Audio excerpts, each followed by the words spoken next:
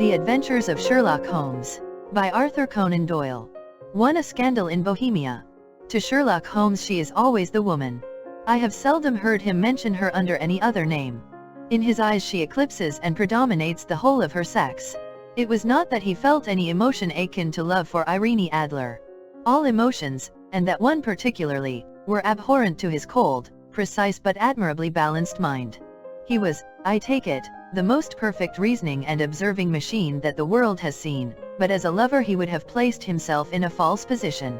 He never spoke of the softer passions, save with a jibe and a sneer.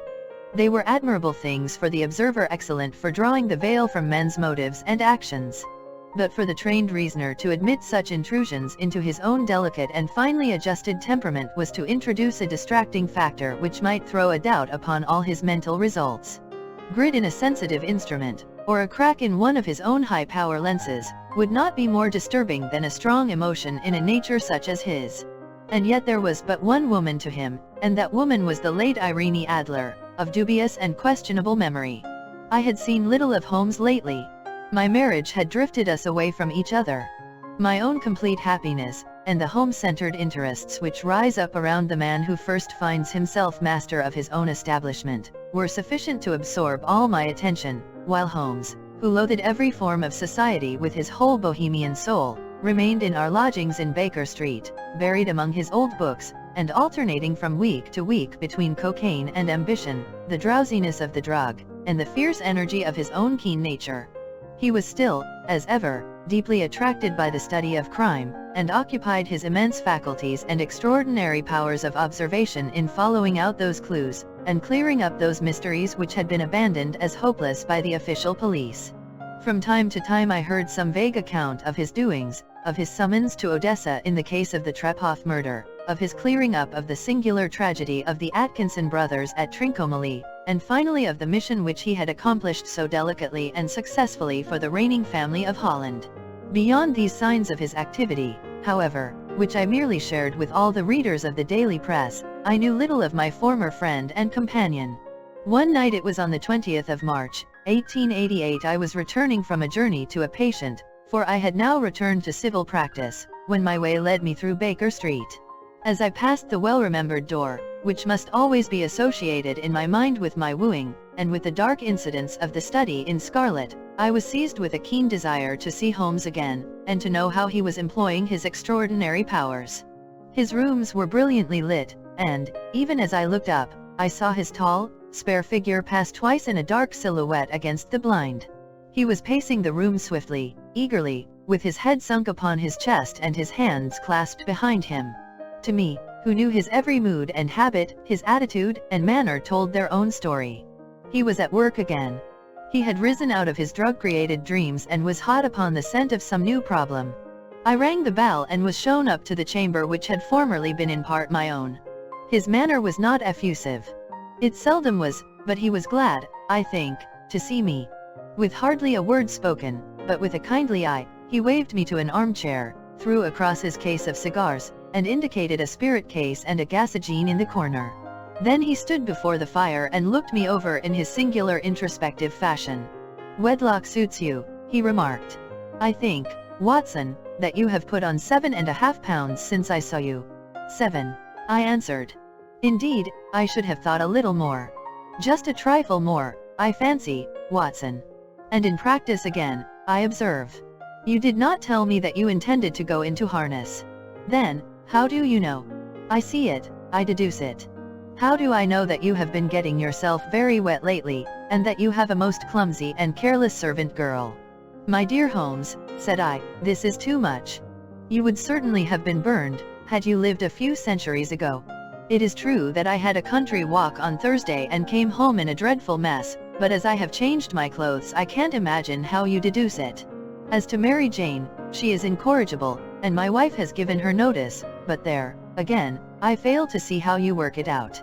He chuckled to himself and rubbed his long, nervous hands together. "It is simplicity itself," said he. "My eyes tell me that on the inside of your left shoe, just where the firelight strikes it, the leather is scored by 6 almost parallel cuts. Obviously they have been caused by someone who has very carelessly scraped round the edges of the sole in order to remove crusted mud from it. Hence, you see, my double deduction that you had been out in vile weather, and that you had a particularly malignant boot-slitting specimen of the London slavey. As to your practice, if a gentleman walks into my room smelling of iodoform, with a black mark of nitrate of silver upon his right forefinger, and a bulge on the right side of his top hat to show where he has secreted his stethoscope, I must be dull, indeed, if I do not pronounce him to be an active member of the medical profession. I could not help laughing at the ease with which he explained his process of deduction. When I hear you give your reasons, I remarked, the thing always appears to me to be so ridiculously simple that I could easily do it myself, though at each successive instance of your reasoning I am baffled until you explain your process. And yet I believe that my eyes are as good as yours.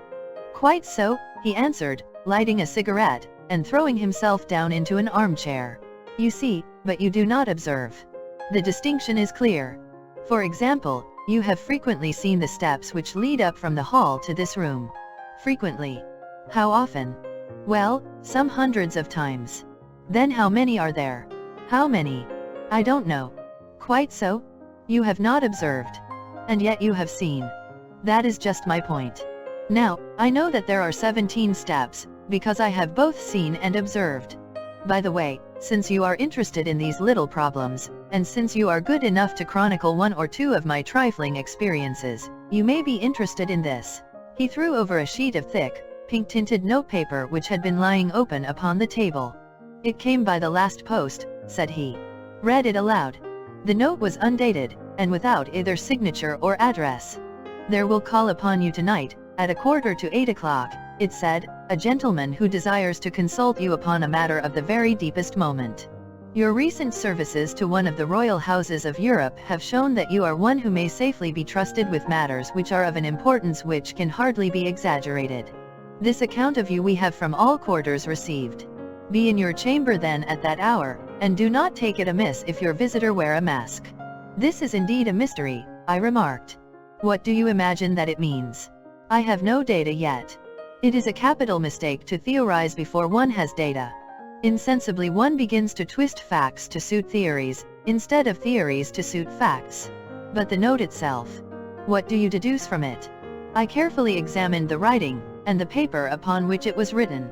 The man who wrote it was presumably well-to-do, I remarked, endeavoring to imitate my companion's processes. Such paper could not be bought under £0.50 a packet. It is peculiarly strong and stiff. Peculiar, that is the very word, said Holmes. It is not an English paper at all. Hold it up to the light. I did so, and saw a large E with a small g, a P, and a large G with a small t woven into the texture of the paper. What do you make of that? Asked Holmes. The name of the maker, no doubt, or his monogram, rather. Not at all. The G with the small t stands for Gesellschaft, which is the German for company. It is a customary contraction like our Kopie, of course, stands for papier. Now for the e.g. Let us glance at our Continental Gazetter. He took down a heavy brown volume from his shelves. Eglinitz, here we are, Egria. It is in a German-speaking country in Bohemia, not far from Carlsbad. Remarkable as being the scene of the death of Wallenstein, and for its numerous glass factories and paper mills. Ha, my boy, what do you make of that?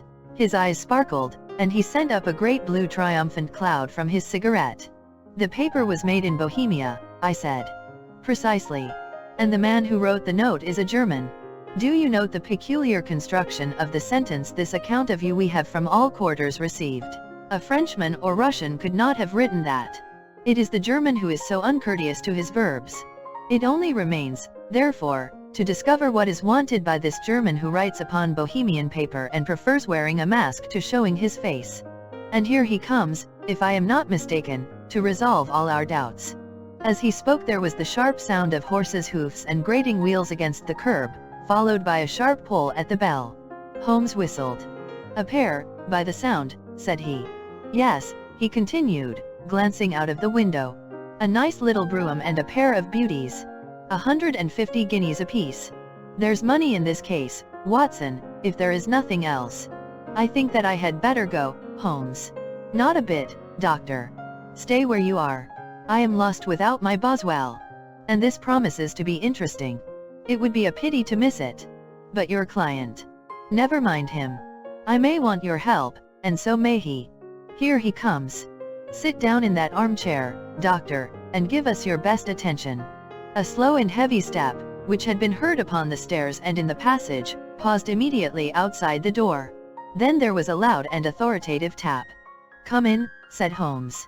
A man entered who could hardly have been less than 6 feet 6 inches in height, with the chest and limbs of a Hercules. His dress was rich with a richness which would, in England, be looked upon as akin to bad taste. Heavy bands of astrakhan were slashed across the sleeves and fronts of his double-breasted coat, while the deep blue cloak which was thrown over his shoulders was lined with flame-colored silk and secured at the neck with a brooch which consisted of a single flaming beryl. Boots which extended halfway up his calves, and which were trimmed at the tops with rich brown fur, completed the impression of barbaric opulence which was suggested by his whole appearance. He carried a broad-brimmed hat in his hand, while he wore across the upper part of his face, extending down past the cheekbones, a black visored mask, which he had apparently adjusted that very moment, for his hand was still raised to it as he entered. From the lower part of the face he appeared to be a man of strong character, with a thick, hanging lip, and a long, straight chin suggestive of resolution pushed to the length of obstinacy. "You had my note?" he asked with a deep harsh voice and a strongly marked German accent. "I told you that I would call." He looked from one to the other of us, as if uncertain which to address. "Pray take a seat," said Holmes. "This is my friend and colleague, Dr. Watson, who is occasionally good enough to help me in my cases. Whom have I the honor to address?" "You may address me as the Count von Kram, a Bohemian nobleman. I understand that this gentleman, your friend, is a man of honor and discretion, whom I may trust with a matter of the most extreme importance. If not, I should much prefer to communicate with you alone." I rose to go, but Holmes caught me by the wrist and pushed me back into my chair. "It is both, or none," said he. "You may say before this gentleman anything which you may say to me." The Count shrugged his broad shoulders. "Then I must begin," said he, "by binding you both to absolute secrecy for 2 years. At the end of that time the matter will be of no importance. At present it is not too much to say that it is of such weight it may have an influence upon European history." "I promise," said Holmes. "And I. You will excuse this mask," continued our strange visitor. "The august person who employs me wishes his agent to be unknown to you, and I may confess at once that the title by which I have just called myself is not exactly my own." "I was aware of it," said Holmes dryly. "The circumstances are of great delicacy, and every precaution has to be taken to quench what might grow to be an immense scandal and seriously compromise one of the reigning families of Europe. To speak plainly, the matter implicates the great house of Ormstein, hereditary kings of Bohemia." "I was also aware of that," murmured Holmes, settling himself down in his armchair and closing his eyes. Our visitor glanced with some apparent surprise at the languid, lounging figure of the man who had been no doubt depicted to him as the most incisive reasoner and most energetic agent in Europe. Holmes slowly reopened his eyes and looked impatiently at his gigantic client. "If your Majesty would condescend to state your case," he remarked, "I should be better able to advise you." The man sprang from his chair and paced up and down the room in uncontrollable agitation. Then, with a gesture of desperation, he tore the mask from his face and hurled it upon the ground. "You are right," he cried, "I am the king. Why should I attempt to conceal it?" "Why, indeed," murmured Holmes. "Your Majesty had not spoken before I was aware that I was addressing Wilhelm Gottsreich Sigismund von Ormstein, Grand Duke of Castelfelstein, and hereditary King of Bohemia. But you can understand," said our strange visitor, sitting down once more and passing his hand over his high white forehead, "you can understand that I am not accustomed to doing such business in my own person. Yet the matter was so delicate that I could not confide it to an agent without putting myself in his power. I have come incognito from Prague for the purpose of consulting you." "Then, pray consult," said Holmes, shutting his eyes once more. "The facts are briefly these. Some 5 years ago, during a lengthy visit to Warsaw, I made the acquaintance of the well-known adventuress, Irene Adler. The name is no doubt familiar to you." "Kindly look her up in my index, doctor," murmured Holmes without opening his eyes. For many years he had adopted a system of docketing all paragraphs concerning men and things, so that it was difficult to name a subject or a person on which he could not at once furnish information. In this case I found her biography sandwiched in between that of a Hebrew rabbi and that of a staff commander who had written a monograph upon the deep-sea fishes. "Let me see," said Holmes. Born in New Jersey in the year 1858. Contralto La Scala, Prima donna Imperial Opera of Warsaw yes? Retired from operatic stage Living in London quite so? Your Majesty, as I understand, became entangled with this young person, wrote her some compromising letters, and is now desirous of getting those letters back. Precisely so. But how? Was there a secret marriage? None. No legal papers or certificates? None. Then I fail to follow your Majesty. If this young person should produce her letters for blackmailing or other purposes, how is she to prove their authenticity? There is the writing. Pooh. Forgery. My private note paper. Stolen. My own seal. Imitated. My photograph. Bought. We were both in the photograph. Oh, dear? That is very bad. Your Majesty has indeed committed an indiscretion. I was mad insane. You have compromised yourself seriously. I was only crown prince then. I was young. I am but 30 now. It must be recovered. We have tried and failed. Your Majesty must pay. It must be bought. She will not sell. Stolen, then. 5 attempts have been made. Twice burglars in my pay ransacked her house. Once we diverted her luggage when she traveled. Twice she has been waylaid. There has been no result. No sign of it. Absolutely none. Holmes laughed. It is quite a pretty little problem, said he. But a very serious one to me, returned the king reproachfully. Very, indeed. And what does she propose to do with the photograph? To ruin me. But how? I am about to be married. So I have heard. To Clotilde Lithman von Saxe-Meiningen, second daughter of the King of Scandinavia. You may know the strict principles of her family. She is herself the very soul of delicacy. A shadow of a doubt as to my conduct would bring the matter to an end. And Irene Adler threatens to send them the photograph. And she will do it. I know that she will do it. You do not know her, but she has a soul of steel. She has the face of the most beautiful of women, and the mind of the most resolute of men. Rather than I should marry another woman, there are no lengths to which she would not go none.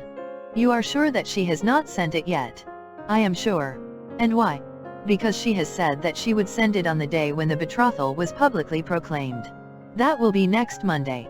Oh, then we have 3 days yet, said Holmes with a yawn. That is very fortunate, as I have 1 or 2 matters of importance to look into just at present. Your Majesty will, of course, stay in London for the present. Certainly. You will find me at the Langham under the name of the Count von Cram. Then I shall drop you a line to let you know how we progress. Pray do so. I shall be all anxiety. Then, as to money. You have carte blanche. Absolutely. I tell you that I would give one of the provinces of my kingdom to have that photograph. And for present expenses. The king took a heavy chamois leather bag from under his cloak and laid it on the table. There are £300 in gold and 700 in notes, he said. Holmes scribbled a receipt upon a sheet of his notebook and handed it to him. And Mademoiselle's address, he asked. Is Bryony Lodge, Serpentine Avenue, St. John's Wood. Holmes took a note of it. One other question, said he. Was the photograph a cabinet? It was.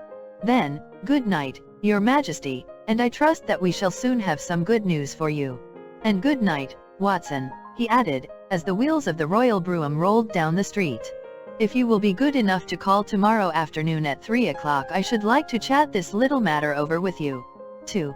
At 3 o'clock precisely I was at Baker Street, but Holmes had not yet returned. The landlady informed me that he had left the house shortly after 8 o'clock in the morning. I sat down beside the fire, however, with the intention of awaiting him, however long he might be. I was already deeply interested in his inquiry, for, though it was surrounded by none of the grim and strange features which were associated with the 2 crimes which I have already recorded, still, the nature of the case and the exalted station of his client gave it a character of its own.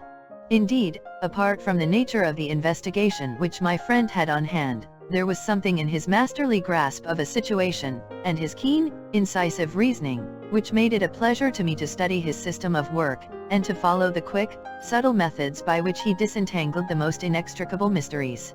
So accustomed was I to his invariable success that the very possibility of his failing had ceased to enter into my head. It was close upon 4 before the door opened, and a drunken-looking groom, ill-kempt and side-whiskered, with an inflamed face and disreputable clothes, walked into the room. Accustomed as I was to my friend's amazing powers in the use of disguises, I had to look 3 times before I was certain that it was indeed he. With a nod he vanished into the bedroom, whence he emerged in 5 minutes tweed-suited and respectable, as of old. Putting his hands into his pockets, he stretched out his legs in front of the fire and laughed heartily for some minutes. "Well, really," he cried, and then he choked and laughed again until he was obliged to lie back, limp and helpless, in the chair. "What is it? It's quite too funny. I am sure you could never guess how I employed my morning, or what I ended by doing. I can't imagine. I suppose that you have been watching the habits, and perhaps the house, of Miss Irene Adler." "Quite so, but the sequel was rather unusual. I will tell you, however. I left the house a little after 8 o'clock this morning in the character of a groom out of work. There is a wonderful sympathy and freemasonry among horsey men. Be one of them, and you will know all that there is to know. I soon found Bryony Lodge. It is a bijou villa, with a garden at the back, but built out in front right up to the road, 2 stories. Chubb lock to the door. Large sitting room on the right side, well furnished, with long windows almost to the floor, and those preposterous English window fasteners which a child could open. Behind there was nothing remarkable, save that the passage window could be reached from the top of the coach house. I walked round it and examined it closely from every point of view, but without noting anything else of interest. I then lounged down the street and found, as I expected, that there was a mews in a lane which runs down by one wall of the garden. I lent the ostlers a hand in rubbing down their horses, and received in exchange 2d, a glass of half and half, 2 fills of shag tobacco, and as much information as I could desire about Miss Adler, to say nothing of half a dozen other people in the neighborhood in whom I was not in the least interested, but whose biographies I was compelled to listen to. "And what of Irene Adler?" I asked. "Oh, she has turned all the men's heads down in that part. She is the daintiest thing under a bonnet on this planet. So say the Serpentine Mews, to a man. She lives quietly, sings at concerts, drives out at 5 every day, and returns at 7 sharp for dinner. Seldom goes out at other times, except when she sings. Has only 1 male visitor, but a good deal of him. He is dark, handsome, and dashing, never calls less than once a day, and often twice. He is a Mr. Godfrey Norton, of the Inner Temple. See the advantages of a cabman as a confidant." They had driven him home a dozen times from Serpentine Mews, and knew all about him. When I had listened to all they had to tell, I began to walk up and down near Bryony Lodge once more, and to think over my plan of campaign. This Godfrey Norton was evidently an important factor in the matter. He was a lawyer. That sounded ominous. What was the relation between them, and what the object of his repeated visits? Was she his client, his friend, or his mistress? If the former, she had probably transferred the photograph to his keeping. If the latter, it was less likely.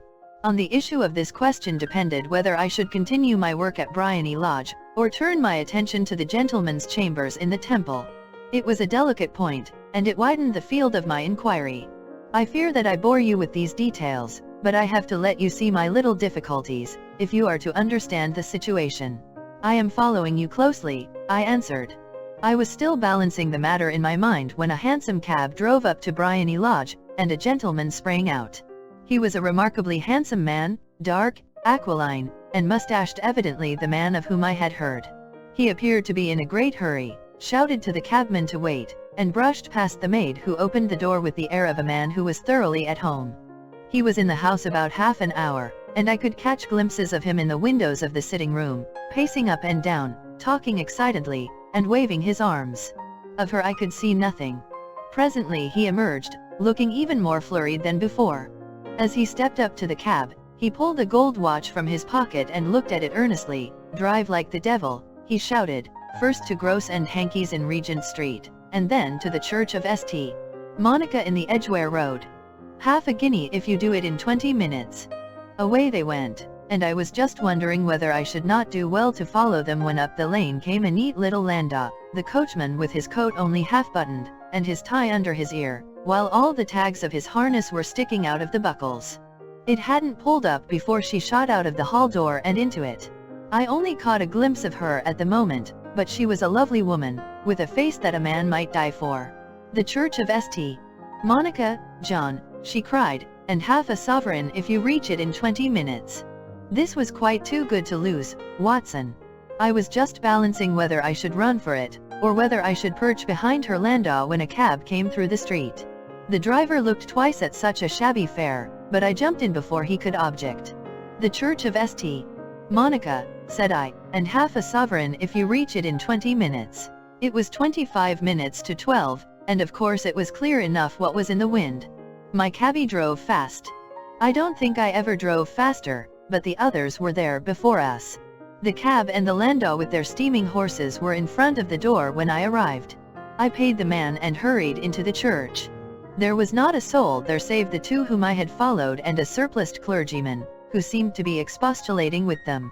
They were all three standing in a knot in front of the altar.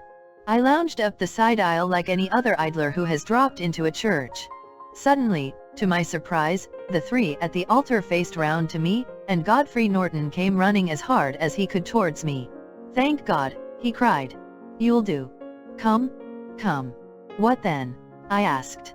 "Come, man, come, only 3 minutes, or it won't be legal." I was half dragged up to the altar, and before I knew where I was I found myself mumbling responses which were whispered in my ear, and vouching for things of which I knew nothing, and generally assisting in the secure tying up of Irene Adler, spinster, to Godfrey Norton, bachelor. It was all done in an instant, and there was the gentleman thanking me on the one side and the lady on the other, while the clergyman beamed on me in front. It was the most preposterous position in which I ever found myself in my life, and it was the thought of it that started me laughing just now. It seems that there had been some informality about their license, that the clergyman absolutely refused to marry them without a witness of some sort, and that my lucky appearance saved the bridegroom from having to sally out into the streets in search of a best man. The bride gave me a sovereign, and I mean to wear it on my watch chain in memory of the occasion. "This is a very unexpected turn of affairs," said I, "and what then?" "Well, I found my plans very seriously menaced. It looked as if the pair might take an immediate departure, and so necessitate very prompt and energetic measures on my part. At the church door, however, they separated, he driving back to the temple, and she to her own house. "I shall drive out in the park at 5 as usual," she said as she left him. I heard no more. They drove away in different directions, and I went off to make my own arrangements. "Which are?" "Some cold beef and a glass of beer," he answered, ringing the bell. "I have been too busy to think of food, and I am likely to be busier still this evening. By the way, doctor, I shall want your cooperation." "I shall be delighted." "You don't mind breaking the law?" "Not in the least." "Nor running a chance of arrest?" "Not in a good cause." "Oh, the cause is excellent. Then I am your man. I was sure that I might rely on you. But what is it you wish?" "When Mrs. Turner has brought in the tray I will make it clear to you. Now," he said as he turned hungrily on the simple fare that our landlady had provided, "I must discuss it while I eat, for I have not much time. It is nearly 5 now. In 2 hours we must be on the scene of action. Miss Irene, or Madam, rather, returns from her drive at 7. We must be at Briony Lodge to meet her." "And what then?" "You must leave that to me. I have already arranged what is to occur. There is only one point on which I must insist. You must not interfere, come what may. You understand. I am to be neutral. To do nothing whatever. There will probably be some small unpleasantness. Do not join in it. It will end in my being conveyed into the house. 4 or 5 minutes afterwards the sitting room window will open. You are to station yourself close to that open window." "Yes." "You are to watch me, for I will be visible to you." "Yes." "And when I raise my hand so you will throw into the room what I give you to throw, and will, at the same time, raise the cry of fire. You quite follow me?" "Entirely." "It is nothing very formidable," he said, taking a long cigar-shaped roll from his pocket. "It is an ordinary plumber's smoke rocket, fitted with a cap at either end to make it self-lighting. Your task is confined to that. When you raise your cry of fire, it will be taken up by quite a number of people. You may then walk to the end of the street, and I will rejoin you in 10 minutes. I hope that I have made myself clear. I am to remain neutral, to get near the window, to watch you, and at the signal to throw in this object, then to raise the cry of fire, and to wait you at the corner of the street. Precisely. Then you may entirely rely on me. That is excellent. I think, perhaps, it is almost time that I prepare for the new role I have to play. He disappeared into his bedroom and returned in a few minutes in the character of an amiable and simple-minded nonconformist clergyman. His broad black hat, his baggy trousers, his white tie, his sympathetic smile, and general look of peering and benevolent curiosity were such as Mr. John Hare alone could have equaled.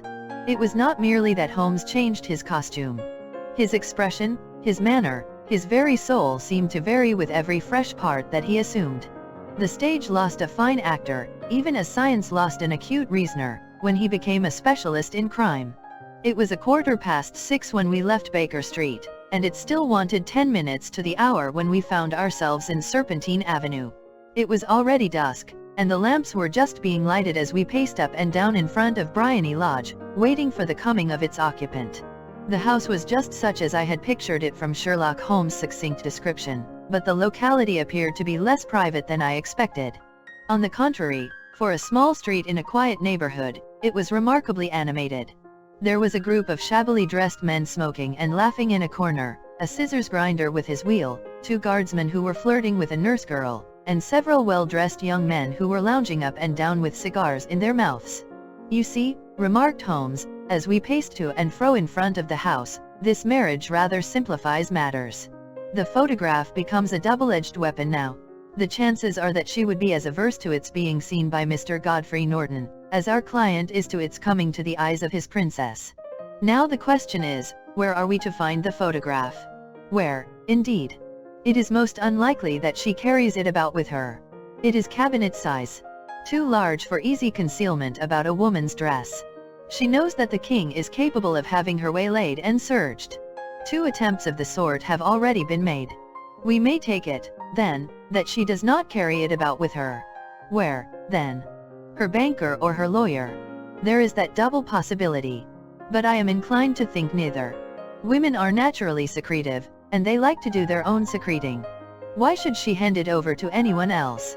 She could trust her own guardianship, but she could not tell what indirect or political influence might be brought to bear upon a businessman.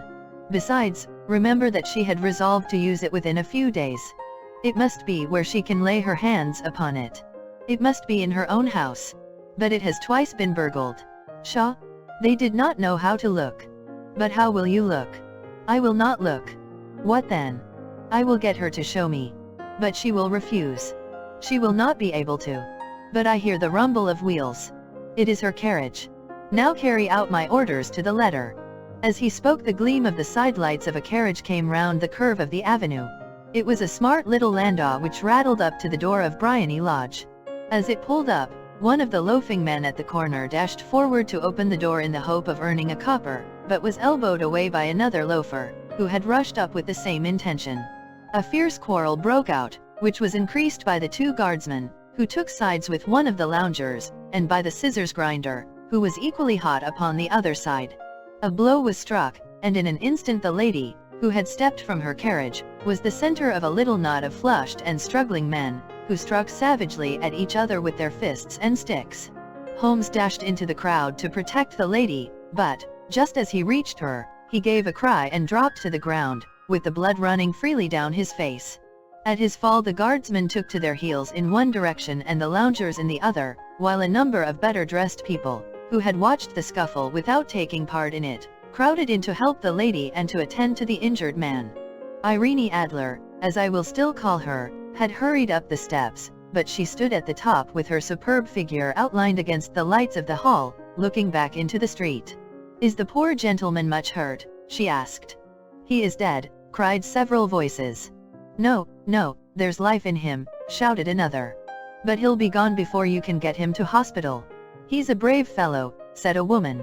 "They would have had the lady's purse and watch if it hadn't been for him. They were a gang, and a rough one, too.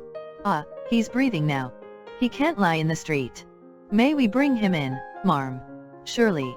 Bring him into the sitting room. There is a comfortable sofa. This way, please."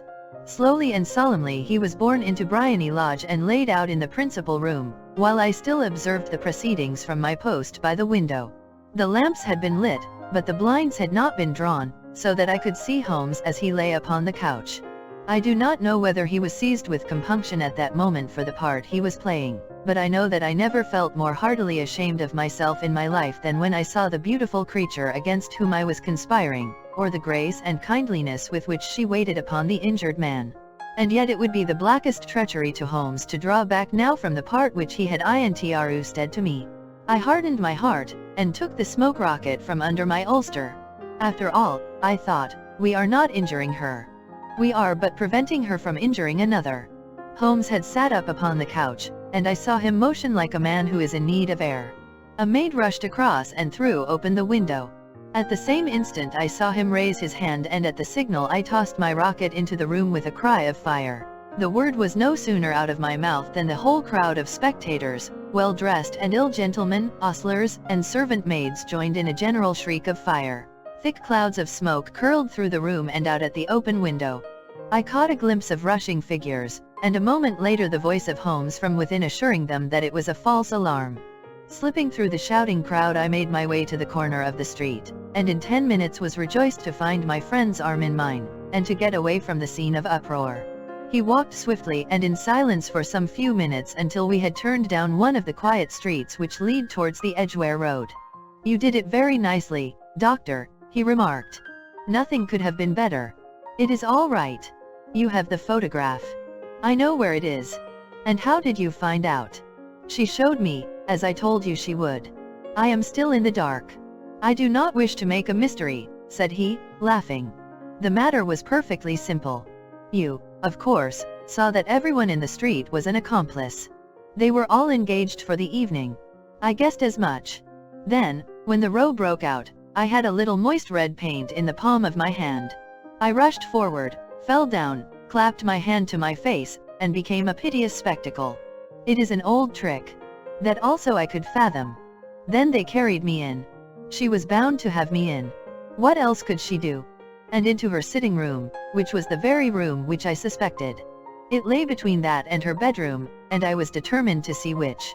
They laid me on a couch, I motioned for air, they were compelled to open the window, and you had your chance. How did that help you? It was all important. When a woman thinks that her house is on fire, her instinct is at once to rush to the thing which she values most. It is a perfectly overpowering impulse, and I have more than once taken advantage of it. In the case of the Darlington substitution scandal it was of use to me, and also in the Arnsworth Castle business. A married woman grabs at her baby, an unmarried one reaches for her jewel box. Now it was clear to me that Our Lady of today had nothing in the house more precious to her than what we are in quest of. She would rush to secure it. The alarm of fire was admirably done. The smoke and shouting were enough to shake nerves of steel. She responded beautifully. The photograph is in a recess behind a sliding panel just above the right bell pull. She was there in an instant, and I caught a glimpse of it as she half drew it out. When I cried out that it was a false alarm, she replaced it, glanced at the rocket, rushed from the room, and I have not seen her since. I rose, and, making my excuses, escaped from the house.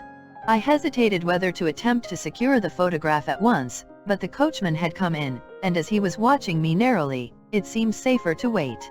A little over-precipitance may ruin all. "And now?" I asked. "Our quest is practically finished. I shall call with the king tomorrow, and with you, if you care to come with us. We will be shown into the sitting room to wait for the lady, but it is probable that when she comes she may find neither us nor the photograph. It might be a satisfaction to His Majesty to regain it with his own hands." "And when will you call?" "At 8 in the morning. She will not be up, so that we shall have a clear field. Besides, we must be prompt, for this marriage may mean a complete change in her life and habits. I must wire to the king without delay." We had reached Baker Street and had stopped at the door. He was searching his pockets for the key when someone passing said, "Good night, Mr. Sherlock Holmes." There were several people on the pavement at the time, but the greeting appeared to come from a slim youth in an ulster who had hurried by. "I've heard that voice before," said Holmes, staring down the dimly lit street. "Now, I wonder who the deuce that could have been." 3. I slept at Baker Street that night, and we were engaged upon our toast and coffee in the morning when the King of Bohemia rushed into the room.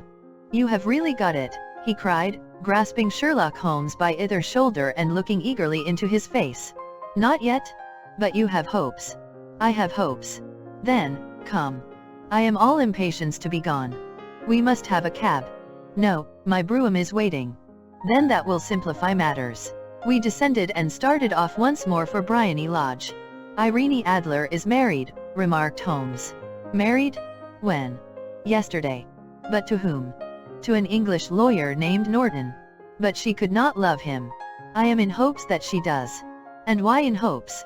"Because it would spare your Majesty all fear of future annoyance. If the lady loves her husband, she does not love your Majesty. If she does not love your Majesty, there is no reason why she should interfere with your Majesty's plan." "It is true. And yet? Well, I wish she had been of my own station. What a queen she would have made." He relapsed into a moody silence, which was not broken until we drew up in Serpentine Avenue. The door of Briony Lodge was open, and an elderly woman stood upon the steps. She watched us with a sardonic eye as we stepped from the brougham. "Mr. Sherlock Holmes, I believe," said she. "I am Mr. Holmes," answered my companion, looking at her with a questioning and rather startled gaze. "Indeed? My mistress told me that you were likely to call. She left this morning with her husband by the 5:15 train from Charing Cross for the Continent." "What?" Sherlock Holmes staggered back, white with chagrin and surprise. "Do you mean that she has left England, never to return?"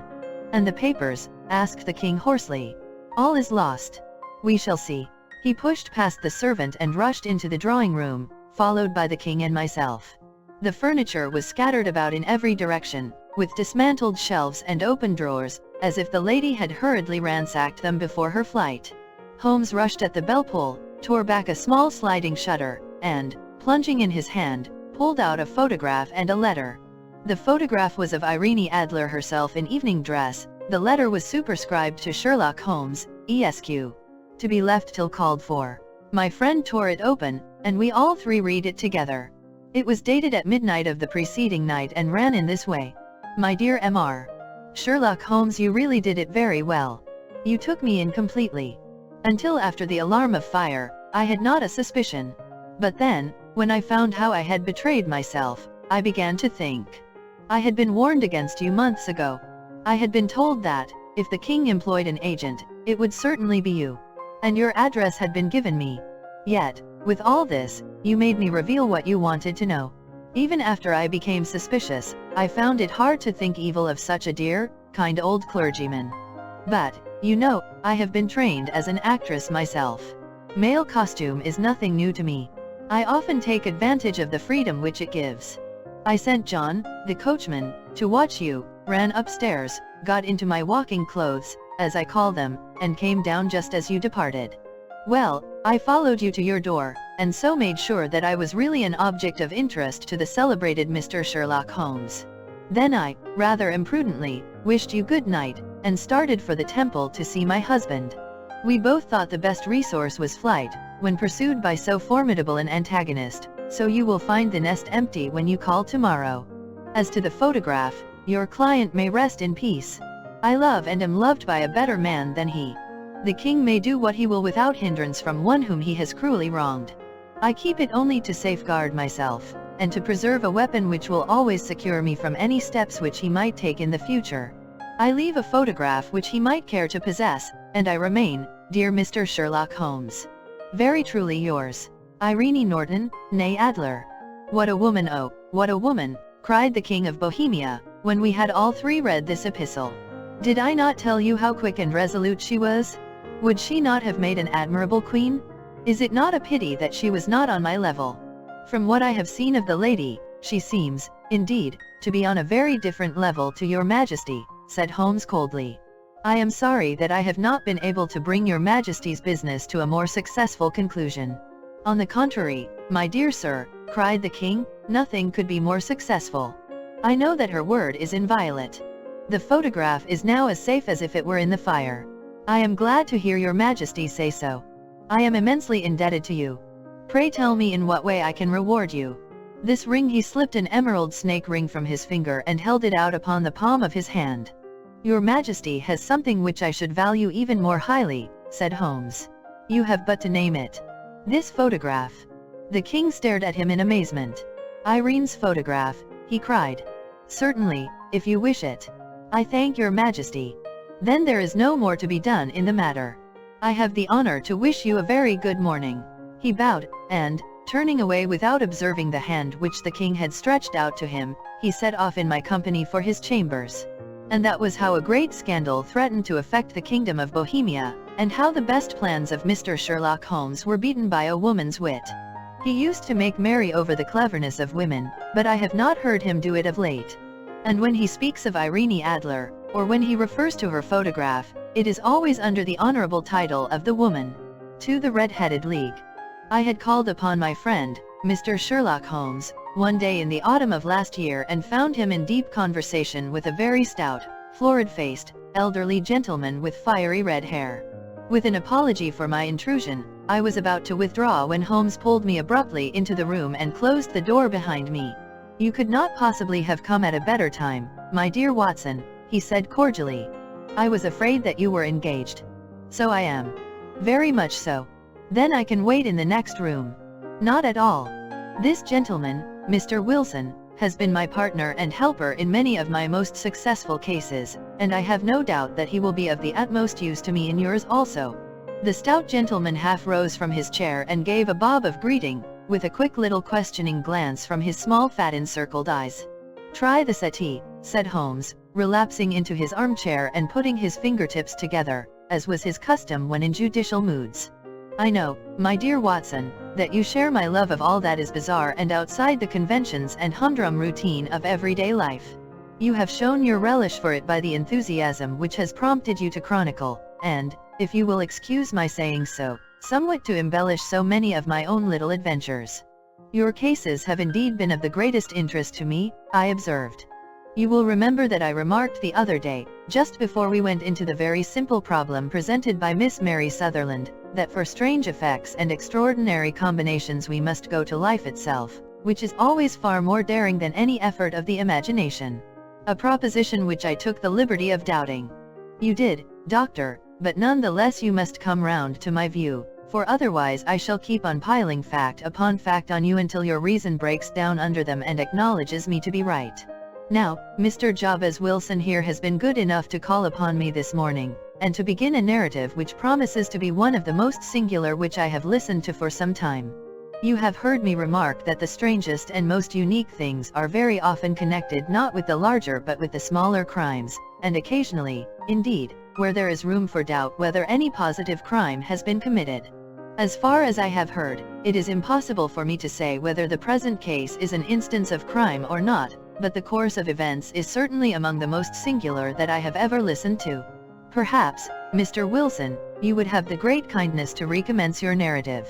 I ask you not merely because my friend Dr. Watson has not heard the opening part but also because the peculiar nature of the story makes me anxious to have every possible detail from your lips.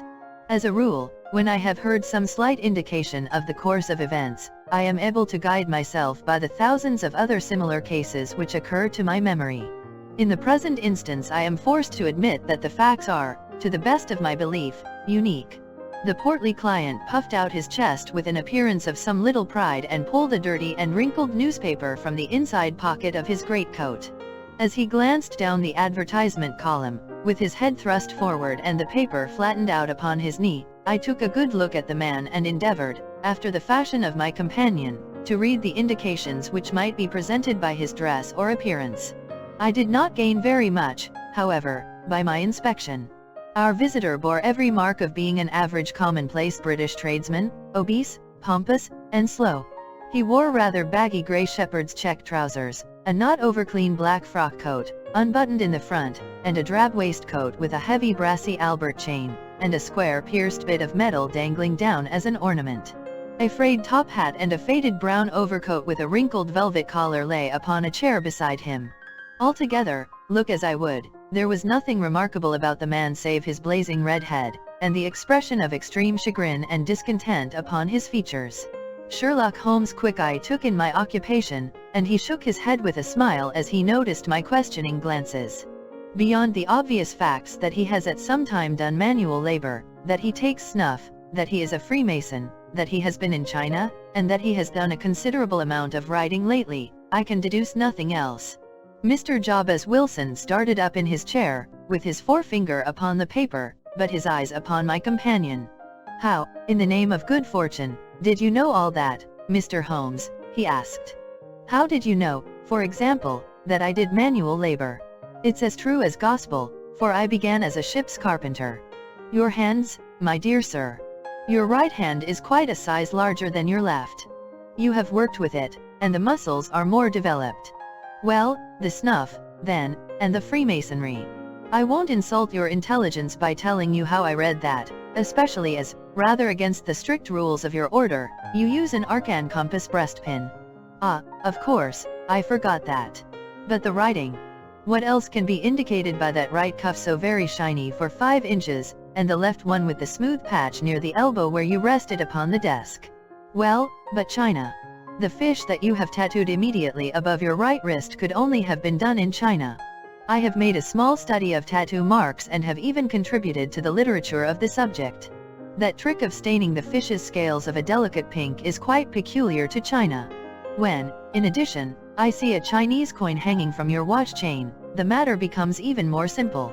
Mr. Jabez Wilson laughed heavily. Well, I never, said he. I thought at first that you had done something clever, but I see that there was nothing in it after all. I begin to think, Watson, said Holmes, that I make a mistake in explaining. Omnignotum pro magnifico, you know, and my poor little reputation, such as it is, will suffer shipwreck if I am so candid. Can you not find the advertisement, Mr. Wilson? Yes, I have got it now, he answered with his thick red finger planted halfway down the column. Here it is. This is what began it all. You just read it for yourself, sir. I took the paper from him and read as follows. To the Red-Headed League, on account of the bequest of the late Ezekiah Hopkins, of Lebanon, Pennsylvania, USA, there is now another vacancy open which entitles a member of the League to a salary of £4 a week for purely nominal services. All red-headed men who are sound in body and mind and above the age of 21 years, are eligible. Apply in person on Monday, at 11 o'clock, to Duncan Ross, at the offices of the League, 7 Pope's Court, Fleet Street. What on earth does this mean? I ejaculated after I had twice read over the extraordinary announcement. Holmes chuckled and wriggled in his chair, as was his habit when in high spirits. It is a little off the beaten track, isn't it? Said he. And now, Mr. Wilson, off you go at scratch and tell us all about yourself, your household, and the effect which this advertisement had upon your fortunes. You will first make a note, Doctor, of the paper and the date. It is the Morning Chronicle of April 27, 1890. Just 2 months ago. Very good. Now, Mr. Wilson. Well, it is just as I have been telling you, Mr. Sherlock Holmes, said Jabez Wilson, mopping his forehead. I have a small pawnbroker's business at Coburg Square, near the city. It's not a very large affair, and of late years it has not done more than just give me a living. I used to be able to keep 2 assistants, but now I only keep 1, and I would have a job to pay him but that he is willing to come for half wages so as to learn the business. What is the name of this obliging youth? Asked Sherlock Holmes. His name is Vincent Spaulding, and he's not such a youth, either. It's hard to say his age. I should not wish a smarter assistant, Mr. Holmes, and I know very well that he could better himself and earn twice what I am able to give him. But, after all, if he is satisfied, why should I put ideas in his head? Why, indeed? You seem most fortunate in having an employee who comes under the full market price. It is not a common experience among employers in this age. I don't know that your assistant is not as remarkable as your advertisement. Oh, he has his faults, too, said Mr. Wilson. Never was such a fellow for photography. Snapping away with a camera when he ought to be improving his mind, and then diving down into the cellar like a rabbit into its hole to develop his pictures. That is his main fault, but on the whole he's a good worker. There's no vice in him. He is still with you, I presume.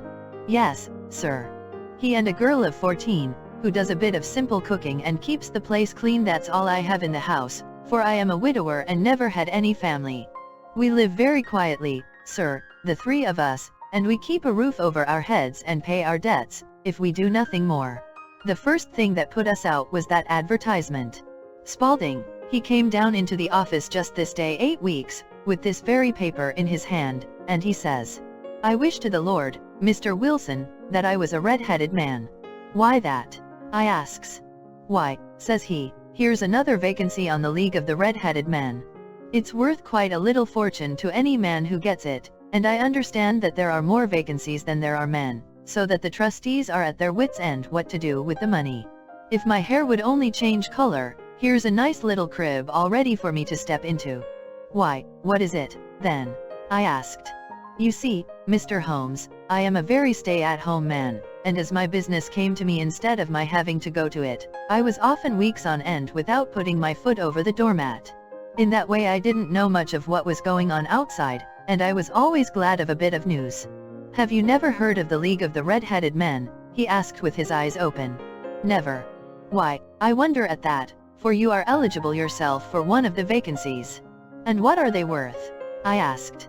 "Oh, merely a couple of hundred a year, but the work is slight, and it need not interfere very much with one's other occupations."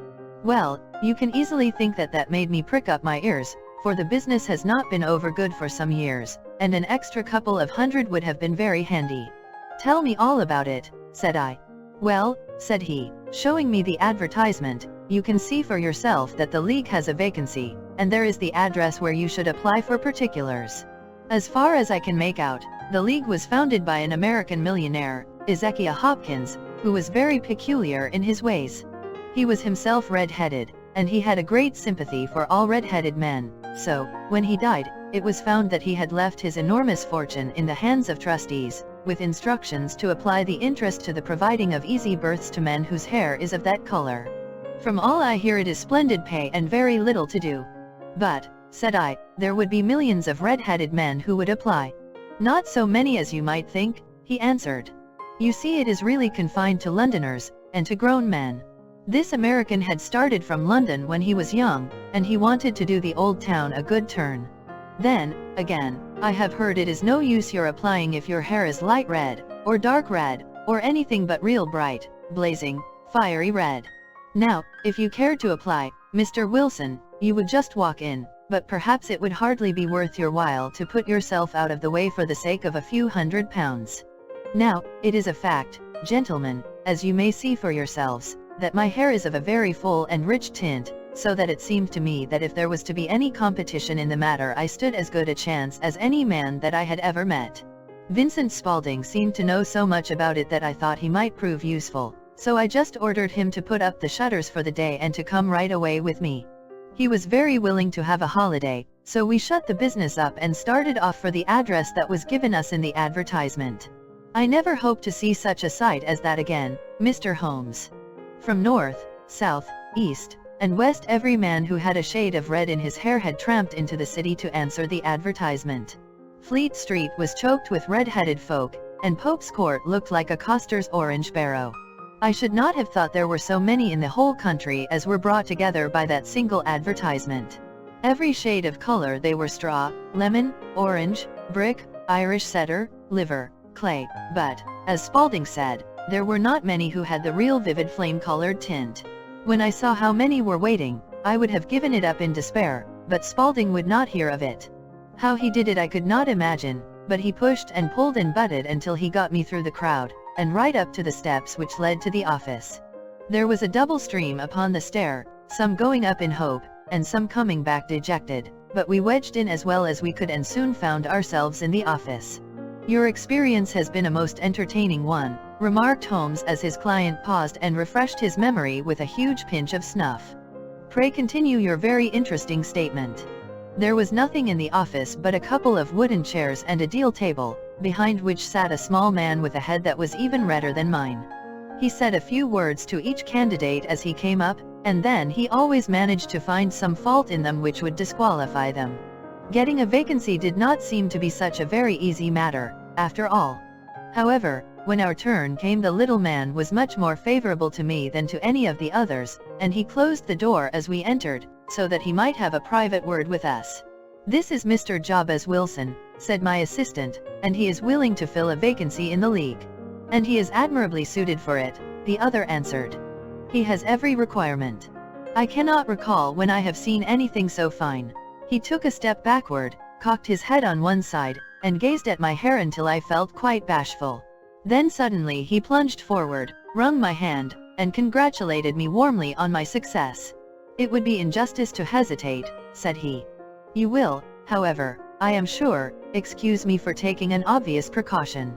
With that he seized my hair in both his hands, and tugged until I yelled with the pain. There is water in your eyes, said he as he released me. I perceive that all is as it should be. But we have to be careful, for we have twice been deceived by wigs and once by paint. I could tell you tales of cobbler's wax which would disgust you with human nature. He stepped over to the window and shouted through it at the top of his voice that the vacancy was filled. A groan of disappointment came up from below, and the folk all trooped away in different directions until there was not a redhead to be seen except my own and that of the manager. My name, said he, is Mr. Duncan Ross, and I am myself one of the pensioners upon the fund left by our noble benefactor. Are you a married man, Mr. Wilson? Have you a family? I answered that I had not. His face fell immediately. Dear me, he said gravely, that is very serious indeed. I am sorry to hear you say that. The fund was, of course, for the propagation and spread of the redheads as well as for their maintenance. It is exceedingly unfortunate that you should be a bachelor.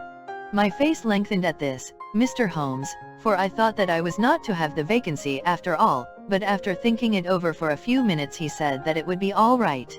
In the case of another, said he, the objection might be fatal, but we must stretch a point in favor of a man with such a head of hair as yours. When shall you be able to enter upon your new duties?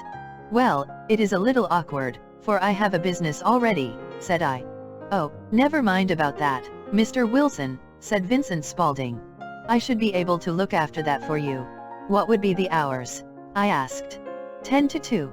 Now a pawnbroker's business is mostly done of an evening, Mr. Holmes, especially Thursday and Friday evening, which is just before payday, so it would suit me very well to earn a little in the mornings.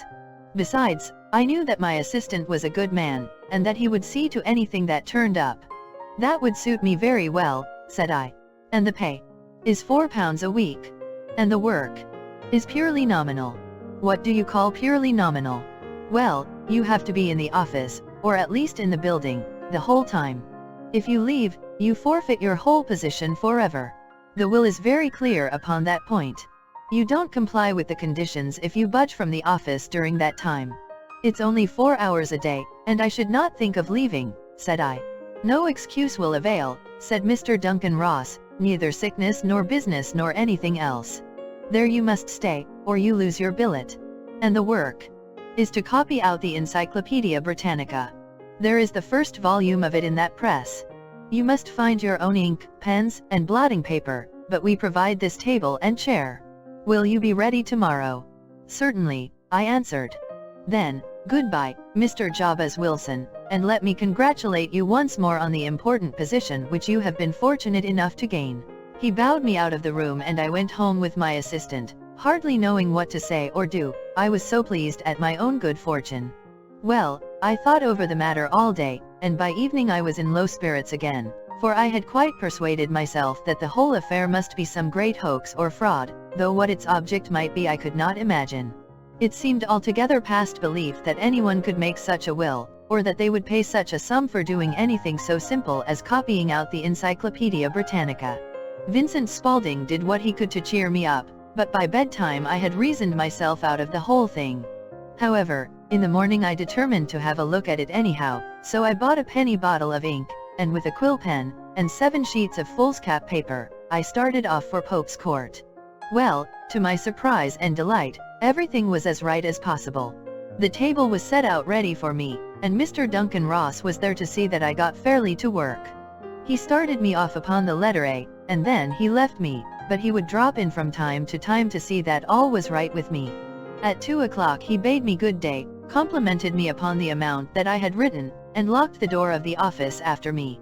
This went on day after day, Mr. Holmes, and on Saturday the manager came in and planked down 4 golden sovereigns for my week's work. It was the same next week, and the same the week after. Every morning I was there at 10, and every afternoon I left at 2. By degrees Mr. Duncan Ross took to coming in only once of a morning, and then, after a time, he did not come in at all.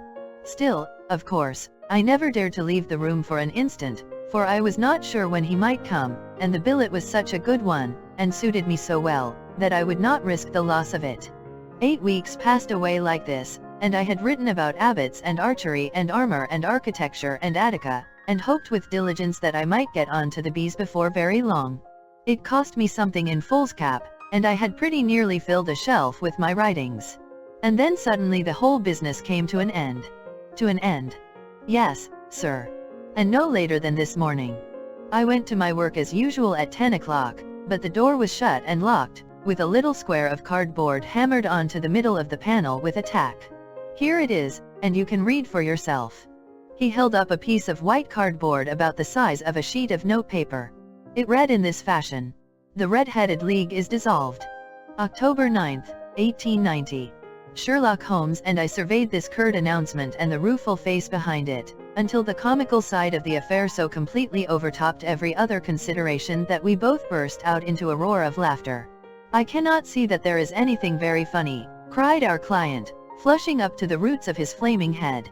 "If you can do nothing better than laugh at me, I can go elsewhere." "No, no," cried Holmes, shoving him back into the chair from which he had half risen. "I really wouldn't miss your case for the world. It is most refreshingly unusual. But there is, if you will excuse my saying so, something just a little funny about it. Pray what steps did you take when you found the card upon the door?" "I was staggered, sir. I did not know what to do. Then I called at the offices round, but none of them seemed to know anything about it.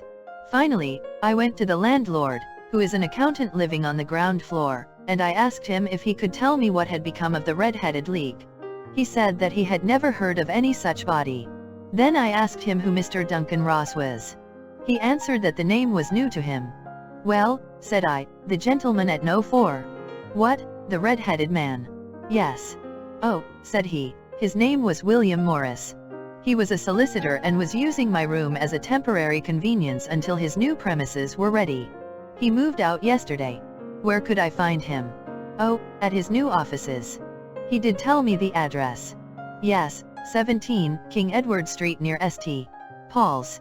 I started off, Mr. Holmes, but when I got to that address it was a manufactory of artificial kneecaps, and no one in it had ever heard of either Mr. William Morris or Mr. Duncan Ross.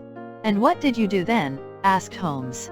"I went home to Saxe-Coburg Square, and I took the advice of my assistant. But he could not help me in any way.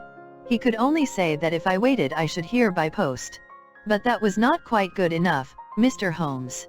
I did not wish to lose such a place without a struggle, so, as I had heard that you were good enough to give advice to poor folk who were in need of it, I came right away to you." "And you did very wisely," said Holmes. "Your case is an exceedingly remarkable one, and I shall be happy to look into it. From what you have told me I think that it is possible that graver issues hang from it than might at first sight appear." "Grave enough," said Mr. Jabez Wilson. "Why, I have lost £4 a week." "As far as you are personally concerned," remarked Holmes, "I do not see that you have any grievance against this extraordinary league. On the contrary, you are, as I understand, richer by some £30, to say nothing of the minute knowledge which you have gained on every subject which comes under the letter A. You have lost nothing by them." "No, sir.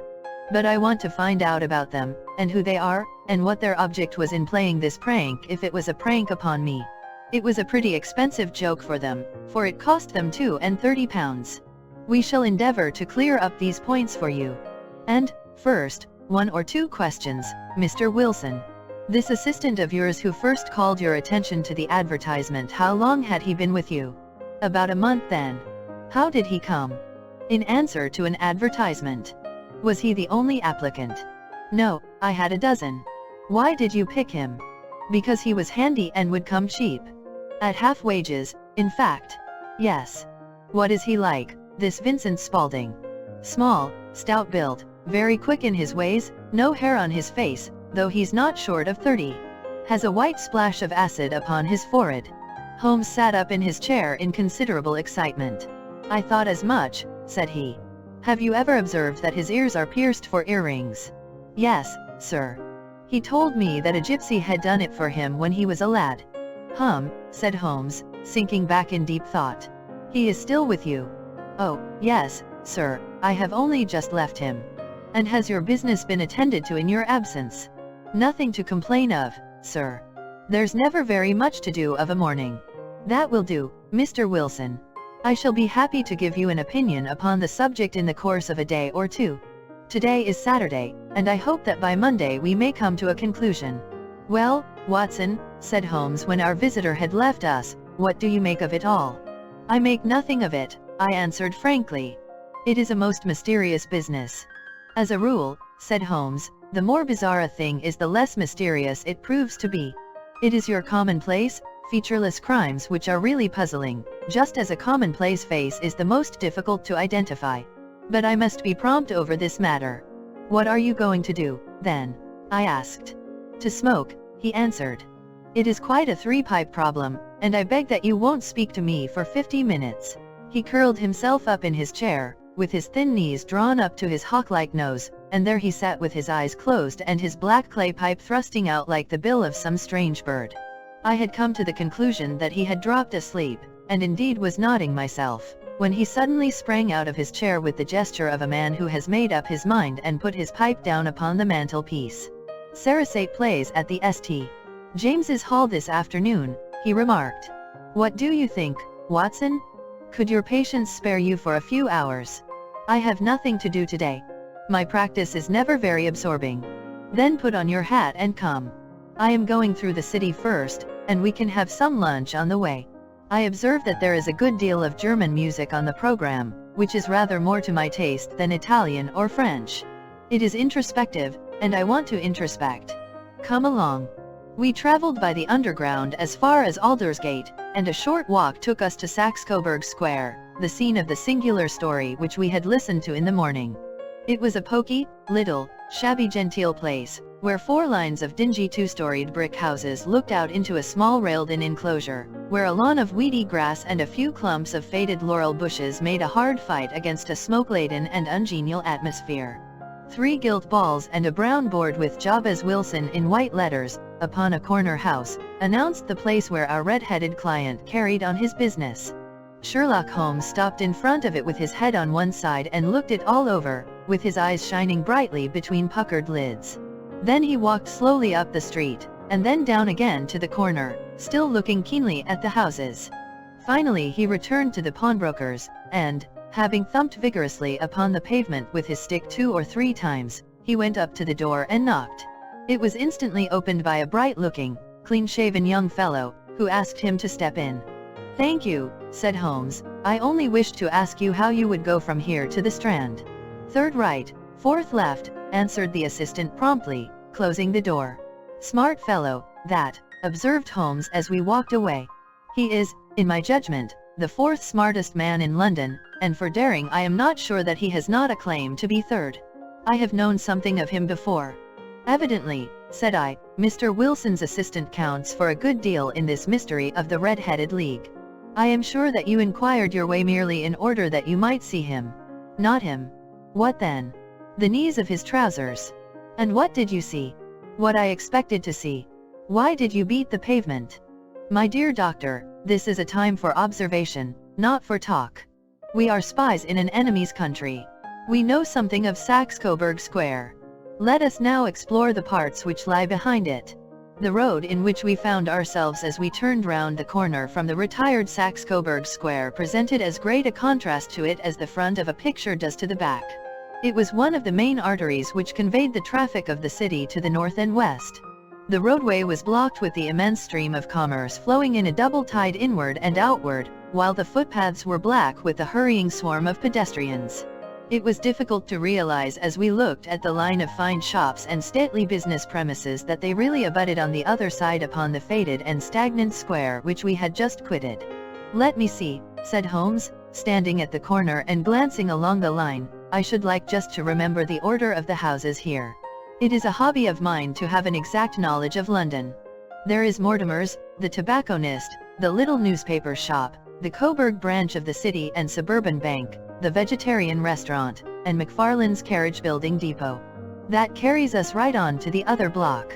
And now, Doctor, we've done our work, so it's time we had some play. A sandwich and a cup of coffee, and then off to violin land, where all is sweetness and delicacy and harmony, and there are no red-headed clients to vex us with their conundrums. My friend was an enthusiastic musician, being himself not only a very capable performer but a composer of no ordinary merit. All the afternoon he sat in the stalls wrapped in the most perfect happiness, gently waving his long, thin fingers in time to the music, while his gently smiling face and his languid, dreamy eyes were as unlike those of Holmes the sleuth hound, Holmes the relentless, keen-witted, ready-handed criminal agent, as it was possible to conceive. In his singular character the dual nature alternately asserted itself, and his extreme exactness and astuteness represented, as I have often thought, the reaction against the poetic and contemplative mood which occasionally predominated in him. The swing of his nature took him from extreme languor to devouring energy, and, as I knew well, he was never so truly formidable as when, for days on end, he had been lounging in his armchair amid his improvisations and his black-letter editions. Then it was that the lust of the chase would suddenly come upon him, and that his brilliant reasoning power would rise to the level of intuition, until those who were unacquainted with his methods would look askance at him as on a man whose knowledge was not that of other mortals. When I saw him that afternoon so enwrapped in the music at St. James's Hall I felt that an evil time might be coming upon those whom he had set himself to hunt down. "You want to go home, no doubt, Doctor," he remarked as we emerged. "Yes, it would be as well. And I have some business to do which will take some hours." "This business at Coburg Square is serious." "Why serious?" "A considerable crime is in contemplation. I have every reason to believe that we shall be in time to stop it. But today being Saturday rather complicates matters. I shall want your help tonight." "At what time?" 10 will be early enough. "I shall be at Baker Street at 10. "Very well. And, I say, Doctor, there may be some little danger, so kindly put your army revolver in your pocket." He waved his hand, turned on his heel, and disappeared in an instant among the crowd. I trust that I am not more dense than my neighbors, but I was always oppressed with a sense of my own stupidity in my dealings with Sherlock Holmes. Here I had heard what he had heard, I had seen what he had seen, and yet from his words it was evident that he saw clearly not only what had happened but what was about to happen, while to me the whole business was still confused and grotesque. As I drove home to my house in Kensington I thought over it all, from the extraordinary story of the red-headed copier of the encyclopedia down to the visit to Coburg Square, and the ominous words with which he had parted from me. What was this nocturnal expedition, and why should I go armed? Where were we going, and what were we to do? I had the hint from Holmes that this smooth-faced pawnbroker's assistant was a formidable man, a man who might play a deep game. I tried to puzzle it out, but gave it up in despair and set the matter aside until night should bring an explanation. It was 9:15 when I started from home and made my way across the park, and so through Oxford Street to Baker Street. 2 hansoms were standing at the door, and as I entered the passage I heard the sound of voices from above. On entering his room, I found Holmes in animated conversation with 2 men, one of whom I recognized as Peter Jones, the official police agent, while the other was a long, thin, sad-faced man, with a very shiny hat and oppressively respectable frock coat. "Huh? Our party is complete," said Holmes, buttoning up his pea-jacket and taking his heavy hunting crop from the rack. "Watson, I think you know Mr. Jones, of Scotland Yard? Let me introduce you to Mr. Merryweather, who is to be our companion in tonight's adventure. We're hunting in couples again, Doctor, you see," said Jones in his consequential way. "Our friend here is a wonderful man for starting a chase. All he wants is an old dog to help him to do the running down." "I hope a wild goose may not prove to be the end of our chase," observed Mr. Merryweather gloomily. "You may place considerable confidence in Mr. Holmes, sir," said the police agent loftily. "He has his own little methods, which are, if he won't mind my saying so, just a little too theoretical and fantastic, but he has the makings of a detective in him. It is not too much to say that once or twice, as in that business of the Sholto murder and the Agra treasure, he has been more nearly correct than the official force." "Oh, if you say so, Mr. Jones, it is all right," said the stranger with deference. "Still, I confess that I miss my rubber. It is the first Saturday night for 27 years that I have not had my rubber." "I think you will find," said Sherlock Holmes, that you will play for a higher stake tonight than you have ever done yet, and that the play will be more exciting. For you, Mr. Merryweather, the stake will be some £30,000, and for you, Jones, it will be the man upon whom you wish to lay your hands. John Clay, the murderer, thief, smasher, and forger. He's a young man, Mr. Merryweather, but he is at the head of his profession, and I would rather have my bracelets on him than on any criminal in London. He's a remarkable man, is young John Clay. His grandfather was a royal duke, and he himself has been to Eton and Oxford. His brain is as cunning as his fingers, and though we meet signs of him at every turn, we never know where to find the man himself. He'll crack a crib in Scotland one week, and be raising money to build an orphanage in Cornwall the next. I've been on his track for years and have never set eyes on him yet. I hope that I may have the pleasure of introducing you tonight. I've had one or two little turns also with Mr. John Clay, and I agree with you that he is at the head of his profession. It is past 10, however, and quite time that we started. If you two will take the first hansom, Watson, and I will follow in the second. Sherlock Holmes was not very communicative during the long drive and lay back in the cab humming the tunes which he had heard in the afternoon. We rattled through an endless labyrinth of gaslit streets until we emerged into Farrington Street. "We are close there now," my friend remarked. "This fellow Merryweather is a bank director, and personally interested in the matter. I thought it as well to have Jones with us also. He is not a bad fellow, though an absolute imbecile in his profession. He has one positive virtue. He is as brave as a bulldog and as tenacious as a lobster if he gets his claws upon anyone. Here we are, and they are waiting for us." We had reached the same crowded thoroughfare in which we had found ourselves in the morning. Our cabs were dismissed, and, following the guidance of Mr. Merryweather, we passed down a narrow passage and through a side door, which he opened for us. Within there was a small corridor, which ended in a very massive iron gate. This also was opened, and led down a flight of winding stone steps, which terminated at another formidable gate. Mr. Merryweather stopped to light a lantern, and then conducted us down a dark, earth-smelling passage, and so, after opening a third door, into a huge vault or cellar, which was piled all round with crates and massive boxes. "You are not very vulnerable from above," Holmes remarked as he held up the lantern and gazed about him. "Nor from below," said Mr. Merryweather, striking his stick upon the flags which lined the floor. "Why, dear me, it sounds quite hollow," he remarked, looking up in surprise. "I must really ask you to be a little more quiet," said Holmes severely. "You have already imperiled the whole success of our expedition. Might I beg that you would have the goodness to sit down upon one of those boxes, and not to interfere?"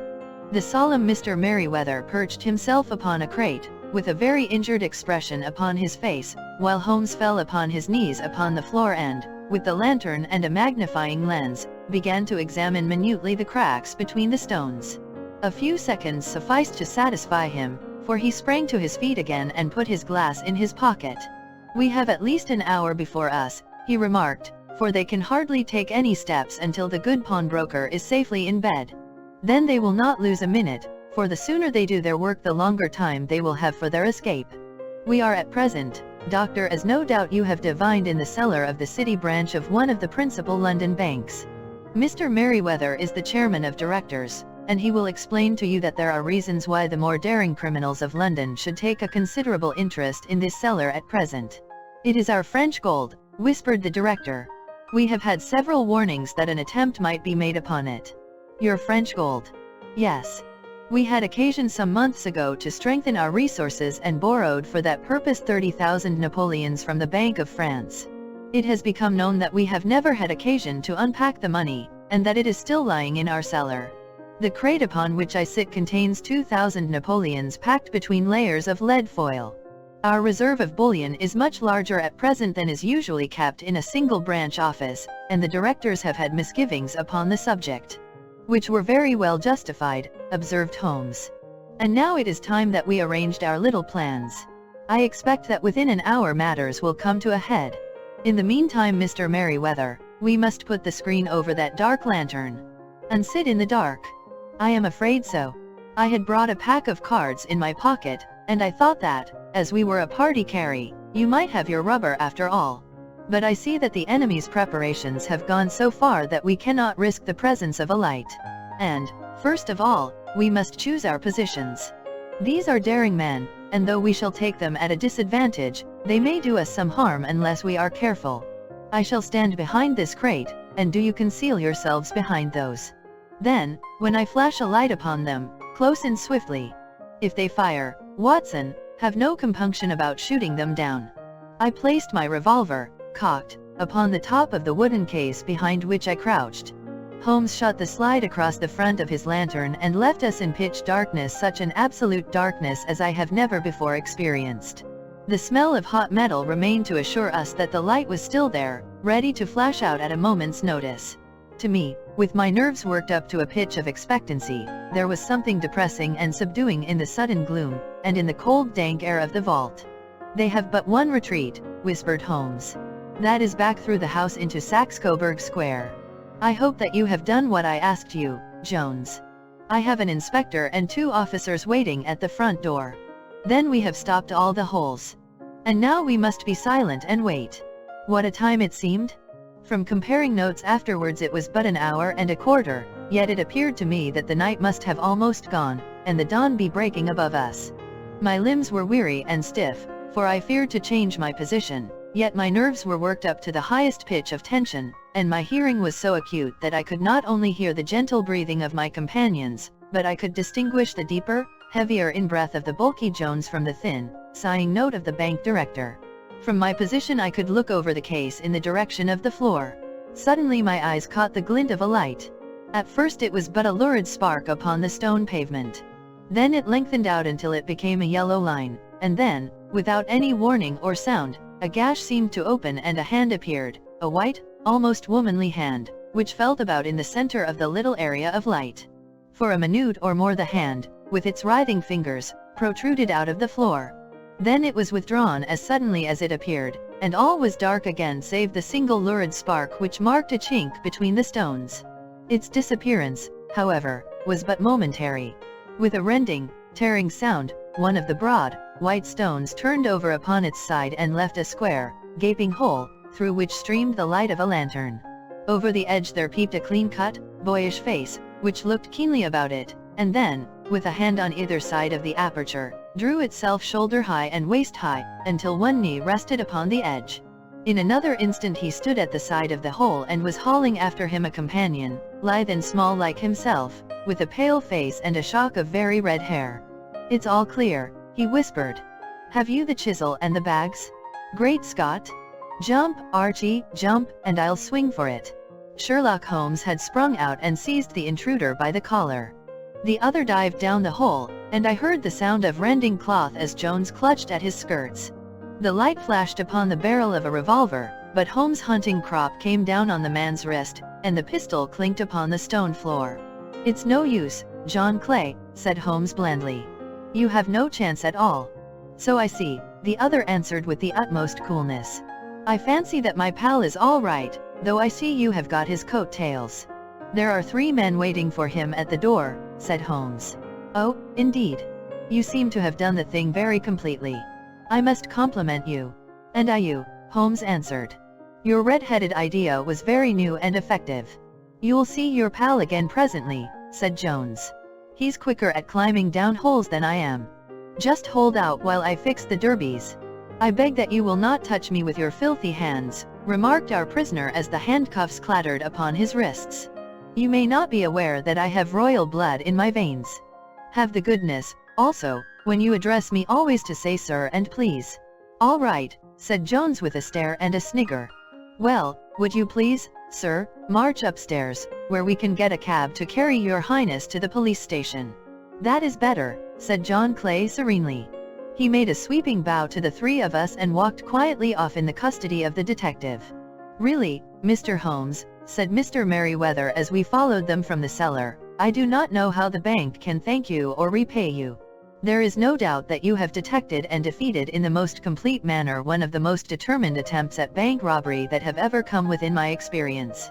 "I have had 1 or 2 little scores of my own to settle with Mr. John Clay," said Holmes.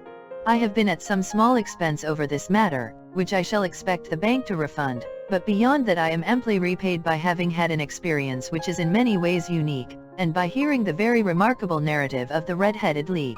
You see, Watson," he explained in the early hours of the morning as we sat over a glass of whiskey and soda in Baker Street. "It was perfectly obvious from the first that the only possible object of this rather fantastic business of the advertisement of the League, and the copying of the encyclopedia, must be to get this not overbright pawnbroker out of the way for a number of hours every day.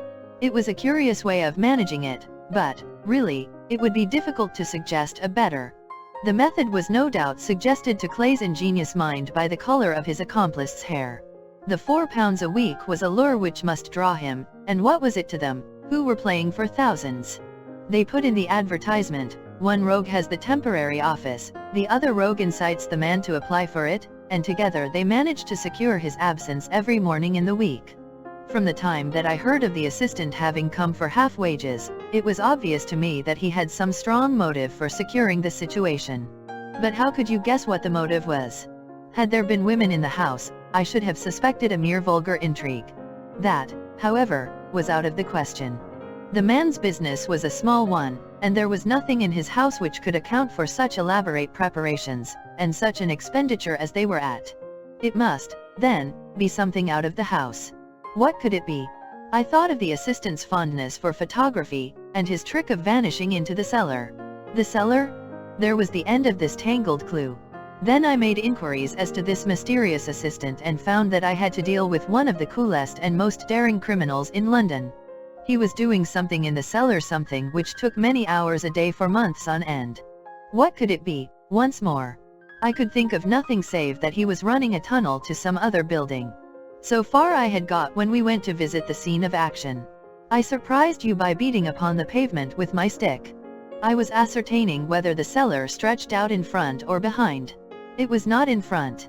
Then I rang the bell, and, as I hoped, the assistant answered it. We have had some skirmishes, but we had never set eyes upon each other before.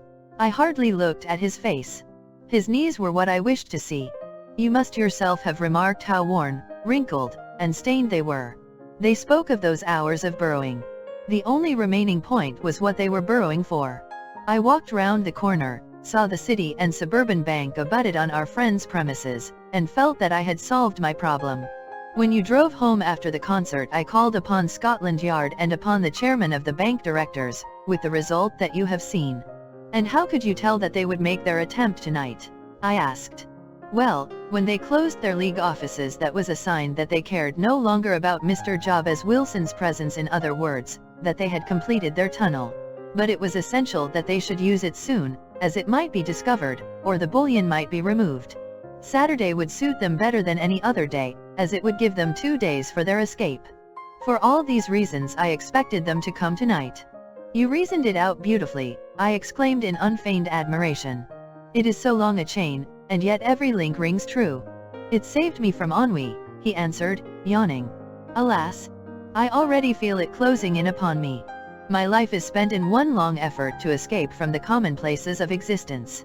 These little problems help me to do so. And you are a benefactor of the race, said I. He shrugged his shoulders. Well, perhaps, after all, it is of some little use, he remarked. L'homme c'est rien l'œuvre c'est tout, as Gustave Flaubert wrote to George Sand. 3. A case of identity. My dear fellow, said Sherlock Holmes as we sat on either side of the fire in his lodgings at Baker Street, life is infinitely stranger than anything which the mind of man could invent. We would not dare to conceive the things which are really mere commonplaces of existence. If we could fly out of that window hand in hand, hover over this great city, gently remove the roofs, and peep in at the queer things which are going on, the strange coincidences, the plannings, the cross-purposes, the wonderful chains of events, working through generations, and leading to the most outre results, it would make all fiction with its conventionalities and foreseen conclusions most stale and unprofitable. And yet I am not convinced of it, I answered. The cases which come to light in the papers are, as a rule, bald enough, and vulgar enough. We have in our police reports realism pushed to its extreme limits, and yet the result is, it must be confessed, neither fascinating nor artistic. A certain selection and discretion must be used in producing a realistic effect, remarked Holmes. This is wanting in the police report, where more stress is laid, perhaps, upon the platitudes of the magistrate than upon the details, which to an observer contain the vital essence of the whole matter. Depend upon it, there is nothing so unnatural as the commonplace. I smiled and shook my head. I can quite understand your thinking so, I said. Of course, in your position of unofficial advisor and helper to everybody who is absolutely puzzled, throughout 3 continents, you are brought in contact with all that is strange and bizarre.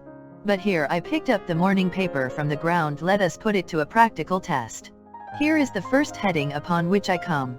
A husband's cruelty to his wife.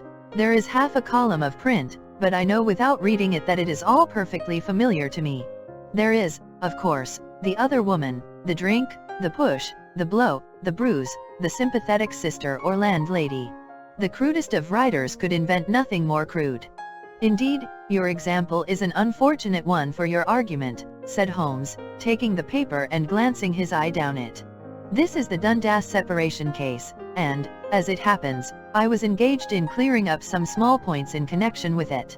The husband was a teetotaler, there was no other woman, and the conduct complained of was that he had drifted into the habit of winding up every meal by taking out his false teeth and hurling them at his wife, which, you will allow, is not an action likely to occur to the imagination of the average storyteller. Take a pinch of snuff, doctor, and acknowledge that I have scored over you in your example. He held out his snuff-box of old gold, with a great amethyst in the center of the lid. Its splendor was in such contrast to his homely ways and simple life that I could not help commenting upon it. Ah, said he, I forgot that I had not seen you for some weeks. It is a little souvenir from the King of Bohemia in return for my assistance in the case of the Irene Adler papers. And the ring? I asked, glancing at a remarkable brilliant which sparkled upon his finger. It was from the reigning family of Holland, though the matter in which I served them was of such delicacy that I cannot confide it even to you, who have been good enough to chronicle 1 or 2 of my little problems. And have you any on hand just now? I asked with interest. Some 10 or 12, but none which present any feature of interest. They are important, you understand, without being interesting. Indeed, I have found that it is usually in unimportant matters that there is a field for the observation, and for the quick analysis of cause and effect which gives the charm to an investigation.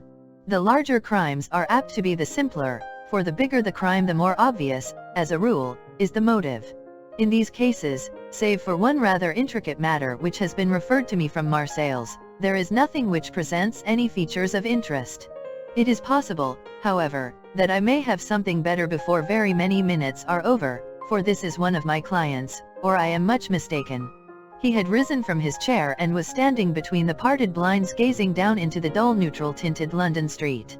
Looking over his shoulder, I saw that on the pavement opposite there stood a large woman with a heavy fur bow around her neck, and a large curling red feather in a broad-brimmed hat which was tilted in a coquettish Duchess of Devonshire fashion over her ear.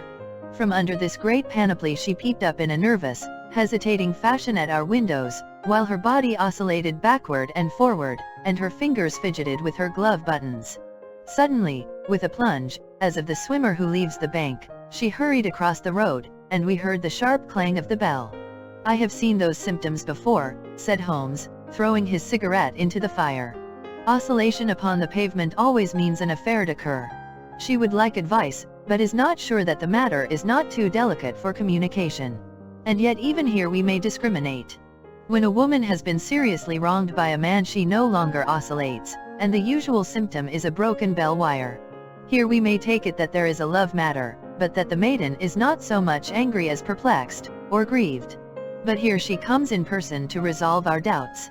As he spoke there was a tap at the door, and the boy in buttons entered to announce Miss Mary Sutherland, while the lady herself loomed behind his small black figure like a full-sailed merchantman behind a tiny pilot boat.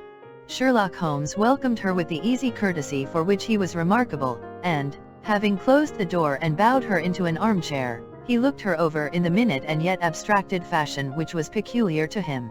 "Do you not find," he said, "that with your short sight it is a little trying to do so much typewriting?" "I did at first," she answered, "but now I know where the letters are without looking." Then, suddenly realizing the full purport of his words, she gave a violent start and looked up, with fear and astonishment upon her broad, good-humored face. "You've heard about me, Mr. Holmes," she cried, "else how could you know all that?" "Never mind," said Holmes, laughing, "it is my business to know things. Perhaps I have trained myself to see what others overlook. If not, Why should you come to consult me? I came to you, sir, because I heard of you from Mrs. Etheredge, whose husband you found so easy when the police and everyone had given him up for dead. Oh, Mr. Holmes, I wish you would do as much for me. I'm not rich, but still I have 100 a year in my own right, besides the little that I make by the machine, and I would give it all to know what has become of Mr. Hosmer Angel. Why did you come away to consult me in such a hurry? Asked Sherlock Holmes, with his fingertips together and his eyes to the ceiling. Again a startled look came over the somewhat vacuous face of Miss Mary Sutherland.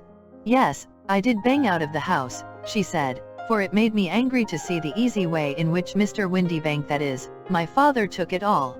He would not go to the police, and he would not go to you, and so at last, as he would do nothing and kept on saying that there was no harm done, it made me mad, and I just on with my things and came right away to you. Your father, said Holmes, your stepfather, surely, since the name is different. Yes, my stepfather. I call him father, though it sounds funny, too, for he is only 5 years and 2 months older than myself. And your mother is alive? Oh, yes, mother is alive and well. I wasn't best pleased, Mr. Holmes, when she married again so soon after father's death, and a man who was nearly 15 years younger than herself. Father was a plumber in the Tottenham Court Road, and he left a tidy business behind him, which mother carried on with Mr. Hardy, the foreman, but when Mr. Windybank came he made her sell the business, for he was very superior, being a traveller in wines. They got £4,700 for the goodwill and interest, which wasn't near as much as father could have got if he had been alive. I had expected to see Sherlock Holmes impatient under this rambling and inconsequential narrative, but, on the contrary, he had listened with the greatest concentration of attention. Your own little income, he asked, does it come out of the business? Oh, no, sir. It is quite separate and was left me by my Uncle Ned in Auckland. It is in New Zealand stock, paying 4.5%. £2,500 was the amount, but I can only touch the interest. You interest me extremely, said Holmes. And since you draw so large a sum as 100 a year, with what you earn into the bargain, you no doubt travel a little and indulge yourself in every way. I believe that a single lady can get on very nicely upon an income of about £60. I could do with much less than that, Mr. Holmes, but you understand that as long as I live at home I don't wish to be a burden to them, and so they have the use of the money just while I am staying with them. Of course, that is only just for the time. Mr. Windybank draws my interest every quarter and pays it over to mother, and I find that I can do pretty well with what I earn at typewriting. It brings me 2d a sheet, and I can often do from 15 to 20 sheets in a day. You have made your position very clear to me, said Holmes. This is my friend, Dr. Watson, before whom you can speak as freely as before myself. Kindly tell us now all about your connection with Mr. Hosmer Angel. A flush stole over Miss Sutherland's face, and she picked nervously at the fringe of her jacket. I met him first at the gasfitters' ball, she said. They used to send father tickets when he was alive, and then afterwards they remembered us, and sent them to mother. Mr. Windybank did not wish us to go. He never did wish us to go anywhere. He would get quite mad if I wanted so much as to join a Sunday school treat. But this time I was set on going, and I would go, for what right had he to prevent? He said the folk were not fit for us to know, when all father's friends were to be there. And he said that I had nothing fit to wear, when I had my purple plush that I had never so much as taken out of the drawer. At last, when nothing else would do, he went off to France upon the business of the firm, but we went, mother and I, with Mr. Hardy, who used to be our foreman, and it was there I met Mr. Hosmer Angel. I suppose, said Holmes, that when Mr. Windybank came back from France he was very annoyed at your having gone to the ball. Oh, well, he was very good about it. He laughed, I remember, and shrugged his shoulders, and said there was no use denying anything to a woman, for she would have her way. I see. Then at the gasfitters' ball you met, as I understand, a gentleman called Mr. Hosmer Angel. Yes, sir. I met him that night, and he called next day to ask if we had got home all safe, and after that we met him, that is to say, Mr. Holmes. I met him twice for walks, but after that father came back again, and Mr. Hosmer Angel could not come to the house any more. No. Well, you know father didn't like anything of the sort. He wouldn't have any visitors if he could help it, and he used to say that a woman should be happy in her own family circle. But then, as I used to say to mother, a woman wants her own circle to begin with, and I had not got mine yet. But how about Mr. Hosmer, Angel? Did he make no attempt to see you? Well, father was going off to France again in a week, and Hosmer wrote and said that it would be safer and better not to see each other until he had gone. We could write in the meantime, and he used to write every day. I took the letters in the morning, so there was no need for father to know. Were you engaged to the gentleman at this time? Oh, yes, Mr. Holmes. We were engaged after the first walk that we took. Hosmer, Mr. Angel was a cashier in an office in Leadenhall Street and... What office? That's the worst of it, Mr. Holmes, I don't know. Where did he live, then? He slept on the premises. And you don't know his address? No, except that it was Leadenhall Street. Where did you address your letters, then? To the Leadenhall Street post office, to be left till called for. He said that if they were sent to the office he would be chaffed by all the other clerks about having letters from a lady, so I offered to typewrite them, like he did his, but he wouldn't have that, for he said that when I wrote them they seemed to come from me, but when they were typewritten he always felt that the machine had come between us. That will just show you how fond he was of me, Mr. Holmes, and the little things that he would think of. It was most suggestive, said Holmes. It has long been an axiom of mine that the little things are infinitely the most important. Can you remember any other little things about Mr. Hosmer, Angel? He was a very shy man, Mr. Holmes. He would rather walk with me in the evening than in the daylight, for he said that he hated to be conspicuous. Very retiring and gentlemanly he was. Even his voice was gentle. He'd had the quinsy and swollen glands when he was young, he told me, and it had left him with a weak throat, and a hesitating, whispering fashion of speech. He was always well dressed, very neat and plain, but his eyes were weak, just as mine are, and he wore tinted glasses against the glare. Well, and what happened when Mr. Windybank, your stepfather, returned to France? Mr. Hosmer, Angel, came to the house again and proposed that we should marry before father came back. He was in dreadful earnest and made me swear, with my hands on the testament, that whatever happened I would always be true to him. Mother said he was quite right to make me swear, and that it was a sign of his passion. Mother was all in his favor from the first and was even fonder of him than I was.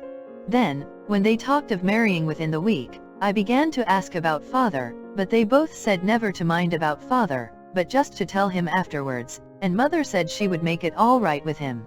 I didn't quite like that, Mr. Holmes. It seemed funny that I should ask his leave, as he was only a few years older than me, but I didn't want to do anything on the sly, so I wrote to father at Bordeaux, where the company has its French offices, but the letter came back to me on the very morning of the wedding. It missed him, then? Yes, sir, for he had started to England just before it arrived. Ha, that was unfortunate. Your wedding was arranged, then, for the Friday. Was it to be in church? Yes, sir, but very quietly. It was to be at St. Saviour's, near King's Cross, and we were to have breakfast afterwards at the St. Pancras Hotel. Hosmer came for us in a hansom, but as there were two of us he put us both into it and stepped himself into a four-wheeler, which happened to be the only other cab in the street. We got to the church first, and when the four-wheeler drove up we waited for him to step out, but he never did, and when the cabman got down from the box and looked there was no one there. The cabman said that he could not imagine what had become of him, for he had seen him get in with his own eyes. That was last Friday, Mr. Holmes, and I have never seen or heard anything since then to throw any light upon what became of him. It seems to me that you have been very shamefully treated, said Holmes. Oh, no, sir. He was too good and kind to leave me so. Why, all the morning he was saying to me that, whatever happened, I was to be true, and that even if something quite unforeseen occurred to separate us, I was always to remember that I was pledged to him, and that he would claim his pledge sooner or later. It seems strange talk for a wedding morning, but what has happened since gives a meaning to it. Most certainly it does. Your own opinion is, then, that some unforeseen catastrophe has occurred to him. Yes, sir. I believe that he foresaw some danger, or else he would not have talked so. And then I think that what he foresaw happened. But you have no notion as to what it could have been. None. One more question. How did your mother take the matter? She was angry, and said that I was never to speak of the matter again. And your father? Did you tell him? Yes, and he seemed to think, with me, that something had happened, and that I should hear of Hosmer again. As he said, what interest could anyone have in bringing me to the doors of the church, and then leaving me? Now, if he had borrowed my money, or if he had married me and got my money settled on him, there might be some reason, but Hosmer was very independent about money and never would look at a shilling of mine. And yet, what could have happened? And why could he not write? Oh, it drives me half mad to think of it, and I can't sleep a wink at night. She pulled a little handkerchief out of her muff and began to sob heavily into it. I shall glance into the case for you, said Holmes, rising, and I have no doubt that we shall reach some definite result. Let the weight of the matter rest upon me now, and do not let your mind dwell upon it further. Above all, try to let Mr. Hosmer Angel vanish from your memory, as he has done from your life. Then you don't think I'll see him again? I fear not. Then what has happened to him? You will leave that question in my hands. I should like an accurate description of him and any letters of his which you can spare. I advertised for him in last Saturday's Chronicle, said she. Here is the slip and here are 4 letters from him. Thank you. And your address? No 31, Leon Place, Camberwell. Mr. Angel's address you never had, I understand. Where is your father's place of business? He travels for Westhouse and Marbank, the great claret importers of Fenchurch Street. Thank you. You have made your statement very clearly. You will leave the papers here, and remember the advice which I have given you. Let the whole incident be a sealed book, and do not allow it to affect your life. You are very kind, Mr. Holmes, but I cannot do that. I shall be true to Hosmer. He shall find me ready when he comes back. For all the preposterous hat and the vacuous face, there was something noble in the simple faith of our visitor which compelled our respect. She laid her little bundle of papers upon the table and went her way, with a promise to come again whenever she might be summoned. Sherlock Holmes sat silent for a few minutes with his fingertips still pressed together, his legs stretched out in front of him, and his gaze directed upward to the ceiling. Then he took down from the rack the old and oily clay pipe, which was to him as a counselor, and, having lit it, he leaned back in his chair, with the thick blue cloud wreaths spinning up from him, and a look of infinite languor in his face. Quite an interesting study, that maiden, he observed.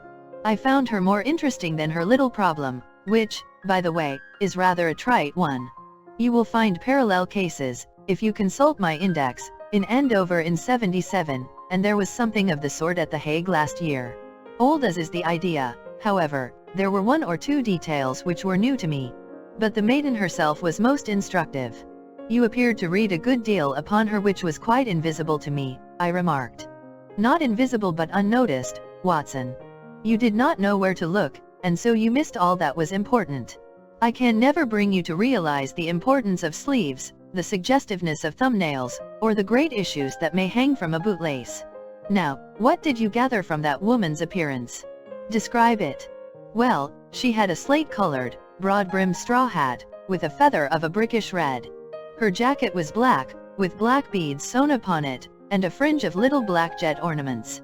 Her dress was brown, rather darker than coffee color, with a little purple plush at the neck and sleeves.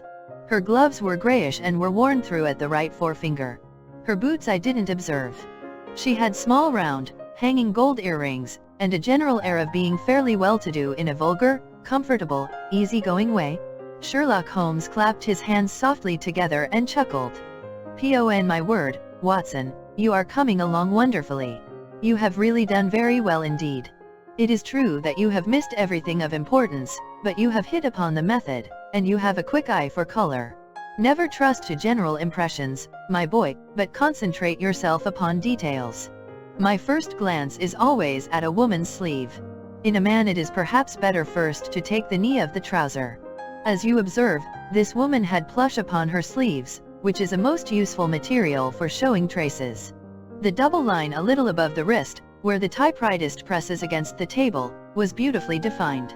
The sewing machine, of the hand type, leaves a similar mark, but only on the left arm, and on the side of it farthest from the thumb, instead of being right across the broadest part, as this was. I then glanced at her face, and, observing the dint of a pince-nez at either side of her nose, I ventured a remark upon short sight and typewriting, which seemed to surprise her. It surprised me. But, surely, it was obvious. I was then much surprised and interested on glancing down to observe that, though the boots which she was wearing were not unlike each other. They were really odd ones, the one having a slightly decorated toe cap, and the other a plain one. One was buttoned only in the 2 lower buttons out of 5, and the other at the 1st, 3rd, and 5th. Now, when you see that a young lady, otherwise neatly dressed, has come away from home with odd boots, half-buttoned, it is no great deduction to say that she came away in a hurry. And what else? I asked, keenly interested, as I always was, by my friend's incisive reasoning. I noted, in passing, that she had written a note before leaving home but after being fully dressed. You observed that her right glove was torn at the forefinger, but you did not apparently see that both glove and finger were stained with violet ink. She had written in a hurry and dipped her pen too deep. It must have been this morning, or the mark would not remain clear upon the finger. All this is amusing, though rather elementary, but I must go back to business, Watson. Would you mind reading me the advertised description of Mr. Hosmer Angel? I held the little printed slip to the light. Missing, it said, on the morning of the 14th, a gentleman named Hosmer Angel. About 5 feet 7 in height, strongly built, sallow complexion, black hair, a little bald in the center, bushy, black side whiskers and mustache, tinted glasses, slight infirmity of speech. Was dressed, when last seen, in black frock coat faced with silk, black waistcoat, gold Albert chain, and grey Harris tweed trousers, with brown gaiters over elastic-sided boots. Known to have been employed in an office in Leadenhall Street. Anybody bringing, and see. That will do, said Holmes. As to the letters, he continued, glancing over them, they are very commonplace. Absolutely no clue in them to Mr. Angel, save that he quotes Balzac once. There is one remarkable point, however, which will no doubt strike you. They are typewritten, I remarked. Not only that, but the signature is typewritten. Look at the neat little Hosmer Angel at the bottom. There is a date, you see, but no superscription except Leadenhall Street, which is rather vague. The point about the signature is very suggestive, in fact, we may call it conclusive. Of what? My dear fellow, is it possible you do not see how strongly it bears upon the case? I cannot say that I do, unless it were that he wished to be able to deny his signature if an action for breach of promise were instituted. No, that was not the point. However, I shall write 2 letters, which should settle the matter.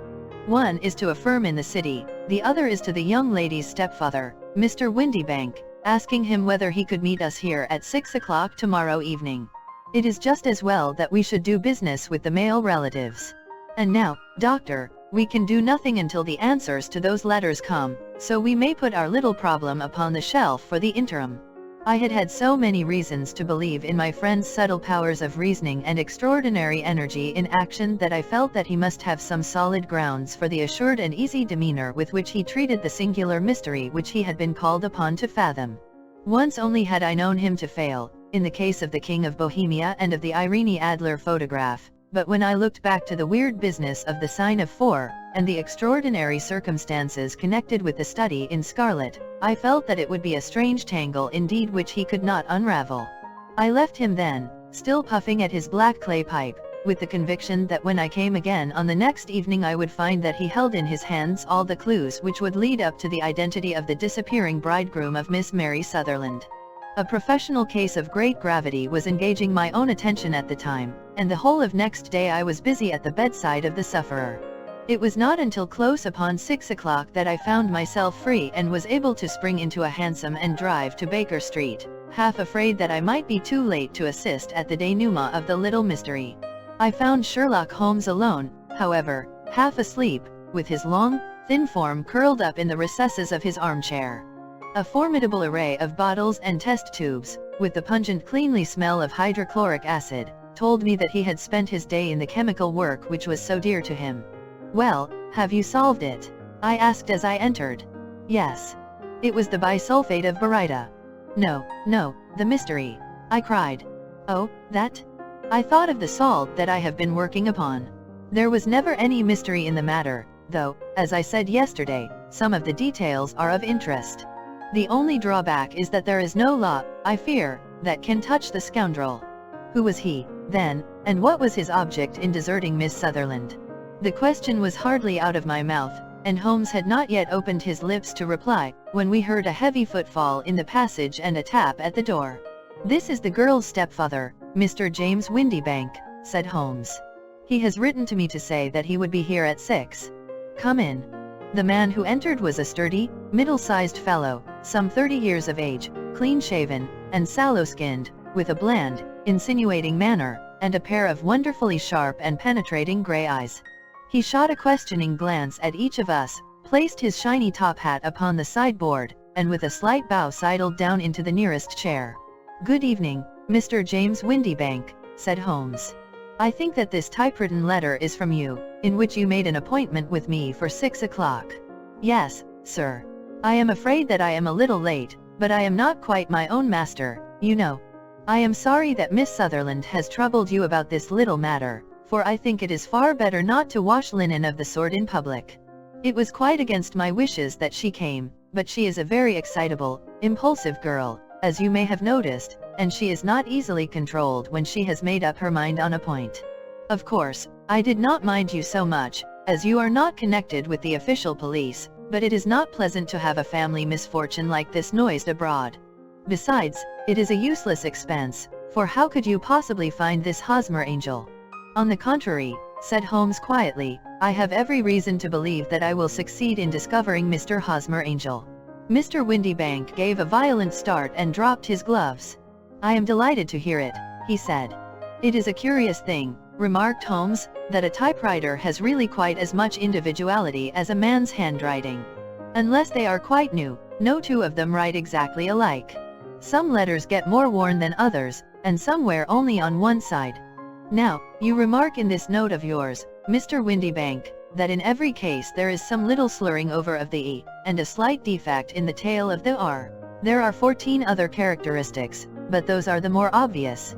We do all our correspondence with this machine at the office, and no doubt it is a little worn," our visitor answered, glancing keenly at Holmes with his bright little eyes. "And now I will show you what is really a very interesting study, Mr. Windybank," Holmes continued. "I think of writing another little monograph some of these days on the typewriter and its relation to crime. It is a subject to which I have devoted some little attention. I have here 4 letters which purport to come from the missing man. They are all typewritten. In each case, not only are the E's slurred and the R's tailless, but you will observe, if you care to use my magnifying lens, that the 14 other characteristics to which I have alluded are there as well." Mr. Windybank sprang out of his chair and picked up his hat. "I cannot waste time over this sort of fantastic talk, Mr. Holmes," he said. "If you can catch the man, catch him, and let me know when you have done it."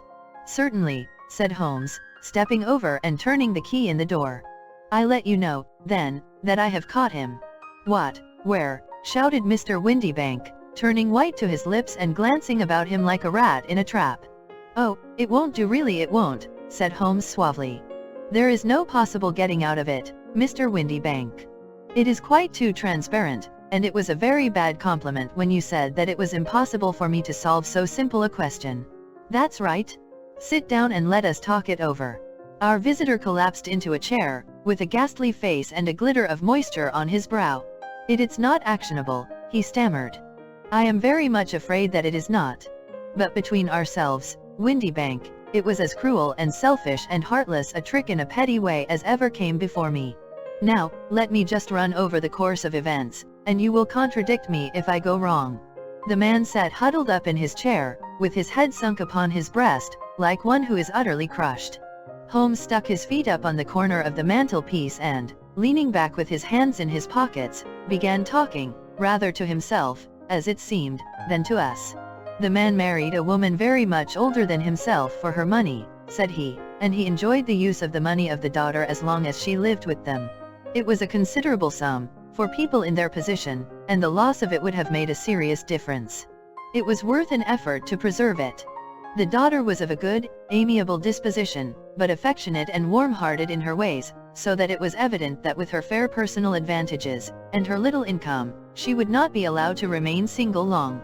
Now her marriage would mean, of course, the loss of 100 a year, so what does her stepfather do to prevent it? He takes the obvious course of keeping her at home and forbidding her to seek the company of people of her own age. But soon he found that that would not answer forever. She became restive, insisted upon her rights, and finally announced her positive intention of going to a certain ball. What does her clever stepfather do then? He conceives an idea more creditable to his head than to his heart. With the connivance and assistance of his wife he disguised himself, covered those keen eyes with tinted glasses, masked the face with a mustache and a pair of bushy whiskers, sunk that clear voice into an insinuating whisper, and doubly secure on account of the girl's short sight, he appears as Mr. Hosmer Angel, and keeps off other lovers by making love himself. It was only a joke at first, groaned our visitor. We never thought that she would have been so carried away. Very likely not. However that may be, the young lady was very decidedly carried away, and, having quite made up her mind that her stepfather was in France, the suspicion of treachery never for an instant entered her mind. She was flattered by the gentleman's attentions, and the effect was increased by the loudly expressed admiration of her mother. Then Mr. Angel began to call, for it was obvious that the matter should be pushed as far as it would go if a real effect were to be produced. There were meetings, and an engagement, which would finally secure the girl's affections from turning towards anyone else. But the deception could not be kept up forever. These pretended journeys to France were rather cumbrous. The thing to do was clearly to bring the business to an end in such a dramatic manner that it would leave a permanent impression upon the young lady's mind and prevent her from looking upon any other suitor for some time to come. Hence those vows of fidelity exacted upon a testament, and hence also the allusions to a possibility of something happening on the very morning of the wedding. James Windybank wished Miss Sutherland to be so bound to Hosmer Angel, and so uncertain as to his fate, that for 10 years to come, at any rate, she would not listen to another man. As far as the church door he brought her, and then, as he could go no farther, he conveniently vanished away by the old trick of stepping in at one door of a four-wheeler and out at the other. I think that was the chain of events, Mr. Windybank. Our visitor had recovered something of his assurance while Holmes had been talking, and he rose from his chair now with a cold sneer upon his pale face. "It may be so, or it may not, Mr. Holmes," said he, "but if you are so very sharp you ought to be sharp enough to know that it is you who are breaking the law now, and not me. I have done nothing actionable from the first, but as long as you keep that door locked you lay yourself open to an action for assault and illegal constraint. The law cannot, as you say, touch you," said Holmes, unlocking and throwing open the door, "yet there never was a man who deserved punishment more. If the young lady has a brother or a friend, he ought to lay a whip across your shoulders. By Jove," he continued, flushing up at the sight of the bitter sneer upon the man's face, "it is not part of my duties to my client, but here's a hunting crop handy, and I think I shall just treat myself to." He took 2 swift steps to the whip, but before he could grasp it there was a wild clatter of steps upon the stairs, the heavy hall door banged, and from the window we could see Mr. James Windybank running at the top of his speed down the road. "There's a cold-blooded scoundrel," said Holmes, laughing, as he threw himself down into his chair once more. "That fellow will rise from crime to crime until he does something very bad, and ends on a gallows. The case has, in some respects, been not entirely devoid of interest." "I cannot now entirely see all the steps of your reasoning," I remarked. "Well, of course it was obvious from the first that this Mr. Hosmer Angel must have some strong object for his curious conduct, and it was equally clear that the only man who really profited by the incident, as far as we could see, was the stepfather. Then the fact that the 2 men were never together, but that the one always appeared when the other was away, was suggestive. So were the tinted spectacles and the curious voice, which both hinted at a disguise, as did the bushy whiskers. My suspicions were all confirmed by his peculiar action in typewriting his signature, which, of course, inferred that his handwriting was so familiar to her that she would recognize even the smallest sample of it. You see, all these isolated facts, together with many minor ones, all pointed in the same direction. And how did you verify them? Having once spotted my man, it was easy to get corroboration. I knew the firm for which this man worked. Having taken the printed description, I eliminated everything from it which could be the result of a disguise: the whiskers, the glasses, the voice, and I sent it to the firm, with a request that they would inform me whether it answered to the description of any of their travelers. I had already noticed the peculiarities of the typewriter, and I wrote to the man himself at his business address asking him if he would come here. As I expected, his reply was typewritten and revealed the same trivial but characteristic defects. The same post brought me a letter from West House and Marbank, of Fenchurch Street, to say that the description tallied in every respect with that of their employee, James Windybank. Voila tout. And Miss Sutherland. If I tell her, she will not believe me. You may remember the old Persian saying, there is danger for him who taketh the tiger cub, and danger also for whoso snatches a delusion from a woman. There is as much sense in Hafiz as in Horace, and as much knowledge of the world. For the Boscombe Valley Mystery. We were seated at breakfast one morning, my wife and I, when the maid brought in a telegram. It was from Sherlock Holmes and ran in this way. Have you a couple of days to spare? Have just been wired for from the west of England in connection with Boscombe Valley tragedy. Shall be glad if you will come with me. Air and scenery perfect. Leave Paddington by the 11:15. What do you say, dear? Said my wife, looking across at me. Will you go? I really don't know what to say. I have a fairly long list at present. Oh, Anstruther would do your work for you. You have been looking a little pale lately. I think that the change would do you good, and you are always so interested in Mr. Sherlock Holmes cases. I should be ungrateful if I were not, seeing what I gained through one of them, I answered. But if I am to go, I must pack at once, for I have only half an hour. My experience of camp life in Afghanistan had at least had the effect of making me a prompt and ready traveler. My wants were few and simple, so that in less than the time stated I was in a cab with my valise, rattling away to Paddington Station. Sherlock Holmes was pacing up and down the platform, his tall, gaunt figure made even gaunter and taller by his long grey travelling cloak and close-fitting cloth cap. It is really very good of you to come, Watson, said he. It makes a considerable difference to me, having someone with me on whom I can thoroughly rely. Local aid is always either worthless or else biased. If you will keep the 2 corner seats, I shall get the tickets. We had the carriage to ourselves save for an immense litter of papers which Holmes had brought with him. Among these he rummaged and read, with intervals of note-taking and of meditation, until we were past reading. Then he suddenly rolled them all into a gigantic ball and tossed them up onto the rack. Have you heard anything of the case? He asked. Not a word. I have not seen a paper for some days. The London press has not had very full accounts. I have just been looking through all the recent papers in order to master the particulars. It seems, from what I gather, to be one of those simple cases which are so extremely difficult. That sounds a little paradoxical. But it is profoundly true. Singularity is almost invariably a clue. The more featureless and commonplace a crime is, the more difficult it is to bring it home. In this case, however, they have established a very serious case against the son of the murdered man. It is a murder, then. Well, it is conjectured to be so. I shall take nothing for granted until I have the opportunity of looking personally into it. I will explain the state of things to you, as far as I have been able to understand it, in a very few words. Boscombe Valley is a country district not very far from Ross, in Herefordshire. The largest landed proprietor in that part is a Mr. John Turner, who made his money in Australia and returned some years ago to the old country. One of the farms which he held, that of Hatherley, was let to Mr. Charles McCarthy, who was also an ex-Australian. The men had known each other in the colonies, so that it was not unnatural that when they came to settle down they should do so as near each other as possible.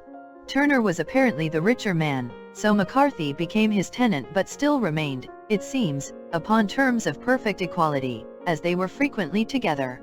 McCarthy had one son, a lad of 18, and Turner had an only daughter of the same age, but neither of them had wives living. They appear to have avoided the society of the neighboring English families and to have led retired lives, though both the McCarthys were fond of sport and were frequently seen at the race meetings of the neighborhood. McCarthy kept 2 servants, a man and a girl. Turner had a considerable household, some half-dozen at the least. That is as much as I have been able to gather about the families. Now for the facts. On June 3rd, that is, on Monday last, McCarthy left his house at Hatherley about 3 in the afternoon and walked down to the Boscombe Pool, which is a small lake formed by the spreading out of the stream which runs down the Boscombe Valley. He had been out with his serving man in the morning at Ross, and he had told the man that he must hurry, as he had an appointment of importance to keep at 3. From that appointment he never came back alive. From Hatherley farmhouse to the Boscombe Pool is a quarter of a mile, and 2 people saw him as he passed over this ground. One was an old woman, whose name is not mentioned, and the other was William Crowder, a gamekeeper in the employ of Mr. Turner. Both these witnesses depose that Mr. McCarthy was walking alone. The gamekeeper adds that within a few minutes of his seeing Mr. McCarthy pass he had seen his son, Mr. James McCarthy, going the same way with a gun under his arm. To the best of his belief, the father was actually in sight at the time, and the son was following him. He thought no more of the matter until he heard in the evening of the tragedy that had occurred. The two McCarthys were seen after the time when William Crowder, the gamekeeper, lost sight of them. The Boscombe pool is thickly wooded round, with just a fringe of grass and of reeds round the edge. A girl of 14, Patience Moran, who is the daughter of the lodgekeeper of the Boscombe Valley estate, was in one of the woods picking flowers. She states that while she was there she saw, at the border of the wood and close by the lake, Mr. McCarthy and his son, and that they appeared to be having a violent quarrel. She heard Mr. McCarthy the elder using very strong language to his son, and she saw the latter raise up his hand as if to strike his father. She was so frightened by their violence that she ran away and told her mother when she reached home that she had left the two McCarthys quarreling near Boscombe Pool, and that she was afraid that they were going to fight. She had hardly said the words when young Mr. McCarthy came running up to the lodge to say that he had found his father dead in the wood, and to ask for the help of the lodgekeeper. He was much excited, without either his gun or his hat, and his right hand and sleeve were observed to be stained with fresh blood. On following him they found the dead body stretched out upon the grass beside the pool.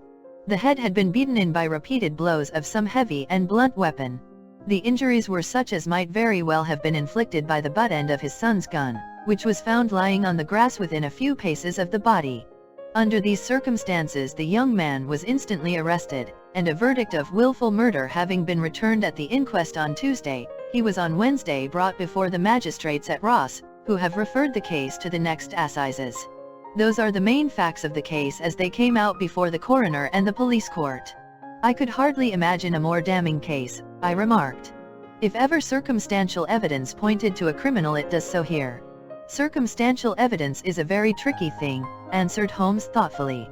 It may seem to point very straight to one thing, but if you shift your own point of view a little, you may find it pointing in an equally uncompromising manner to something entirely different.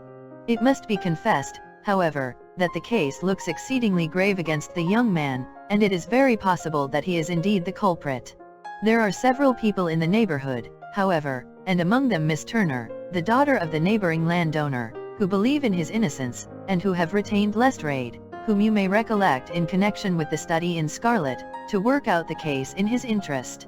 Lestrade, being rather puzzled, has referred the case to me, and hence it is that two middle-aged gentlemen are flying westward at 50 miles an hour instead of quietly digesting their breakfasts at home. I am afraid, said I, that the facts are so obvious that you will find little credit to be gained out of this case. There is nothing more deceptive than an obvious fact, he answered, laughing. Besides, we may chance to hit upon some other obvious facts which may have been by no means obvious to Mr. Lestrade. You know me too well to think that I am boasting when I say that I shall either confirm or destroy his theory by means which he is quite incapable of employing, or even of understanding. To take the first example to hand, I very clearly perceive that in your bedroom the window is upon the right-hand side, and yet I question whether Mr. Lestrade would have noted even so self-evident a thing as that. How on earth? My dear fellow, I know you well. I know the military neatness which characterizes you. You shave every morning, and in this season you shave by the sunlight, but since your shaving is less and less complete as we get farther back on the left side, until it becomes positively slovenly as we get round the angle of the jaw, it is surely very clear that that side is less illuminated than the other. I could not imagine a man of your habits looking at himself in an equal light and being satisfied with such a result. I only quote this as a trivial example of observation and inference. Therein lies my métier, and it is just possible that it may be of some service in the investigation which lies before us. There are one or two minor points which were brought out in the inquest, and which are worth considering. What are they? It appears that his arrest did not take place at once, but after the return to Hatherley Farm. On the inspector of constabulary informing him that he was a prisoner, he remarked that he was not surprised to hear it, and that it was no more than his deserts. This observation of his had the natural effect of removing any traces of doubt which might have remained in the minds of the coroner's jury. It was a confession, I ejaculated. No, for it was followed by a protestation of innocence. Coming on the top of such a damning series of events, it was at least a most suspicious remark. On the contrary, said Holmes, it is the brightest rift which I can at present see in the clouds. However innocent he might be, he could not be such an absolute imbecile as not to see that the circumstances were very black against him. Had he appeared surprised at his own arrest, or feigned indignation at it, I should have looked upon it as highly suspicious, because such surprise or anger would not be natural under the circumstances, and yet might appear to be the best policy to a scheming man. His frank acceptance of the situation marks him as either an innocent man, or else as a man of considerable self-restraint and firmness. As to his remark about his deserts, it was also not unnatural if you consider that he stood beside the dead body of his father, and that there is no doubt that he had that very day so far forgotten his filial duty as to bandy words with him, and even, according to the little girl whose evidence is so important, to raise his hand as if to strike him. The self-reproach and contrition which are displayed in his remark appear to me to be the signs of a healthy mind rather than of a guilty one. I shook my head. Many men have been hanged on far slighter evidence, I remarked. So they have. And many men have been wrongfully hanged. What is the young man's own account of the matter? It is, I am afraid, not very encouraging to his supporters, though there are 1 or 2 points in it which are suggestive. You will find it here, and may read it for yourself. He picked out from his bundle a copy of the local Herefordshire paper, and having turned down the sheet he pointed out the paragraph in which the unfortunate young man had given his own statement of what had occurred. I settled myself down in the corner of the carriage and read it very carefully. It ran in this way. Mr. James McCarthy, the only son of the deceased, was then called and gave evidence as follows: I had been away from home for 3 days at Bristol, and had only just returned upon the morning of last Monday, the 3rd. My father was absent from home at the time of my arrival, and I was informed by the maid that he had driven over to Ross with John Cobb, the groom. Shortly after my return I heard the wheels of his trap in the yard, and, looking out of my window, I saw him get out and walk rapidly out of the yard, though I was not aware in which direction he was going. I then took my gun and strolled out in the direction of the Boscombe pool, with the intention of visiting the rabbit warren which is upon the other side. On my way I saw William Crowder, the gamekeeper, as he had stated in his evidence, but he is mistaken in thinking that I was following my father. I had no idea that he was in front of me. When about 100 yards from the pool I heard a cry of cooey, which was a usual signal between my father and myself. I then hurried forward, and found him standing by the pool. He appeared to be much surprised at seeing me and asked me rather roughly what I was doing there. A conversation ensued which led to high words and almost to blows, for my father was a man of a very violent temper.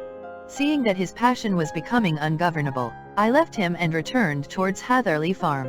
I had not gone more than 150 yards, however, when I heard a hideous outcry behind me, which caused me to run back again. I found my father expiring upon the ground, with his head terribly injured. I dropped my gun and held him in my arms, but he almost instantly expired. I knelt beside him for some minutes, and then made my way to Mr. Turner's lodgekeeper, his house being the nearest, to ask for assistance. I saw no one near my father when I returned, and I have no idea how he came by his injuries. He was not a popular man, being somewhat cold and forbidding in his manners, but he had, as far as I know, no active enemies. I know nothing further of the matter. The coroner: did your father make any statement to you before he died? Witness: he mumbled a few words, but I could only catch some allusion to a rat. The coroner: what did you understand by that? Witness: it conveyed no meaning to me. I thought that he was delirious. The coroner: what was the point upon which you and your father had this final quarrel? Witness: I should prefer not to answer. The coroner: I am afraid that I must press it. Witness: it is really impossible for me to tell you. I can assure you that it has nothing to do with the sad tragedy which followed. The coroner: that is for the court to decide. I need not point out to you that your refusal to answer will prejudice your case considerably in any future proceedings which may arise. Witness: I must still refuse. The coroner: I understand that the cry of cooey was a common signal between you and your father? Witness: it was. The coroner: how was it, then, that he uttered it before he saw you, and before he even knew that you had returned from Bristol? Witness, with considerable confusion, I do not know. A juryman, did you see nothing which aroused your suspicions when you returned on hearing the cry and found your father fatally injured? Witness, nothing definite. The coroner, what do you mean? Witness, I was so disturbed and excited as I rushed out into the open, that I could think of nothing except of my father. Yet I have a vague impression that as I ran forward something lay upon the ground to the left of me. It seemed to me to be something gray in color, a coat of some sort, or a plaid perhaps. When I rose from my father I looked round for it, but it was gone. Do you mean that it disappeared before you went for help? Yes, it was gone. You cannot say what it was? No, I had a feeling something was there. How far from the body? A dozen yards or so. And how far from the edge of the wood? About the same. Then if it was removed it was while you were within a dozen yards of it. Yes, but with my back towards it. This concluded the examination of the witness. I see, said I as I glanced down the column, that the coroner in his concluding remarks was rather severe upon young McCarthy. He calls attention, and with reason, to the discrepancy about his father having signaled to him before seeing him, also to his refusal to give details of his conversation with his father, and his singular account of his father's dying words. They are all, as he remarks, very much against the son. Holmes laughed softly to himself and stretched himself out upon the cushioned seat. Both you and the coroner have been at some pains, said he, to single out the very strongest points in the young man's favor. Don't you see that you alternately give him credit for having too much imagination and too little? Too little, if he could not invent a cause of quarrel which would give him the sympathy of the jury. Too much, if he evolved from his own inner consciousness anything so outre as a dying reference to a rat, and the incident of the vanishing cloth. No, sir, I shall approach this case from the point of view that what this young man says is true, and we shall see whither that hypothesis will lead us. And now here is my pocket Petrarch, and not another word shall I say of this case until we are on the scene of action. We lunch at Swindon, and I see that we shall be there in 20 minutes. It was nearly 4 o'clock when we at last, after passing through the beautiful Stroud Valley, and over the broad gleaming Severn, found ourselves at the pretty little country town of Ross. A lean, ferret-like man, furtive and sly-looking, was waiting for us upon the platform. In spite of the light brown dust coat and leather leggings which he wore in deference to his rustic surroundings, I had no difficulty in recognizing Lestrade, of Scotland Yard. With him we drove to the Hereford Arms where a room had already been engaged for us. I have ordered a carriage, said Lestrade as we sat over a cup of tea. I knew your energetic nature, and that you would not be happy until you had been on the scene of the crime. It was very nice and complimentary of you, Holmes answered. It is entirely a question of barometric pressure. Lestrade looked startled. I do not quite follow, he said. How is the glass? 29, I see. No wind, and not a cloud in the sky. I have a caseful of cigarettes here which need smoking, and the sofa is very much superior to the usual country hotel abomination. I do not think that it is probable that I shall use the carriage tonight. Lestrade laughed indulgently. You have, no doubt, already formed your conclusions from the newspapers, he said. The case is as plain as a pikestaff, and the more one goes into it the plainer it becomes. Still, of course, one can't refuse a lady, and such a very positive one, too. She has heard of you, and would have your opinion, though I repeatedly told her that there was nothing which you could do which I had not already done. Why, bless my soul! Here is her carriage at the door. He had hardly spoken before there rushed into the room one of the most lovely young women that I have ever seen in my life. Her violet eyes shining, her lips parted, a pink flush upon her cheeks, all thought of her natural reserve lost in her overpowering excitement and concern. Oh, Mr. Sherlock Holmes, she cried, glancing from one to the other of us, and finally, with a woman's quick intuition, fastening upon my companion, I am so glad that you have come. I have driven down to tell you so. I know that James didn't do it. I know it, and I want you to start upon your work knowing it, too. Never let yourself doubt upon that point. We have known each other since we were little children, and I know his faults as no one else does, but he is too tender-hearted to hurt a fly. Such a charge is absurd to anyone who really knows him. I hope we may clear him, Miss Turner, said Sherlock Holmes. You may rely upon my doing all that I can. But you have read the evidence. You have formed some conclusion? Do you not see some loophole, some flaw? Do you not yourself think that he is innocent? I think that it is very probable. There, now, she cried, throwing back her head and looking defiantly at Lestrade. You hear? He gives me hopes. Lestrade shrugged his shoulders.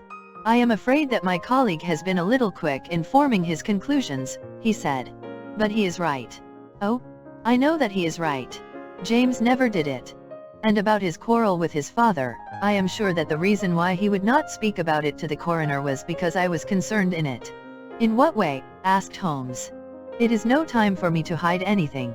James and his father had many disagreements about me. Mr. McCarthy was very anxious that there should be a marriage between us. James and I have always loved each other as brother and sister, but of course he is young and has seen very little of life yet, and well, he naturally did not wish to do anything like that yet. So there were quarrels, and this, I am sure, was one of them. And your father? Asked Holmes. Was he in favor of such a union? No, he was averse to it also. No one but Mr. McCarthy was in favor of it. A quick blush passed over her fresh young face as Holmes shot one of his keen, questioning glances at her. Thank you for this information, said he. May I see your father if I call tomorrow? I am afraid the doctor won't allow it. The doctor? Yes, have you not heard?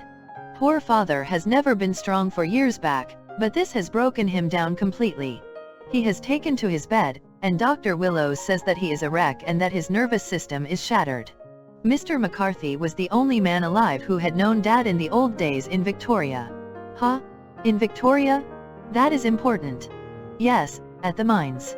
Quite so, at the gold mines, where, as I understand, Mr. Turner made his money. Yes, certainly. Thank you, Miss Turner. You have been of material assistance to me. You will tell me if you have any news tomorrow. No doubt you will go to the prison to see James. Oh, if you do, Mr. Holmes, do tell him that I know him to be innocent. I will, Miss Turner. I must go home now, for Dad is very ill, and he misses me so if I leave him. Goodbye, and God help you in your undertaking. She hurried from the room as impulsively as she had entered, and we heard the wheels of her carriage rattle off down the street. I am ashamed of you, Holmes, said Lestrade with dignity after a few minutes' silence. Why should you raise up hopes which you are bound to disappoint? I am not over-tender of heart, but I call it cruel.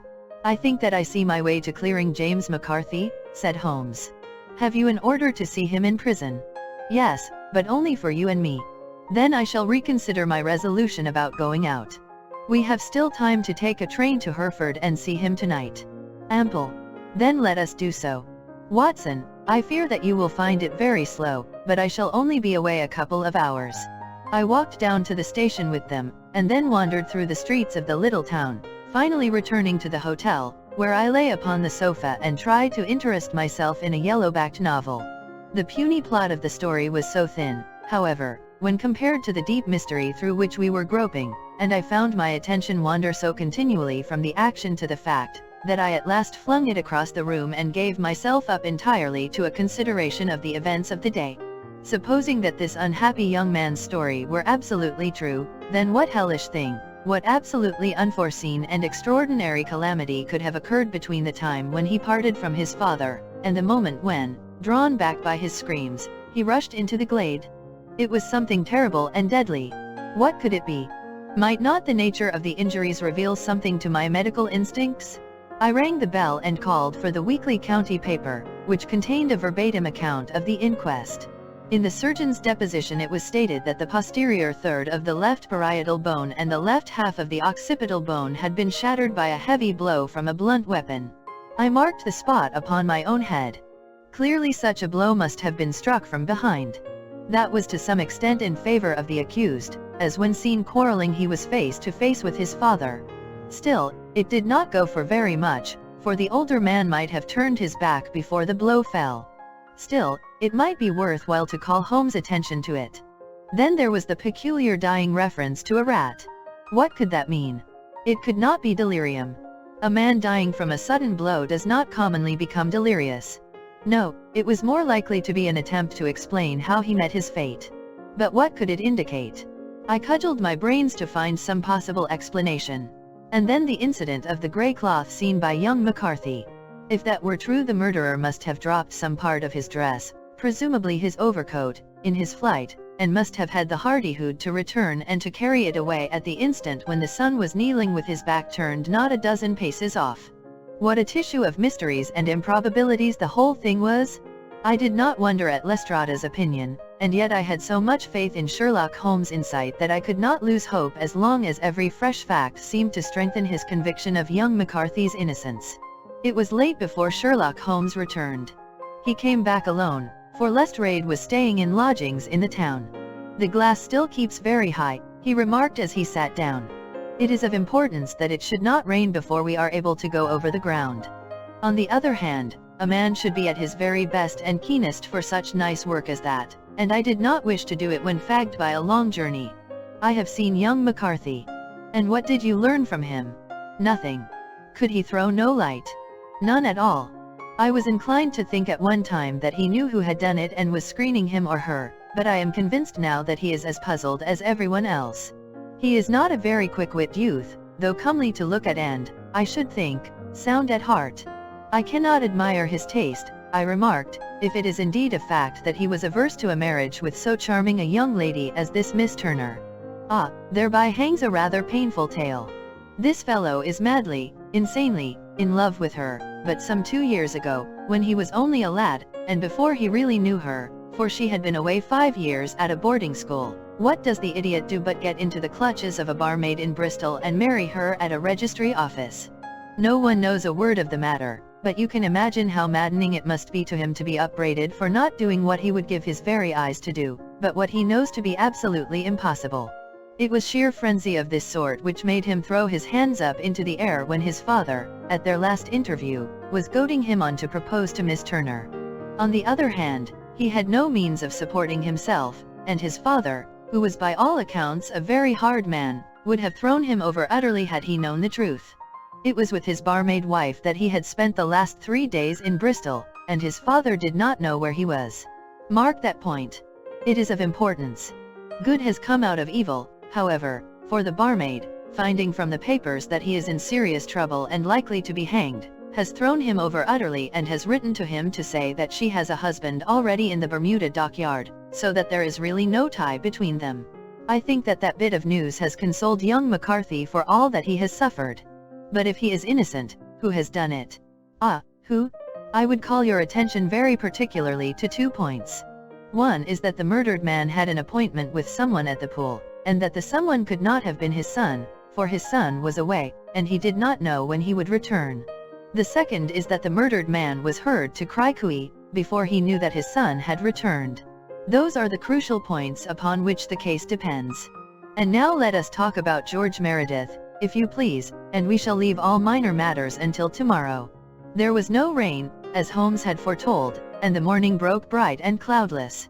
At 9 o'clock Lestrade called for us with the carriage, and we set off for Hatherley Farm and the Boscombe pool. "There is serious news this morning," Lestrade observed.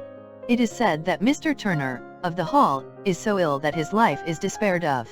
"An elderly man, I presume," said Holmes. "About 60, but his constitution has been shattered by his life abroad, and he has been in failing health for some time. This business has had a very bad effect upon him. He was an old friend of McCarthy's, and, I may add, a great benefactor to him, for I have learned that he gave him Hatherley Farm rent-free." "Indeed? That is interesting," said Holmes. "Oh, yes. In 100 other ways he has helped him. Everybody about here speaks of his kindness to him." "Really? Does it not strike you as a little singular that this McCarthy, who appears to have had little of his own, and to have been under such obligations to Turner, should still talk of marrying his son to Turner's daughter, who is, presumably, heiress to the estate, and that in such a very cocksure manner, as if it were merely a case of a proposal and all else would follow? It is the more strange, since we know that Turner himself was averse to the idea. The daughter told us as much. Do you not deduce something from that?" "We have got to the deductions and the inferences," said Lestrade, winking at me. "I find it hard enough to tackle facts, Holmes, without flying away after theories and fancies." "You are right," said Holmes demurely, "you do find it very hard to tackle the facts. Anyhow, I have grasped one fact which you seem to find it difficult to get hold of," replied Lestrade with some warmth. "And that is?" that McCarthy Sr. met his death from McCarthy Jr. and that all theories to the contrary are the merest moonshine. Well, moonshine is a brighter thing than fog, said Holmes, laughing. But I am very much mistaken if this is not Hatherley Farm upon the left. Yes, that is it. It was a widespread, comfortable-looking building, two-storied, slate-roofed, with great yellow blotches of lichen upon the grey walls. The drawn blinds and the smokeless chimneys, however, gave it a stricken look, as though the weight of this horror still lay heavy upon it. We called at the door, when the maid, at Holmes' request, showed us the boots which her master wore at the time of his death, and also a pair of the son's, though not the pair which he had then had. Having measured these very carefully from 7 or 8 different points, Holmes desired to be led to the courtyard, from which we all followed the winding track which led to Boscombe Pool. Sherlock Holmes was transformed when he was hot upon such a scent as this. Men who had only known the quiet thinker and logician of Baker Street would have failed to recognize him. His face flushed and darkened. His brows were drawn into 2 hard black lines, while his eyes shone out from beneath them with a steely glitter. His face was bent downward, his shoulders bowed, his lips compressed, and the veins stood out like whipcord in his long, sinewy neck. His nostrils seemed to dilate with a purely animal lust for the chase, and his mind was so absolutely concentrated upon the matter before him that a question or remark fell unheeded upon his ears, or, at the most, only provoked a quick, impatient snarl in reply. Swiftly and silently he made his way along the track which ran through the meadows, and so by way of the woods to the Boscombe Pool. It was damp, marshy ground, as is all that district, and there were marks of many feet, both upon the path and amid the short grass which bounded it on either side. Sometimes Holmes would hurry on, sometimes stop dead, and once he made quite a little detour into the meadow. Lestrade and I walked behind him, the detective indifferent and contemptuous, while I watched my friend with the interest which sprang from the conviction that every one of his actions was directed towards a definite end. The Boscombe Pool, which is a little reed-girt sheet of water some 50 yards across, is situated at the boundary between the Hatherley Farm and the private park of the wealthy Mr. Turner. Above the woods which lined it upon the farther side we could see the red, jutting pinnacles which marked the site of the rich landowner's dwelling. On the Hatherley side of the pool the woods grew very thick, and there was a narrow belt of sodden grass 20 paces across between the edge of the trees and the reeds which lined the lake. Lestrade showed us the exact spot at which the body had been found, and, indeed, so moist was the ground, that I could plainly see the traces which had been left by the fall of the stricken man. To Holmes, as I could see by his eager face and peering eyes, very many other things were to be read upon the trampled grass. He ran round, like a dog who is picking up a scent, and then turned upon my companion. "What did you go into the pool for?" he asked. "I fished about with a rake. I thought there might be some weapon or other trace. But how on earth?" "Oh, tut, tut. I have no time. That left foot of yours with its inward twist is all over the place. A mole could trace it, and there it vanishes among the reeds. Oh, how simple it would all have been had I been here before they came like a herd of buffalo and wallowed all over it. Here is where the party with the lodgekeeper came, and they have covered all tracks for 6 or 8 feet round the body. But here are 3 separate tracks of the same feet." He drew out a lens and lay down upon his waterproof to have a better view, talking all the time rather to himself than to us. "These are young McCarthy's feet. Twice he was walking, and once he ran swiftly, so that the soles are deeply marked and the heels hardly visible. That bears out his story. He ran when he saw his father on the ground. Then here are the father's feet as he paced up and down. What is this, then? It is the butt end of the gun as the son stood listening. And this? Ha, ha. What have we here? Tiptoes? Tiptoes? Square, too, quite unusual boots? They come, they go, they come again. Of course that was for the cloak. Now where did they come from?" He ran up and down, sometimes losing, sometimes finding the track until we were well within the edge of the wood and under the shadow of a great beech, the largest tree in the neighborhood. Holmes traced his way to the farther side of this and lay down once more upon his face with a little cry of satisfaction. For a long time he remained there, turning over the leaves and dried sticks, gathering up what seemed to me to be dust into an envelope and examining with his lens not only the ground but even the bark of the tree as far as he could reach. A jagged stone was lying among the moss, and this also he carefully examined and retained. Then he followed a pathway through the wood until he came to the high road, where all traces were lost. "It has been a case of considerable interest," he remarked, returning to his natural manner. "I fancy that this grey house on the right must be the lodge. I think that I will go in and have a word with Moran, and perhaps write a little note. Having done that, we may drive back to our luncheon. You may walk to the cab, and I shall be with you presently." It was about 10 minutes before we regained our cab and drove back into Ross, Holmes still carrying with him the stone which he had picked up in the wood. "This may interest you, Lestrade," he remarked, holding it out. "The murder was done with it. I see no marks." "There are none." "How do you know, then?" "The grass was growing under it. It had only lain there a few days. There was no sign of a place whence it had been taken. It corresponds with the injuries. There is no sign of any other weapon.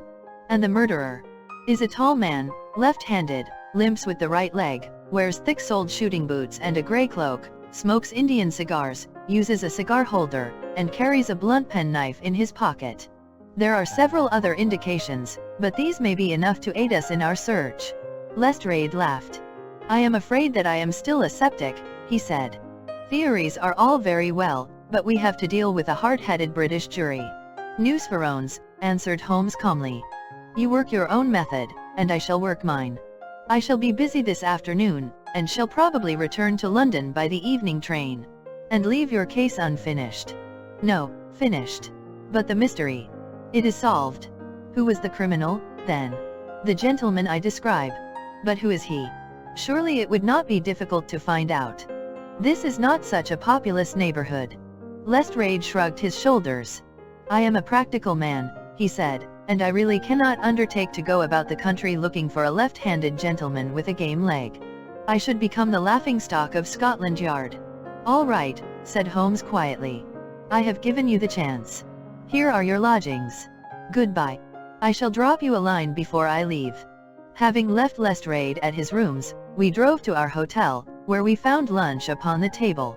Holmes was silent and buried in thought with a pained expression upon his face, as one who finds himself in a perplexing position.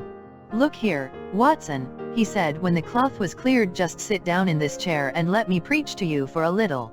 I don't know quite what to do, and I should value your advice. Light a cigar and let me expound." "Pray do so."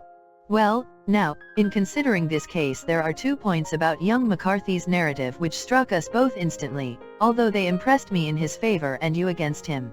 One was the fact that his father should, according to his account, cry cooey before seeing him. The other was his singular dying reference to a rat. He mumbled several words, you understand, but that was all that caught the son's ear. Now from this double point our research must commence, and we will begin it by presuming that what the lad says is absolutely true. What of this cooey, then? Well, obviously it could not have been meant for the son. The son, as far as he knew, was in Bristol. It was mere chance that he was within earshot. The cooey was meant to attract the attention of whoever it was that he had the appointment with. But cooey is a distinctly Australian cry, and one which is used between Australians. There is a strong presumption that the person whom McCarthy expected to meet him at Boscombe pool was someone who had been in Australia. What of the rat, then? Sherlock Holmes took a folded paper from his pocket and flattened it out on the table. This is a map of the colony of Victoria, he said. I wired to Bristol for it last night. He put his hand over part of the map. What do you read? ARAT, I read. And now, he raised his hand. Ballarat. Quite so. That was the word the man uttered, and of which his son only caught the last 2 syllables. He was trying to utter the name of his murderer. So-and-so, of Ballarat. It is wonderful, I exclaimed. It is obvious. And now, you see, I had narrowed the field down considerably. The possession of a grey garment was a third point which, granting the son's statement to be correct, was a certainty. We have come now out of mere vagueness to the definite conception of an Australian from Ballarat with a grey cloak. Certainly. And one who was at home in the district, for the pool can only be approached by the farm or by the estate, where strangers could hardly wander. Quite so. Then comes our expedition of today. By an examination of the ground I gained the trifling details which I gave to that imbecile Lestrade, as to the personality of the criminal. But how did you gain them? You know my method. It is founded upon the observation of trifles. His height I know that you might roughly judge from the length of his stride. His boots, too, might be told from their traces. Yes, they were peculiar boots. But his lameness. The impression of his right foot was always less distinct than his left. He put less weight upon it. Why? Because he limped he was lame. But his left-handedness. You were yourself struck by the nature of the injury as recorded by the surgeon at the inquest. The blow was struck from immediately behind, and yet was upon the left side. Now, how can that be unless it were by a left-handed man? He had stood behind that tree during the interview between the father and son. He had even smoked there. I found the ash of a cigar, which my special knowledge of tobacco ashes enables me to pronounce as an Indian cigar. I have, as you know, devoted some attention to this, and written a little monograph on the ashes of 140 different varieties of pipe, cigar, and cigarette tobacco. Having found the ash, I then looked round and discovered the stump among the moss where he had tossed it. It was an Indian cigar, of the variety which are rolled in Rotterdam. And the cigar holder. I could see that the end had not been in his mouth. Therefore he used a holder. The tip had been cut off, not bitten off, but the cut was not a clean one, so I deduced a blunt penknife. Holmes, I said, you have drawn a net round this man from which he cannot escape, and you have saved an innocent human life as truly as if you had cut the cord which was hanging him. I see the direction in which all this points. The culprit is Mr. John Turner, cried the hotel waiter, opening the door of our sitting room, and ushering in a visitor. The man who entered was a strange and impressive figure. His slow, limping step and bowed shoulders gave the appearance of decrepitude, and yet his hard, deep-lined, craggy features, and his enormous limbs showed that he was possessed of unusual strength of body and of character. His tangled beard, grizzled hair, and outstanding, drooping eyebrows combined to give an air of dignity and power to his appearance, but his face was of an ashen white, while his lips and the corners of his nostrils were tinged with a shade of blue. It was clear to me at a glance that he was in the grip of some deadly and chronic disease. "Pray sit down on the sofa," said Holmes gently. "You had my note." "Yes, the lodgekeeper brought it up. You said that you wished to see me here to avoid scandal. I thought people would talk if I went to the hall." "And why did you wish to see me?" He looked across at my companion with despair in his weary eyes, as though his question was already answered. "Yes," said Holmes, answering the look rather than the words. "It is so. I know all about McCarthy." The old man sank his face in his hands. "God help me," he cried. "But I would not have let the young man come to harm. I give you my word that I would have spoken out if it went against him at the assizes." "I am glad to hear you say so," said Holmes gravely. "I would have spoken now had it not been for my dear girl. It would break her heart, it will break her heart when she hears that I am arrested." "It may not come to that," said Holmes. "What? I am no official agent. I understand that it was your daughter who required my presence here, and I am acting in her interests. Young McCarthy must be got off, however." "I am a dying man," said old Turner. "I have had diabetes for years. My doctor says it is a question whether I shall live a month. Yet I would rather die under my own roof than in a jail." Holmes rose and sat down at the table with his pen in his hand and a bundle of paper before him. "Just tell us the truth," he said. "I shall jot down the facts. You will sign it, and Watson here can witness it. Then I could produce your confession at the last extremity to save young McCarthy. I promise you that I shall not use it unless it is absolutely needed." "It's as well," said the old man. "It's a question whether I shall live to the assizes, so it matters little to me, but I should wish to spare Alice the shock. And now I will make the thing clear to you. It has been a long time in the acting, but will not take me long to tell. You didn't know this dead man, McCarthy. He was a devil incarnate. I tell you that. God keep you out of the clutches of such a man as he. His grip has been upon me these 20 years, and he has blasted my life. I'll tell you first how I came to be in his power. It was in the early 60s at the diggings. I was a young chap then, hot-blooded and reckless, ready to turn my hand at anything. I got among bad companions, took to drink, had no luck with my claim, took to the bush, and in a word became what you would call over here a highway robber. There were 6 of us, and we had a wild, free life of it, sticking up a station from time to time, or stopping the wagons on the road to the diggings. Black Jack of Ballarat was the name I went under, and our party is still remembered in the colony as the Ballarat Gang. One day a gold convoy came down from Ballarat to Melbourne, and we lay in wait for it and attacked it. There were 6 troopers and 6 of us, so it was a close thing, but we emptied 4 of their saddles at the first volley. 3 of our boys were killed, however, before we got the swag. I put my pistol to the head of the wagon driver, who was this very man McCarthy. I wish to the Lord that I had shot him then, but I spared him, though I saw his wicked little eyes fixed on my face, as though to remember every feature. We got away with the gold, became wealthy men, and made our way over to England without being suspected. There I parted from my old pals and determined to settle down to a quiet and respectable life. I bought this estate, which chanced to be in the market, and I set myself to do a little good with my money, to make up for the way in which I had earned it. I married, too, and though my wife died young she left me my dear little Alice. Even when she was just a baby her wee hand seemed to lead me down the right path as nothing else had ever done. In a word, I turned over a new leaf and did my best to make up for the past.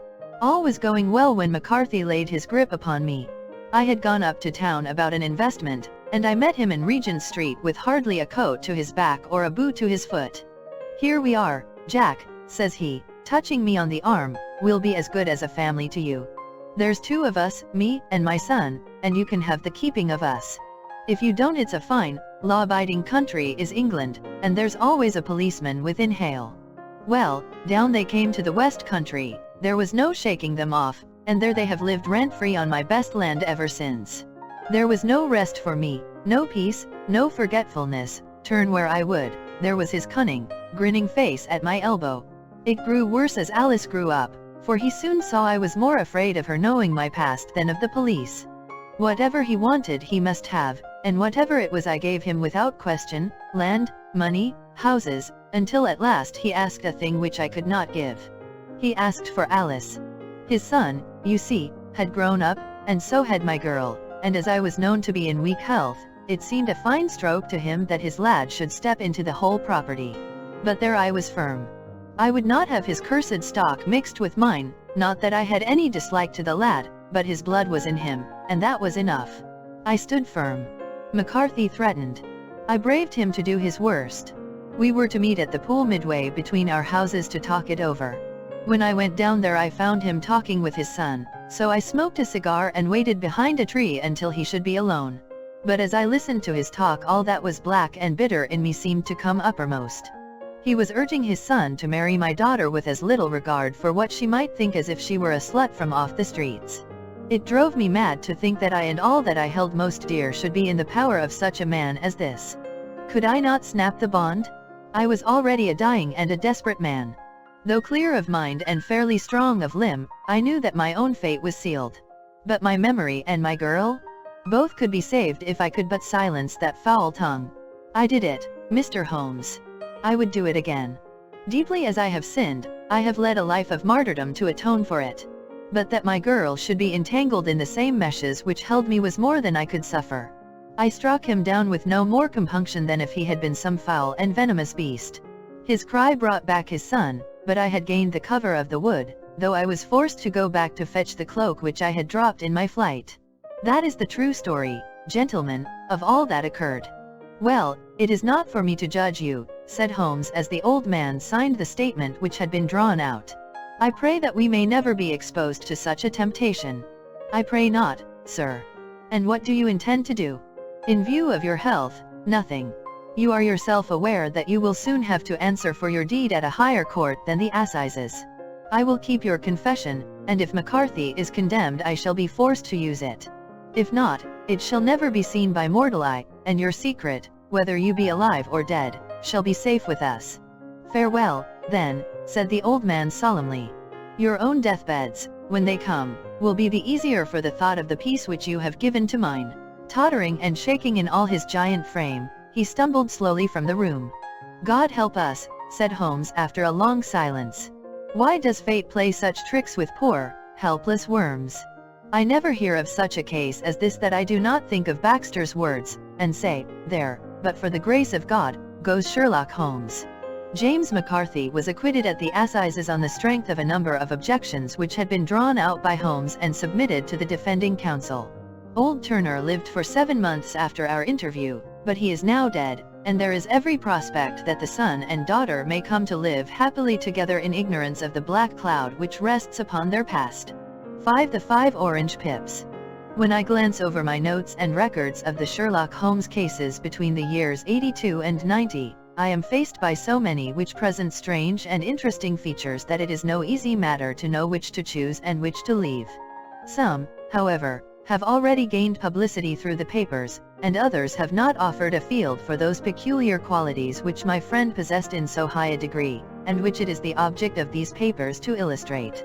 Some, too, have baffled his analytical skill, and would be, as narratives, beginnings without an ending, while others have been but partially cleared up, and have their explanations founded rather upon conjecture and surmise than on that absolute logical proof which was so dear to him.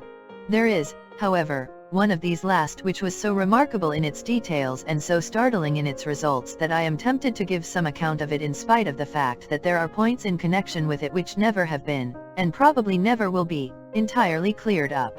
The year 87 furnished us with a long series of cases of greater or less interest, of which I retain the records. Among my headings under this 12 months I find an account of the adventure of the Paradol Chamber, of the Amateur Mendicants Society, who held a luxurious club in the lower vault of a furniture warehouse, of the facts connected with the loss of the British bark Sophie Anderson, of the singular adventures of the Grice Pattersons in the island of Uffa, and finally of the Camberwell poisoning case. In the latter, as may be remembered, Sherlock Holmes was able, by winding up the dead man's watch, to prove that it had been wound up 2 hours before, and that therefore the deceased had gone to bed within that time, a deduction which was of the greatest importance in clearing up the case. All these I may sketch out at some future date, but none of them present such singular features as the strange train of circumstances which I have now taken up my pen to describe. It was in the latter days of September, and the equinoctial gales had set in with exceptional violence.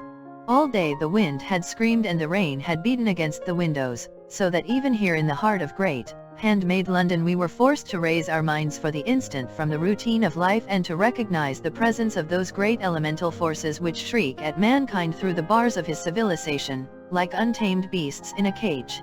As evening drew in, the storm grew higher and louder, and the wind cried and sobbed like a child in the chimney. Sherlock Holmes sat moodily at one side of the fireplace cross-indexing his records of crime, while I at the other was deep in one of Clark Russell's fine sea stories until the howl of the gale from without seemed to blend with the text, and the splash of the rain to lengthen out into the long swash of the sea waves. My wife was on a visit to her mother's, and for a few days I was a dweller once more in my old quarters at Baker Street. "Why," said I, glancing up at my companion, "that was surely the bell. Who could come tonight?" "Some friend of yours, perhaps." "Except yourself I have none," he answered. "I do not encourage visitors." "A client, then?" "If so, it is a serious case. Nothing less would bring a man out on such a day and at such an hour. But I take it that it is more likely to be some crony of the landlady's." Sherlock Holmes was wrong in his conjecture, however, for there came a step in the passage and a tapping at the door. He stretched out his long arm to turn the lamp away from himself and towards the vacant chair upon which a newcomer must sit. "Come in," said he. The man who entered was young, some 22 at the outside, well-groomed and trimly clad, with something of refinement and delicacy in his bearing. The streaming umbrella which he held in his hand, and his long shining waterproof told of the fierce weather through which he had come. He looked about him anxiously in the glare of the lamp, and I could see that his face was pale and his eyes heavy, like those of a man who is weighed down with some great anxiety. "I owe you an apology," he said, raising his golden pince-nez to his eyes. "I trust that I am not intruding. I fear that I have brought some traces of the storm and rain into your snug chamber." "Give me your coat and umbrella," said Holmes. "They may rest here on the hook and will be dry presently. You have come up from the southwest, I see." "Yes, from Horsham. That clay and chalk mixture which I see upon your toe caps is quite distinctive. I have come for advice." "That is easily got." "And help." "That is not always so easy." "I have heard of you, Mr. Holmes. I heard from Major Prendergast how you saved him in the Tankerville Club scandal." "Ah, of course. He was wrongfully accused of cheating at cards. He said that you could solve anything. He said too much. That you are never beaten." "I have been beaten 4 times 3 times by men, and once by a woman.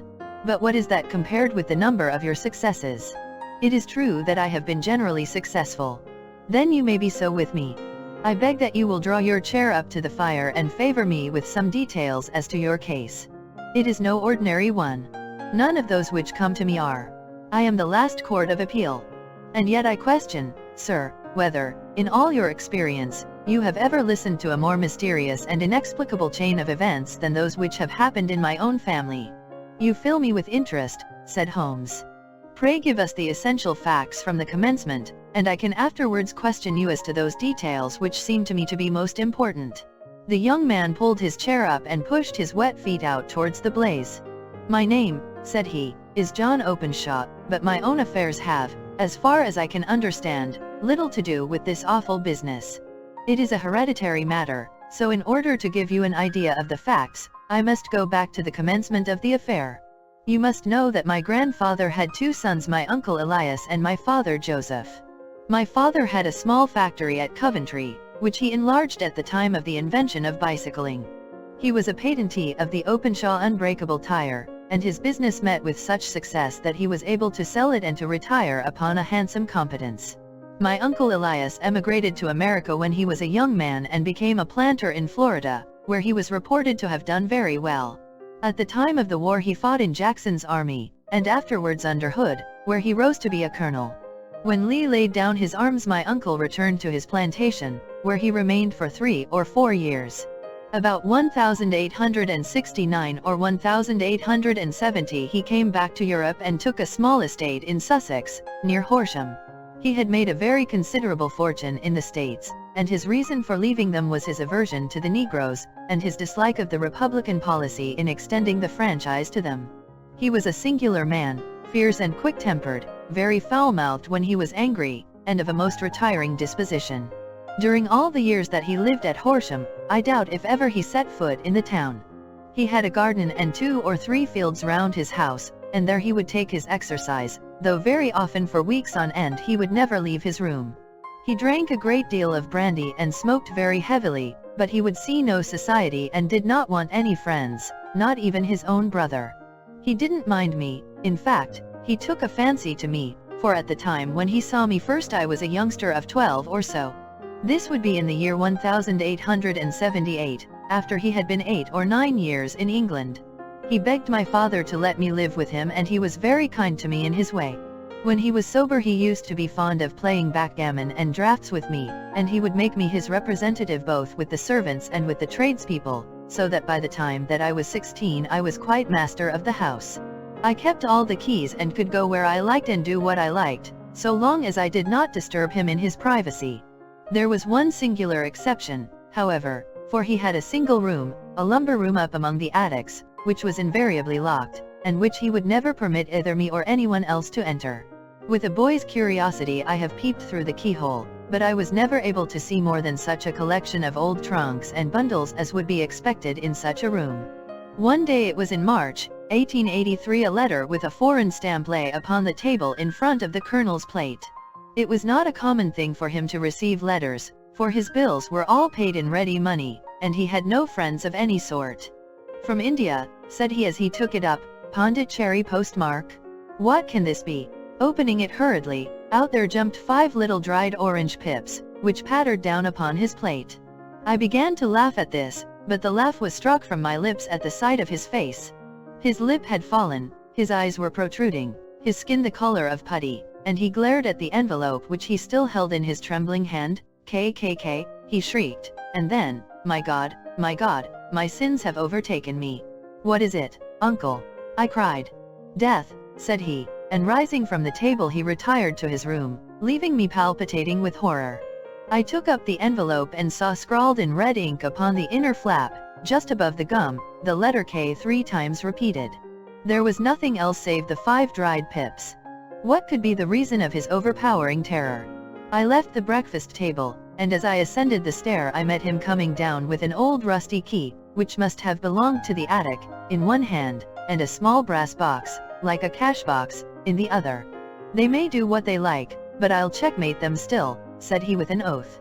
"Tell Mary that I shall want a fire in my room today, and send down to Fordham, the Horsham lawyer. I did as he ordered, and when the lawyer arrived I was asked to step up to the room.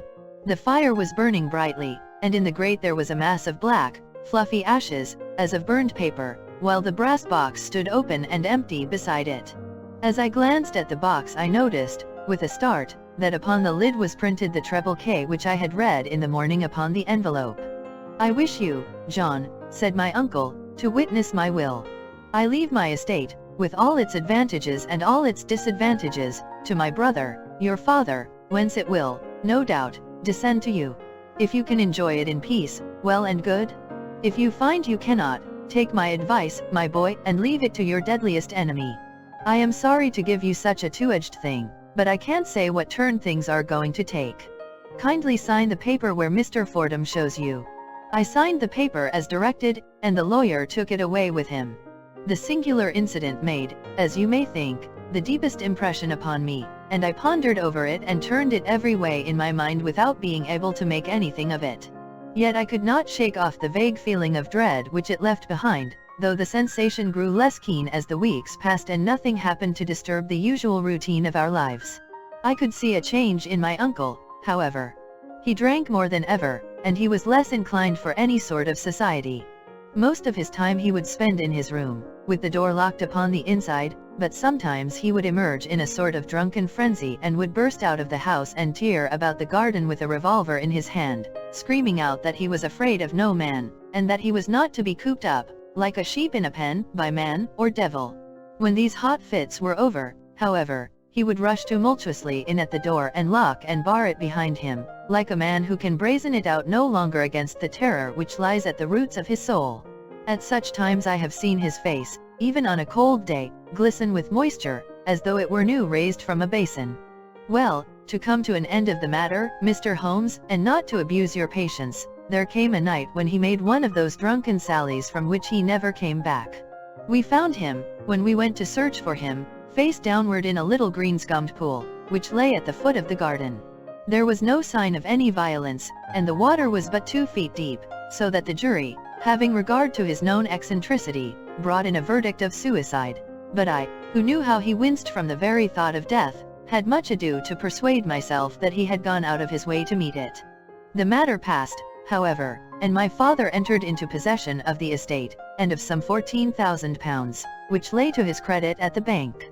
"One moment," Holmes interposed, "your statement is, I foresee, one of the most remarkable to which I have ever listened. Let me have the date of the reception by your uncle of the letter, and the date of his supposed suicide." The letter arrived on March 10, 1883. His death was 7 weeks later, upon the night of May 2 ND. "Thank you. Pray proceed." When my father took over the Horsham property, he, at my request, made a careful examination of the attic, which had been always locked up. We found the brass box there, although its contents had been destroyed. On the inside of the cover was a paper label, with the initials of KKK repeated upon it, and letters, memoranda, receipts, and a register written beneath. These, we presume, indicated the nature of the papers which had been destroyed by Colonel Openshaw. For the rest, there was nothing of much importance in the attic save a great many scattered papers and notebooks bearing upon my uncle's life in America. Some of them were of the wartime and showed that he had done his duty well and had borne the repute of a brave soldier. Others were of a date during the reconstruction of the southern states, and were mostly concerned with politics, for he had evidently taken a strong part in opposing the carpetbag politicians who had been sent down from the north. Well, it was the beginning of '84 when my father came to live at Horsham, and all went as well as possible with us until the January of '85. On the 4th day after the new year I heard my father give a sharp cry of surprise as we sat together at the breakfast table. There he was, sitting with a newly opened envelope in one hand and 5 dried orange pips in the outstretched palm of the other one. He had always laughed at what he called my cock and bull story about the colonel, but he looked very scared and puzzled now that the same thing had come upon himself. "Why, what on earth does this mean, John?" he stammered. My heart had turned to lead. "It is KKK, said I. He looked inside the envelope. "So it is," he cried. "Here are the very letters. But what is this written above them?" "Put the papers on the sundial," I read, peeping over his shoulder. "What papers?" "What sundial?" he asked. "The sundial in the garden. There is no other," said I, but the papers must be those that are destroyed. Pooh, said he, gripping hard at his courage. We are in a civilized land here, and we can't have tomfoolery of this kind. Where does the thing come from? From Dundee, I answered, glancing at the postmark. Some preposterous practical joke, said he. What have I to do with sundials and papers? I shall take no notice of such nonsense.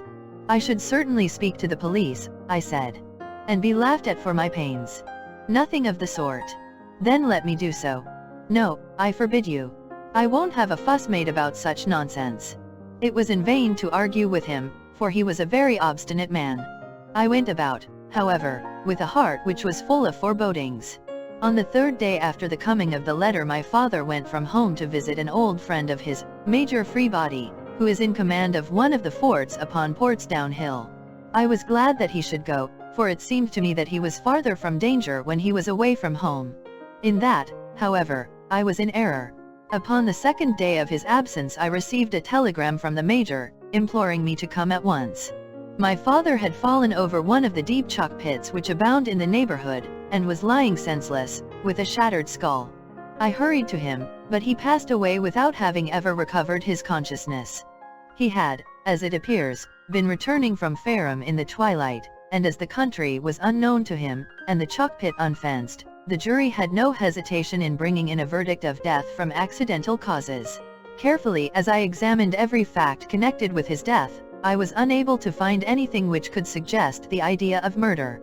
There were no signs of violence, no footmarks, no robbery, no record of strangers having been seen upon the roads. And yet I need not tell you that my mind was far from at ease, and that I was well nigh certain that some foul plot had been woven round him. In this sinister way I came into my inheritance. You will ask me why I did not dispose of it? I answer, because I was well convinced that our troubles were in some way dependent upon an incident in my uncle's life, and that the danger would be as pressing in one house as in another. It was in January, '85, that my poor father met his end, and 2 years and 8 months have elapsed since then. During that time I have lived happily at Horsham, and I had begun to hope that this curse had passed away from the family, and that it had ended with the last generation. I had begun to take comfort too soon, however. Yesterday morning the blow fell in the very shape in which it had come upon my father. The young man took from his waistcoat a crumpled envelope, and turning to the table he shook out upon it 5 little dried orange pips. This is the envelope, he continued. The postmark is London Eastern Division. Within are the very words which were upon my father's last message, KKK, and then put the papers on the sundial. What have you done? Asked Holmes. Nothing. Nothing. To tell the truth, he sank his face into his thin, white hands. I have felt helpless. I have felt like one of those poor rabbits when the snake is writhing towards it. I seem to be in the grasp of some resistless, inexorable evil, which no foresight and no precautions can guard against. Tut, tut, cried Sherlock Holmes. You must act, man, or you are lost. Nothing but energy can save you. This is no time for despair. I have seen the police. Ah. But they listened to my story with a smile. I am convinced that the inspector has formed the opinion that the letters are all practical jokes, and that the deaths of my relations were really accidents, as the jury stated, and were not to be connected with the warnings. Holmes shook his clenched hands in the air. Incredible imbecility, he cried. They have, however, allowed me a policeman, who may remain in the house with me. Has he come with you tonight? No. His orders were to stay in the house. Again Holmes raved in the air. Why did you come to me, he said, and, above all, why did you not come at once? I did not know. It was only today that I spoke to Major Prendergast about my troubles and was advised by him to come to you. It is really 2 days since you had the letter. We should have acted before this. You have no further evidence, I suppose, than that which you have placed before us, no suggestive detail which might help us. There is one thing, said John Openshaw. He rummaged in his coat pocket, and, drawing out a piece of discolored, blue-tinted paper, he laid it out upon the table. I have some remembrance, said he, that on the day when my uncle burned the papers I observed that the small, unburned margins which lay amid the ashes were of this particular color. I found this single sheet upon the floor of his room, and I am inclined to think that it may be one of the papers which has, perhaps, fluttered out from among the others, and in that way has escaped destruction. Beyond the mention of pips, I do not see that it helps us much. I think myself that it is a page from some private diary. The writing is undoubtedly my uncle's. Holmes moved the lamp, and we both bent over the sheet of paper, which showed by its ragged edge that it had indeed been torn from a book. It was headed, March, 1869, and beneath were the following enigmatical notices. 4th. Hudson came. Same old platform. 7th. Set the pips on Macaulay, Paramore, and John Swain of St. Augustine. 9th. Macaulay cleared. 10th. John Swain cleared. 12th. Visited Paramore. All well. Thank you, said Holmes, folding up the paper and returning it to our visitor. And now you must on no account lose another instant. We cannot spare time even to discuss what you have told me. You must get home instantly and act. What shall I do? There is but one thing to do. It must be done at once. You must put this piece of paper which you have shown us into the brass box which you have described. You must also put in a note to say that all the other papers were burned by your uncle, and that this is the only one which remains. You must assert that in such words as will carry conviction with them. Having done this, you must at once put the box out upon the sundial, as directed. Do you understand? Entirely. Do not think of revenge, or anything of the sort, at present.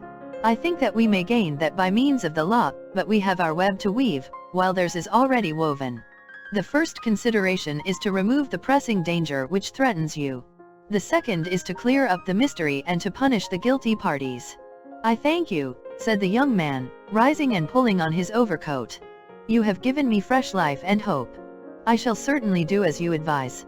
Do not lose an instant. And, above all, take care of yourself in the meanwhile, for I do not think that there can be a doubt that you are threatened by a very real and imminent danger. How do you go back? By train from Waterloo. It is not yet 9. The streets will be crowded, so I trust that you may be in safety. And yet you cannot guard yourself too closely. I am armed. That is well. Tomorrow I shall set to work upon your case. I shall see you at Horsham, then. No, your secret lies in London. It is there that I shall seek it. Then I shall call upon you in a day, or in 2 days, with news as to the box and the papers. I shall take your advice in every particular. He shook hands with us and took his leave. Outside the wind still screamed and the rain splashed and pattered against the windows. This strange, wild story seemed to have come to us from amid the mad elements blown in upon us like a sheet of seaweed in a gale and now to have been reabsorbed by them once more. Sherlock Holmes sat for some time in silence, with his head sunk forward and his eyes bent upon the red glow of the fire. Then he lit his pipe, and leaning back in his chair he watched the blue smoke rings as they chased each other up to the ceiling. I think, Watson, he remarked at last, that of all our cases we have had none more fantastic than this. Save, perhaps, the sign of 4. Well, yes. Save, perhaps, that. And yet this John Openshaw seems to me to be walking amid even greater perils than did the Sholtos. But have you, I asked, formed any definite conception as to what these perils are? There can be no question as to their nature, he answered. Then what are they? Who is this KKK, and why does he pursue this unhappy family? Sherlock Holmes closed his eyes and placed his elbows upon the arms of his chair, with his fingertips together. The ideal reasoner, he remarked, would, when he had once been shown a single fact in all its bearings, deduce from it not only all the chain of events which led up to it but also all the results which would follow from it. As Cuvier could correctly describe a whole animal by the contemplation of a single bone, so the observer who has thoroughly understood one link in a series of incidents should be able to accurately state all the other ones, both before and after. We have not yet grasped the results which the reason alone can attain to. Problems may be solved in the study which have baffled all those who have sought a solution by the aid of their senses. To carry the art, however, to its highest pitch, it is necessary that the reasoner should be able to utilize all the facts which have come to his knowledge, and this in itself implies, as you will readily see, a possession of all knowledge, which, even in these days of free education and encyclopedias, is a somewhat rare accomplishment. It is not so impossible, however, that a man should possess all knowledge which is likely to be useful to him in his work, and this I have endeavored in my case to do. If I remember rightly, you on one occasion, in the early days of our friendship, defined my limits in a very precise fashion. Yes, I answered, laughing. It was a singular document. Philosophy, astronomy, and politics were marked at 0, I remember. Botany variable, geology profound as regards the mud stains from any region within 50 miles of town, chemistry eccentric, anatomy unsystematic, sensational literature and crime records unique, violin player, boxer, swordsman, lawyer, and self-poisoner by cocaine and tobacco. Those, I think, were the main points of my analysis. Holmes grinned at the last item. Well, he said, I say now, as I said then, that a man should keep his little brain attic stocked with all the furniture that he is likely to use, and the rest he can put away in the lumber room of his library, where he can get it if he wants it. Now, for such a case as the one which has been submitted to us tonight, we need certainly to muster all our resources. Kindly hand me down the letter K of the American Encyclopedia which stands upon the shelf beside you. Thank you. Now let us consider the situation and see what may be deduced from it. In the first place, we may start with a strong presumption that Colonel Openshaw had some very strong reason for leaving America. Men at his time of life do not change all their habits and exchange willingly the charming climate of Florida for the lonely life of an English provincial town. His extreme love of solitude in England suggests the idea that he was in fear of someone or something, so we may assume as a working hypothesis that it was fear of someone or something which drove him from America. As to what it was he feared, we can only deduce that by considering the formidable letters which were received by himself and his successors. Did you remark the postmarks of those letters? The first was from Pondicherry, the second from Dundee, and the third from London. From East London. What do you deduce from that? They are all seaports. That the writer was on board of a ship. Excellent. We have already a clue. There can be no doubt that the strong probability is that the writer was on board of a ship. And now let us consider another point. In the case of Pondicherry, 7 weeks elapsed between the threat and its fulfillment. In Dundee it was only some 3 or 4 days. Does that suggest anything? A greater distance to travel. But the letter had also a greater distance to come. Then I do not see the point. There is at least a presumption that the vessel in which the man or men are is a sailing ship. It looks as if they always send their singular warning or token before them when starting upon their mission. You see how quickly the deed followed the sign when it came from Dundee. If they had come from Pondicherry in a steamer they would have arrived almost as soon as their letter. But, as a matter of fact, 7 weeks elapsed. I think that those 7 weeks represented the difference between the mailboat which brought the letter and the sailing vessel which brought the writer. It is possible. More than that. It is probable. And now you see the deadly urgency of this new case, and why I urged young Openshaw to caution. The blow has always fallen at the end of the time which it would take the senders to travel the distance. But this one comes from London, and therefore we cannot count upon delay. Good God! I cried. What can it mean, this relentless persecution? The papers which Openshaw carried are obviously of vital importance to the person or persons in the sailing ship. I think that it is quite clear that there must be more than one of them.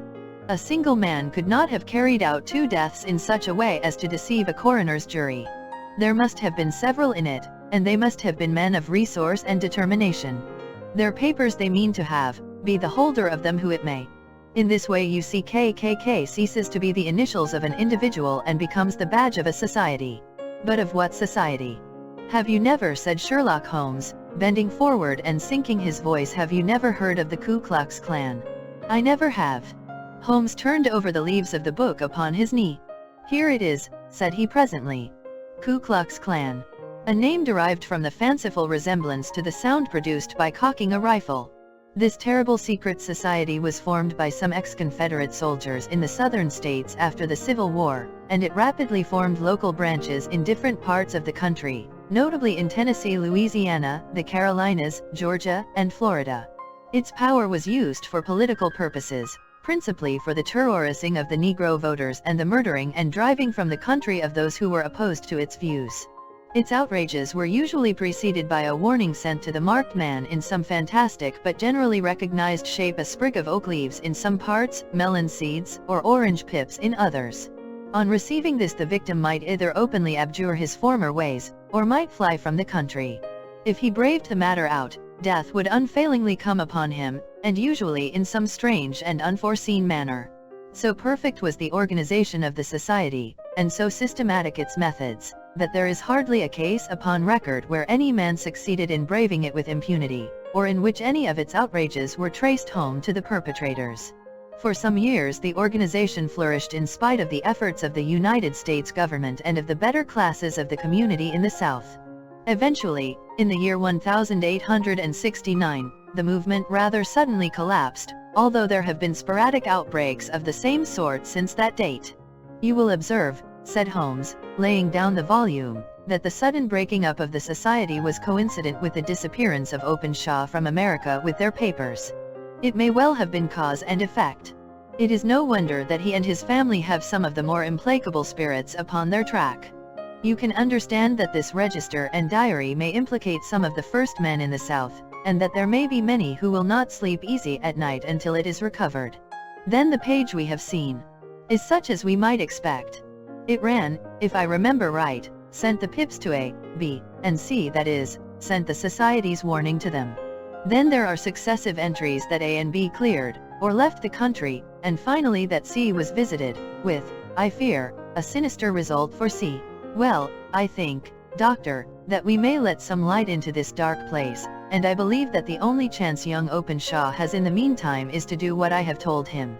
There is nothing more to be said or to be done tonight, so hand me over my violin and let us try to forget for half an hour the miserable weather and the still more miserable ways of our fellow men. It had cleared in the morning, and the sun was shining with a subdued brightness through the dim veil which hangs over the great city. Sherlock Holmes was already at breakfast when I came down. You will excuse me for not waiting for you, said he. I foresee, a very busy day before me in looking into this case of young Openshaw's. What steps will you take? I asked. It will very much depend upon the results of my first inquiries. I may have to go down to Horsham, after all. You will not go there first. No, I shall commence with the city. Just ring the bell and the maid will bring up your coffee. As I waited, I lifted the unopened newspaper from the table and glanced my eye over it. It rested upon a heading which sent a chill to my heart. Holmes, I cried, you are too late. Ah, said he, laying down his cup, I feared as much. How was it done? He spoke calmly, but I could see that he was deeply moved. My eye caught the name of Openshaw, and the heading Tragedy near Waterloo Bridge. Here is the account. Between 9 and 10 last night Police Constable Cook, of the H Division, on duty near Waterloo Bridge, heard a cry for help and a splash in the water. The night, however, was extremely dark and stormy, so that, in spite of the help of several passers-by, it was quite impossible to effect a rescue. The alarm, however, was given, and, by the aid of the water police, the body was eventually recovered. It proved to be that of a young gentleman whose name, as it appears from an envelope which was found in his pocket, was John Openshaw, and whose residence is near Horsham. It is conjectured that he may have been hurrying down to catch the last train from Waterloo Station, and that in his haste and the extreme darkness he missed his path and walked over the edge of one of the small landing places for river steamboats. The body exhibited no traces of violence, and there can be no doubt that the deceased had been the victim of an unfortunate accident, which should have the effect of calling the attention of the authorities to the condition of the riverside landing stages. We sat in silence for some minutes, Holmes more depressed and shaken than I had ever seen him. That hurts my pride, Watson, he said at last. It is a petty feeling, no doubt, but it hurts my pride. It becomes a personal matter with me now, and, if God sends me health, I shall set my hand upon this gang. That he should come to me for help, and that I should send him away to his death. He sprang from his chair and paced about the room in uncontrollable agitation, with a flush upon his sallow cheeks and a nervous clasping and unclasping of his long thin hands. They must be cunning devils, he exclaimed at last. How could they have decoyed him down there? The embankment is not on the direct line to the station. The bridge, no doubt, was too crowded, even on such a night, for their purpose. Well, Watson, we shall see who will win in the long run. I am going out now. To the police. No, I shall be my own police. When I have spun the web they may take the flies, but not before. All day I was engaged in my professional work, and it was late in the evening before I returned to Baker Street. Sherlock Holmes had not come back yet. It was nearly 10 o'clock before he entered, looking pale and worn. He walked up to the sideboard, and tearing a piece from the loaf he devoured it voraciously, washing it down with a long draught of water. "You are hungry," I remarked. "Starving." It had escaped my memory.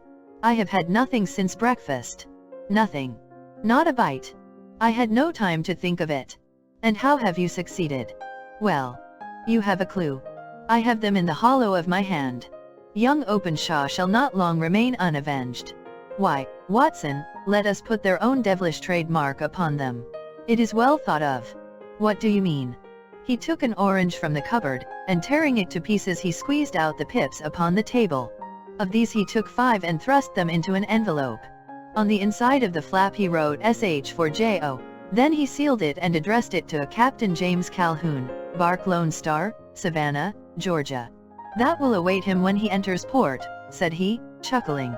"It may give him a sleepless night. He will find it as sure a precursor of his fate as Openshaw did before him." "And who is this Captain Calhoun?" "The leader of the gang." "I shall have the others, but he first." "How did you trace it, then?" He took a large sheet of paper from his pocket, all covered with dates and names. "I have spent the whole day," said he, "over Lloyd's registers and files of the old papers, following the future career of every vessel which touched at Pondicherry in January and February in '83. There were 36 ships of fair tonnage which were reported there during those months.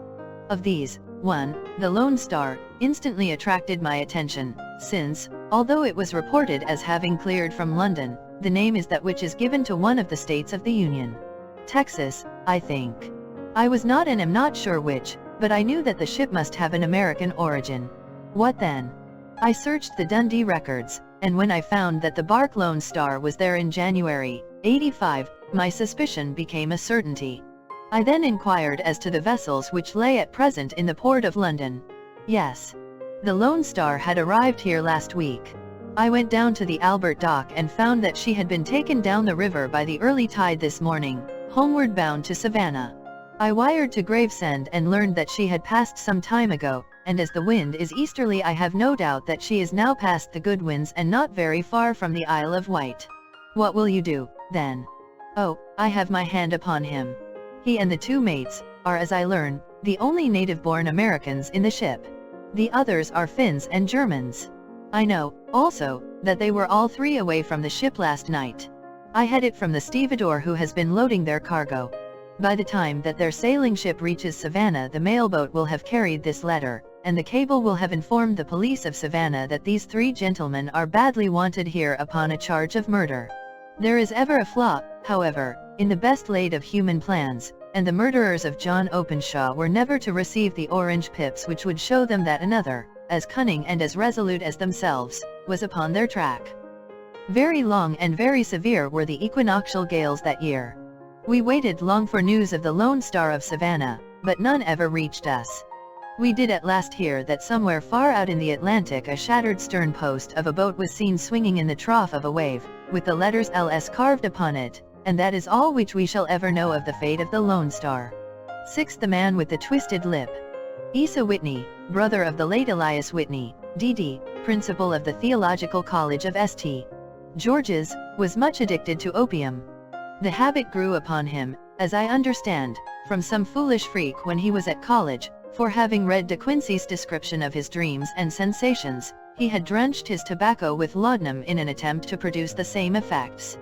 He found, as so many more have done, that the practice is easier to attain than to get rid of, and for many years he continued to be a slave to the drug, an object of mingled horror and pity to his friends and relatives. I can see him now, with yellow, pasty face, drooping lids, and pinpoint pupils, all huddled in a chair, the wreck and ruin of a noble man. One night, it was in June, '89, there came a ring to my bell, about the hour when a man gives his first yawn and glances at the clock. I sat up in my chair, and my wife laid her needlework down in her lap and made a little face of disappointment. "A patient," said she. "You'll have to go out." I groaned, for I was newly come back from a weary day. We heard the door open, a few hurried words, and then quick steps upon the linoleum. Our own door flew open, and a lady, clad in some dark-colored stuff, with a black veil, entered the room. "You will excuse my calling so late," she began, and then, suddenly losing her self-control, she ran forward, threw her arms about my wife's neck, and sobbed upon her shoulder. "Oh, I'm in such trouble," she cried, "I do so want a little help." "Why," said my wife, pulling up her veil, "it is Kate Whitney. How you startled me, Kate. I had not an idea who you were when you came in. I didn't know what to do, so I came straight to you. That was always the way." Folk who were in grief came to my wife like birds to a lighthouse. "It was very sweet of you to come. Now, you must have some wine and water, and sit here comfortably and tell us all about it. Or should you rather that I sent James off to bed?" "Oh, no, no. I want the doctor's advice and help, too. It's about Isa. He has not been home for 2 days. I am so frightened about him." It was not the first time that she had spoken to us of her husband's trouble, to me as a doctor, to my wife as an old friend and school companion. We soothed and comforted her by such words as we could find. Did she know where her husband was? Was it possible that we could bring him back to her? It seems that it was. She had the surest information that of late he had, when the fit was on him, made use of an opium den in the farthest east of the city. Hitherto his orgies had always been confined to one day, and he had come back, twitching and shattered, in the evening. But now the spell had been upon him 48 hours, and he lay there, doubtless among the dregs of the docks, breathing in the poison or sleeping off the effects. There he was to be found, she was sure of it, at the Bar of Gold, in Upper Swandam Lane. But what was she to do? How could she, a young and timid woman, make her way into such a place and pluck her husband out from among the ruffians who surrounded him? There was the case, and of course there was but one way out of it. Might I not escort her to this place? And then, as a second thought, why should she come at all? I was Isa Whitney's medical advisor, and as such I had influence over him. I could manage it better if I were alone. I promised her on my word that I would send him home in a cab within 2 hours if he were indeed at the address which she had given me.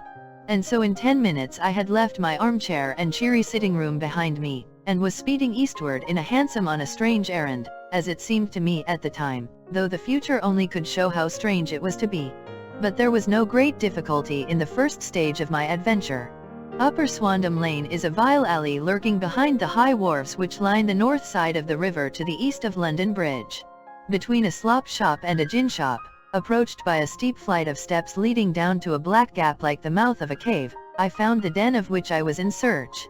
Ordering my cab to wait, I passed down the steps, worn hollow in the center by the ceaseless tread of drunken feet, and by the light of a flickering oil lamp above the door I found the latch and made my way into a long, low room, thick and heavy with the brown opium smoke, and terraced with wooden berths, like the forecastle of an emigrant ship. Through the gloom one could dimly catch a glimpse of bodies lying in strange fantastic poses, bowed shoulders, bent knees, heads thrown back, and chins pointing upward, with here and there a dark, lackluster eye turned upon the newcomer. Out of the black shadows there glimmered little red circles of light, now bright, now faint, as the burning poison waxed or waned in the bowls of the metal pipes. The most lay silent, but some muttered to themselves, and others talked together in a strange, low, monotonous voice, their conversation coming in gushes, and then suddenly tailing off into silence, each mumbling out his own thoughts and paying little heed to the words of his neighbor. At the farther end was a small brazier of burning charcoal, beside which on a three-legged wooden stool there sat a tall, thin old man, with his jaw resting upon his 2 fists, and his elbows upon his knees, staring into the fire. As I entered, a sallow Malay attendant had hurried up with a pipe for me and a supply of the drug, beckoning me to an empty berth. "Thank you. I have not come to stay," said I. "There is a friend of mine here, Mr. Isa Whitney, and I wish to speak with him."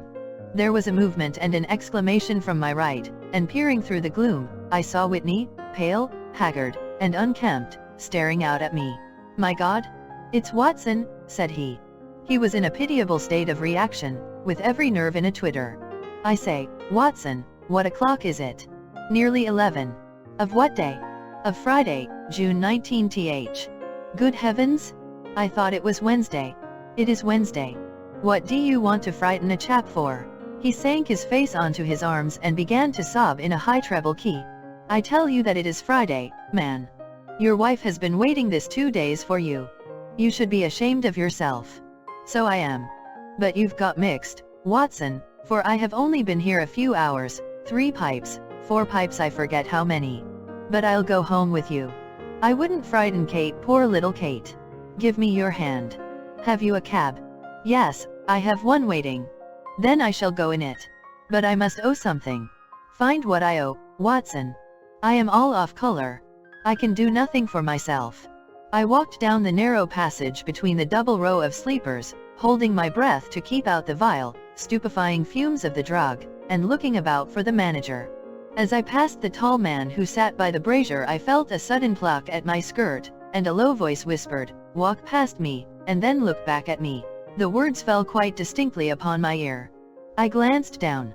They could only have come from the old man at my side, and yet he sat now as absorbed as ever, very thin, very wrinkled, bent with age, an opium pipe dangling down from between his knees, as though it had dropped in sheer lassitude from his fingers. I took 2 steps forward and looked back. It took all my self-control to prevent me from breaking out into a cry of astonishment.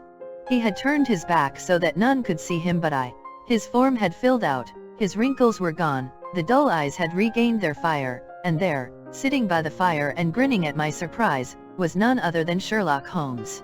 He made a slight motion to me to approach him, and instantly, as he turned his face half round to the company once more, subsided into a doddering, loose-lipped senility. "Holmes," I whispered, "what on earth are you doing in this den?" "As low as you can," he answered, "I have excellent ears. If you would have the great kindness to get rid of that sottish friend of yours, I should be exceedingly glad to have a little talk with you. I have a cab outside."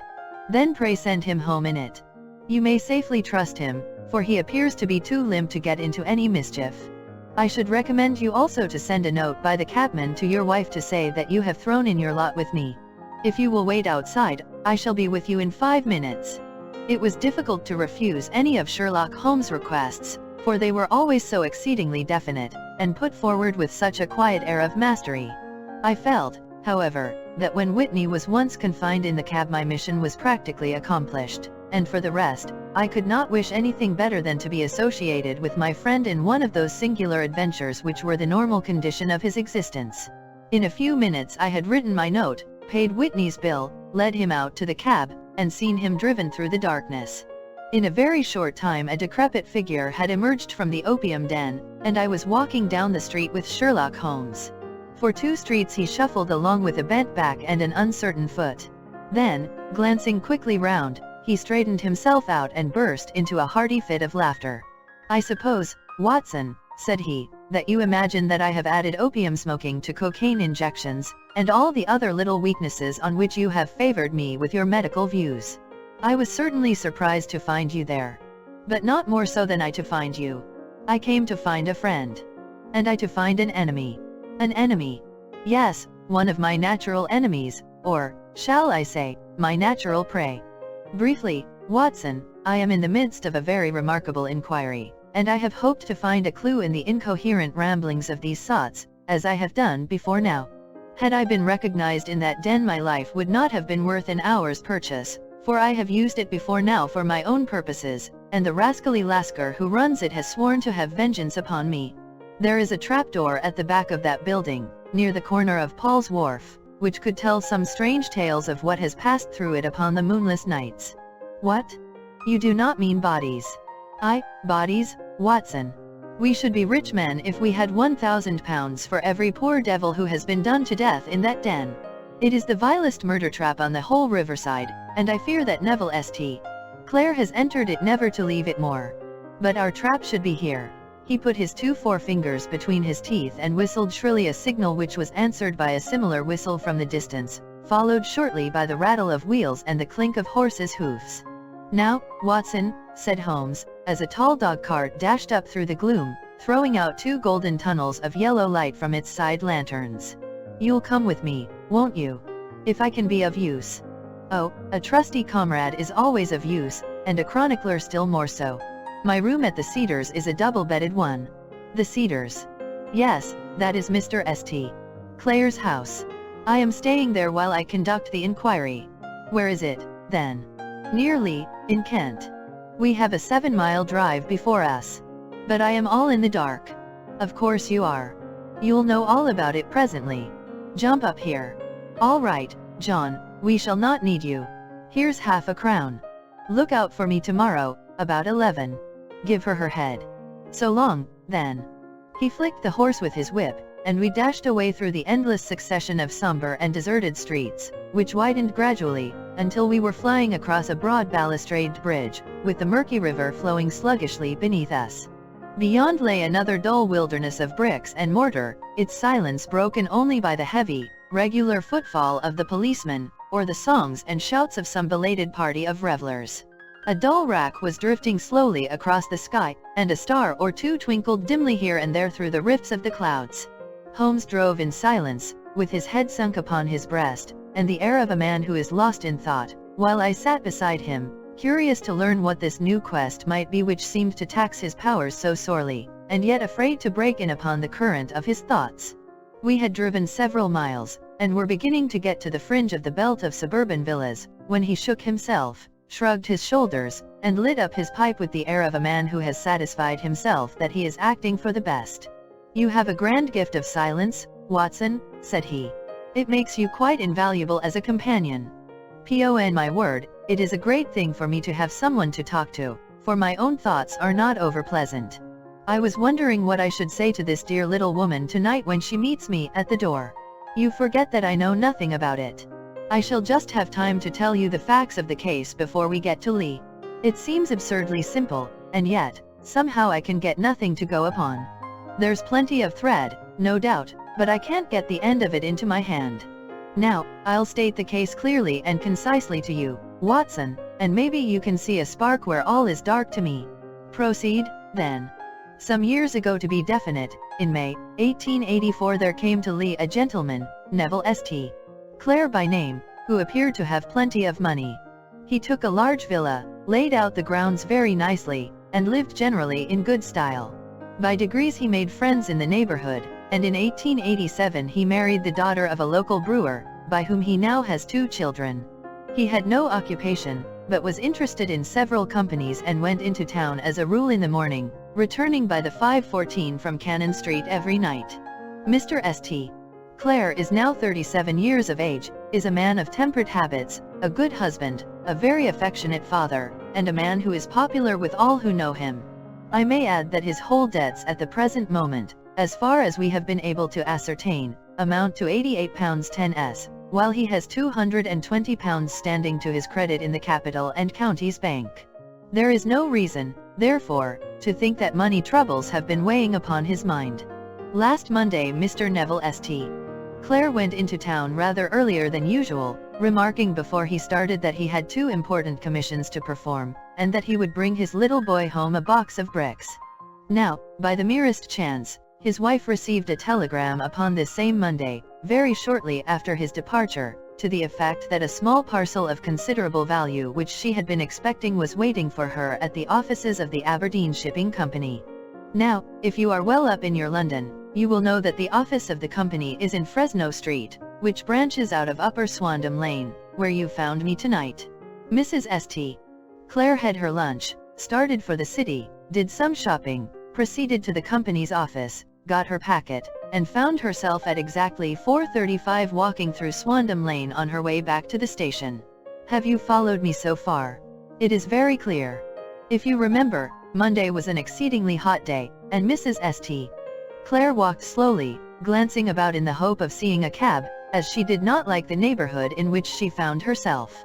While she was walking in this way down Swandam Lane, she suddenly heard an ejaculation or cry, and was struck cold to see her husband looking down at her and, as it seemed to her, beckoning to her from a second-floor window.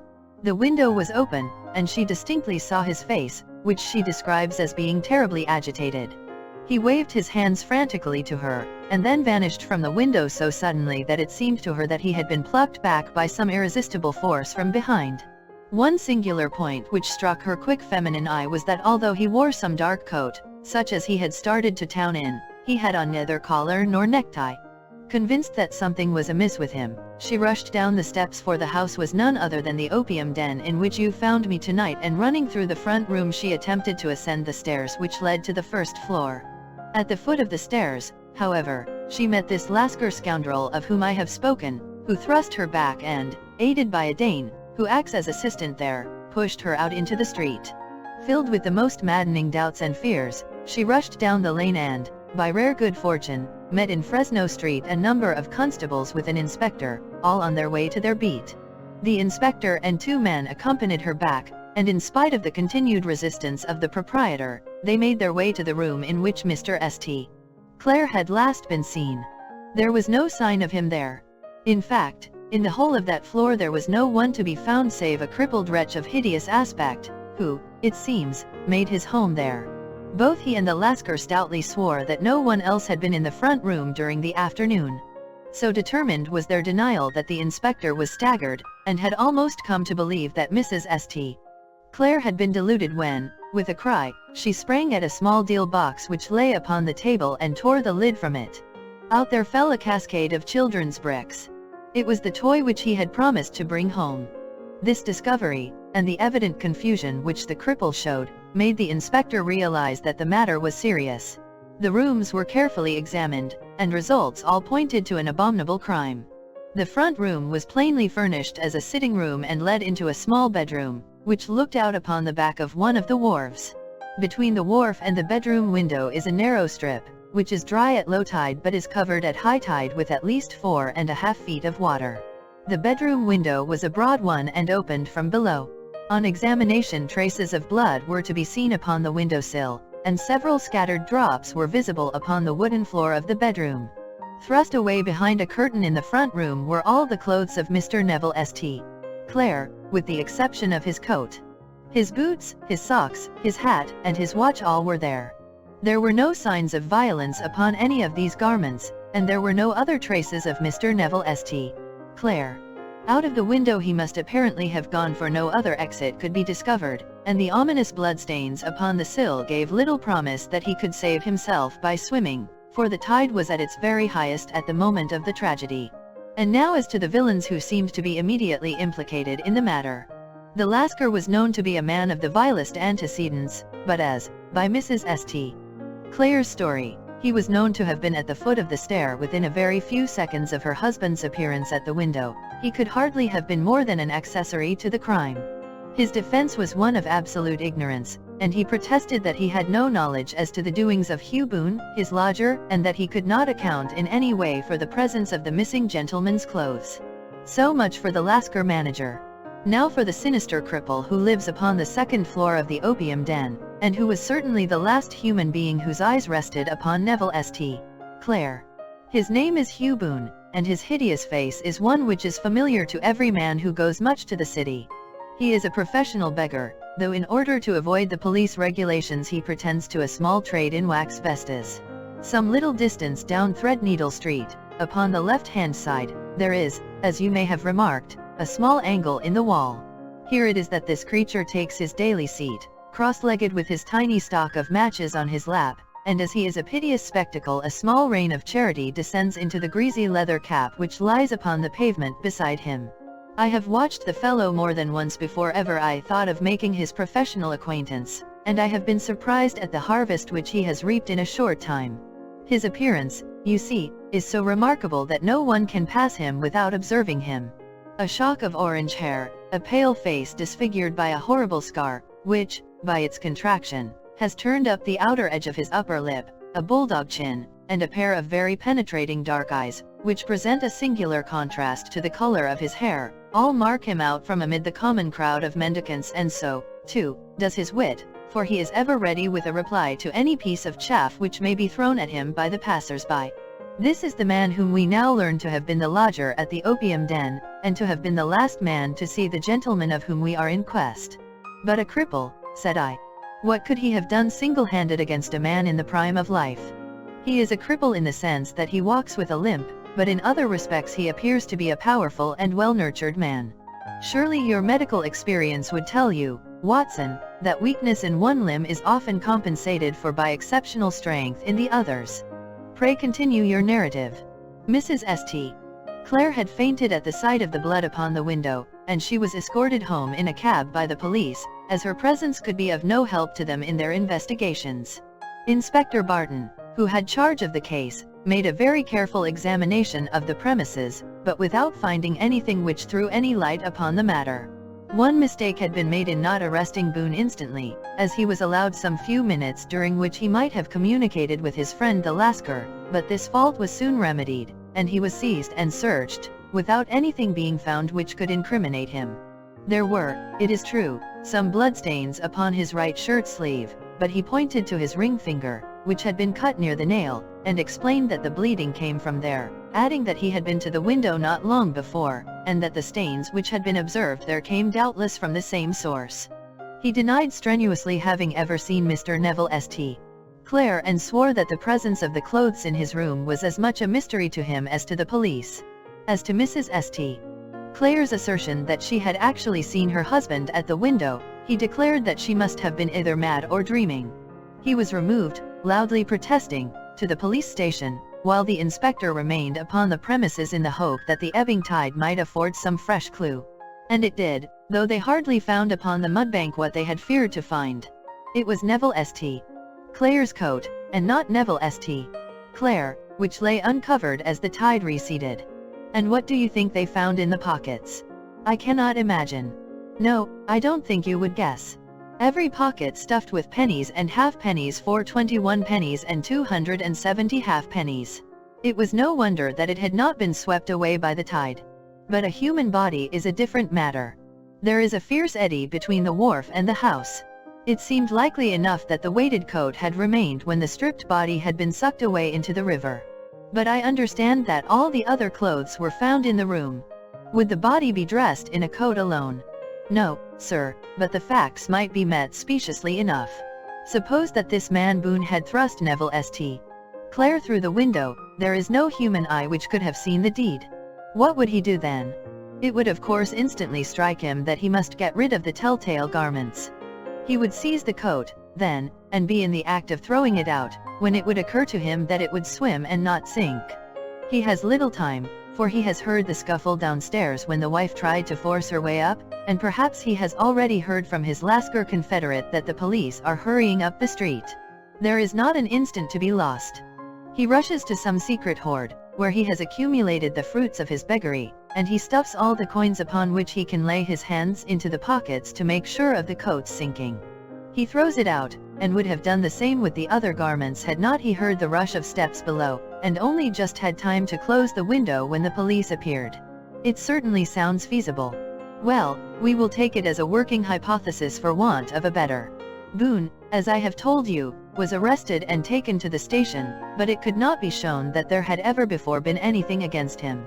He had for years been known as a professional beggar, but his life appeared to have been a very quiet and innocent one.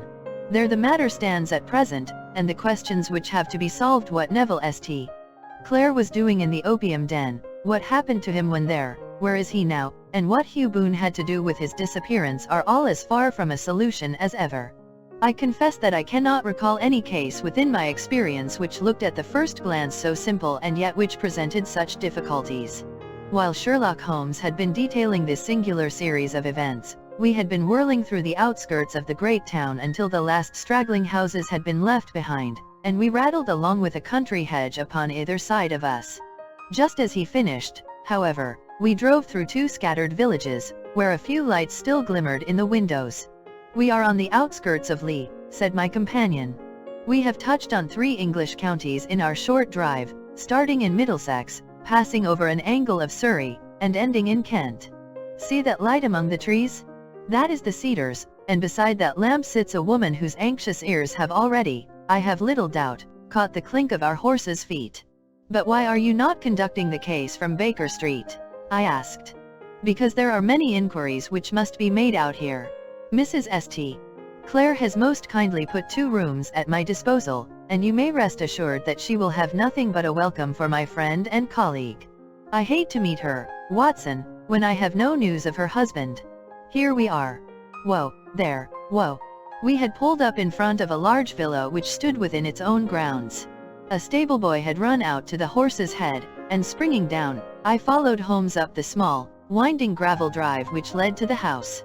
As we approached, the door flew open, and a little blonde woman stood in the opening, clad in some sort of light mousseline de soie, with a touch of fluffy pink chiffon at her neck and wrists. She stood with her figure outlined against the flood of light, one hand upon the door, one half raised in her eagerness, her body slightly bent, her head and face protruded, with eager eyes and parted lips, a standing question. "Well?" she cried, "well?" And then, seeing that there were two of us, she gave a cry of hope which sank into a groan as she saw that my companion shook his head and shrugged his shoulders. "No good news?" "None." "No bad?" "No." "Thank God for that. But come in. You must be weary, for you have had a long day. This is my friend, Dr. Watson. He has been of most vital use to me in several of my cases, and a lucky chance has made it possible for me to bring him out and associate him with this investigation. I am delighted to see you," said she, pressing my hand warmly. "You will, I am sure, forgive anything that may be wanting in our arrangements, when you consider the blow which has come so suddenly upon us." "My dear madam," said I am an old campaigner, and if I were not I can very well see that no apology is needed.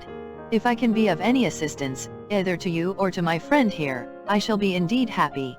Now, Mr. Sherlock Holmes," said the lady as we entered a well-lit dining room, upon the table of which a cold supper had been laid out, "I should very much like to ask you one or two plain questions, to which I beg that you will give a plain answer." "Certainly, madam. Do not trouble about my feelings. I am not hysterical, nor given to fainting. I simply wish to hear your real opinion." "Upon what point? In your heart of hearts, do you think that Neville is alive?" Sherlock Holmes seemed to be embarrassed by the question. "Frankly, now," she repeated, standing upon the rug and looking keenly down at him as he leaned back in a basket chair. "Frankly, then, madam, I do not." "You think that he is dead?" "I do." "Murdered?" "I don't say that." "Perhaps." "And on what day did he meet his death?" "On Monday." "Then perhaps, Mr. Holmes, you will be good enough to explain how it is that I have received a letter from him today." Sherlock Holmes sprang out of his chair as if he had been galvanized. "What?" he roared. "Yes, today." She stood smiling, holding up a little slip of paper in the air. "May I see it?" "Certainly." He snatched it from her in his eagerness, and smoothing it out upon the table he drew over the lamp and examined it intently. I had left my chair and was gazing at it over his shoulder. The envelope was a very coarse one and was stamped with the Gravesend postmark and with the date of that very day, or rather of the day before, for it was considerably after midnight. "Coarse writing," murmured Holmes. "Surely this is not your husband's writing, madam?" "No, but the enclosure is." I perceive also that whoever addressed the envelope had to go and inquire as to the address. "How can you tell that?" "The name, you see, is in perfectly black ink, which has dried itself. The rest is of the grayish color, which shows that blotting paper has been used. If it had been written straight off, and then blotted, none would be of a deep black shade. This man has written the name, and there has then been a pause before he wrote the address, which can only mean that he was not familiar with it. It is, of course, a trifle, but there is nothing so important as trifles. Let us now see the letter. Ha, there has been an enclosure here. Yes, there was a ring. His signet ring. And you are sure that this is your husband's hand?" "One of his hands." "One. His hand when he wrote hurriedly. It is very unlike his usual writing, and yet I know it well. Dearest, do not be frightened. All will come well. There is a huge error which it may take some little time to rectify. Wait in patience, Neville. Written in pencil upon the flyleaf of a book, octavo size, no watermark. Posted today in Gravesend by a man with a dirty thumb. Ha! And the flap has been gummed, if I am not very much in error, by a person who had been chewing tobacco. And you have no doubt that it is your husband's hand, madam?" "None." Neville wrote those words. "And they were posted today at Gravesend. Well, Mrs. St. Clair, the clouds lighten, though I should not venture to say that the danger is over. But he must be alive, Mr. Holmes. Unless this is a clever forgery to put us on the wrong scent. The ring, after all, proves nothing. It may have been taken from him. No, it is his very own writing. Very well. It may, however, have been written on Monday and only posted today. That is possible. If so, much may have happened between. Oh, you must not discourage me, Mr. Holmes. I know that all is well with him. There is so keen a sympathy between us that I should know if evil came upon him. On the very day that I saw him last he cut himself in the bedroom, and yet I in the dining room rushed upstairs instantly with the utmost certainty that something had happened. Do you think that I would respond to such a trifle and yet be ignorant of his death? I have seen too much not to know that the impression of a woman may be more valuable than the conclusion of an analytical reasoner. And in this letter you certainly have a very strong piece of evidence to corroborate your view. But if your husband is alive and able to write letters, why should he remain away from you? I cannot imagine. It is unthinkable. And on Monday he made no remarks before leaving you? No. And you were surprised to see him in Swandam Lane? Very much so. Was the window open? Yes. Then he might have called to you. He might. He only, as I understand, gave an inarticulate cry. Yes. A call for help, you thought? Yes. He waved his hands. But it might have been a cry of surprise. Astonishment at the unexpected sight of you might cause him to throw up his hands. It is possible. And you thought he was pulled back. He disappeared so suddenly. He might have leaped back. You did not see anyone else in the room? No, but this horrible man confessed to having been there, and the Lascar was at the foot of the stairs. Quite so. Your husband, as far as you could see, had his ordinary clothes on. But without his collar or tie. I distinctly saw his bare throat. Had he ever spoken of Swandam Lane? Never. Had he ever showed any signs of having taken opium? Never. Thank you, Mrs. St. Clair. Those are the principal points about which I wished to be absolutely clear. We shall now have a little supper and then retire, for we may have a very busy day tomorrow. A large and comfortable double-bedded room had been placed at our disposal, and I was quickly between the sheets, for I was weary after my night of adventure. Sherlock Holmes was a man, however, who, when he had an unsolved problem upon his mind, would go for days, and even for a week, without rest, turning it over, rearranging his facts, looking at it from every point of view until he had either fathomed it or convinced himself that his data were insufficient. It was soon evident to me that he was now preparing for an all-night sitting. He took off his coat and waistcoat, put on a large blue dressing gown, and then wandered about the room collecting pillows from his bed and cushions from the sofa and armchairs. With these he constructed a sort of Eastern divan, upon which he perched himself cross-legged, with an ounce of shag tobacco and a box of matches laid out in front of him. In the dim light of the lamp I saw him sitting there, an old briar pipe between his lips, his eyes fixed vacantly upon the corner of the ceiling, the blue smoke curling up from him, silent, motionless, with the light shining upon his strong-set aquiline features. So he sat as I dropped off to sleep, and so he sat when a sudden ejaculation caused me to wake up, and I found the summer sun shining into the apartment. The pipe was still between his lips, the smoke still curled upward, and the room was full of a dense tobacco haze, but nothing remained of the heap of shag which I had seen upon the previous night. "Awake, Watson?" he asked. "Yes." "Game for a morning drive?" "Certainly." "Then dress. No one is stirring yet, but I know where the stable boy sleeps, and we shall soon have the trap out." He chuckled to himself as he spoke, his eyes twinkled, and he seemed a different man to the somber thinker of the previous night. As I dressed I glanced at my watch. It was no wonder that no one was stirring.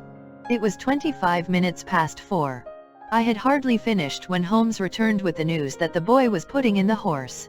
"I want to test a little theory of mine," said he, pulling on his boots. "I think, Watson, that you are now standing in the presence of one of the most absolute fools in Europe. I deserve to be kicked from here to Charing Cross.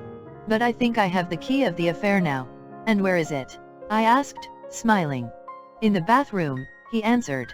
"Oh, yes, I am not joking," he continued, seeing my look of incredulity. "I have just been there, and I have taken it out, and I have got it in this Gladstone bag.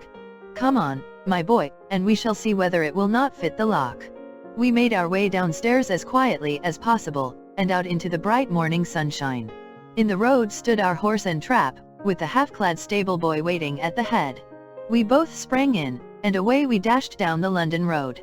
A few country carts were stirring, bearing in vegetables to the metropolis, but the lines of villas on either side were as silent and lifeless as some city in a dream. "It has been in some points a singular case," said Holmes, flicking the horse on into a gallop. "I confess that I have been as blind as a mole, but it is better to learn wisdom late than never to learn it at all.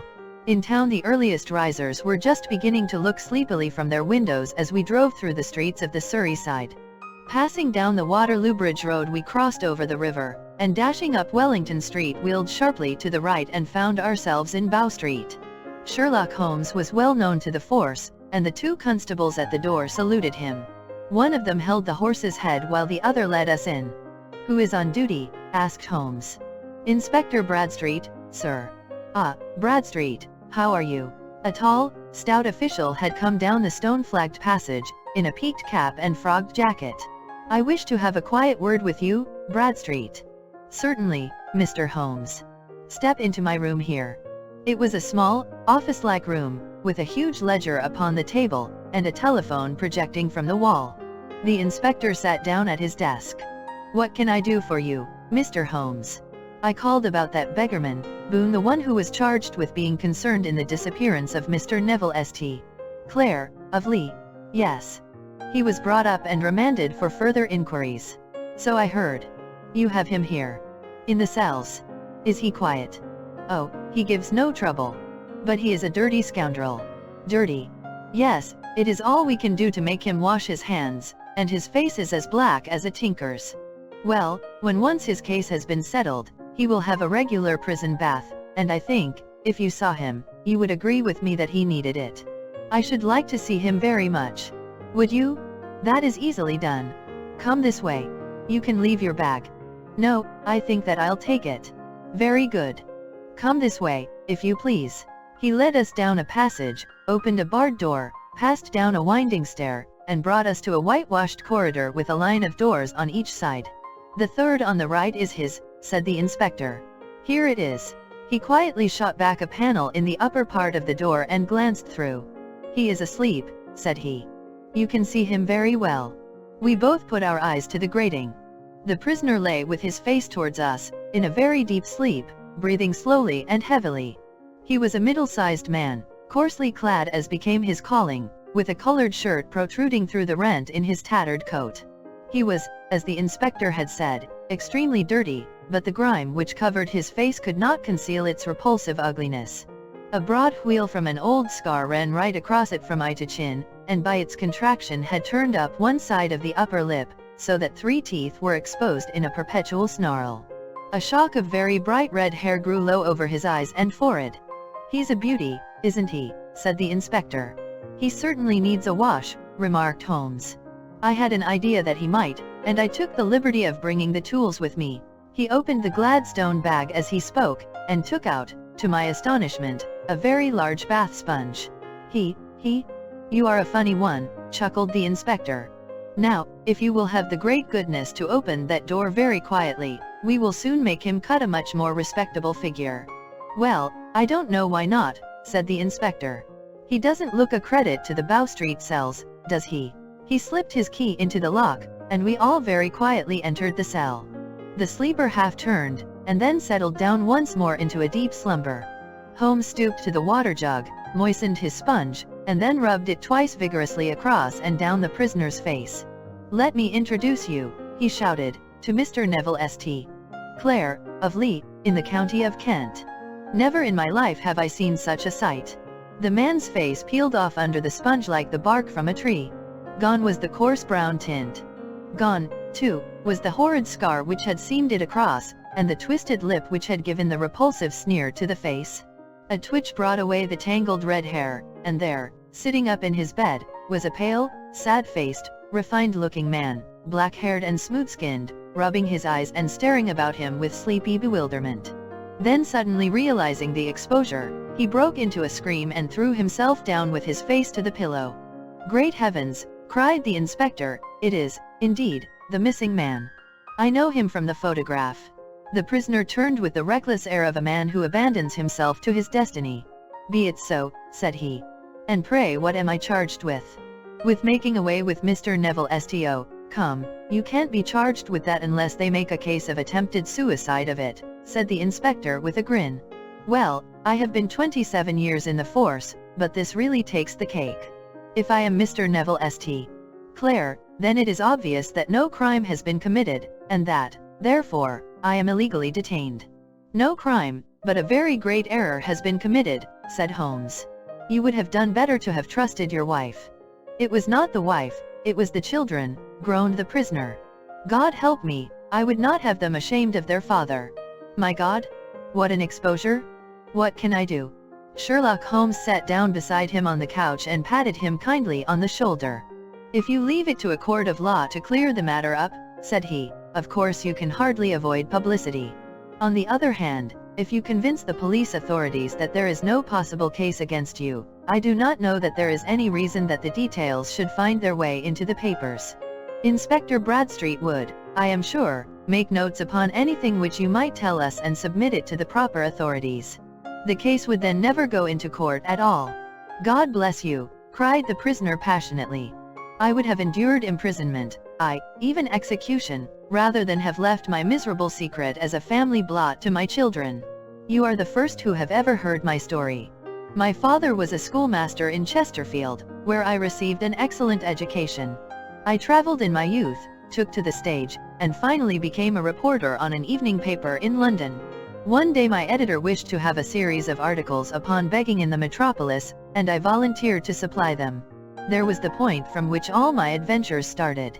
It was only by trying begging as an amateur that I could get the facts upon which to base my articles. When an actor I had, of course, learned all the secrets of making up, and had been famous in the green room for my skill. I took advantage now of my attainments. I painted my face, and to make myself as pitiable as possible I made a good scar and fixed one side of my lip in a twist by the aid of a small slip of flesh-colored plaster. Then with a red head of hair, and an appropriate dress, I took my station in the business part of the city, ostensibly as a match seller but really as a beggar. For 7 hours I plied my trade, and when I returned home in the evening I found to my surprise that I had received no less than 20 six 4d. I wrote my articles and thought little more of the matter until, some time later, I backed a bill for a friend and had a writ served upon me for £25. I was at my wits' end where to get the money, but a sudden idea came to me. I begged a fortnight's grace from the creditor, asked for a holiday from my employers, and spent the time in begging in the city under my disguise. In 10 days I had the money and had paid the debt. Well, you can imagine how hard it was to settle down to arduous work at £2 a week when I knew that I could earn as much in a day by smearing my face with a little paint, laying my cap on the ground, and sitting still. It was a long fight between my pride and the money, but the dollars won at last, and I threw up reporting and sat day after day in the corner which I had first chosen, inspiring pity by my ghastly face and filling my pockets with coppers. Only one man knew my secret. He was the keeper of a low den in which I used to lodge in Swandam Lane, where I could every morning emerge as a squalid beggar and in the evenings transform myself into a well-dressed man about town. This fellow, a Lascar, was well paid by me for his rooms, so that I knew that my secret was safe in his possession. Well, very soon I found that I was saving considerable sums of money. I do not mean that any beggar in the streets of London could earn £700 a year, which is less than my average takings, but I had exceptional advantages in my power of making up, and also in a facility of repartee, which improved by practice and made me quite a recognized character in the city. All day a stream of pennies, varied by silver, poured in upon me, and it was a very bad day in which I failed to take £2. As I grew richer I grew more ambitious, took a house in the country, and eventually married, without anyone having a suspicion as to my real occupation. My dear wife knew that I had business in the city. She little knew what. Last Monday I had finished for the day and was dressing in my room above the opium den when I looked out of my window and saw, to my horror and astonishment, that my wife was standing in the street, with her eyes fixed full upon me. I gave a cry of surprise, threw up my arms to cover my face, and, rushing to my confidant, the Lascar, entreated him to prevent anyone from coming up to me. I heard her voice downstairs, but I knew that she could not ascend. Swiftly I threw off my clothes, pulled on those of a beggar, and put on my pigments and wig. Even a wife's eyes could not pierce so complete a disguise. But then it occurred to me that there might be a search in the room, and that the clothes might betray me. I threw open the window, reopening by my violence a small cut which I had inflicted upon myself in the bedroom that morning. Then I seized my coat, which was weighted by the coppers which I had just transferred to it from the leather bag in which I carried my takings. I hurled it out of the window, and it disappeared into the Thames. The other clothes would have followed, but at that moment there was a rush of constables up the stair, and a few minutes after I found, rather, I confess, to my relief, that instead of being identified as Mr. Neville St. Clair, I was arrested as his murderer. I do not know that there is anything else for me to explain. I was determined to preserve my disguise as long as possible, and hence my preference for a dirty face. Knowing that my wife would be terribly anxious, I slipped off my ring and confided it to the Lascar at a moment when no constable was watching me, together with a hurried scrawl, telling her that she had no cause to fear. That note only reached her yesterday, said Holmes. Good God! What a week she must have spent. The police have watched this Lascar, said Inspector Bradstreet, and I can quite understand that he might find it difficult to post a letter unobserved. Probably he handed it to some sailor customer of his, who forgot all about it for some days. That was it, said Holmes, nodding approvingly. I have no doubt of it. But have you never been prosecuted for begging? Many times, but what was a fine to me? It must stop here, however, said Bradstreet. If the police are to hush this thing up, there must be no more of Hugh Boone. I have sworn it by the most solemn oaths which a man can take. In that case I think that it is probable that no further steps may be taken. But if you are found again, then all must come out. I am sure, Mr. Holmes, that we are very much indebted to you for having cleared the matter up. I wish I knew how you reach your results. I reached this one, said my friend, by sitting upon 5 pillows and consuming an ounce of shag. I think, Watson, that if we drive to Baker Street we shall just be in time for breakfast. 7. The Adventure of the Blue Carbuncle. I had called upon my friend Sherlock Holmes upon the second morning after Christmas, with the intention of wishing him the compliments of the season. He was lounging upon the sofa in a purple dressing gown, a pipe rack within his reach upon the right, and a pile of crumpled morning papers, evidently newly studied, near at hand. Beside the couch was a wooden chair, and on the angle of the back hung a very seedy and disreputable hard felt hat, much the worse for wear, and cracked in several places. A lens and a forceps lying upon the seat of the chair suggested that the hat had been suspended in this manner for the purpose of examination. You are engaged, said I. Perhaps I interrupt you. Not at all. I am glad to have a friend with whom I can discuss my results. The matter is a perfectly trivial one. He jerked his thumb in the direction of the old hat, but there are points in connection with it which are not entirely devoid of interest and even of instruction. I seated myself in his armchair and warmed my hands before his crackling fire, for a sharp frost had set in, and the windows were thick with the ice crystals. I suppose, I remarked, that, homely as it looks, this thing has some deadly story linked on to it, that it is the clue which will guide you in the solution of some mystery and the punishment of some crime. No crime, said Sherlock Holmes, laughing. Only one of those whimsical little incidents which will happen when you have 4 million human beings all jostling each other within the space of a few square miles. Amid the action and reaction of so dense a swarm of humanity, every possible combination of events may be expected to take place, and many a little problem will be presented which may be striking and bizarre without being criminal. We have already had experience of such.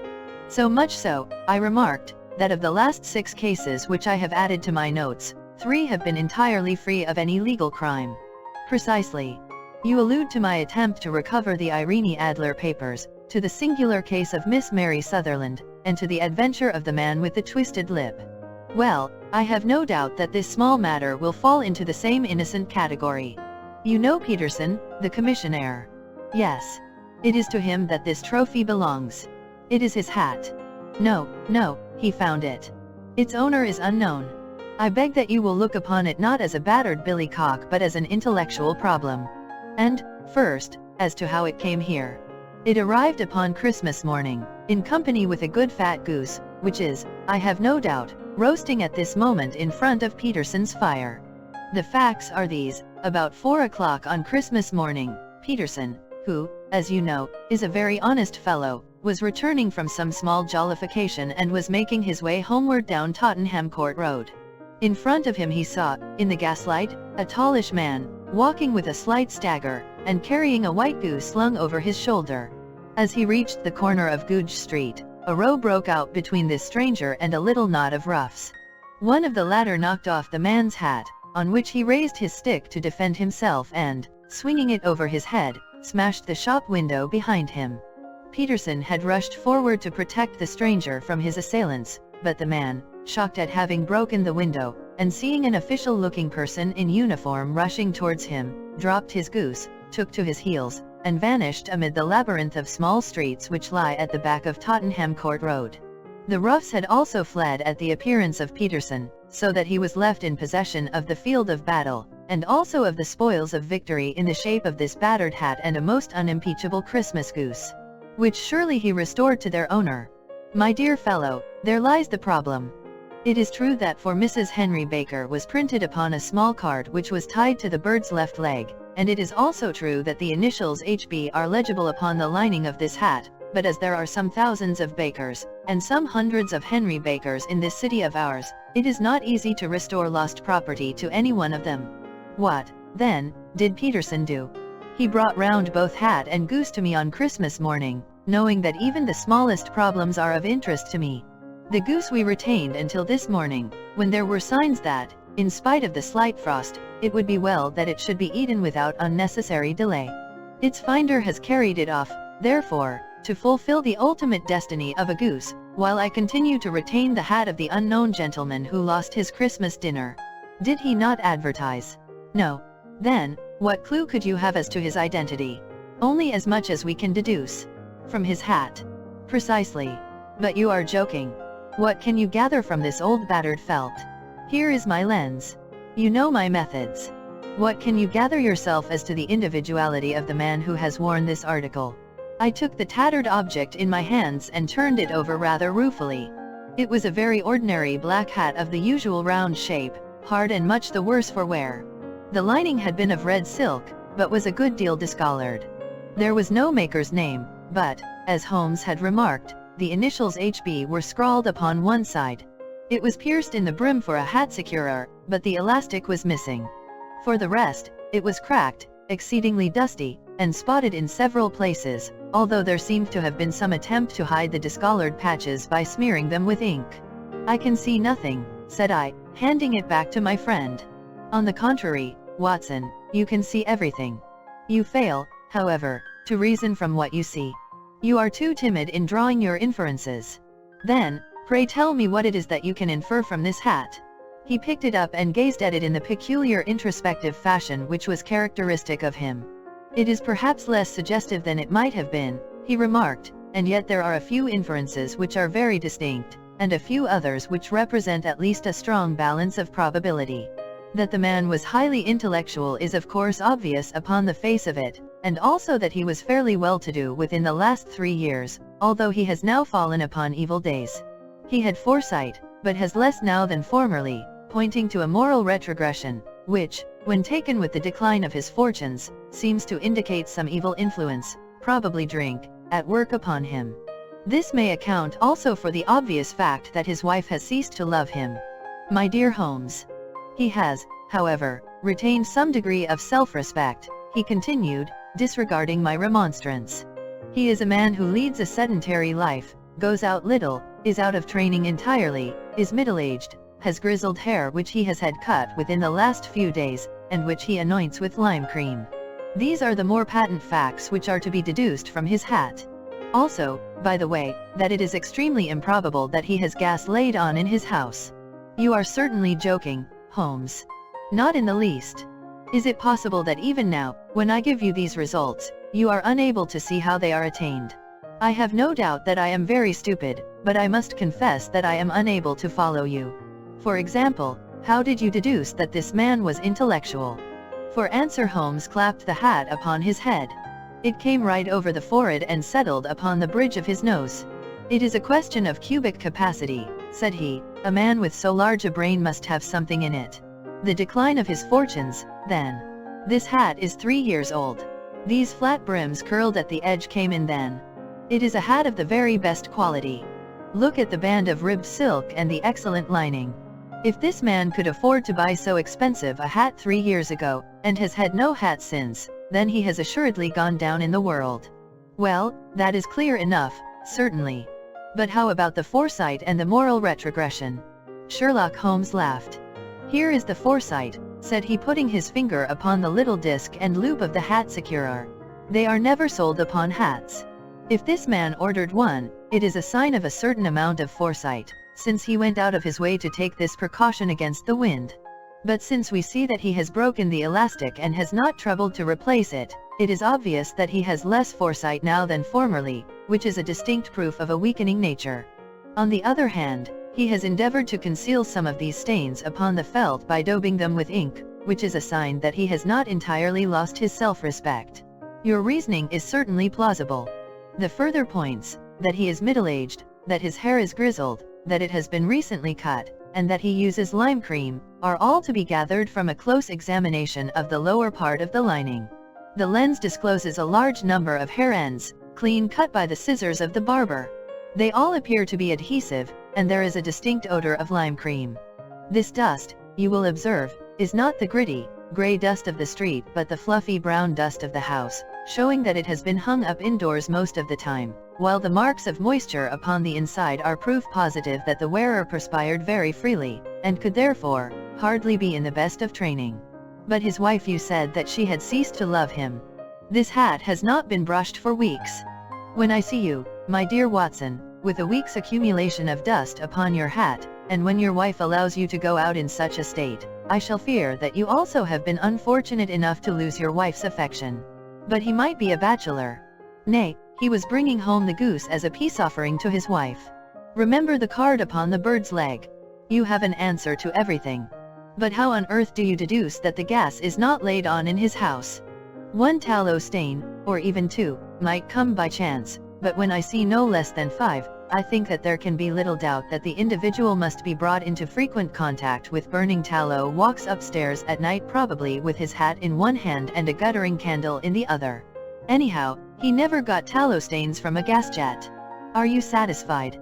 Well, it is very ingenious, said I, laughing, but since, as you said just now, there has been no crime committed, and no harm done save the loss of a goose, all this seems to be rather a waste of energy. Sherlock Holmes had opened his mouth to reply, when the door flew open, and Peterson, the commissionaire, rushed into the apartment with flushed cheeks and the face of a man who is dazed with astonishment. "The goose, Mr. Holmes?" "The goose, sir," he gasped. "Eh? What of it, then? Has it returned to life and flapped off through the kitchen window?" Holmes twisted himself round upon the sofa to get a fairer view of the man's excited face. "See here, sir. See what my wife found in its crop." He held out his hand and displayed upon the center of the palm a brilliantly scintillating blue stone, rather smaller than a bean in size, but of such purity and radiance that it twinkled like an electric point in the dark hollow of his hand. Sherlock Holmes sat up with a whistle. "By Jove, Peterson," said he, "this is treasure trove indeed. I suppose you know what you have got." "A diamond, sir?" "A precious stone. It cuts into glass as though it were putty." "It's more than a precious stone. It is the precious stone." "Not the Countess of Morcar's blue carbuncle?" I ejaculated. "Precisely so. I ought to know its size and shape, seeing that I have read the advertisement about it in the Times every day lately. It is absolutely unique, and its value can only be conjectured, but the reward offered of £1,000 is certainly not within a 20th part of the market price." £1,000? Great Lord of mercy! The commissionaire plumped down into a chair and stared from one to the other of us. "That is the reward, and I have reason to know that there are sentimental considerations in the background which would induce the Countess to part with half her fortune if she could but recover the gem. It was lost, if I remember right, at the Hotel Cosmopolitan," I remarked. "Precisely so, on December 22nd, just 5 days ago. John Horner, a plumber, was accused of having abstracted it from the lady's jewel case. The evidence against him was so strong that the case has been referred to the assizes. I have some account of the matter here, I believe." He rummaged amid his newspapers, glancing over the dates, until at last he smoothed one out, doubled it over, and read the following paragraph. "Hotel Cosmopolitan jewel robbery. John Horner, 26, plumber, was brought up upon the charge of having upon the 22nd inst.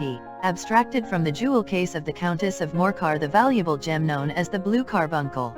James Ryder, upper attendant at the hotel, gave his evidence to the effect that he had shown Horner up to the dressing room of the Countess of Morcar upon the day of the robbery in order that he might solder the second bar of the grate, which was loose. He had remained with Horner some little time, but had finally been called away. On returning, he found that Horner had disappeared, that the bureau had been forced open, and that the small Morocco casket in which, as it afterwards transpired, the Countess was accustomed to keep her jewel, was lying empty upon the dressing table. Ryder instantly gave the alarm, and Horner was arrested the same evening, but the stone could not be found either upon his person or in his rooms. Catherine Cusack, maid to the Countess, deposed to having heard Ryder's cry of dismay on discovering the robbery, and to having rushed into the room, where she found matters as described by the last witness. Inspector Bradstreet, B Division, gave evidence as to the arrest of Horner, who struggled frantically, and protested his innocence in the strongest terms. Evidence of a previous conviction for robbery having been given against the prisoner, the magistrate refused to deal summarily with the offense, but referred it to the assizes. Horner, who had shown signs of intense emotion during the proceedings, fainted away at the conclusion and was carried out of court. So much for the police court, said Holmes thoughtfully, tossing aside the paper. The question for us now to solve is the sequence of events leading from a rifled jewel case at one end to the crop of a goose in Tottenham Court Road at the other.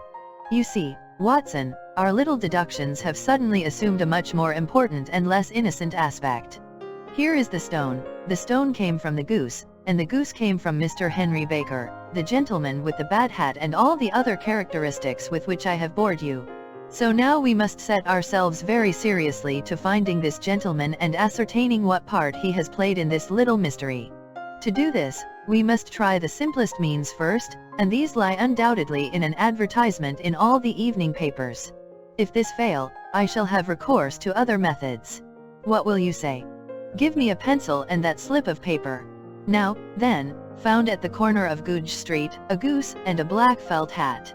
Mr. Henry Baker can have the same by applying at 6:30 this evening at 221B, Baker Street. That is clear and concise. Very. But will he see it? Well, he is sure to keep an eye on the papers, since, to a poor man, the loss was a heavy one. He was clearly so scared by his mischance in breaking the window and by the approach of Peterson that he thought of nothing but flight, but since then he must have bitterly regretted the impulse which caused him to drop his bird. Then, again, the introduction of his name will cause him to see it, for everyone who knows him will direct his attention to it.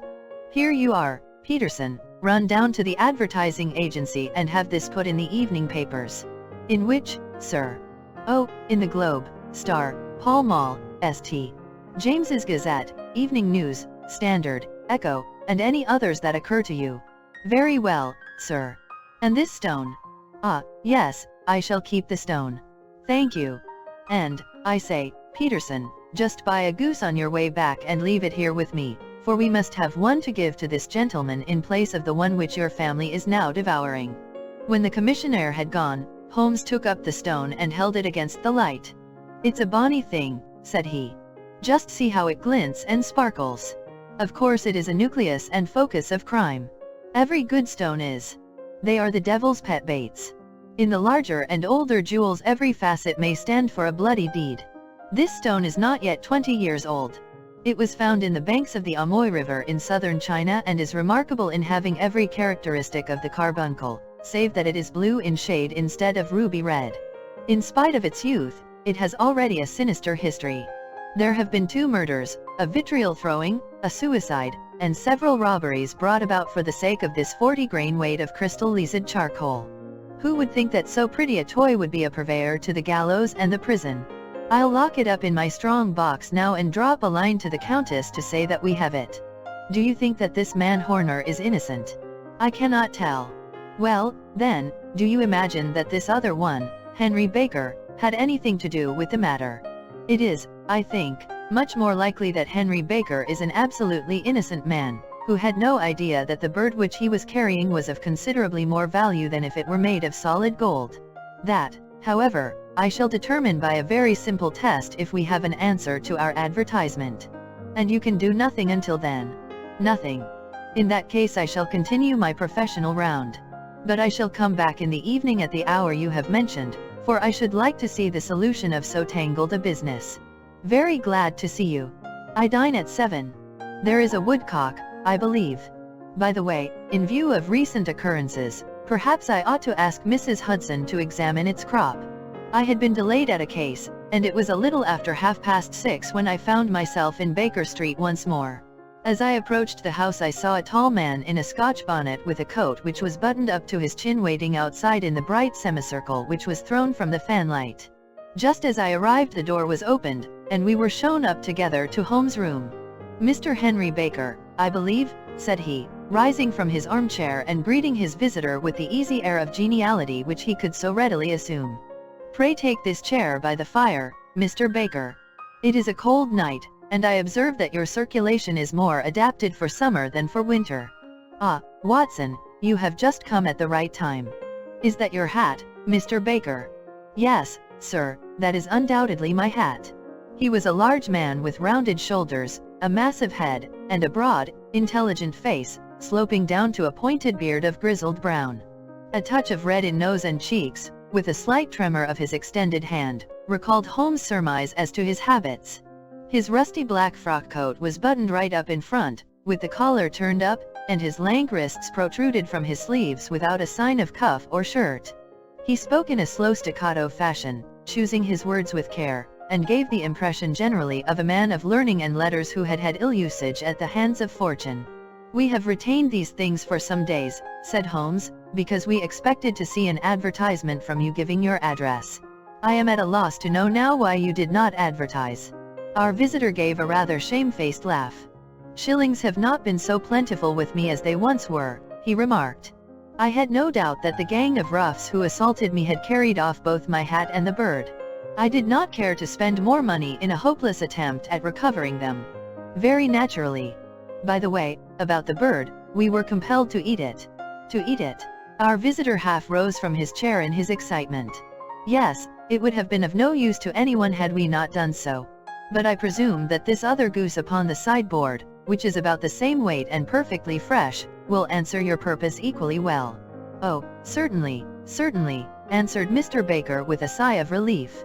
"Of course, we still have the feathers, legs, crop, and so on of your own bird, so if you wish." The man burst into a hearty laugh.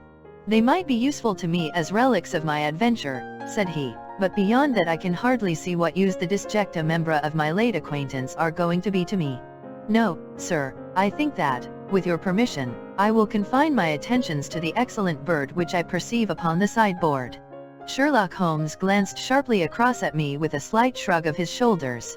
"There is your hat, then, and there your bird," said he. "By the way, would it bore you to tell me where you got the other one from? I am somewhat of a fowl fancier, and I have seldom seen a better grown goose." "Certainly, sir," said Baker, who had risen and tucked his newly gained property under his arm.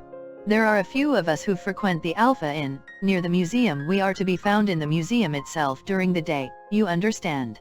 This year our good host, Windigate by name, instituted a goose club, by which, on consideration of some few pence every week, we were each to receive a bird at Christmas. My pence were duly paid, and the rest is familiar to you. I am much indebted to you, sir, for a Scotch bonnet is fitted neither to my years nor my gravity." With a comical pomposity of manner he bowed solemnly to both of us and strode off upon his way. "So much for Mr. Henry Baker," said Holmes when he had closed the door behind him. "It is quite certain that he knows nothing whatever about the matter. Are you hungry, Watson?" "Not particularly." "Then I suggest that we turn our dinner into a supper and follow up this clue while it is still hot." "By all means." It was a bitter night, so we drew on our ulsters and wrapped cravats about our throats. Outside, the stars were shining coldly in a cloudless sky, and the breath of the passers-by blew out into smoke like so many pistol shots. Our footfalls rang out crisply and loudly as we swung through the Doctor's Quarter, Wimpole Street, Harley Street, and so through Wigmore Street into Oxford Street. In a quarter of an hour we were in Bloomsbury at the Alpha Inn, which is a small public house at the corner of one of the streets which runs down into Holborn. Holmes pushed open the door of the private bar and ordered 2 glasses of beer from the ruddy-faced, white-aproned landlord. "Your beer should be excellent if it is as good as your geese," said he. "My geese?" The man seemed surprised. "Yes. I was speaking only half an hour ago to Mr. Henry Baker, who was a member of your goose club." "Ah, yes, I see. But you see, sir, them's not our geese." "Indeed? Whose, then?" "Well, I got the 2 dozen from a salesman in Covent Garden." Indeed? I know some of them. Which was it? Breckenridge is his name. Ah? I don't know him. Well, here's your good health, landlord, and prosperity to your house. Good night. Now for Mr. Breckenridge, he continued, buttoning up his coat as we came out into the frosty air. Remember, Watson, that though we have so homely a thing as a goose at one end of this chain, we have at the other a man who will certainly get 7 years penal servitude unless we can establish his innocence. It is possible that our inquiry may but confirm his guilt, but, in any case, we have a line of investigation which has been missed by the police, and which a singular chance has placed in our hands. Let us follow it out to the bitter end. Faces to the south, then, and quick march. We passed across Holborn, down Indell Street, and so through a zigzag of slums to Covent Garden Market. One of the largest stalls bore the name of Breckenridge upon it, and the proprietor, a horsey-looking man, with a sharp face and trim side whiskers, was helping a boy to put up the shutters. Good evening. It's a cold night, said Holmes. The salesman nodded and shot a questioning glance at my companion. Sold out of geese, I see, continued Holmes, pointing at the bare slabs of marble. Let you have 500 tomorrow morning. That's no good. Well, there are some on the stall with the gas flare. Ah, but I was recommended to you. Who by? The landlord of the Alpha. Oh, yes, I sent him a couple of dozen. Fine birds they were, too. Now where did you get them from? To my surprise the question provoked a burst of anger from the salesman. Now, then, mister, said he, with his head cocked and his arms akimbo, what are you driving at? Let's have it straight, now. It is straight enough. I should like to know who sold you the geese which you supplied to the Alpha. Well then, I shan't tell you. So now. Oh, it is a matter of no importance, but I don't know why you should be so warm over such a trifle. Warm? You'd be as warm, maybe, if you were as pestered as I am. When I pay good money for a good article there should be an end of the business, but it's where are the geese, and who did you sell the geese to, and what will you take for the geese? One would think they were the only geese in the world, to hear the fuss that is made over them. Well, I have no connection with any other people who have been making inquiries, said Holmes carelessly. If you won't tell us the bet is off, that is all. But I'm always ready to back my opinion on a matter of fowls, and I have a fiver on it that the bird I ate is country bred. Well, then, you've lost your fiver, for it's town bred, snapped the salesman. It's nothing of the kind. I say it is. I don't believe it. Do you think you know more about fowls than I, who have handled them ever since I was a nipper? I tell you, all those birds that went to the Alpha were town bred. You'll never persuade me to believe that. Will you bet, then? It's merely taking your money, for I know that I am right. But I'll have a sovereign on with you, just to teach you not to be obstinate. The salesman chuckled grimly. Bring me the books, Bill, said he. The small boy brought round a small thin volume and a great greasy-backed one, laying them out together beneath the hanging lamp. Now then, Mr. Cocksure, said the salesman, I thought that I was out of geese, but before I finish you'll find that there is still one left in my shop. You see this little book? Well, that's the list of the folk from whom I buy. Do you see? Well, then, here on this page are the country folk, and the numbers after their names are where their accounts are in the big ledger. Now, then? You see this other page in red ink? Well, that is a list of my town suppliers. Now, look at that third name. Just read it out to me. Mrs. Oakes Hot, 117, Brixton Road 249, read Holmes. Quite so. Now turn that up in the ledger. Holmes turned to the page indicated. Here you are, Mrs. Oakes Hot, 117, Brixton Road, egg and poultry supplier. Now, then, what's the last entry? December 22nd. 24 geese at sevens. 60. Quite so. There you are. And underneath. Sold to Mr. Windygate of the Alpha, at 12s. What have you to say now? Sherlock Holmes looked deeply chagrined. He drew a sovereign from his pocket and threw it down upon the slab, turning away with the air of a man whose disgust is too deep for words. A few yards off he stopped under a lamp-post and laughed in the hearty, noiseless fashion which was peculiar to him. When you see a man with whiskers of that cut and the pink gun protruding out of his pocket, you can always draw him by a bet, said he. I dare say that if I had put £100 down in front of him, that man would not have given me such complete information as was drawn from him by the idea that he was doing me on a wager. Well, Watson, we are, I fancy, nearing the end of our quest, and the only point which remains to be determined is whether we should go on to this Mrs. Oakshott tonight, or whether we should reserve it for tomorrow. It is clear from what that surly fellow said that there are others besides ourselves who are anxious about the matter, and I should. His remarks were suddenly cut short by a loud hubbub which broke out from the stall which we had just left. Turning round, we saw a little rat-faced fellow standing in the center of the circle of yellow light which was thrown by the swinging lamp, while Breckenridge, the salesman, framed in the door of his stall, was shaking his fists fiercely at the cringing figure. "I've had enough of you and your geese," he shouted. "I wish you were all at the devil together. If you come pestering me any more with your silly talk, I'll set the dog at you. You bring Mrs. Oakshott here and I'll answer her, but what have you to do with it? Did I buy the geese off you?" "No, but one of them was mine all the same," whined the little man. "Well, then, ask Mrs. Oakshott for it. She told me to ask you." "Well, you can ask the King of Prussia, for all I care. I've had enough of it. Get out of this." He rushed fiercely forward, and the inquirer flitted away into the darkness. "Ha, this may save us a visit to Brixton Road," whispered Holmes. "Come with me, and we will see what is to be made of this fellow." Striding through the scattered knots of people who lounged round the flaring stalls, my companion speedily overtook the little man and touched him upon the shoulder. He sprang round, and I could see in the gaslight that every vestige of color had been driven from his face. "Who are you, then? What do you want?" he asked in a quavering voice. "You will excuse me," said Holmes blandly, "but I could not help overhearing the questions which you put to the salesman just now. I think that I could be of assistance to you."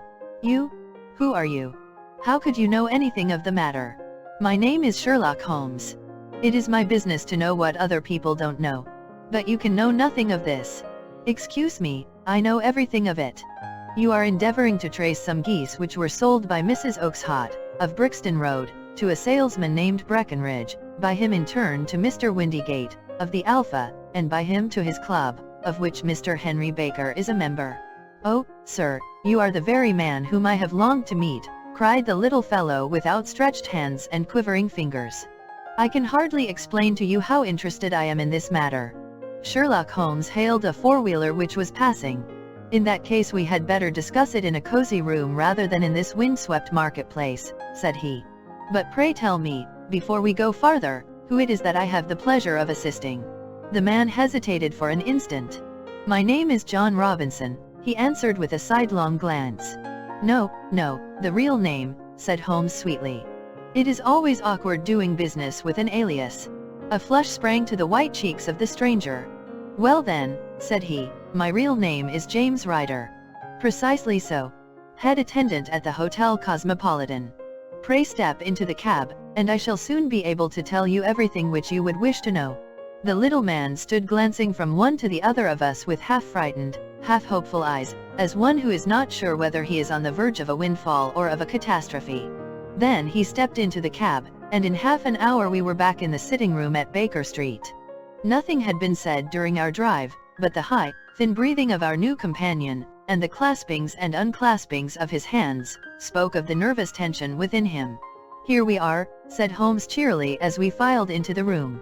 "The fire looks very seasonable in this weather. You look cold, Mr. Ryder. Pray take the basket chair. I will just put on my slippers before we settle this little matter of yours. Now, then? You want to know what became of those geese?" "Yes, sir. Or rather, I fancy, of that goose. It was one bird, I imagine, in which you were interested, white, with a black bar across the tail." Ryder quivered with emotion. "Oh, sir," he cried, "can you tell me where it went to?" "It came here." "Here?" "Yes, and a most remarkable bird it proved. I don't wonder that you should take an interest in it. It laid an egg after it was dead, the bonniest, brightest little blue egg that ever was seen. I have it here in my museum." Our visitor staggered to his feet and clutched the mantelpiece with his right hand. Holmes unlocked his strongbox and held up the blue carbuncle, which shone out like a star, with a cold, brilliant, many-pointed radiance. Ryder stood glaring with a drawn face, uncertain whether to claim or to disown it. "The game's up, Ryder," said Holmes quietly. "Hold up, man, or you'll be into the fire?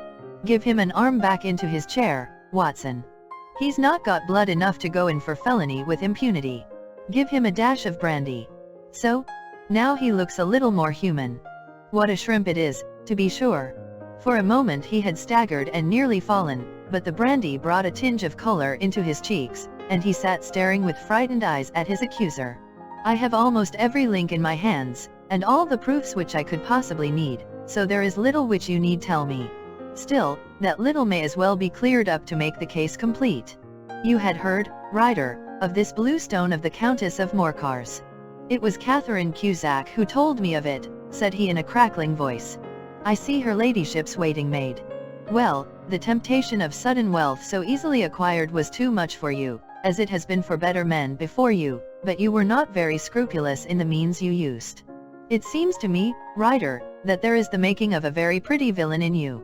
You knew that this man Horner, the plumber, had been concerned in some such matter before, and that suspicion would rest the more readily upon him. What did you do, then? You made some small job in my lady's room, you and your confederate Cusack, and you managed that he should be the man sent for. Then, when he had left, you rifled the jewel case, raised the alarm, and had this unfortunate man arrested. You then...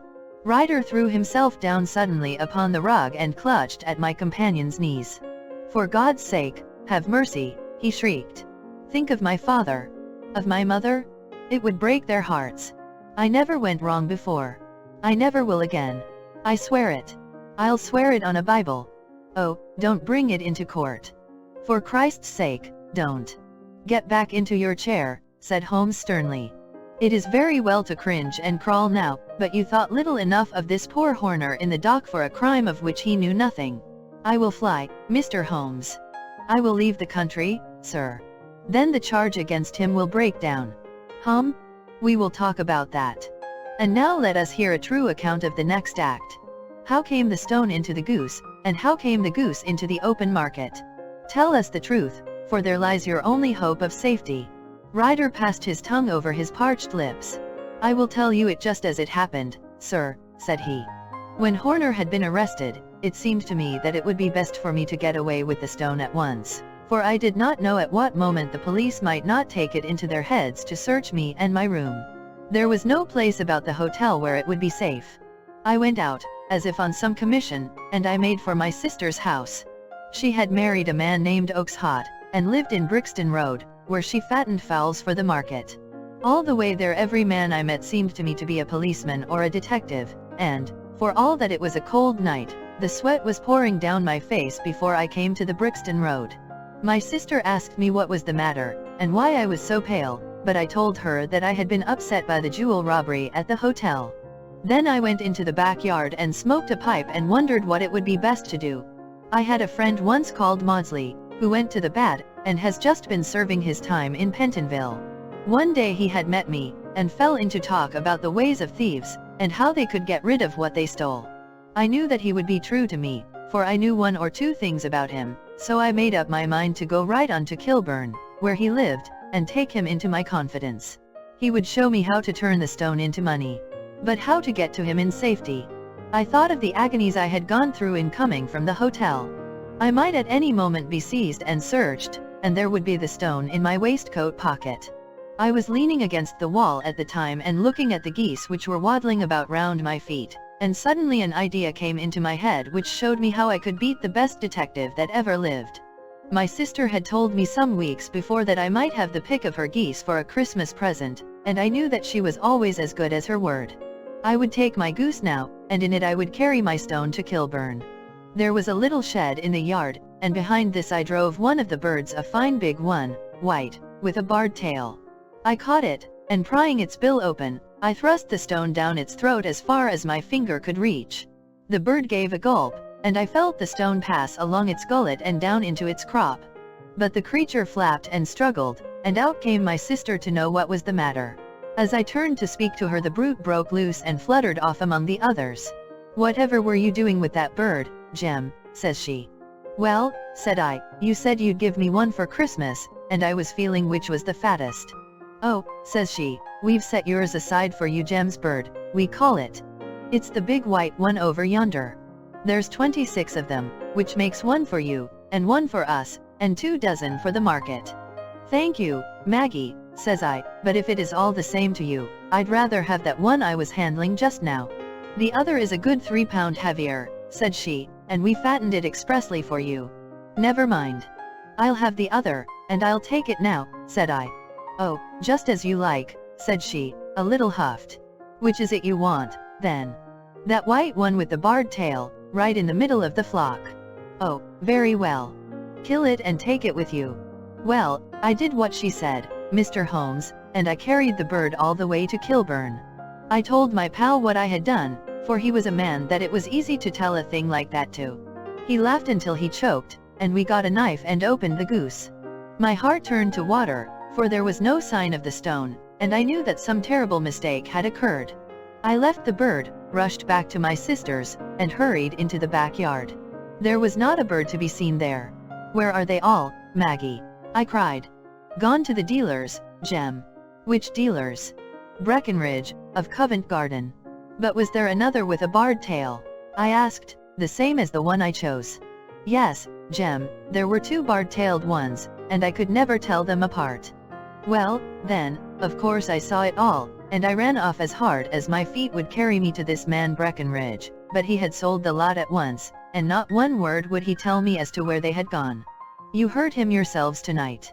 Well, he has always answered me like that. My sister thinks that I am going mad. Sometimes I think that I am myself. And now I am myself a branded thief, without ever having touched the wealth for which I sold my character. God help me! God help me! He burst into convulsive sobbing, with his face buried in his hands. There was a long silence, broken only by his heavy breathing and by the measured tapping of Sherlock Holmes' fingertips upon the edge of the table. Then my friend rose and threw open the door. Get out, said he. What, sir?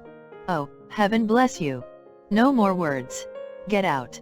And no more words were needed. There was a rush, a clatter upon the stairs, the bang of a door, and the crisp rattle of running footfalls from the street. After all, Watson, said Holmes, reaching up his hand for his clay pipe, I am not retained by the police to supply their deficiencies. If Horner were in danger it would be another thing, but this fellow will not appear against him, and the case must collapse. I suppose that I am commuting a felony, but it is just possible that I am saving a soul. This fellow will not go wrong again, he is too terribly frightened. Send him to jail now, and you make him a jailbird for life. Besides, it is the season of forgiveness. Chance has put in our way a most singular and whimsical problem, and its solution is its own reward. If you will have the goodness to touch the bell, Doctor, we will begin another investigation, in which, also a bird will be the chief feature. 8. The Adventure of the Speckled Band. On glancing over my notes of the 70-odd cases in which I have during the last 8 years studied the methods of my friend Sherlock Holmes, I find many tragic, some comic, a large number merely strange, but none commonplace, for, working as he did rather for the love of his art than for the acquirement of wealth, he refused to associate himself with any investigation which did not tend towards the unusual, and even the fantastic. Of all these varied cases, however, I cannot recall any which presented more singular features than that which was associated with the well-known Surrey family of the Roylotts of Stoke Moran. The events in question occurred in the early days of my association with Holmes, when we were sharing rooms as bachelors in Baker Street. It is possible that I might have placed them upon record before, but a promise of secrecy was made at the time, from which I have only been freed during the last month by the untimely death of the lady to whom the pledge was given. It is perhaps as well that the facts should now come to light, for I have reasons to know that there are widespread rumors as to the death of Dr. Grimesby Roylott which tend to make the matter even more terrible than the truth. It was early in April in the year 83 that I woke one morning to find Sherlock Holmes standing, fully dressed, by the side of my bed. He was a late riser, as a rule, and as the clock on the mantelpiece showed me that it was only 7:15, I blinked up at him in some surprise, and perhaps just a little resentment, for I was myself regular in my habits. "Very sorry to knock you up, Watson," said he, "but it's the common lot this morning. Mrs. Hudson has been knocked up," she retorted upon me, "and I on you." "What is it, then? A fire?" "No, a client. It seems that a young lady has arrived in a considerable state of excitement, who insists upon seeing me. She is waiting now in the sitting room. Now, when young ladies wander about the metropolis at this hour of the morning, and knock sleepy people up out of their beds, I presume that it is something very pressing which they have to communicate. Should it prove to be an interesting case, you would, I am sure, wish to follow it from the outset. I thought, at any rate, that I should call you and give you the chance. My dear fellow, I would not miss it for anything. I had no keener pleasure than in following Holmes in his professional investigations, and in admiring the rapid deductions, as swift as intuitions, and yet always founded on a logical basis with which he unraveled the problems which were submitted to him. I rapidly threw on my clothes and was ready in a few minutes to accompany my friend down to the sitting room. A lady dressed in black and heavily veiled, who had been sitting in the window, rose as we entered. "Good morning, madam," said Holmes cheerily. "My name is Sherlock Holmes. This is my intimate friend and associate, Dr. Watson, before whom you can speak as freely as before myself. I am glad to see that Mrs. Hudson has had the good sense to light the fire. Pray draw up to it, and I shall order you a cup of hot coffee, for I observe that you are shivering." "It is not cold which makes me shiver," said the woman in a low voice, changing her seat as requested. "What, then?" "It is fear, Mr. Holmes. It is terror." She raised her veil as she spoke, and we could see that she was indeed in a pitiable state of agitation, her face all drawn and grey, with restless frightened eyes, like those of some hunted animal. Her features and figure were those of a woman of 30, but her hair was shot with premature grey, and her expression was weary and haggard. Sherlock Holmes ran her over with one of his quick, all-comprehensive glances. "You must not fear," said he soothingly, bending forward and patting her forearm. "We shall soon set matters right, I have no doubt.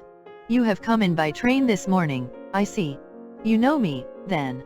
"No, but I observed the second half of a return ticket in the palm of your left glove. You must have started early, and yet you had a good drive in a dog-cart, along heavy roads, before you reached the station." The lady gave a violent start and stared in bewilderment at my companion. "There is no mystery, my dear madam," said he, smiling. "The left arm of your jacket is spattered with mud in no less than 7 places. The marks are perfectly fresh. There is no vehicle save a dog-cart which throws up mud in that way, and then only when you sit on the left-hand side of the driver. Whatever your reasons may be, you are perfectly correct," said she. "I started from home before 6, reached Leatherhead at 20 past, and came in by the first train to Waterloo. Sir, I can stand this strain no longer, I shall go mad if it continues. I have no one to turn to, none, save only one, who cares for me, and he, poor fellow, can be of little aid. I have heard of you, Mr. Holmes, I have heard of you from Mrs. Farintosh, whom you helped in the hour of her sore need. It was from her that I had your address. Oh, sir, do you not think that you could help me, too, and at least throw a little light through the dense darkness which surrounds me? At present it is out of my power to reward you for your services, but in a month or 6 weeks I shall be married, with the control of my own income, and then at least you shall not find me ungrateful." Holmes turned to his desk and, unlocking it, drew out a small casebook, which he consulted. "Farintosh," said he. "Ah yes, I recall the case, it was concerned with an opal tiara. I think it was before your time, Watson. I can only say, madam, that I shall be happy to devote the same care to your case as I did to that of your friend. As to reward, my profession is its own reward, but you are at liberty to defray whatever expenses I may be put to, at the time which suits you best. And now I beg that you will lay before us everything that may help us in forming an opinion upon the matter." "Alas," replied our visitor, "the very horror of my situation lies in the fact that my fears are so vague, and my suspicions depend so entirely upon small points, which might seem trivial to another, that even he to whom of all others I have a right to look for help and advice looks upon all that I tell him about it as the fancies of a nervous woman. He does not say so, but I can read it from his soothing answers and averted eyes. But I have heard, Mr. Holmes, that you can see deeply into the manifold wickedness of the human heart. You may advise me how to walk amid the dangers which encompass me. I am all attention, madam. My name is Helen Stoner, and I am living with my stepfather, who is the last survivor of one of the oldest Saxon families in England, the Roylotts of Stoke Moran, on the western border of Surrey." Holmes nodded his head. "The name is familiar to me," said he. "The family was at one time among the richest in England, and the estates extended over the borders into Berkshire in the north, and Hampshire in the west. In the last century, however, 4 successive heirs were of a dissolute and wasteful disposition, and the family ruin was eventually completed by a gambler in the days of the Regency. Nothing was left save a few acres of ground, and the 200-year-old house, which is itself crushed under a heavy mortgage. The last squire dragged out his existence there, living the horrible life of an aristocratic pauper, but his only son, my stepfather, seeing that he must adapt himself to the new conditions, obtained an advance from a relative, which enabled him to take a medical degree and went out to Calcutta, where, by his professional skill and his force of character, he established a large practice. In a fit of anger, however, caused by some robberies which had been perpetrated in the house, he beat his native butler to death and narrowly escaped a capital sentence. As it was, he suffered a long term of imprisonment and afterwards returned to England a morose and disappointed man. When Dr. Roylott was in India he married my mother, Mrs. Stoner, the young widow of Major General Stoner, of the Bengal Artillery. My sister Julia and I were twins, and we were only 2 years old at the time of my mother's remarriage.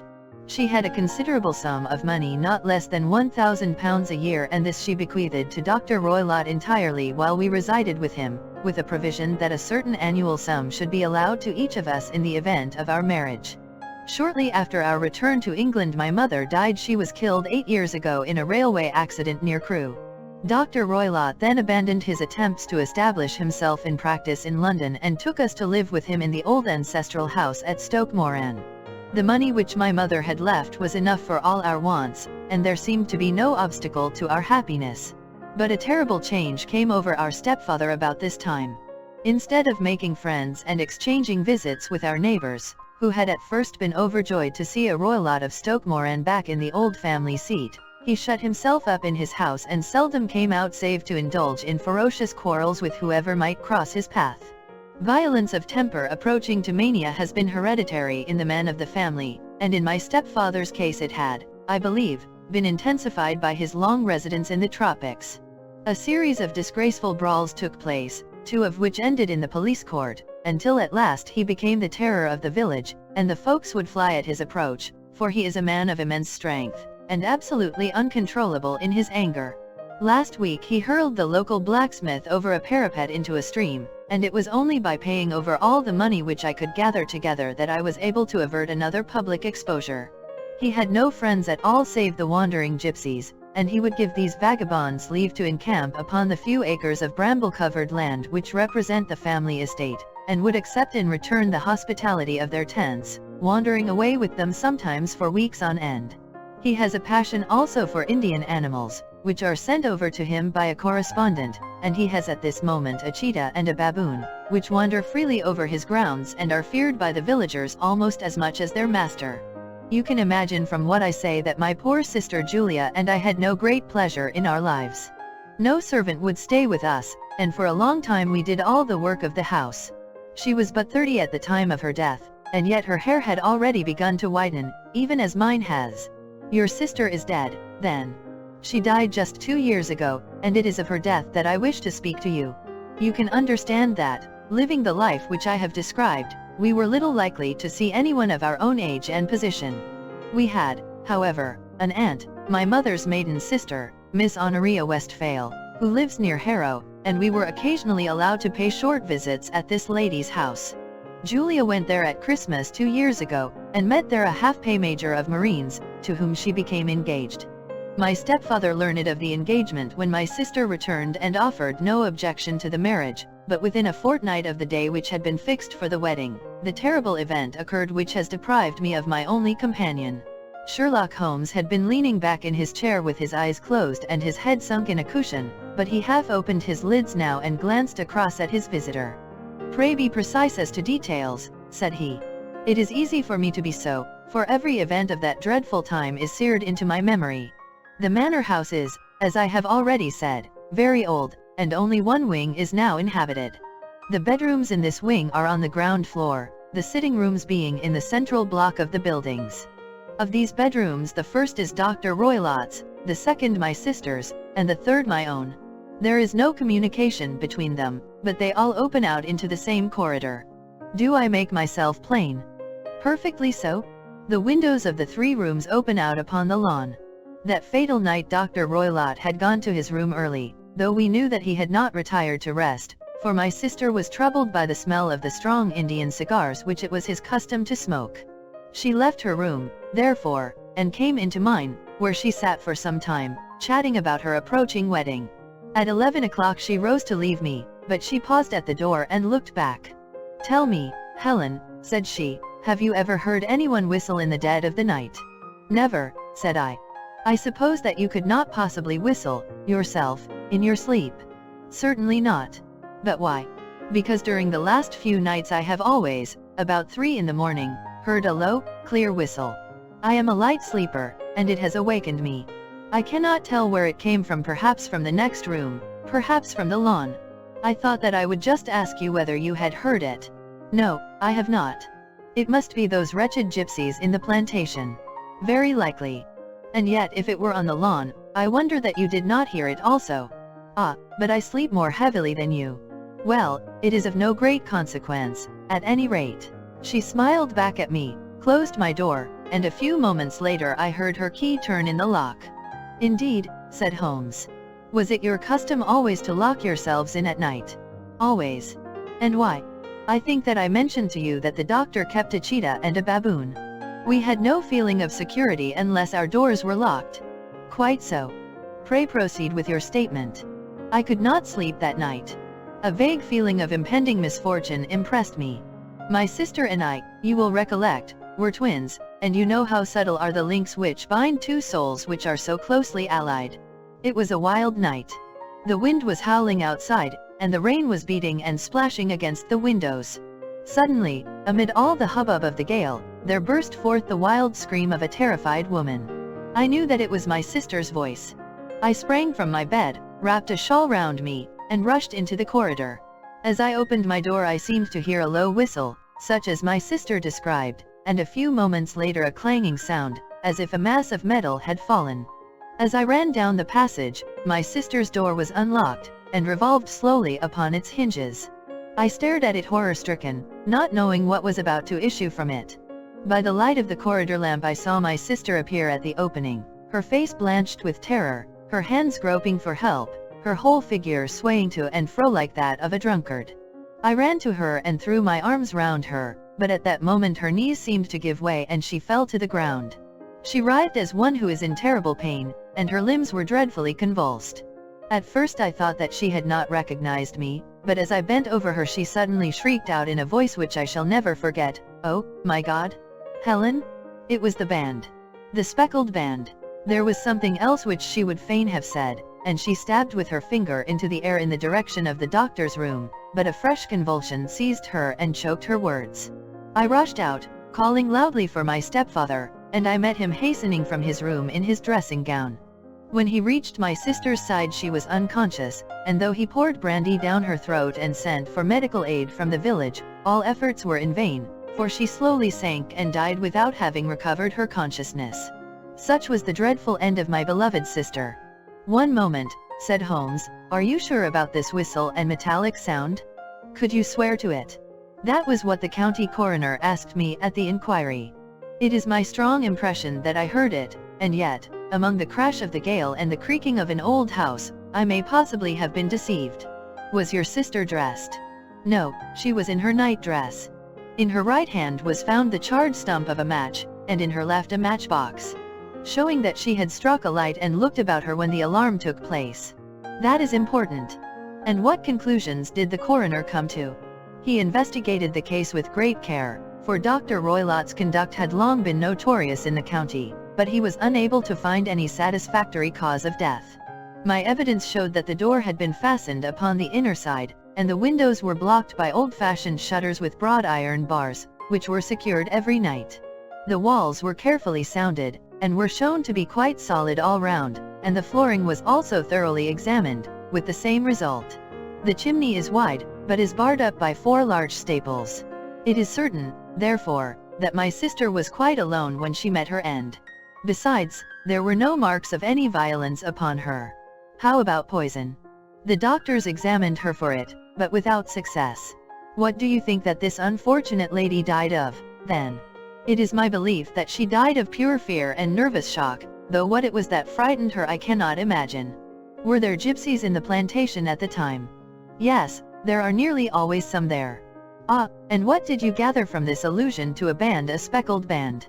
Sometimes I have thought that it was merely the wild talk of delirium, sometimes that it may have referred to some band of people, perhaps to these very gypsies in the plantation. I do not know whether the spotted handkerchiefs which so many of them wear over their heads might have suggested the strange adjective which she used. Holmes shook his head like a man who is far from being satisfied. "These are very deep waters," said he. "Pray go on with your narrative." 2 years have passed since then, and my life has been until lately lonelier than ever. A month ago, however, a dear friend, whom I have known for many years, has done me the honor to ask my hand in marriage. His name is Armitage Percy Armitage, the second son of Mr. Armitage, of Crane Water, near Reading. My stepfather has offered no opposition to the match, and we are to be married in the course of the spring.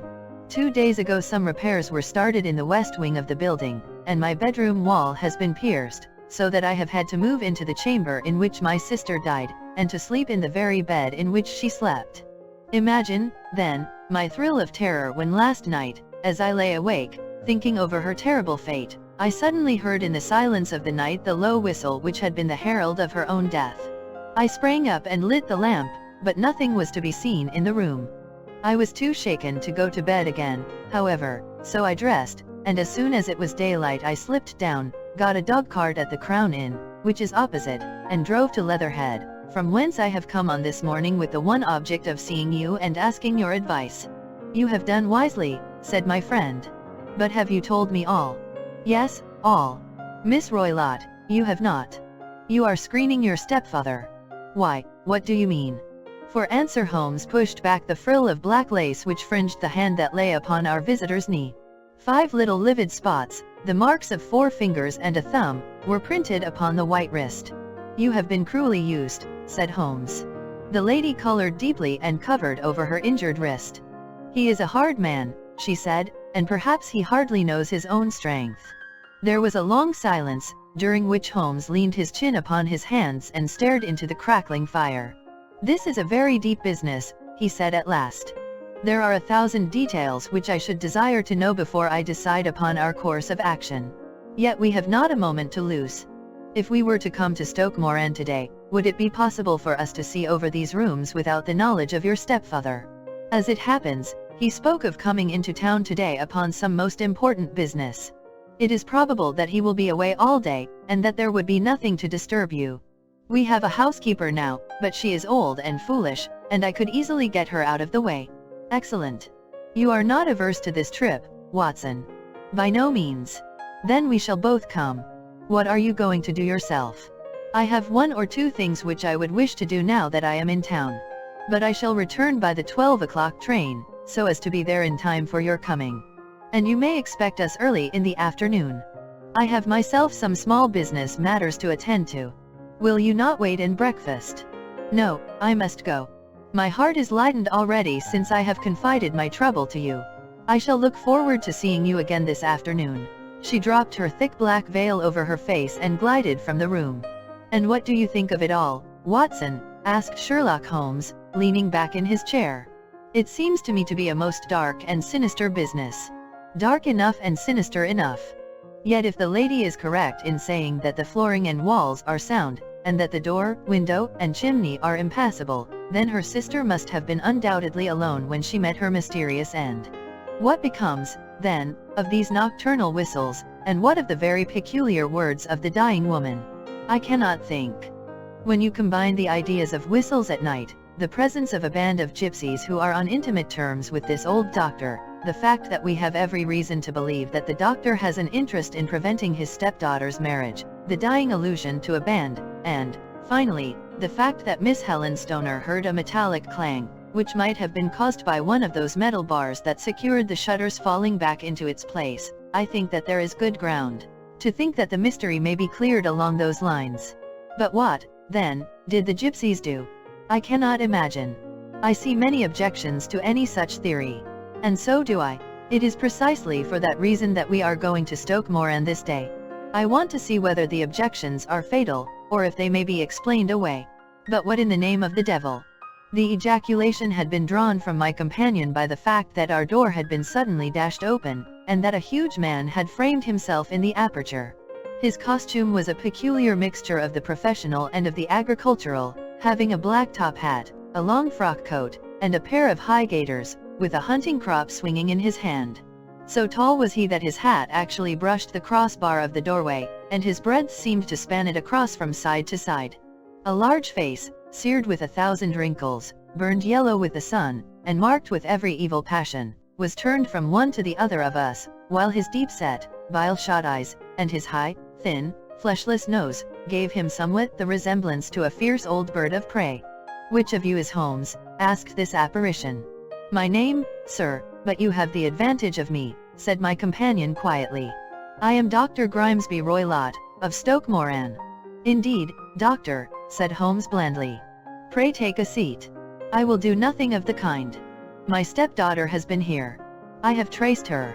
"What has she been saying to you?" "It is a little cold for the time of the year," said Holmes. "What has she been saying to you?" screamed the old man furiously. "But I have heard that the crocuses promise well," continued my companion imperturbably.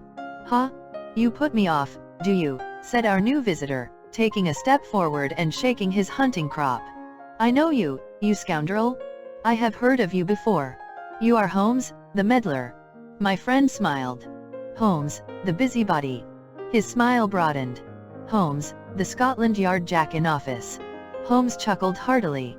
"Your conversation is most entertaining," said he. "When you go out, close the door, for there is a decided draught. I will go when I have had my say. Don't you dare to meddle with my affairs. I know that Miss Stoner has been here. I traced her. I am a dangerous man to fall foul of. See here." He stepped swiftly forward, seized the poker, and bent it into a curve with his huge brown hands. "See that you keep yourself out of my grip," he snarled, and hurling the twisted poker into the fireplace he strode out of the room. "He seems a very amiable person," said Holmes, laughing. "I am not quite so bulky, but if he had remained I might have shown him that my grip was not much more feeble than his own." As he spoke he picked up the steel poker and, with a sudden effort, straightened it out again. "Fancy his having the insolence to confound me with the official detective force? This incident gives zest to our investigation, however, and I only trust that our little friend will not suffer from her imprudence in allowing this brute to trace her. And now, Watson, we shall order breakfast, and afterwards I shall walk down to Doctors' Commons, where I hope to get some data which may help us in this matter." It was nearly 1 o'clock when Sherlock Holmes returned from his excursion. He held in his hand a sheet of blue paper, scrawled over with notes and figures. "I have seen the will of the deceased wife," said he. "To determine its exact meaning I have been obliged to work out the present prices of the investments with which it is concerned. The total income, which at the time of the wife's death was little short of £1,100, is now, through the fall in agricultural prices, not more than £750. Each daughter can claim an income of £250, in case of marriage. It is evident, therefore, that if both girls had married, this beauty would have had a mere pittance, while even one of them would cripple him to a very serious extent. My morning's work has not been wasted, since it has proved that he has the very strongest motives for standing in the way of anything of the sort. And now, Watson, this is too serious for dawdling, especially as the old man is aware that we are interesting ourselves in his affairs, so if you are ready, we shall call a cab and drive to Waterloo. I should be very much obliged if you would slip your revolver into your pocket. An Ely's number 2 is an excellent argument with gentlemen who can twist steel pokers into knots. That and a toothbrush are, I think, all that we need. At Waterloo we were fortunate in catching a train for Leatherhead, where we hired a trap at the station inn and drove for 4 or 5 miles through the lovely Surrey lanes. It was a perfect day, with a bright sun and a few fleecy clouds in the heavens. The trees and wayside hedges were just throwing out their first green shoots, and the air was full of the pleasant smell of the moist earth. To me at least there was a strange contrast between the sweet promise of the spring and this sinister quest upon which we were engaged. My companion sat in the front of the trap, his arms folded, his hat pulled down over his eyes, and his chin sunk upon his breast, buried in the deepest thought. Suddenly, however, he started, tapped me on the shoulder, and pointed over the meadows. "Look there," said he. A heavily timbered park stretched up in a gentle slope, thickening into a grove at the highest point. From amid the branches there jutted out the grey gables and high roof tree of a very old mansion. "Stoke Moran," said he. "Yes, sir, that be the house of Dr. Grimesby Roylott," remarked the driver. "There is some building going on there," said Holmes, "that is where we are going." "There's the village," said the driver, pointing to a cluster of roofs some distance to the left, "but if you want to get to the house, you'll find it shorter to get over this stile, and so by the footpath over the fields. There it is, where the lady is walking." "And the lady, I fancy, is Miss Stoner," observed Holmes, shading his eyes. "Yes, I think we had better do as you suggest." We got off, paid our fare, and the trap rattled back on its way to Leatherhead. "I thought it as well," said Holmes as we climbed the stile, "that this fellow should think we had come here as architects, or on some definite business. It may stop his gossip. Good afternoon, Miss Stoner. You see that we have been as good as our word."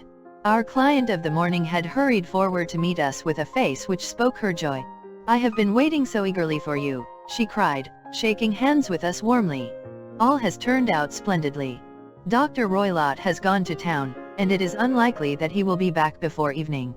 We have had the pleasure of making the doctor's acquaintance," said Holmes, and in a few words he sketched out what had occurred. Miss Stoner turned white to the lips as she listened. "Good heavens," she cried, "he has followed me, then. So it appears. He is so cunning that I never know when I am safe from him. What will he say when he returns? He must guard himself, for he may find that there is someone more cunning than himself upon his track. You must lock yourself up from him tonight. If he is violent, we shall take you away to your aunts at Harrow. Now, we must make the best use of our time, so kindly take us at once to the rooms which we are to examine." The building was of grey, lichen-blotched stone, with a high central portion and two curving wings, like the claws of a crab, thrown out on each side. In one of these wings the windows were broken and blocked with wooden boards, while the roof was partly caved in, a picture of ruin. The central portion was in little better repair, but the right-hand block was comparatively modern, and the blinds in the windows, with the blue smoke curling up from the chimneys, showed that this was where the family resided. Some scaffolding had been erected against the end wall, and the stonework had been broken into, but there were no signs of any workmen at the moment of our visit. Holmes walked slowly up and down the ill-trimmed lawn and examined with deep attention the outsides of the windows. "This, I take it, belongs to the room in which you used to sleep, the center one to your sister's, and the one next to the main building to Dr. Roylott's chamber." "Exactly so.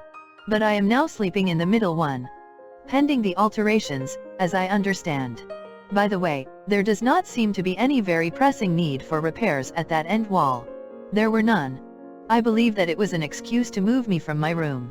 "Ah, that is suggestive. Now, on the other side of this narrow wing runs the corridor from which these three rooms open. There are windows in it, of course." "Yes, but very small ones. Too narrow for anyone to pass through. As you both locked your doors at night, your rooms were unapproachable from that side. Now, would you have the kindness to go into your room and bar your shutters?" Miss Stoner did so, and Holmes, after a careful examination through the open window, endeavored in every way to force the shutter open, but without success. There was no slit through which a knife could be passed to raise the bar. Then with his lens he tested the hinges, but they were of solid iron, built firmly into the massive masonry. Said he, scratching his chin in some perplexity, "my theory certainly presents some difficulties. No one could pass these shutters if they were bolted. Well, we shall see if the inside throws any light upon the matter." A small side door led into the whitewashed corridor from which the three bedrooms opened. Holmes refused to examine the third chamber, so we passed at once to the second, that in which Miss Stoner was now sleeping, and in which her sister had met with her fate. It was a homely little room, with a low ceiling and a gaping fireplace, after the fashion of old country houses. A brown chest of drawers stood in one corner, a narrow white counterpaned bed in another, and a dressing table on the left-hand side of the window. These articles, with two small wicker work chairs, made up all the furniture in the room save for a square of Wilton carpet in the center. The boards round and the paneling of the walls were of brown, worm-eaten oak, so old and discolored that it may have dated from the original building of the house. Holmes drew one of the chairs into a corner and sat silent, while his eyes traveled round and up and down, taking in every detail of the apartment. "Where does that bell communicate with?" he asked at last, pointing to a thick bell rope which hung down beside the bed, the tassel actually lying upon the pillow. "It goes to the housekeeper's room. It looks newer than the other things." "Yes, it was only put there a couple of years ago. Your sister asked for it, I suppose?" "No, I never heard of her using it. We used always to get what we wanted for ourselves. Indeed, it seemed unnecessary to put so nice a bell pull there. You will excuse me for a few minutes while I satisfy myself as to this floor." He threw himself down upon his face with his lens in his hand and crawled swiftly backward and forward, examining minutely the cracks between the boards. Then he did the same with the woodwork with which the chamber was paneled. Finally he walked over to the bed and spent some time in staring at it and in running his eye up and down the wall. Finally he took the bell rope in his hand and gave it a brisk tug. "Why, it's a dummy," said he. "Won't it ring?" "No, it is not even attached to a wire. This is very interesting. You can see now that it is fastened to a hook just above where the little opening for the ventilator is. How very absurd! I never noticed that before." "Very strange," muttered Holmes, pulling at the rope. "There are one or two very singular points about this room. For example, what a fool a builder must be to open a ventilator into another room, when, with the same trouble, he might have communicated with the outside air." "That is also quite modern," said the lady. "Done about the same time as the bell rope," remarked Holmes. "Yes, there were several little changes carried out about that time. They seem to have been of a most interesting character: dummy bell ropes, and ventilators which do not ventilate. With your permission, Miss Stoner, we shall now carry our researches into the inner apartment." Dr. Grimesby Roylott's chamber was larger than that of his stepdaughter, but was as plainly furnished. A camp bed, a small wooden shelf full of books, mostly of a technical character, an armchair beside the bed, a plain wooden chair against the wall, a round table, and a large iron safe were the principal things which met the eye.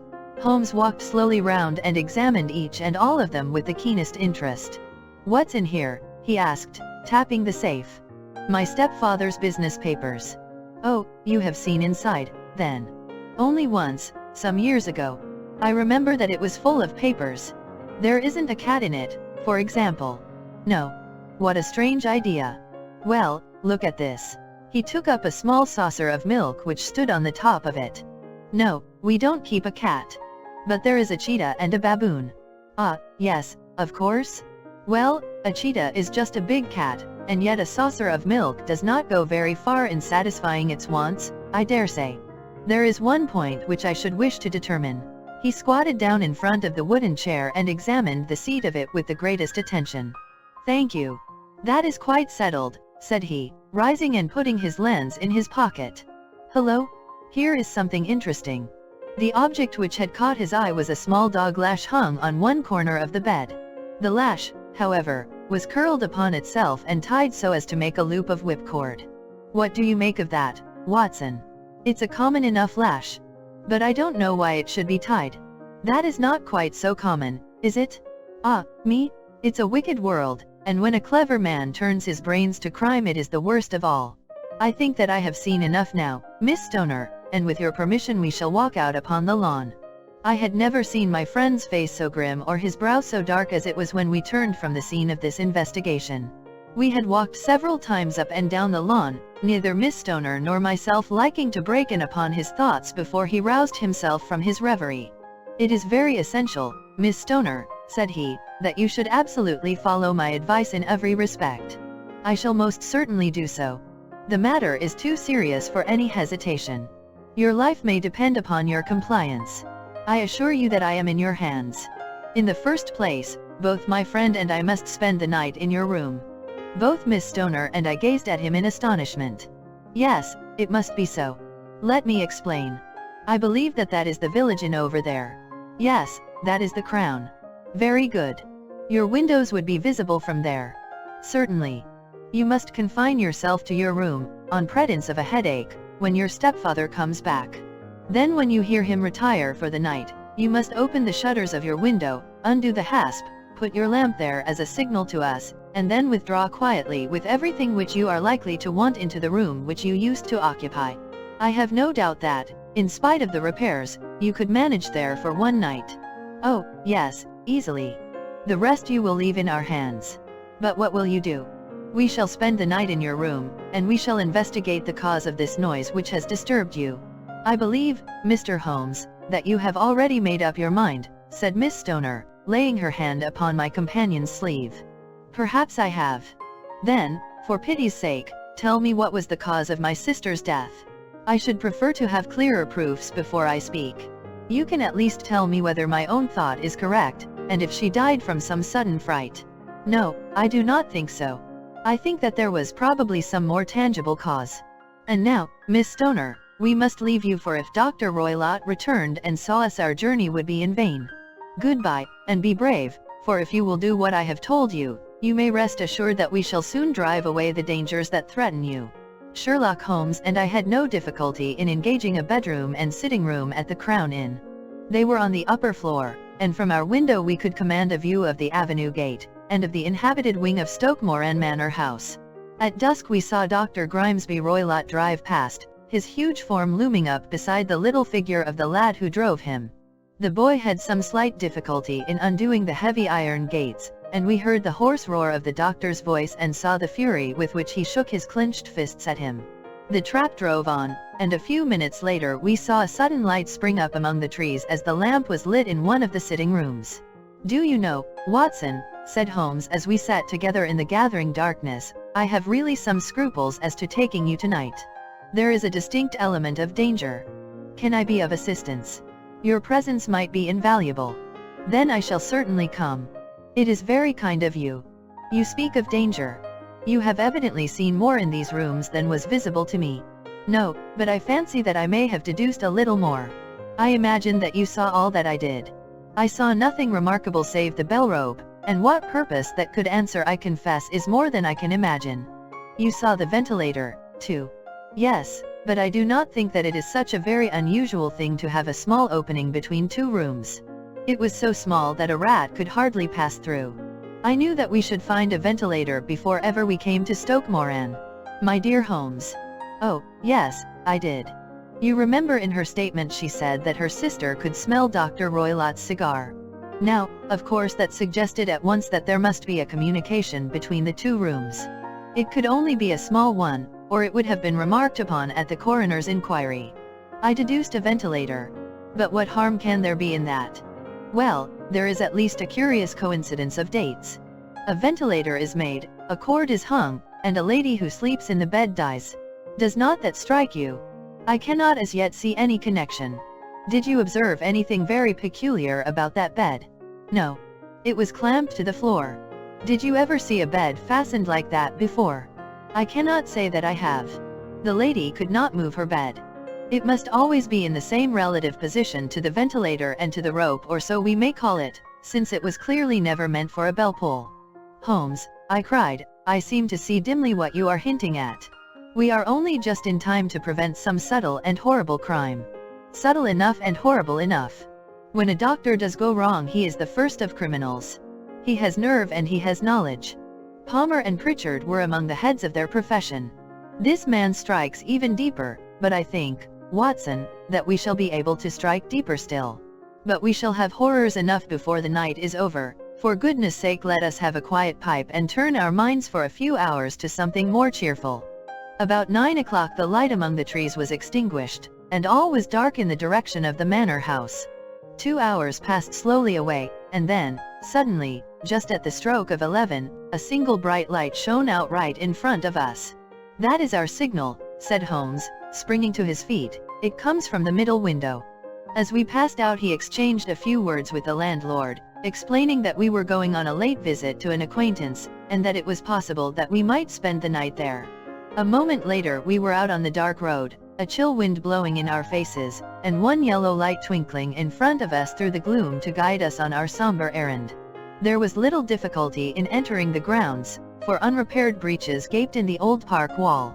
Making our way among the trees, we reached the lawn, crossed it, and were about to enter through the window when out from a clump of laurel bushes there darted what seemed to be a hideous and distorted child, who threw itself upon the grass with writhing limbs and then ran swiftly across the lawn into the darkness.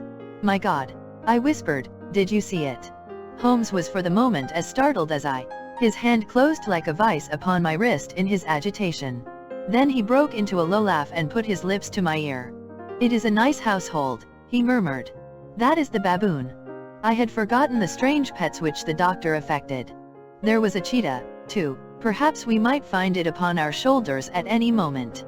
I confess that I felt easier in my mind when, after following Holmes' example and slipping off my shoes, I found myself inside the bedroom. My companion noiselessly closed the shutters, moved the lamp onto the table, and cast his eyes round the room. All was as we had seen it in the daytime. Then creeping up to me and making a trumpet of his hand, he whispered into my ear again so gently that it was all that I could do to distinguish the words. The least sound would be fatal to our plans. I nodded to show that I had heard. "We must sit without light. He would see it through the ventilator." I nodded again. "Do not go asleep, your very life may depend upon it. Have your pistol ready in case we should need it. I will sit on the side of the bed, and you in that chair." I took out my revolver and laid it on the corner of the table. Holmes had brought up a long thin cane, and this he placed upon the bed beside him. By it he laid the box of matches and the stump of a candle. Then he turned down the lamp, and we were left in darkness. How shall I ever forget that dreadful vigil? I could not hear a sound, not even the drawing of a breath, and yet I knew that my companion sat open-eyed, within a few feet of me, in the same state of nervous tension in which I was myself. The shutters cut off the least ray of light, and we waited in absolute darkness. From outside came the occasional cry of a night bird, and once at our very window a long-drawn cat-like whine, which told us that the cheetah was indeed at liberty. Far away we could hear the deep tones of the parish clock, which boomed out every quarter of an hour.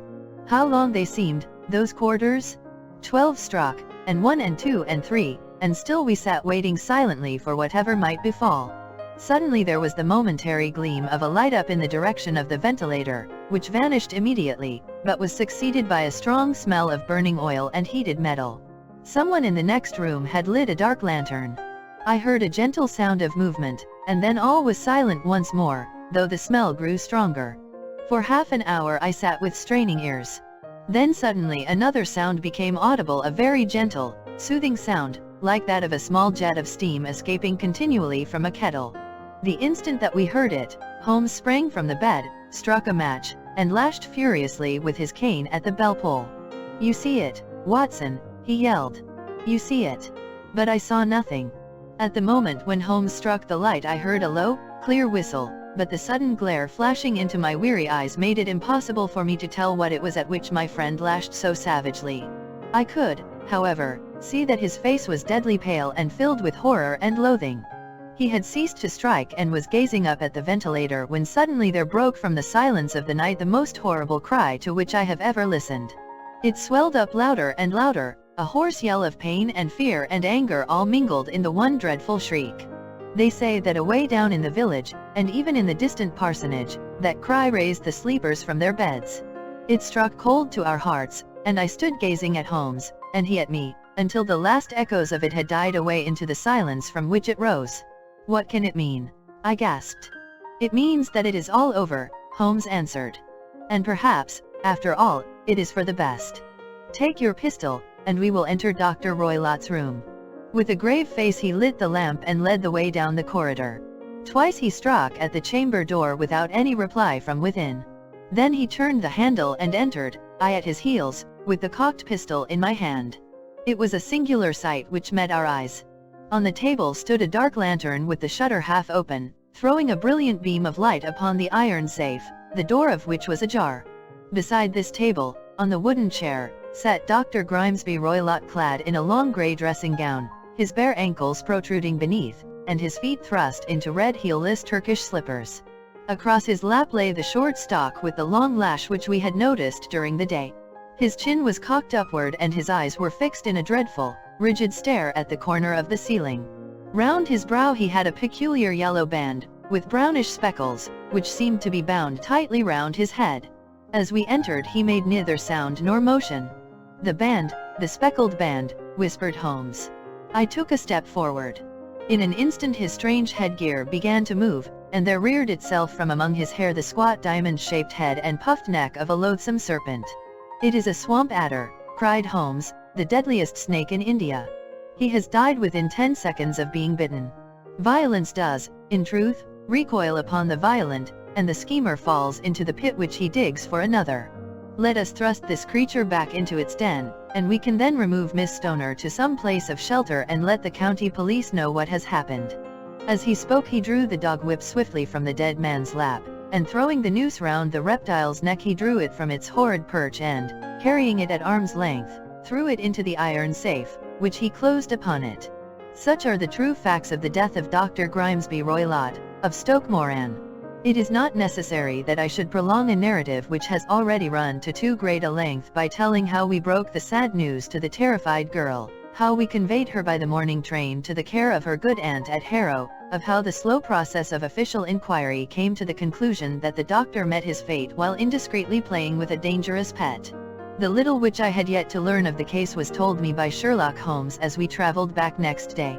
"I had," said he, "come to an entirely erroneous conclusion which shows, my dear Watson, how dangerous it always is to reason from insufficient data. The presence of the gypsies, and the use of the word band, which was used by the poor girl, no doubt, to explain the appearance which she had caught a hurried glimpse of by the light of her match, were sufficient to put me upon an entirely wrong scent. I can only claim the merit that I instantly reconsidered my position when, however, it became clear to me that whatever danger threatened an occupant of the room could not come either from the window or the door. My attention was speedily drawn, as I have already remarked to you, to this ventilator, and to the bell rope which hung down to the bed. The discovery that this was a dummy, and that the bed was clamped to the floor, instantly gave rise to the suspicion that the rope was there as a bridge for something passing through the hole and coming to the bed.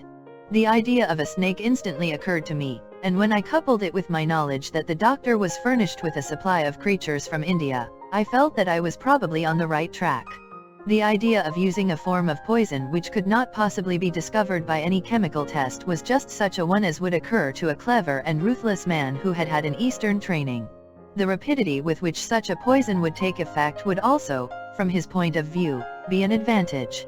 It would be a sharp-eyed coroner, indeed, who could distinguish the two little dark punctures which would show where the poison fangs had done their work. Then I thought of the whistle. Of course he must recall the snake before the morning light revealed it to the victim. He had trained it, probably by the use of the milk which we saw, to return to him when summoned. He would put it through this ventilator at the hour that he thought best, with the certainty that it would crawl down the rope and land on the bed. It might or might not bite the occupant, perhaps she might escape every night for a week, but sooner or later she must fall a victim. I had come to these conclusions before ever I had entered his room. An inspection of his chair showed me that he had been in the habit of standing on it, which of course would be necessary in order that he should reach the ventilator. The sight of the safe, the saucer of milk, and the loop of whipcord were enough to finally dispel any doubts which may have remained. The metallic clang heard by Miss Stoner was obviously caused by her stepfather hastily closing the door of his safe upon its terrible occupant.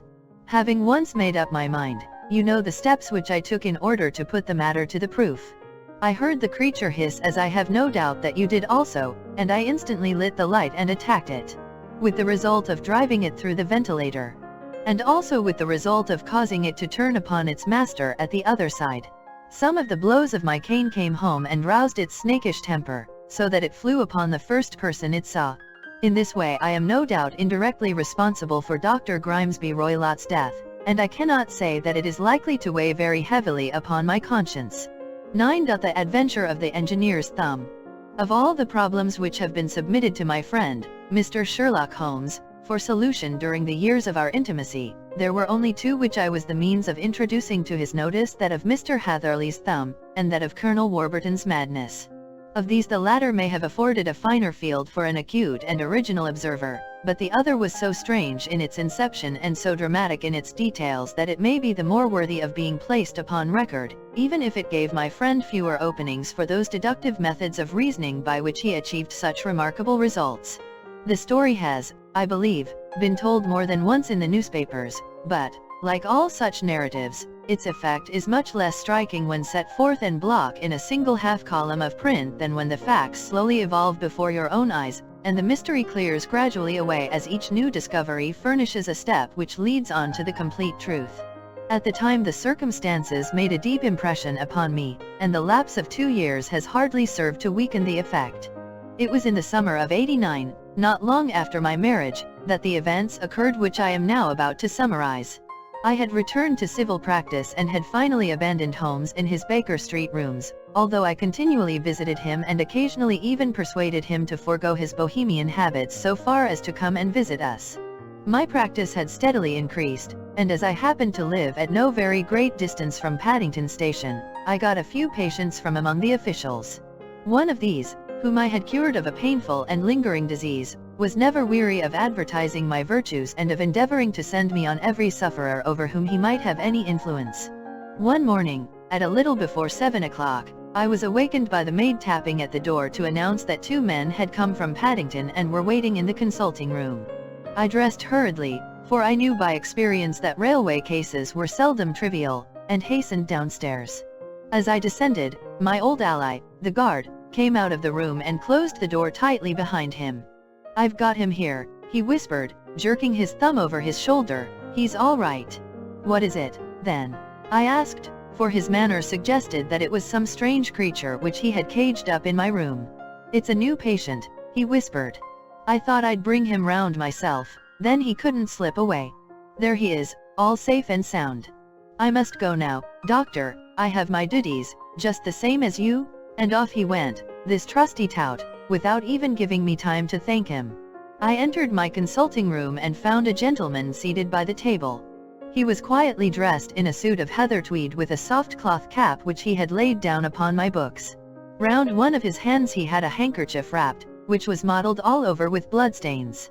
He was young, not more than 25, I should say, with a strong, masculine face, but he was exceedingly pale and gave me the impression of a man who was suffering from some strong agitation, which it took all his strength of mind to control. "I am sorry to knock you up so early, doctor," said he, "but I have had a very serious accident during the night. I came in by train this morning, and on inquiring at Paddington as to where I might find a doctor, a worthy fellow very kindly escorted me here. I gave the maid a card, but I see that she has left it upon the side table. I took it up and glanced at it. Mr. Victor Hatherley, hydraulic engineer, 16A, Victoria Street, 3rd floor, ... That was the name, style, and abode of my morning visitor. "I regret that I have kept you waiting," said I, sitting down in my library chair. "You are fresh from a night journey, I understand, which is in itself a monotonous occupation." "Oh, my night could not be called monotonous," said he, and laughed. He laughed very heartily, with a high, ringing note, leaning back in his chair and shaking his sides. All my medical instincts rose up against that laugh. "Stop it," I cried, "pull yourself together," and I poured out some water from a carafe. It was useless, however. He was off in one of those hysterical outbursts which come upon a strong nature when some great crisis is over and gone. Presently he came to himself once more, very weary and pale looking. "I have been making a fool of myself," he gasped. "Not at all. Drink this." I dashed some brandy into the water, and the color began to come back to his bloodless cheeks. "That's better," said he. "And now, doctor, perhaps you would kindly attend to my thumb, or rather to the place where my thumb used to be."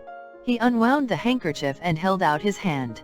It gave even my hardened nerves a shudder to look at it. There were 4 protruding fingers and a horrid red, spongy surface where the thumb should have been. It had been hacked or torn right out from the roots. "Good heavens!" I cried, "this is a terrible injury. It must have bled considerably." "Yes, it did. I fainted when it was done, and I think that I must have been senseless for a long time. When I came to I found that it was still bleeding, so I tied one end of my handkerchief very tightly round the wrist and braced it up with a twig." "Excellent! You should have been a surgeon. It is a question of hydraulics, you see, and came within my own province." "This has been done," said I, examining the wound, "by a very heavy and sharp instrument." "A thing like a cleaver," said he. "An accident, I presume?" "By no means." "What, a murderous attack?" "Very murderous indeed. You horrify me." I sponged the wound, cleaned it, dressed it, and finally covered it over with cotton wadding and carbolist bandages. He lay back without wincing, though he bit his lip from time to time. "How is that?" I asked when I had finished. "Capital. Between your brandy and your bandage, I feel a new man. I was very weak, but I have had a good deal to go through. Perhaps you had better not speak of the matter. It is evidently trying to your nerves." "Oh, no, not now. I shall have to tell my tale to the police, but, between ourselves, if it were not for the convincing evidence of this wound of mine, I should be surprised if they believed my statement, for it is a very extraordinary one, and I have not much in the way of proof with which to back it up, and, even if they believe me, the clues which I can give them are so vague that it is a question whether justice will be done." "Ha!" cried I, "if it is anything in the nature of a problem which you desire to see solved, I should strongly recommend you to come to my friend, Mr. Sherlock Holmes, before you go to the official police." "Oh, I have heard of that fellow," answered my visitor, "and I should be very glad if he would take the matter up, though of course I must use the official police as well. Would you give me an introduction to him?" "I'll do better. I'll take you round to him myself." "I should be immensely obliged to you. We'll call a cab and go together. We shall just be in time to have a little breakfast with him. Do you feel equal to it?" "Yes, I shall not feel easy until I have told my story. Then my servant will call a cab, and I shall be with you in an instant." I rushed upstairs, explained the matter shortly to my wife, and in 5 minutes was inside a hansom, driving with my new acquaintance to Baker Street. Sherlock Holmes was, as I expected, lounging about his sitting room in his dressing gown, reading the agony column of the Times and smoking his before-breakfast pipe, which was composed of all the plugs and dawdles left from his smokes of the day before, all carefully dried and collected on the corner of the mantelpiece. He received us in his quietly genial fashion, ordered fresh rashers and eggs, and joined us in a hearty meal. When it was concluded, he settled our new acquaintance upon the sofa, placed a pillow beneath his head, and laid a glass of brandy and water within his reach. "It is easy to see that your experience has been no common one, Mr. Hatherley," said he. "Pray, lie down there and make yourself absolutely at home. Tell us what you can, but stop when you are tired and keep up your strength with a little stimulant." "Thank you," said my patient, "but I have felt another man since the doctor bandaged me, and I think that your breakfast has completed the cure. I shall take up as little of your valuable time as possible, so I shall start at once upon my peculiar experiences." Holmes sat in his big armchair with the weary, heavy-lidded expression which veiled his keen and eager nature, while I sat opposite to him, and we listened in silence to the strange story which our visitor detailed to us. "You must know," said he, "that I am an orphan and a bachelor, residing alone in lodgings in London. By profession I am a hydraulic engineer, and I have had considerable experience of my work during the 7 years that I was apprenticed to Venner and Matheson, the well-known firm, of Greenwich. 2 years ago, having served my time, and having also come into a fair sum of money through my poor father's death, I determined to start in business for myself and took professional chambers in Victoria Street. I suppose that everyone finds his first independent start in business a dreary experience. To me it has been exceptionally so. During 2 years I have had 3 consultations and 1 small job, and that is absolutely all that my profession has brought me. My gross takings amount to £27.10. Every day, from 9 in the morning until 4 in the afternoon, I waited in my little den, until at last my heart began to sink, and I came to believe that I should never have any practice at all. Yesterday, however, just as I was thinking of leaving the office, my clerk entered to say there was a gentleman waiting who wished to see me upon business. He brought up a card, too, with the name of Colonel Lysander Stark engraved upon it. Close at his heels came the colonel himself, a man rather over the middle size, but of an exceeding thinness. I do not think that I have ever seen so thin a man. His whole face sharpened away into nose and chin, and the skin of his cheeks was drawn quite tense over his outstanding bones. Yet this emaciation seemed to be his natural habit, and due to no disease, for his eye was bright, his step brisk, and his bearing assured. He was plainly but neatly dressed, and his age, I should judge, would be nearer 40 than 30. "Mr. Hatherley," said he, with something of a German accent. "You have been recommended to me, Mr. Hatherley, as being a man who is not only proficient in his profession but is also discreet and capable of preserving a secret." I bowed, feeling as flattered as any young man would at such an address. "May I ask who it was who gave me so good a character?" "Well, perhaps it is better that I should not tell you that just at this moment. I have it from the same source that you are both an orphan and a bachelor and are residing alone in London."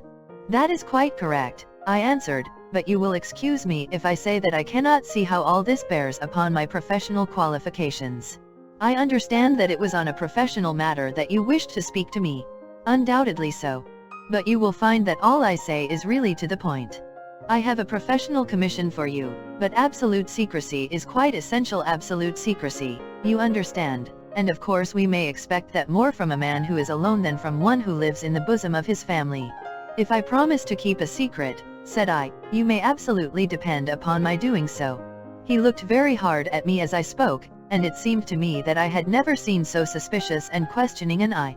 "Do you promise, then?" said he at last. "Yes, I promise." Absolute and complete silence before, during, and after. No reference to the matter at all, either in word or writing. "I have already given you my word." "Very good." He suddenly sprang up, and darting like lightning across the room he flung open the door. The passage outside was empty. "That's all right," said he, coming back. "I know that clerks are sometimes curious as to their master's affairs. Now we can talk in safety." He drew up his chair very close to mine and began to stare at me again with the same questioning and thoughtful look. A feeling of repulsion, and of something akin to fear had begun to rise within me at the strange antics of this fleshless man. Even my dread of losing a client could not restrain me from showing my impatience. "I beg that you will state your business, sir," said I. "My time is of value." Heaven forgive me for that last sentence, but the words came to my lips. "How would 50 guineas for a night's work suit you?" he asked. "Most admirably." "I say a night's work, but an hour's would be nearer the mark. I simply want your opinion about a hydraulic stamping machine which has got out of gear. If you show us what is wrong we shall soon set it right ourselves. What do you think of such a commission as that? The work appears to be light and the pay munificent." "Precisely so. We shall want you to come tonight by the last train." "Where to?" "To Ayford, in Berkshire. It is a little place near the borders of Oxfordshire, and within 7 miles of Reading. There is a train from Paddington which would bring you there at about 11:15. "Very good. I shall come down in a carriage to meet you." "There is a drive, then?" "Yes, our little place is quite out in the country. It is a good 7 miles from Ayford station. Then we can hardly get there before midnight." "I suppose there would be no chance of a train back?" "I should be compelled to stop the night." "Yes, we could easily give you a shakedown." "That is very awkward. Could I not come at some more convenient hour?" "We have judged it best that you should come late. It is to recompense you for any inconvenience that we are paying to you, a young and unknown man, a fee which would buy an opinion from the very heads of your profession. Still, of course, if you would like to draw out of the business, there is plenty of time to do so." I thought of the 50 guineas, and of how very useful they would be to me. "Not at all," said I. "I shall be very happy to accommodate myself to your wishes. I should like, however, to understand a little more clearly what it is that you wish me to do." "Quite so. It is very natural that the pledge of secrecy which we have exacted from you should have aroused your curiosity. I have no wish to commit you to anything without your having it all laid before you. I suppose that we are absolutely safe from eavesdroppers?" "Entirely." "Then the matter stands thus. You are probably aware that fuller's earth is a valuable product, and that it is only found in 1 or 2 places in England." "I have heard so. Some little time ago I bought a small place, a very small place within 10 miles of Reading. I was fortunate enough to discover that there was a deposit of fuller's earth in one of my fields. On examining it, however, I found that this deposit was a comparatively small one, and that it formed a link between 2 very much larger ones upon the right and left, both of them, however, in the grounds of my neighbors. These good people were absolutely ignorant that their land contained that which was quite as valuable as a gold mine. Naturally, it was to my interest to buy their land before they discovered its true value, but unfortunately I had no capital by which I could do this. I took a few of my friends into the secret, however, and they suggested that we should quietly and secretly work our own little deposit, and that in this way we should earn the money which would enable us to buy the neighboring fields. This we have now been doing for some time, and in order to help us in our operations we erected a hydraulic press. This press, as I have already explained, has got out of order, and we wish your advice upon the subject. We guard our secret very jealously, however, and if it once became known that we had hydraulic engineers coming to our little house, it would soon rouse inquiry, and then, if the facts came out, it would be goodbye to any chance of getting these fields and carrying out our plans. That is why I have made you promise me that you will not tell a human being that you are going to Eyford tonight. I hope that I make it all plain. I quite follow you, said I. The only point which I could not quite understand was what use you could make of a hydraulic press in excavating fuller's earth, which, as I understand, is dug out like gravel from a pit. Ah, said he carelessly, we have our own process. We compress the earth into bricks, so as to remove them without revealing what they are. But that is a mere detail. I have taken you fully into my confidence now, Mr. Hatherley, and I have shown you how I trust you. He rose as he spoke. I shall expect you, then, at Eyford at 11:15. I shall certainly be there. And not a word to a soul. He looked at me with a last long, questioning gaze, and then, pressing my hand in a cold, dank grasp, he hurried from the room. Well, when I came to think it all over in cool blood, I was very much astonished, as you may both think, at this sudden commission which had been intrusted to me. On the one hand, of course, I was glad, for the fee was at least tenfold what I should have asked had I set a price upon my own services, and it was possible that this order might lead to other ones. On the other hand, the face and manner of my patron had made an unpleasant impression upon me, and I could not think that his explanation of the fuller's earth was sufficient to explain the necessity for my coming at midnight, and his extreme anxiety lest I should tell anyone of my errand. However, I threw all fears to the winds, ate a hearty supper, drove to Paddington, and started off, having obeyed to the letter the injunction as to holding my tongue. At Reading I had to change not only my carriage but my station.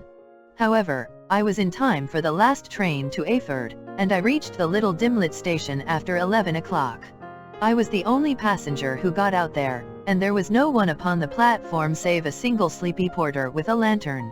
As I passed out through the wicket gate, however, I found my acquaintance of the morning waiting in the shadow upon the other side. Without a word he grasped my arm and hurried me into a carriage, the door of which was standing open. He drew up the windows on either side, tapped on the woodwork, and away we went as fast as the horse could go. One horse, interjected Holmes. Yes, only one. Did you observe the color? Yes, I saw it by the side lights when I was stepping into the carriage. It was a chestnut. Tired looking or fresh? Oh, fresh and glossy. Thank you. I am sorry to have interrupted you. Pray continue your most interesting statement. Away we went then, and we drove for at least an hour. Colonel Lysander Stark had said that it was only 7 miles, but I should think, from the rate that we seemed to go, and from the time that we took, that it must have been nearer 12. He sat at my side in silence all the time, and I was aware, more than once when I glanced in his direction, that he was looking at me with great intensity. The country roads seemed to be not very good in that part of the world, for we lurched and jolted terribly. I tried to look out of the windows to see something of where we were, but they were made of frosted glass, and I could make out nothing save the occasional bright blur of a passing light. Now and then I hazarded some remark to break the monotony of the journey, but the colonel answered only in monosyllables, and the conversation soon flagged. At last, however, the bumping of the road was exchanged for the crisp smoothness of a gravel drive, and the carriage came to a stand. Colonel Lysander Stark sprang out, and, as I followed after him, pulled me swiftly into a porch which gaped in front of us. We stepped, as it were, right out of the carriage and into the hall, so that I failed to catch the most fleeting glance of the front of the house. The instant that I had crossed the threshold the door slammed heavily behind us, and I heard faintly the rattle of the wheels as the carriage drove away. It was pitch dark inside the house, and the colonel fumbled about looking for matches and muttering under his breath. Suddenly a door opened at the other end of the passage, and a long, golden bar of light shot out in our direction. It grew broader, and a woman appeared with a lamp in her hand, which she held above her head, pushing her face forward and peering at us. I could see that she was pretty, and from the gloss with which the light shone upon her dark dress I knew that it was a rich material. She spoke a few words in a foreign tongue in a tone as though asking a question, and when my companion answered in a gruff monosyllable she gave such a start that the lamp nearly fell from her hand. Colonel Stark went up to her, whispered something in her ear, and then, pushing her back into the room from whence she had come, he walked towards me again with the lamp in his hand. "Perhaps you will have the kindness to wait in this room for a few minutes," said he, throwing open another door. It was a quiet, little, plainly furnished room, with a round table in the center, on which several German books were scattered. Colonel Stark laid down the lamp on the top of a harmonium beside the door. "I shall not keep you waiting an instant," said he, and vanished into the darkness. I glanced at the books upon the table, and in spite of my ignorance of German I could see that 2 of them were treatises on science, the others being volumes of poetry. Then I walked across to the window, hoping that I might catch some glimpse of the countryside, but an oak shutter, heavily barred, was folded across it. It was a wonderfully silent house. There was an old clock ticking loudly somewhere in the passage, but otherwise everything was deadly still. A vague feeling of uneasiness began to steal over me. Who were these German people, and what were they doing living in this strange, out-of-the-way place? And where was the place? I was 10 miles or so from Erfurt, that was all I knew, but whether north, south, east, or west I had no idea. For that matter, Reading, and possibly other large towns, were within that radius, so the place might not be so secluded, after all. Yet it was quite certain, from the absolute stillness, that we were in the country. I paced up and down the room, humming a tune under my breath to keep up my spirits and feeling that I was thoroughly earning my 50 guinea fee. Suddenly, without any preliminary sound in the midst of the utter stillness, the door of my room swung slowly open. The woman was standing in the aperture, the darkness of the hall behind her, the yellow light from my lamp beating upon her eager and beautiful face. I could see at a glance that she was sick with fear, and the sight sent a chill to my own heart. She held up one shaking finger to warn me to be silent, and she shot a few whispered words of broken English at me, her eyes glancing back, like those of a frightened horse, into the gloom behind her. "I would go," said she, trying hard, as it seemed to me, to speak calmly. "I would go. I should not stay here. There is no good for you to do." "But, madam," said I have not yet done what I came for. I cannot possibly leave until I have seen the machine." "It is not worth your while to wait," she went on. "You can pass through the door, no one hinders." And then, seeing that I smiled and shook my head, she suddenly threw aside her constraint and made a step forward, with her hands wrung together. "For the love of heaven," she whispered, "get away from here before it is too late." But I am somewhat headstrong by nature, and the more ready to engage in an affair when there is some obstacle in the way. I thought of my 50 guinea fee, of my wearisome journey, and of the unpleasant night which seemed to be before me. Was it all to go for nothing? Why should I slink away without having carried out my commission, and without the payment which was my due? This woman might, for all I knew, be a monomaniac. With a stout bearing, therefore, though her manner had shaken me more than I cared to confess, I still shook my head and declared my intention of remaining where I was. She was about to renew her entreaties when a door slammed overhead, and the sound of several footsteps was heard upon the stairs. She listened for an instant, threw up her hands with a despairing gesture, and vanished as suddenly and as noiselessly as she had come. The newcomers were Colonel Lysander Stark and a short thick man with a chinchilla beard growing out of the creases of his double chin, who was introduced to me as Mr. Ferguson. "This is my secretary and manager," said the colonel. "By the way, I was under the impression that I left this door shut just now. I fear that you have felt the draught." "On the contrary," said I opened the door myself because I felt the room to be a little close. He shot one of his suspicious looks at me. "Perhaps we had better proceed to business, then," said he. "Mr. Ferguson and I will take you up to see the machine. I had better put my hat on, I suppose." "Oh, no, it is in the house." "What, you dig fuller's earth in the house?" No. This is only where we compress it. But never mind that. All we wish you to do is to examine the machine and to let us know what is wrong with it." We went upstairs together, the colonel first with the lamp, the fat manager and I behind him. It was a labyrinth of an old house, with corridors, passages, narrow winding staircases, and little low doors, the thresholds of which were hollowed out by the generations who had crossed them. There were no carpets and no signs of any furniture above the ground floor, while the plaster was peeling off the walls, and the damp was breaking through in green, unhealthy blotches.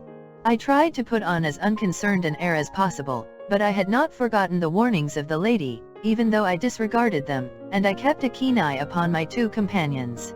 Ferguson appeared to be a morose and silent man, but I could see from the little that he said that he was at least a fellow countryman. Colonel Lysander Stark stopped at last before a low door, which he unlocked. Within was a small, square room, in which the three of us could hardly get at one time. Ferguson remained outside, and the colonel ushered me in. "We are now," said he, "actually within the hydraulic press, and it would be a particularly unpleasant thing for us if anyone were to turn it on.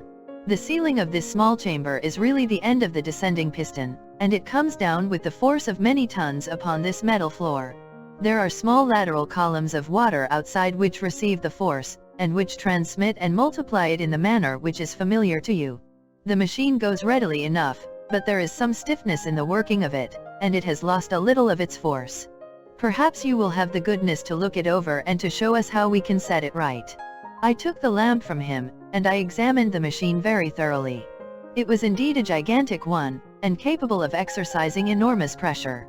When I passed outside, however, and pressed down the levers which controlled it, I knew at once by the whistling sound that there was a slight leakage, which allowed a regurgitation of water through one of the side cylinders.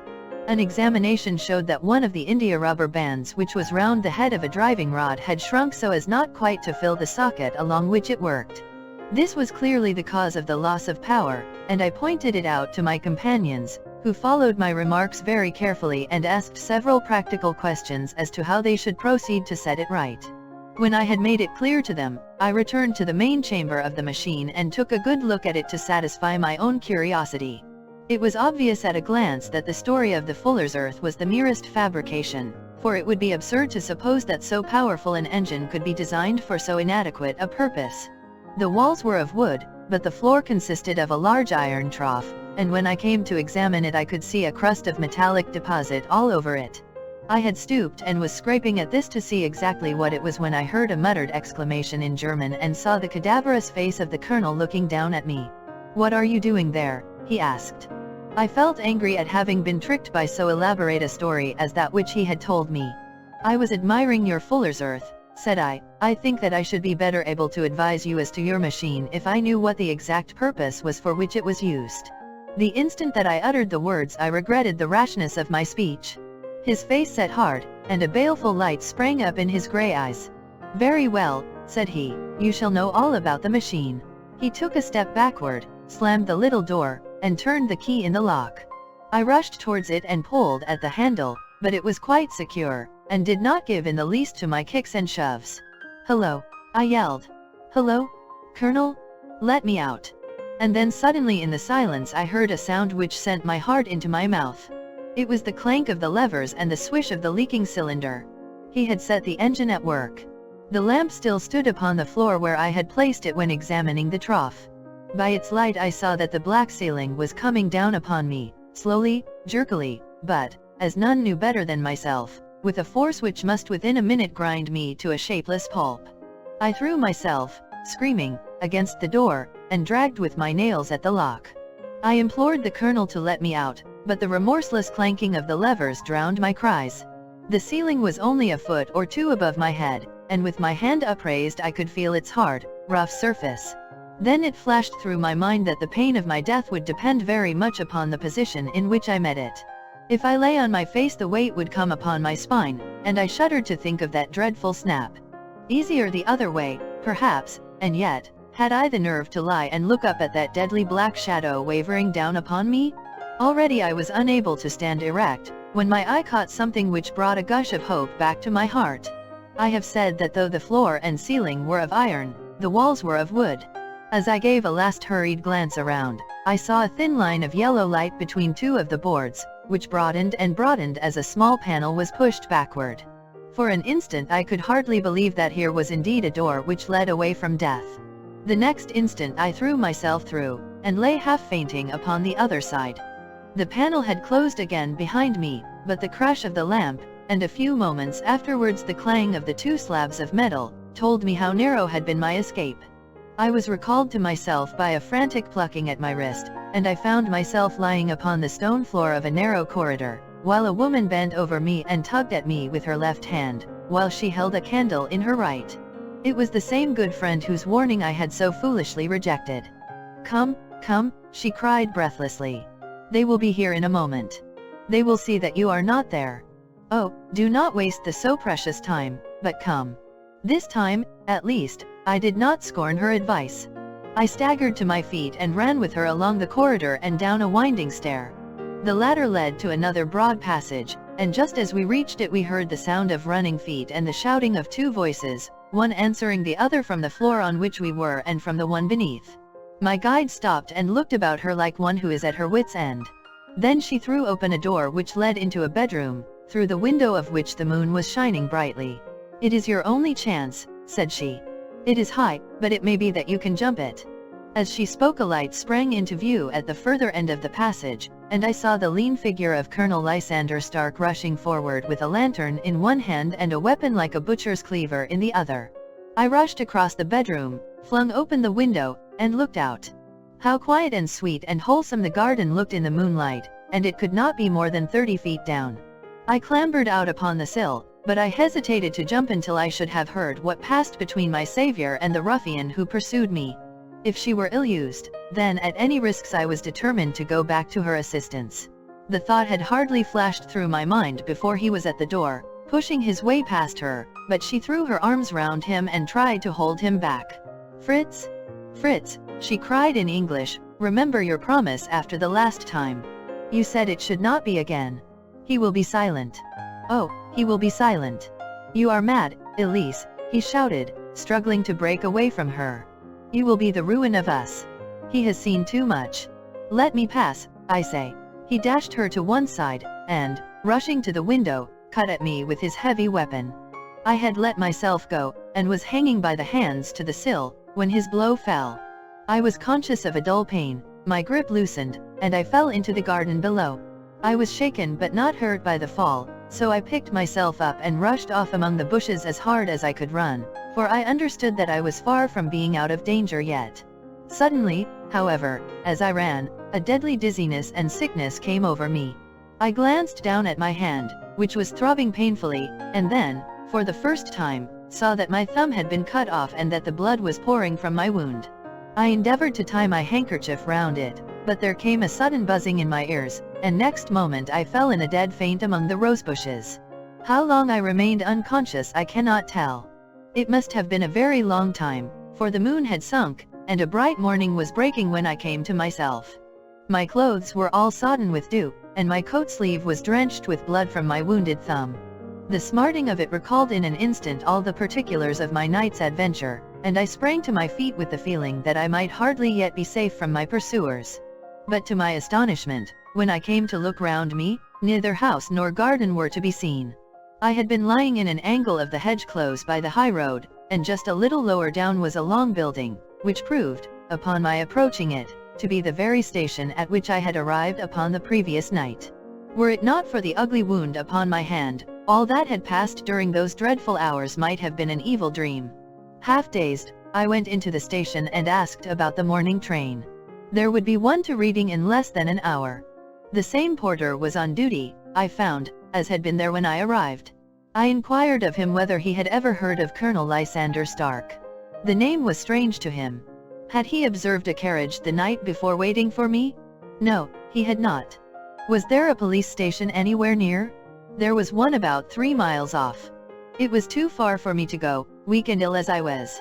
I determined to wait until I got back to town before telling my story to the police. It was a little past 6 when I arrived, so I went first to have my wound dressed, and then the doctor was kind enough to bring me along here. I put the case into your hands and shall do exactly what you advise. We both sat in silence for some little time after listening to this extraordinary narrative. Then Sherlock Holmes pulled down from the shelf one of the ponderous commonplace books in which he placed his cuttings. "Here is an advertisement which will interest you," said he. "It appeared in all the papers about a year ago. Listen to this: lost, on the 9th inst, Mr. Jeremiah Hayling, aged 26, a hydraulic engineer. Left his lodgings at 10 o'clock at night, and has not been heard of since. Was dressed in, etc., etc. Ha! That represents the last time that the colonel needed to have his machine overhauled, I fancy." "Good heavens!" cried my patient. Then that explains what the girl said. Undoubtedly. It is quite clear that the colonel was a cool and desperate man, who was absolutely determined that nothing should stand in the way of his little game, like those out-and-out pirates who will leave no survivor from a captured ship. Well, every moment now is precious, so if you feel equal to it we shall go down to Scotland Yard at once as a preliminary to starting for Ayford. Some 3 hours or so afterwards we were all in the train together, bound from Reading to the little Berkshire village. There were Sherlock Holmes, the hydraulic engineer, Inspector Bradstreet, of Scotland Yard, a plainclothes man, and myself. Bradstreet had spread an ordnance map of the county out upon the seat and was busy with his compasses drawing a circle with Ayford for its center. "There you are," said he. "That circle is drawn at a radius of 10 miles from the village. The place we want must be somewhere near that line." "You said 10 miles, I think, sir. It was an hour's good drive." "And you think that they brought you back all that way when you were unconscious?" "They must have done so. I have a confused memory, too, of having been lifted and conveyed somewhere." "What I cannot understand," said I, "is why they should have spared you when they found you lying fainting in the garden." "Perhaps the villain was softened by the woman's entreaties." "I hardly think that likely. I never saw a more inexorable face in my life." "Oh, we shall soon clear up all that," said Bradstreet. "Well, I have drawn my circle, and I only wish I knew at what point upon it the folk that we are in search of are to be found." "I think I could lay my finger on it," said Holmes quietly. "Really, now," cried the inspector, "you have formed your opinion? Come, now, we shall see who agrees with you." "I say it is south, for the country is more deserted there." "And I say east," said my patient. "I am for west," remarked the plainclothes man. "There are several quiet little villages up there." "And I am for north," said I, "because there are no hills there, and our friend says that he did not notice the carriage go up any." "Come," cried the inspector, laughing, "it's a very pretty diversity of opinion. We have boxed the compass among us. Who do you give your casting vote to? You are all wrong. But we can't all be." "Oh, yes, you can. This is my point." He placed his finger in the center of the circle. "This is where we shall find them." "But the 12-mile drive," gasped Hatherley. "6 out and 6 back. Nothing simpler. You say yourself that the horse was fresh and glossy when you got in. How could it be that if it had gone 12 miles over heavy roads?" "Indeed, it is a likely ruse enough," observed Bradstreet thoughtfully. "Of course there can be no doubt as to the nature of this gang." "None at all," said Holmes. "They are coiners on a large scale, and have used the machine to form the amalgam which has taken the place of silver." "We have known for some time that a clever gang was at work," said the inspector. "They have been turning out half-crowns by the thousand. We even traced them as far as Reading, but could get no farther, for they had covered their traces in a way that showed that they were very old hands. But now, thanks to this lucky chance, I think that we have got them right enough." But the inspector was mistaken, for those criminals were not destined to fall into the hands of justice. As we rolled into Ayford station we saw a gigantic column of smoke which streamed up from behind a small clump of trees in the neighborhood and hung like an immense ostrich feather over the landscape. "A house on fire?" asked Bradstreet as the train steamed off again on its way. "Yes, sir," said the station master. "When did it break out?" "I hear that it was during the night, sir, but it has got worse, and the whole place is in a blaze." "Whose house is it?" "Dr. Beecher's." "Tell me," broke in the engineer, "is Dr. Beecher a German, very thin, with a long, sharp nose?" The station master laughed heartily. "No, sir, Dr. Beecher is an Englishman, and there isn't a man in the parish who has a better lined waistcoat. But he has a gentleman staying with him, a patient, as I understand, who is a foreigner, and he looks as if a little good Berkshire beef would do him no harm." The station master had not finished his speech before we were all hastening in the direction of the fire. The road topped a low hill, and there was a great widespread whitewashed building in front of us, spouting fire at every chink and window, while in the garden in front 3 fire engines were vainly striving to keep the flames under. "That's it," cried Hatherley, in intense excitement. "There is the gravel drive, and there are the rosebushes where I lay. That second window is the one that I jumped from." "Well, at least," said Holmes, "you have had your revenge upon them. There can be no question that it was your oil lamp which, when it was crushed in the press, set fire to the wooden walls, though no doubt they were too excited in the chase after you to observe it at the time. Now keep your eyes open in this crowd for your friends of last night, though I very much fear that they are a good 100 miles off by now." And Holmes' fears came to be realized, for from that day to this no word has ever been heard either of the beautiful woman, the sinister German, or the morose Englishman. Early that morning a peasant had met a cart containing several people and some very bulky boxes driving rapidly in the direction of Reading, but there all traces of the fugitives disappeared, and even Holmes' ingenuity failed ever to discover the least clue as to their whereabouts. The firemen had been much perturbed at the strange arrangements which they had found within, and still more so by discovering a newly severed human thumb upon a windowsill of the second floor. About sunset, however, their efforts were at last successful, and they subdued the flames, but not before the roof had fallen in, and the whole place been reduced to such absolute ruin that, save some twisted cylinders and iron piping, not a trace remained of the machinery which had cost our unfortunate acquaintance so dearly. Large masses of nickel and of tin were discovered stored in an outhouse, but no coins were to be found, which may have explained the presence of those bulky boxes which have been already referred to. How our hydraulic engineer had been conveyed from the garden to the spot where he recovered his senses might have remained forever a mystery were it not for the soft mold, which told us a very plain tale.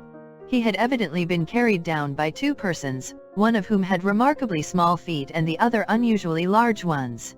On the whole, it was most probable that the silent Englishman, being less bold or less murderous than his companion, had assisted the woman to bear the unconscious man out of the way of danger. "Well," said our engineer ruefully as we took our seats to return once more to London, "it has been a pretty business for me. I have lost my thumb and I have lost a 50-guinea fee, and what have I gained?" "Experience," said Holmes, laughing. "Indirectly it may be of value, you know, you have only to put it into words to gain the reputation of being excellent company for the remainder of your existence." 10. The Adventure of the Noble Bachelor. The Lord St. Simon marriage, and its curious termination, have long ceased to be a subject of interest in those exalted circles in which the unfortunate bridegroom moves.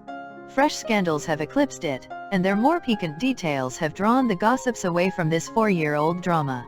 As I have reason to believe, however, that the full facts have never been revealed to the general public, and as my friend Sherlock Holmes had a considerable share in clearing the matter up, I feel that no memoir of him would be complete without some little sketch of this remarkable episode.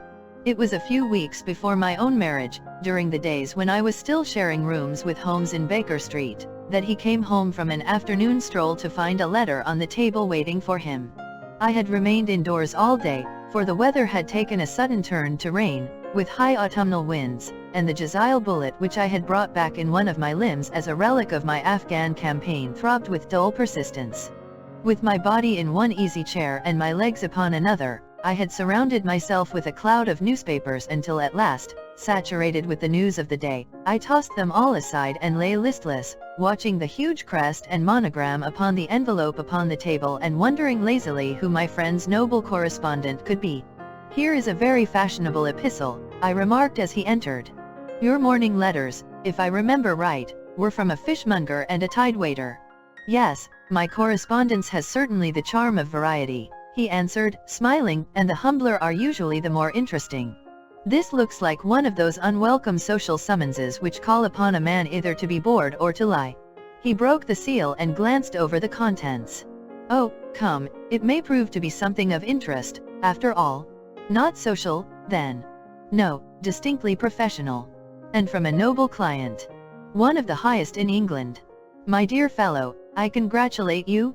I assure you, Watson, without affectation, that the status of my client is a matter of less moment to me than the interest of his case.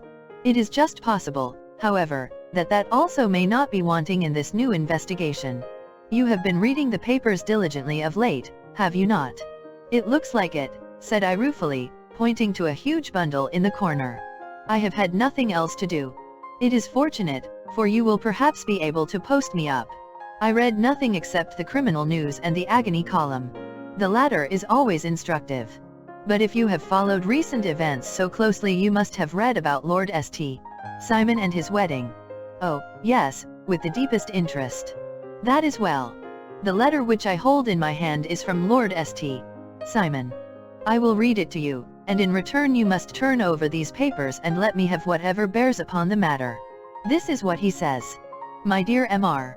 Sherlock Holmes, Lord Backwater tells me that I may place implicit reliance upon your judgment and discretion. I have determined, therefore, to call upon you and to consult you in reference to the very painful event which has occurred in connection with my wedding.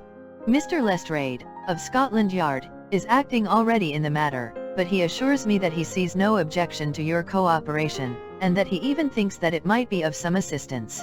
I will call at 4 o'clock in the afternoon, and, should you have any other engagement at that time, I hope that you will postpone it, as this matter is of paramount importance. Yours faithfully, Robert St. Simon. It is dated from Grosvenor Mansions, written with a quill pen, and the noble lord has had the misfortune to get a smear of ink upon the outer side of his right little finger, remarked Holmes as he folded up the epistle. He says 4 o'clock. It is 3 now. He will be here in an hour. Then I have just time, with your assistance, to get clear upon the subject. Turn over those papers and arrange the extracts in their order of time, while I take a glance as to who our client is. He picked a red-covered volume from a line of books of reference beside the mantelpiece. Here he is, said he, sitting down and flattening it out upon his knee. Lord Robert Walsingham de Vere St. Simon, second son of the Duke of Balmoral. Arms, azure, 3 caltrops in chief over a fess sable. Born in 1846. He's 41 years of age, which is mature for marriage. Was Under-Secretary for the Colonies in a late administration. The Duke, his father, was at one time Secretary for Foreign Affairs. They inherit Plantagenet blood by direct descent, and Tudor on the distaff side. Well, there is nothing very instructive in all this. I think that I must turn to you, Watson, for something more solid. I have very little difficulty in finding what I want, said I, for the facts are quite recent, and the matter struck me as remarkable. I feared to refer them to you, however, as I knew that you had an inquiry on hand and that you disliked the intrusion of other matters. Oh, you mean the little problem of the Grosvenor Square furniture van. That is quite cleared up now, though, indeed, it was obvious from the first. Pray give me the results of your newspaper selections. Here is the first notice which I can find. It is in the personal column of the Morning Post, and dates, as you see, some weeks back. A marriage has been arranged, it says, and will, if rumor is correct, very shortly take place, between Lord Robert St. Simon, second son of the Duke of Balmoral, and Miss Hattie Doran, the only daughter of Aloysius Doran, Esq., of San Francisco, Cal. U.S.A. That is all. Terse and to the point, remarked Holmes, stretching his long, thin legs towards the fire. There was a paragraph amplifying this in one of the society papers of the same week. Here it is. There will soon be a call for protection in the marriage market, for the present free trade principle appears to tell heavily against our home product. One by one the management of the noble houses of Great Britain is passing into the hands of our fair cousins from across the Atlantic. An important addition has been made during the last week to the list of the prizes which have been borne away by these charming invaders. Lord St. Simon, who has shown himself for over 20 years proof against the little god's arrows, has now definitely announced his approaching marriage with Miss Hattie Doran, the fascinating daughter of a California millionaire. Miss Doran, whose graceful figure and striking face attracted much attention at the Westbury House festivities, is an only child, and it is currently reported that her dowry will run to considerably over the 6 figures, with expectancies for the future. As it is an open secret that the Duke of Balmoral has been compelled to sell his pictures within the last few years, and as Lord St.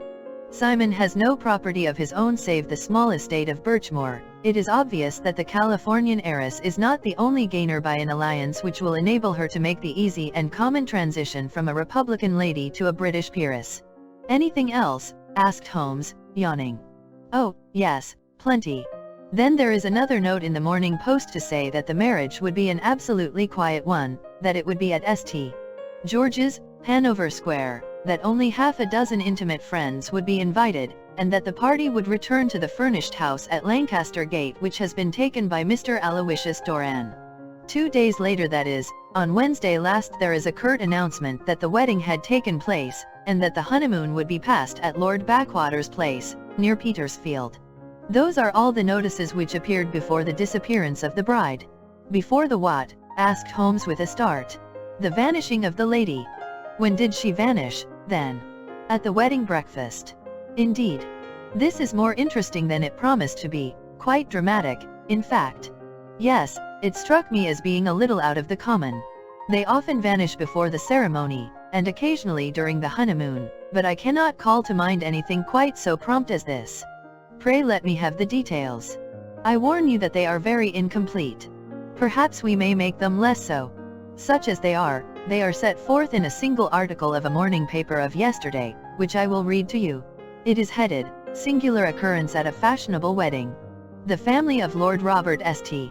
Simon has been thrown into the greatest consternation by the strange and painful episodes which have taken place in connection with his wedding. The ceremony, as shortly announced in the papers of yesterday, occurred on the previous morning, but it is only now that it has been possible to confirm the strange rumors which have been so persistently floating about. In spite of the attempts of the friends to hush the matter up, so much public attention has now been drawn to it that no good purpose can be served by affecting to disregard what is a common subject for conversation. The ceremony, which was performed at St. George's, Hanover Square, was a very quiet one, no one being present save the father of the bride, Mr. Aloysius Doran, the Duchess of Balmoral, Lord Backwater, Lord Eustace, and Lady Clara St.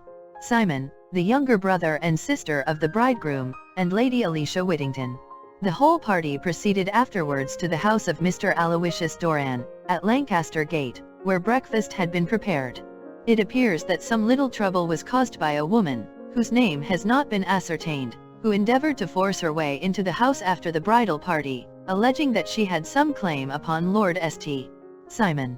It was only after a painful and prolonged scene that she was ejected by the butler and the footman. The bride, who had fortunately entered the house before this unpleasant interruption, had sat down to breakfast with the rest, when she complained of a sudden indisposition and retired to her room. Her prolonged absence having caused some comment, her father followed her, but learned from her maid that she had only come up to her chamber for an instant, caught up an ulster and bonnet, and hurried down to the passage. One of the footmen declared that he had seen a lady leave the house thus apparelled, but had refused to credit that it was his mistress, believing her to be with the company. On ascertaining that his daughter had disappeared, Mr. Aloysius Doran, in conjunction with the bridegroom, instantly put themselves in communication with the police, and very energetic inquiries are being made, which will probably result in a speedy clearing up of this very singular business. Up to a late hour last night, however, nothing had transpired as to the whereabouts of the missing lady. There are rumors of foul play in the matter, and it is said that the police have caused the arrest of the woman who had caused the original disturbance, in the belief that, from jealousy or some other motive, she may have been concerned in the strange disappearance of the bride. And is that all? Only one little item in another of the morning papers, but it is a suggestive one. And it is that Miss Flora Miller, the lady who had caused the disturbance, has actually been arrested. It appears that she was formerly a danseuse at the Allegro, and that she has known the bridegroom for some years. There are no further particulars, and the whole case is in your hands now so far as it has been set forth in the public press. And an exceedingly interesting case it appears to be. I would not have missed it for worlds. But there is a ring at the bell, Watson, and as the clock makes it a few minutes after 4, I have no doubt that this will prove to be our noble client. Do not dream of going, Watson, for I very much prefer having a witness, if only as a check to my own memory. Lord Robert St. Simon, announced our page boy, throwing open the door. A gentleman entered, with a pleasant, cultured face, high-nosed and pale, with something perhaps of petulance about the mouth, and with the steady, well-opened eye of a man whose pleasant lot it had ever been to command and to be obeyed. His manner was brisk, and yet his general appearance gave an undue impression of age, for he had a slight forward stoop and a little bend of the knees as he walked. His hair, too, as he swept off his very curly-brimmed hat, was grizzled round the edges and thin upon the top. As to his dress, it was careful to the verge of foppishness, with high collar, black frock coat, white waistcoat, yellow gloves, patent leather shoes, and light-colored gaiters.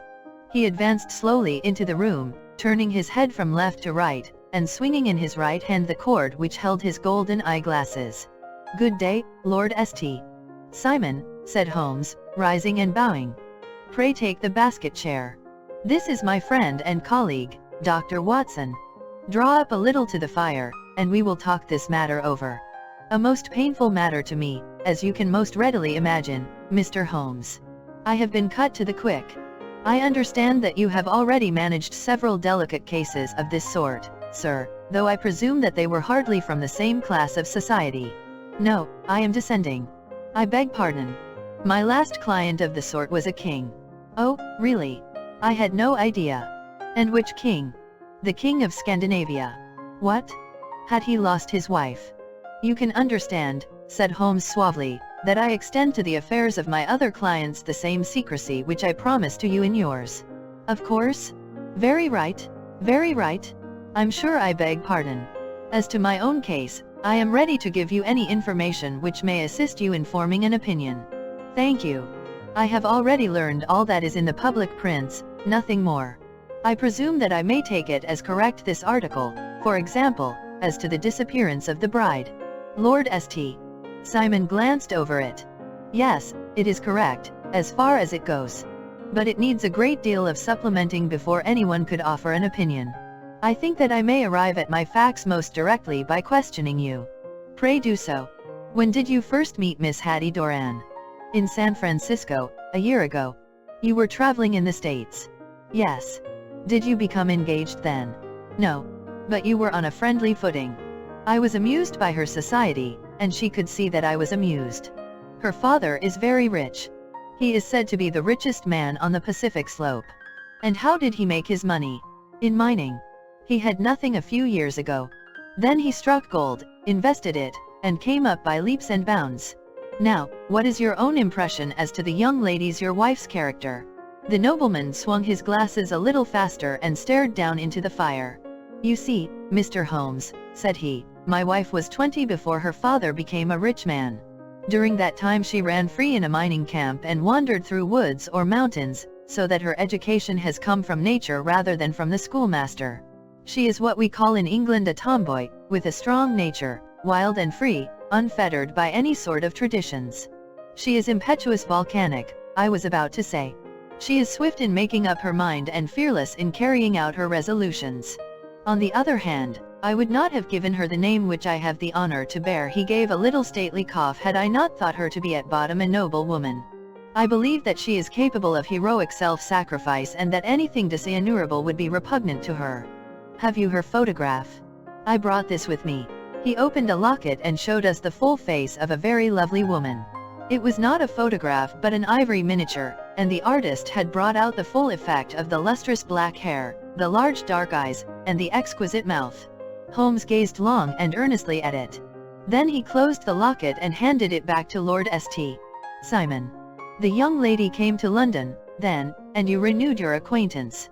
Yes, her father brought her over for this last London season. I met her several times, became engaged to her, and have now married her. She brought, I understand, a considerable dowry. A fair dowry. Not more than is usual in my family. And this, of course, remains to you, since the marriage is a fait accompli. I really have made no inquiries on the subject. Very naturally not. Did you see Miss Doran on the day before the wedding? Yes. Was she in good spirits? Never better. She kept talking of what we should do in our future lives. Indeed? That is very interesting. And on the morning of the wedding?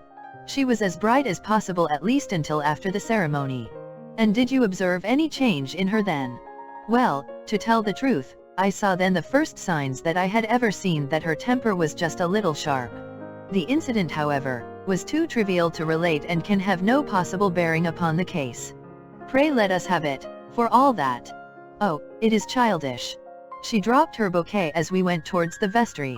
She was passing the front pew at the time, and it fell over into the pew. There was a moment's delay, but the gentleman in the pew handed it up to her again, and it did not appear to be the worse for the fall. Yet when I spoke to her of the matter, she answered me abruptly, and in the carriage, on our way home, she seemed absurdly agitated over this trifling cause. Indeed? You say that there was a gentleman in the pew. Some of the general public were present, then? Oh, yes. It is impossible to exclude them when the church is open. This gentleman was not one of your wife's friends. No, no, I call him a gentleman by courtesy, but he was quite a common-looking person. I hardly noticed his appearance. But really I think that we are wandering rather far from the point. Lady St. Simon, then, returned from the wedding in a less cheerful frame of mind than she had gone to it. What did she do on re-entering her father's house? I saw her in conversation with her maid. And who is her maid? Alice is her name. She is an American and came from California with her. A confidential servant. A little too much so. It seemed to me that her mistress allowed her to take great liberties. Still, of course, in America they look upon these things in a different way. How long did she speak to this Alice? Oh, a few minutes. I had something else to think of. You did not overhear what they said. Lady St. Simon said something about jumping a claim. She was accustomed to use slang of the kind. I have no idea what she meant. American slang is very expressive sometimes. And what did your wife do when she finished speaking to her maid? She walked into the breakfast room. On your arm? No, alone. She was very independent in little matters like that. Then, after we had sat down for 10 minutes or so, she rose hurriedly, muttered some words of apology, and left the room. She never came back. But this maid, Alice, as I understand, deposes that she went to her room, covered her bride's dress with a long ulster, put on a bonnet, and went out. Quite so. And she was afterwards seen walking into Hyde Park in company with Flora Miller, a woman who is now in custody, and who had already made a disturbance at Mr. Durand's house that morning. Ah, yes.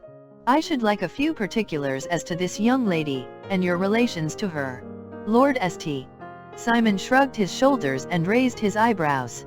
We have been on a friendly footing for some years, I may say on a very friendly footing. She used to be at the Allegro.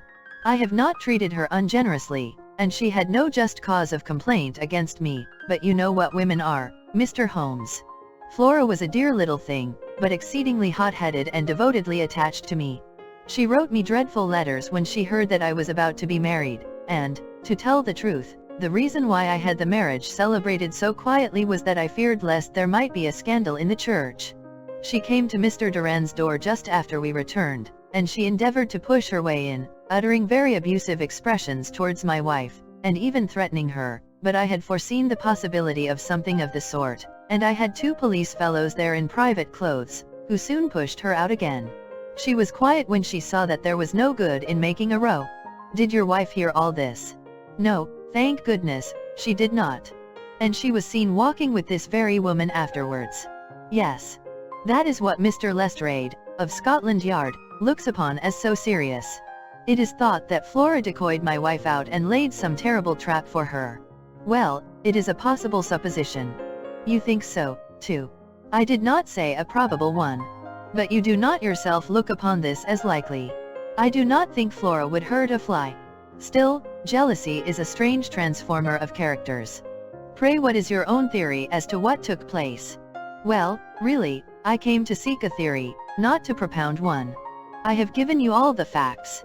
Since you ask me, however, I may say that it has occurred to me as possible that the excitement of this affair, the consciousness that she had made so immense a social stride, had the effect of causing some little nervous disturbance in my wife.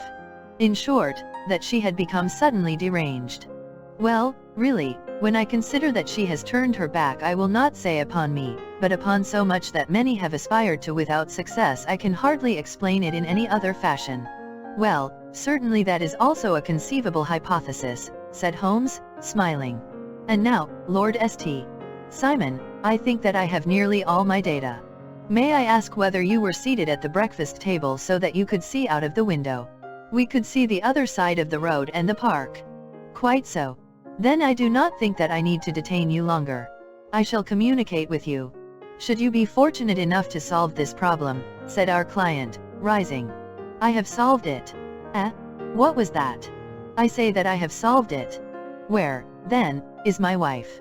That is a detail which I shall speedily supply. Lord St. Simon shook his head. I am afraid that it will take wiser heads than yours or mine, he remarked, and bowing in a stately, old-fashioned manner he departed. It is very good of Lord St. Simon to honor my head by putting it on a level with his own, said Sherlock Holmes, laughing. I think that I shall have a whiskey and soda and a cigar after all this cross-questioning. I had formed my conclusions as to the case before our client came into the room. My dear Holmes, I have notes of several similar cases, though none, as I remarked before, which were quite as prompt. My whole examination served to turn my conjecture into a certainty. Circumstantial evidence is occasionally very convincing, as when you find a trout in the milk, to quote Thoreau's example. But I have heard all that you have heard, without, however, the knowledge of pre-existing cases which serves me so well. There was a parallel instance in Aberdeen some years back, and something on very much the same lines at Munich the year after the Franco-Prussian War. It is one of these cases, but, hello, here is Lestrade. Good afternoon, Lestrade. You will find an extra tumbler upon the sideboard, and there are cigars in the box. The official detective was attired in a pea jacket and cravat, which gave him a decidedly nautical appearance, and he carried a black canvas bag in his hand. With a short greeting he seated himself and lit the cigar which had been offered to him.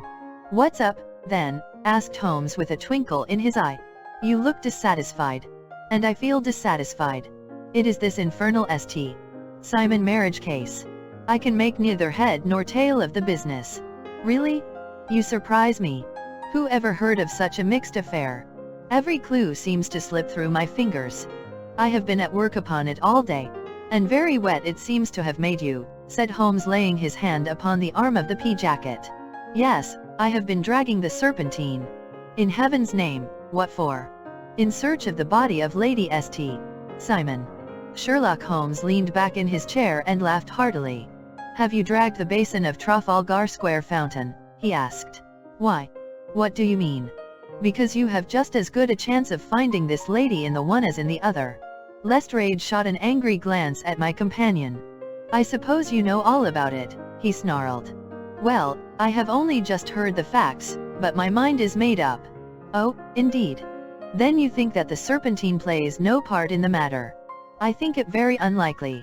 "Then perhaps you will kindly explain how it is that we found this in it." He opened his bag as he spoke, and tumbled onto the floor a wedding dress of watered silk, a pair of white satin shoes and a bride's wreath and veil, all discolored and soaked in water. "There," said he, putting a new wedding ring upon the top of the pile. "There is a little nut for you to crack, Master Holmes." "Oh, indeed," said my friend, blowing blue rings into the air. "You dragged them from the serpentine?" "No. They were found floating near the margin by a park keeper. They have been identified as her clothes, and it seemed to me that if the clothes were there the body would not be far off. By the same brilliant reasoning, every man's body is to be found in the neighborhood of his wardrobe. And pray what did you hope to arrive at through this?" "At some evidence implicating Flora Miller in the disappearance." "I am afraid that you will find it difficult." "Are you, indeed, now?" cried Lestrade with some bitterness. "I am afraid, Holmes, that you are not very practical with your deductions and your inferences. You have made 2 blunders in as many minutes. This dress does implicate Miss Flora Miller." "And how?" "In the dress is a pocket. In the pocket is a card case. In the card case is a note. And here is the very note." He slapped it down upon the table in front of him. "Listen to this, you will see me when all is ready. Come at once. FHM. Now my theory all along has been that Lady St. Simon was decoyed away by Flora Miller, and that she, with confederates, no doubt, was responsible for her disappearance. Here, signed with her initials, is the very note which was no doubt quietly slipped into her hand at the door and which lured her within their reach." "Very good, Lestrade," said Holmes, laughing. "You really are very fine indeed. Let me see it." He took up the paper in a listless way, but his attention instantly became riveted, and he gave a little cry of satisfaction.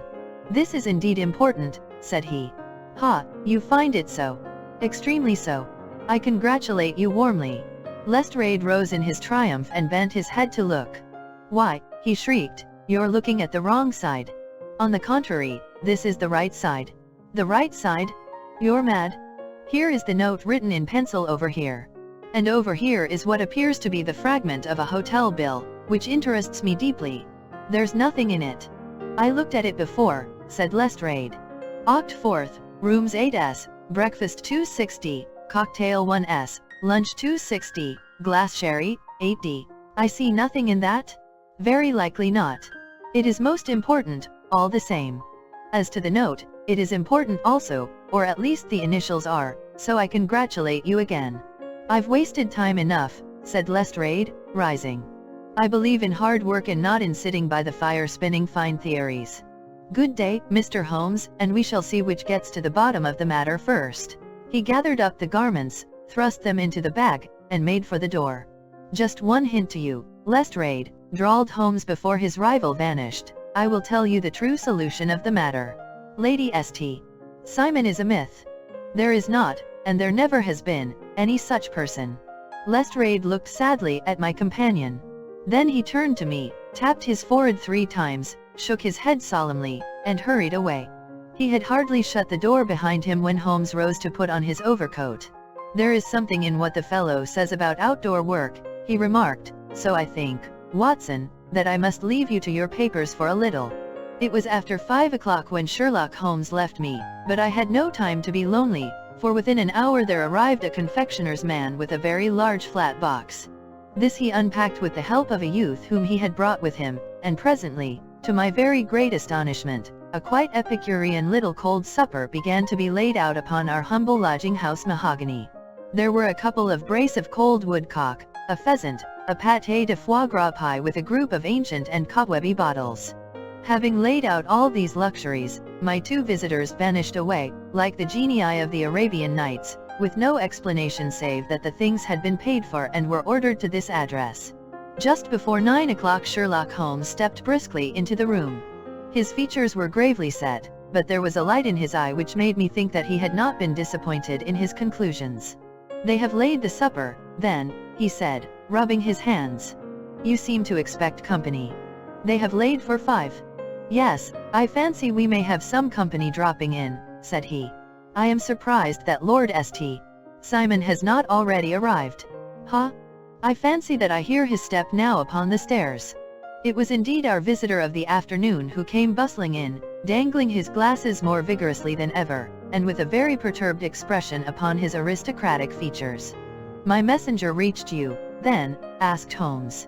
Yes, and I confess that the contents startled me beyond measure. Have you good authority for what you say? The best possible.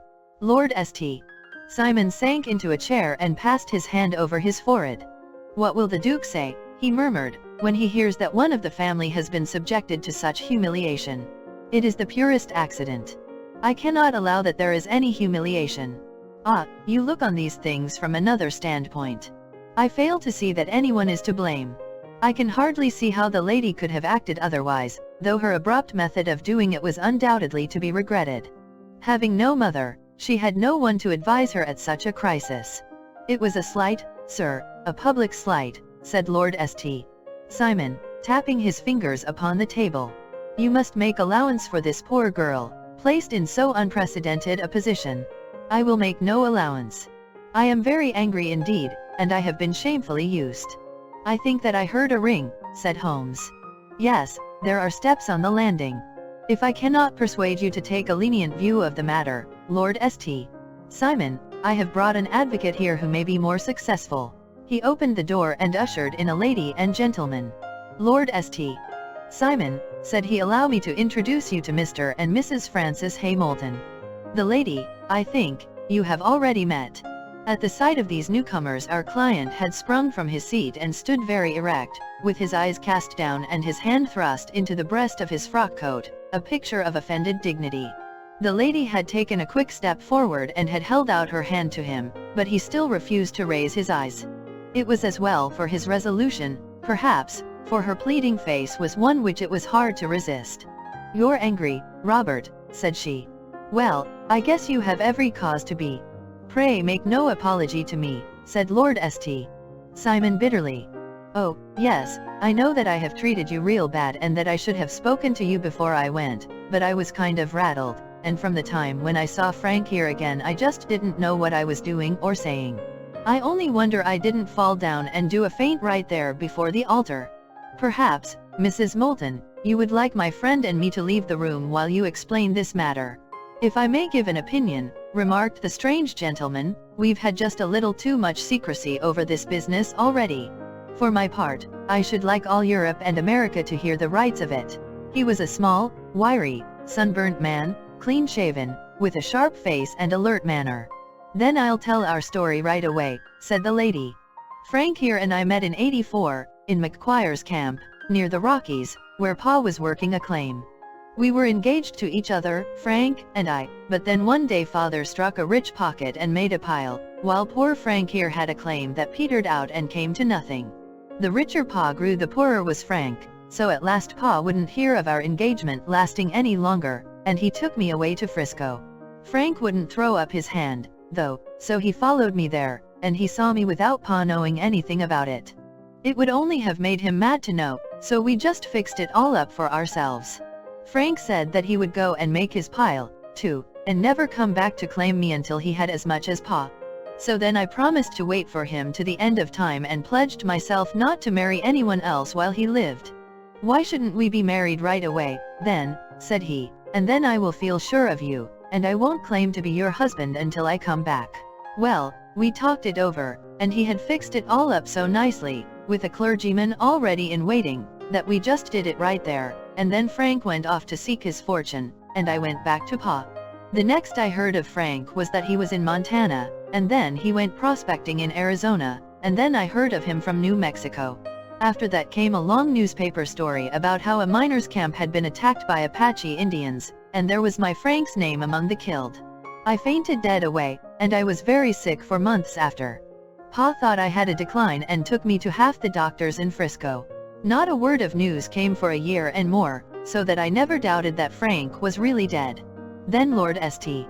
Simon came to Frisco, and we came to London, and a marriage was arranged, and Pa was very pleased, but I felt all the time that no man on this earth would ever take the place in my heart that had been given to my poor Frank.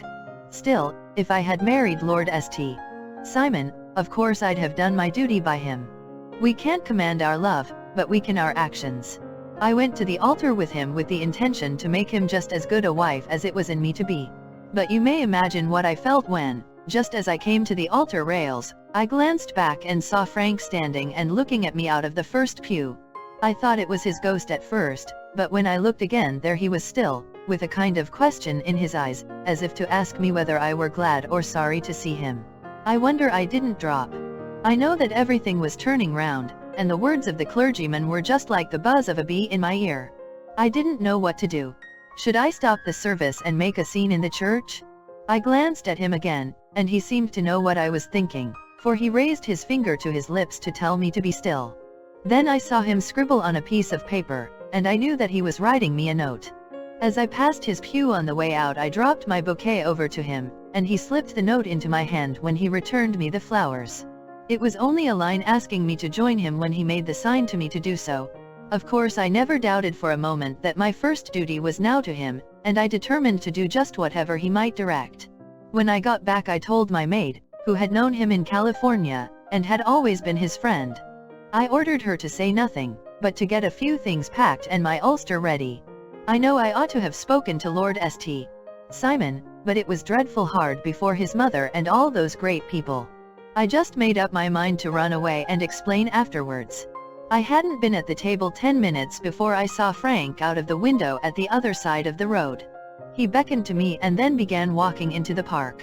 I slipped out, put on my things, and followed him. Some woman came talking something or other about Lord St. Simon to me seemed to me from the little I heard as if he had a little secret of his own before marriage also, but I managed to get away from her and soon overtook Frank. We got into a cab together, and away we drove to some lodgings he had taken in Gordon Square, and that was my true wedding after all those years of waiting. Frank had been a prisoner among the Apaches, had escaped, came on to Frisco, found that I had given him up for dead and had gone to England, followed me there, and had come upon me at last on the very morning of my second wedding. I saw it in a paper, explained the American. It gave the name and the church but not where the lady lived. Then we had a talk as to what we should do, and Frank was all for openness, but I was so ashamed of it all that I felt as if I should like to vanish away and never see any of them again, just sending a line to Pa, perhaps, to show him that I was alive. It was awful to me to think of all those lords and ladies sitting round that breakfast table and waiting for me to come back. So Frank took my wedding clothes and things and made a bundle of them, so that I should not be traced, and dropped them away somewhere where no one could find them. It is likely that we should have gone on to Paris tomorrow, only that this good gentleman, Mr. Holmes, came round to us this evening, though how he found us is more than I can think, and he showed us very clearly and kindly that I was wrong and that Frank was right, and that we should be putting ourselves in the wrong if we were so secret. Then he offered to give us a chance of talking to Lord St.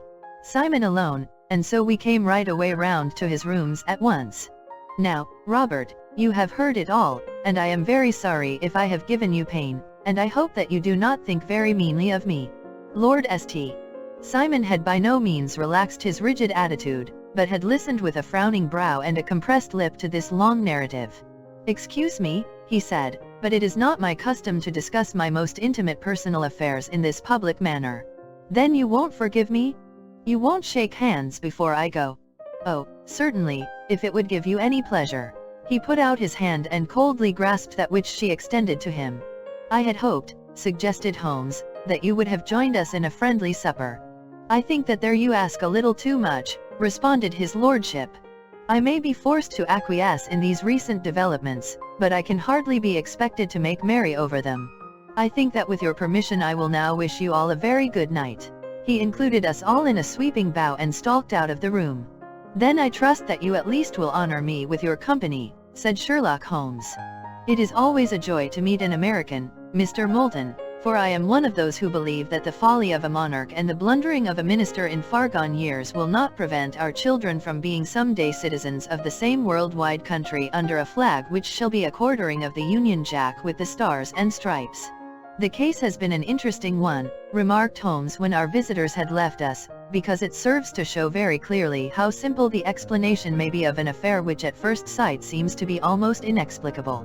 Nothing could be more natural than the sequence of events as narrated by this lady, and nothing stranger than the result when viewed, for instance, by Mr. Lestrade of Scotland Yard.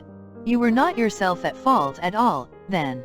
"From the first, two facts were very obvious to me, the one that the lady had been quite willing to undergo the wedding ceremony, the other that she had repented of it within a few minutes of returning home. Obviously something had occurred during the morning, then, to cause her to change her mind. What could that something be? She could not have spoken to anyone when she was out, for she had been in the company of the bridegroom. Had she seen someone, then? If she had, it must be someone from America, because she had spent so short a time in this country that she could hardly have allowed anyone to acquire so deep an influence over her that the mere sight of him would induce her to change her plans so completely. You see, we have already arrived, by a process of exclusion, at the idea that she might have seen an American. Then who could this American be, and why should he possess so much influence over her? It might be a lover, it might be a husband. Her young womanhood had, I knew, been spent in rough scenes and under strange conditions. So far I had got before I ever heard Lord St. Simon's narrative.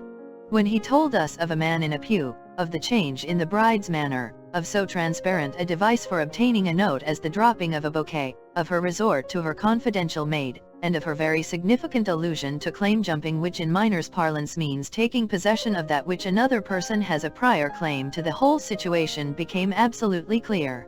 She had gone off with a man, and the man was either a lover or was a previous husband, the chances being in favor of the latter. And how in the world did you find them? It might have been difficult, but friend Lestrade held information in his hands the value of which he did not himself know.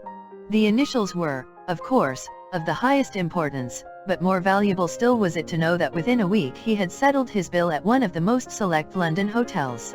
How did you deduce the select? By the select prices. 8 shillings for a bed and 8 pence for a glass of sherry pointed to one of the most expensive hotels. There are not many in London which charge at that rate. In the second one, which I visited in Northumberland Avenue, I learned by an inspection of the book that Francis H. Moulton, an American gentleman, had left only the day before, and on looking over the entries against him, I came upon the very items which I had seen in the duplicate bill. His letters were to be forwarded to 226 Gordon Square, so thither I travelled, and being fortunate enough to find the loving couple at home, I ventured to give them some paternal advice and to point out to them that it would be better in every way that they should make their position a little clearer both to the general public and to Lord St. Simon in particular. I invited them to meet him here, and, as you see, I made him keep the appointment. but with no very good result, I remarked. His conduct was certainly not very gracious. "Ah, Watson," said Holmes, smiling, "perhaps you would not be very gracious either, if, after all the trouble of wooing and wedding, you found yourself deprived in an instant of wife and of fortune. I think that we may judge Lord St. Simon very mercifully and thank our stars that we are never likely to find ourselves in the same position.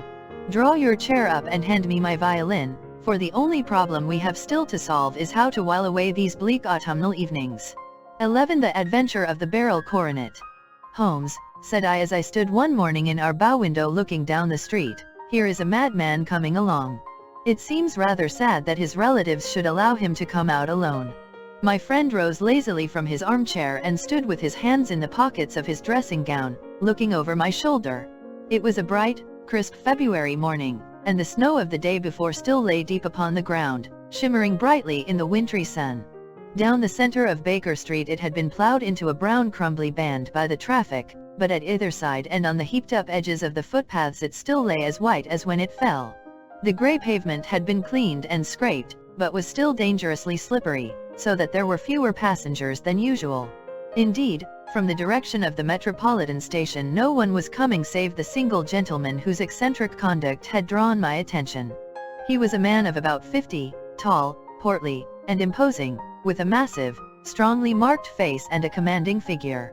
He was dressed in a somber yet rich style, in black frock coat, shining hat, neat brown gaiters, and well-cut pearl gray trousers.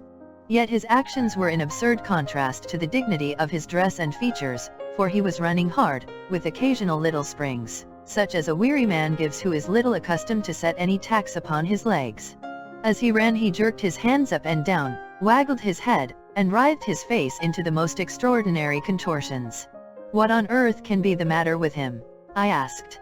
"He is looking up at the numbers of the houses."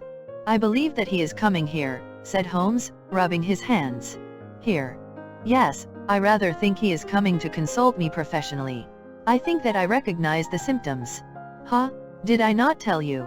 As he spoke, the man, puffing and blowing, rushed at our door and pulled at our bell until the whole house resounded with the clanging. A few moments later he was in our room, still puffing, still gesticulating, but with so fixed a look of grief and despair in his eyes that our smiles were turned in an instant to horror and pity. For a while he could not get his words out, but swayed his body and plucked at his hair like one who has been driven to the extreme limits of his reason. Then, suddenly springing to his feet, he beat his head against the wall with such force that we both rushed upon him and tore him away to the center of the room. Sherlock Holmes pushed him down into the easy chair and, sitting beside him, patted his hand and chatted with him in the easy, soothing tones which he knew so well how to employ. "You have come to me to tell your story, have you not?" said he. "You are fatigued with your haste. Pray wait until you have recovered yourself, and then I shall be most happy to look into any little problem which you may submit to me." The man sat for a minute or more with a heaving chest, fighting against his emotion. Then he passed his handkerchief over his brow, set his lips tight, and turned his face towards us. "No doubt you think me mad," said he. "I see that you have had some great trouble," responded Holmes. "God knows I have, a trouble which is enough to unseat my reason, so sudden and so terrible is it. Public disgrace I might have faced, although I am a man whose character has never yet borne a stain. Private affliction also is the lot of every man, but the two coming together, and in so frightful a form, have been enough to shake my very soul. Besides, it is not I alone. The very noblest in the land may suffer unless some way be found out of this horrible affair. Pray compose yourself, sir," said Holmes, "and let me have a clear account of who you are and what it is that has befallen you." "My name," answered our visitor, "is probably familiar to your ears. I am Alexander Holder, of the banking firm of Holder and Stevenson, of Threadneedle Street." The name was indeed well known to us as belonging to the senior partner in the second largest private banking concern in the City of London. What could have happened, then, to bring one of the foremost citizens of London to this most pitiable pass? We waited, all curiosity, until with another effort he braced himself to tell his story. "I feel that time is of value," said he. "That is why I hastened here when the police inspector suggested that I should secure your cooperation. I came to Baker Street by the underground and hurried from there on foot, for the cabs go slowly through this snow. That is why I was so out of breath, for I am a man who takes very little exercise. I feel better now, and I will put the facts before you as shortly and yet as clearly as I can. It is, of course, well known to you that in a successful banking business as much depends upon our being able to find remunerative investments for our funds as upon our increasing our connection and the number of our depositors. One of our most lucrative means of laying out money is in the shape of loans, where the security is unimpeachable. We have done a good deal in this direction during the last few years, and there are many noble families to whom we have advanced large sums upon the security of their pictures, libraries, or plate. Yesterday morning I was seated in my office at the bank when a card was brought into me by one of the clerks. I started when I saw the name, for it was that of none other than well, perhaps even to you I had better say no more than that it was a name which is a household word all over the earth, one of the highest, noblest, most exalted names in England. I was overwhelmed by the honor and attempted, when he entered, to say so, but he plunged at once into business with the air of a man who wishes to hurry quickly through a disagreeable task. "Mr. Holder," said he, "I have been informed that you are in the habit of advancing money. The firm does so when the security is good." I answered. "It is absolutely essential to me," said he, "that I should have £50,000 at once. I could, of course, borrow so trifling a sum 10 times over from my friends, but I much prefer to make it a matter of business and to carry out that business myself. In my position you can readily understand that it is unwise to place oneself under obligations. For how long, may I ask, do you want this sum?" I asked. "Next Monday I have a large sum due to me, and I shall then most certainly repay what you advance, with whatever interest you think it right to charge. But it is very essential to me that the money should be paid at once. I should be happy to advance it without further parley from my own private purse," said I, "were it not that the strain would be rather more than it could bear. If, on the other hand, I am to do it in the name of the firm, then in justice to my partner I must insist that, even in your case, every businesslike precaution should be taken." "I should much prefer to have it so," said he, raising up a square, black morocco case which he had laid beside his chair. "You have doubtless heard of the Beryl coronet. One of the most precious public possessions of the empire," said I. "Precisely." He opened the case, and there, embedded in soft, flesh-colored velvet, lay the magnificent piece of jewellery which he had named. "There are 39 enormous barrels," said he, "and the price of the gold chasing is incalculable. The lowest estimate would put the worth of the coronet at double the sum which I have asked. I am prepared to leave it with you as my security." I took the precious case into my hands and looked in some perplexity from it to my illustrious client. "You doubt its value?" he asked. "Not at all. I only doubt the propriety of my leaving it. You may set your mind at rest about that. I should not dream of doing so were it not absolutely certain that I should be able in 4 days to reclaim it. It is a pure matter of form.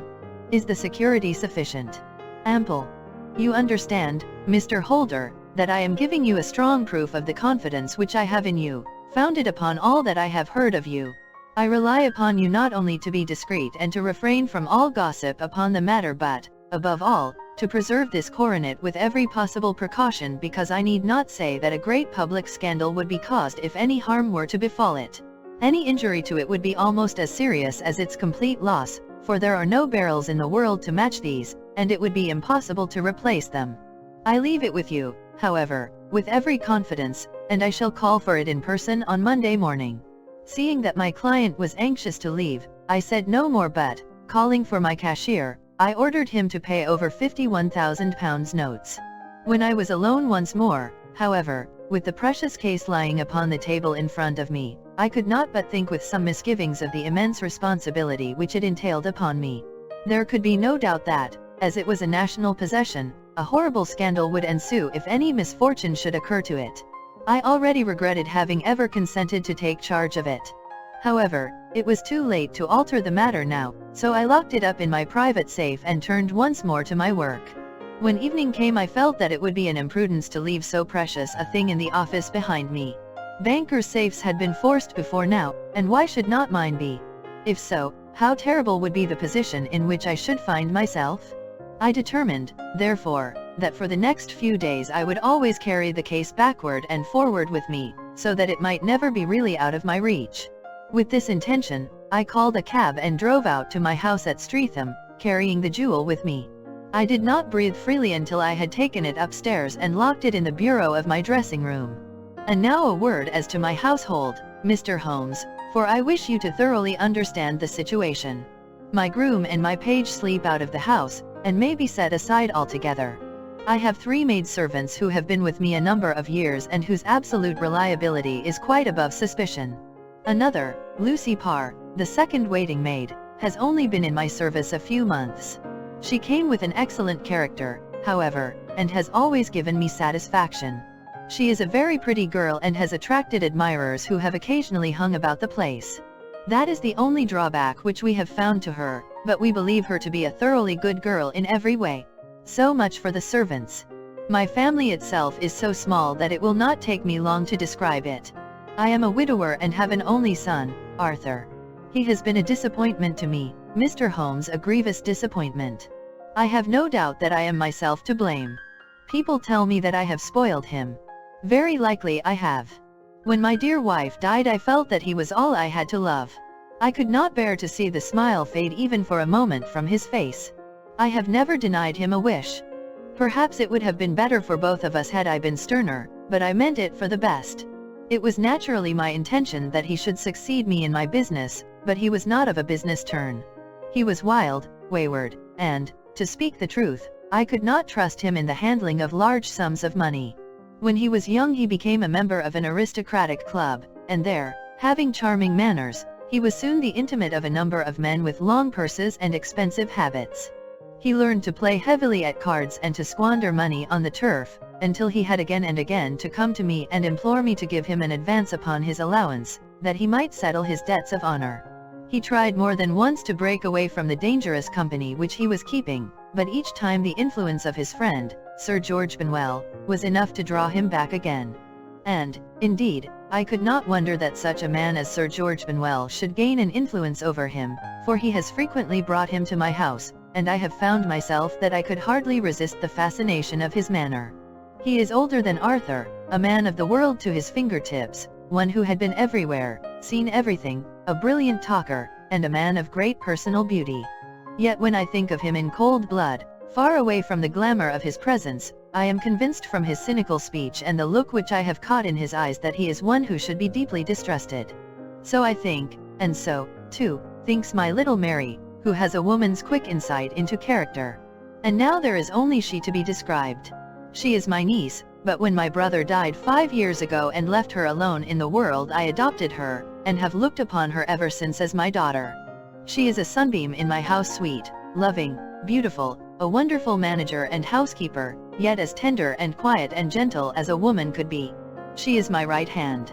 I do not know what I could do without her. In only one matter has she ever gone against my wishes. Twice my boy has asked her to marry him, for he loves her devotedly, but each time she has refused him.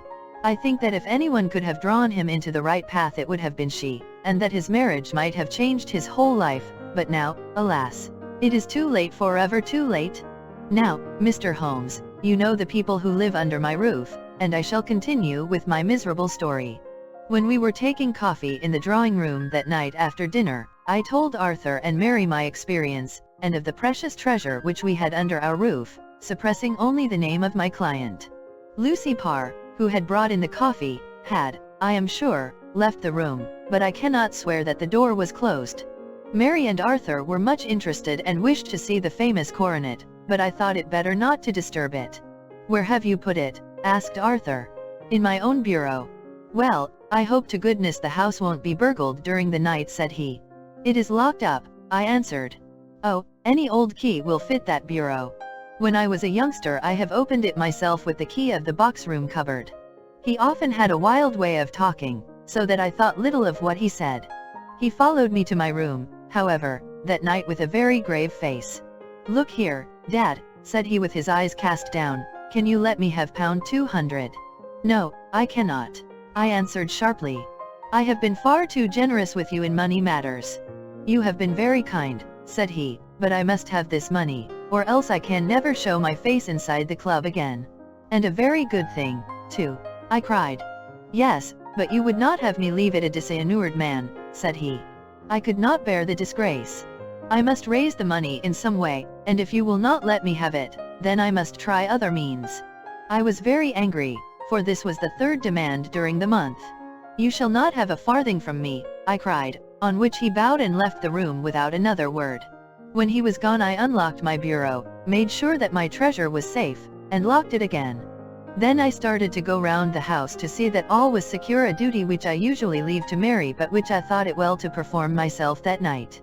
As I came down the stairs I saw Mary herself at the side window of the hall, which she closed and fastened as I approached. "Tell me, Dad," said she, looking, I thought, a little disturbed, "did you give Lucy, the maid, leave to go out tonight?" "Certainly not. She came in just now by the back door. I have no doubt that she has only been to the side gate to see someone, but I think that it is hardly safe and should be stopped. You must speak to her in the morning, or I will if you prefer it. Are you sure that everything is fastened?" "Quite sure, Dad." "Then, good night." I kissed her and went up to my bedroom again, where I was soon asleep. I am endeavoring to tell you everything, Mr. Holmes, which may have any bearing upon the case, but I beg that you will question me upon any point which I do not make clear. On the contrary, your statement is singularly lucid. I come to a part of my story now in which I should wish to be particularly so. I am not a very heavy sleeper, and the anxiety in my mind tended, no doubt, to make me even less so than usual. About 2 in the morning, then, I was awakened by some sound in the house. It had ceased ere I was wide awake, but it had left an impression behind it as though a window had gently closed somewhere. I lay listening with all my ears. Suddenly, to my horror, there was a distinct sound of footsteps moving softly in the next room. I slipped out of bed, all palpitating with fear, and peeped round the corner of my dressing-room door. "Arthur!" I screamed, "you villain, you thief! How dare you touch that coronet?" The gas was half up, as I had left it, and my unhappy boy, dressed only in his shirt and trousers, was standing beside the light, holding the coronet in his hands. He appeared to be wrenching at it, or bending it with all his strength. At my cry he dropped it from his grasp and turned as pale as death. I snatched it up and examined it. One of the gold corners, with 3 of the barrels in it, was missing. "You blackguard!" I shouted, beside myself with rage. "You have destroyed it. You have dishonoured me forever? Where are the jewels which you have stolen?" "Stolen?" he cried. "Yes, thief!" I roared, shaking him by the shoulder. "There are none missing." "There cannot be any missing," said he. "There are 3 missing. And you know where they are. Must I call you a liar as well as a thief? Did I not see you trying to tear off another piece?" "You have called me names enough," said he. "I will not stand it any longer. I shall not say another word about this business, since you have chosen to insult me. I will leave your house in the morning and make my own way in the world. You shall leave it in the hands of the police." I cried, half mad with grief and rage. "I shall have this matter probed to the bottom." "You shall learn nothing from me," said he with a passion such as I should not have thought was in his nature. "If you choose to call the police, let the police find what they can." By this time the whole house was astir, for I had raised my voice in my anger. Mary was the first to rush into my room, and, at the sight of the coronet and of Arthur's face, she read the whole story and, with a scream, fell down senseless on the ground. I sent the housemaid for the police and put the investigation into their hands at once. When the inspector and a constable entered the house, Arthur, who had stood sullenly with his arms folded, asked me whether it was my intention to charge him with theft. I answered that it had ceased to be a private matter, but had become a public one, since the ruined coronet was national property. I was determined that the law should have its way in everything. "At least," said he, "you will not have me arrested at once. It would be to your advantage as well as mine if I might leave the house for 5 minutes. That you may get away, or perhaps that you may conceal what you have stolen," said I. And then, realizing the dreadful position in which I was placed, I implored him to remember that not only my honor but that of one who was far greater than I was at stake, and that he threatened to raise a scandal which would convulse the nation. He might avert it all if he would but tell me what he had done with the 3 missing stones. "You may as well face the matter," said I. "You have been caught in the act, and no confession could make your guilt more heinous. If you but make such reparation as is in your power, by telling us where the barrels are, all shall be forgiven and forgotten." "Keep your forgiveness for those who ask for it," he answered, turning away from me with a sneer. I saw that he was too hardened for any words of mine to influence him. There was but one way for it. I called in the inspector and gave him into custody. A search was made at once not only of his person but of his room and of every portion of the house where he could possibly have concealed the gems, but no trace of them could be found, nor would the wretched boy open his mouth for all our persuasions and our threats.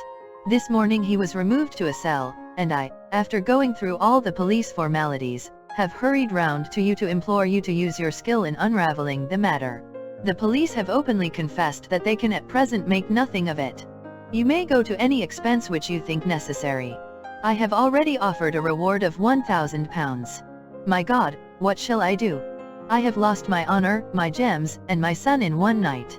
Oh, what shall I do? He put a hand on either side of his head and rocked himself to and fro, droning to himself like a child whose grief has got beyond words. Sherlock Holmes sat silent for some few minutes, with his brows knitted and his eyes fixed upon the fire. "Do you receive much company?" he asked. "None save my partner with his family and an occasional friend of Arthur's. Sir George Benwell has been several times lately. No one else, I think. Do you go out much in society?" "Arthur does. Mary and I stay at home. We neither of us care for it. That is unusual in a young girl. She is of a quiet nature. Besides, she is not so very young. She is 24. This matter, from what you say, seems to have been a shock to her also. Terrible? She is even more affected than I. You have neither of you any doubt as to your son's guilt." "How can we have when I saw him with my own eyes with the coronet in his hands? I hardly consider that a conclusive proof." "Was the remainder of the coronet at all injured?" "Yes, it was twisted." "Do you not think, then, that he might have been trying to straighten it?" "God bless you! You are doing what you can for him and for me. But it is too heavy a task. What was he doing there at all?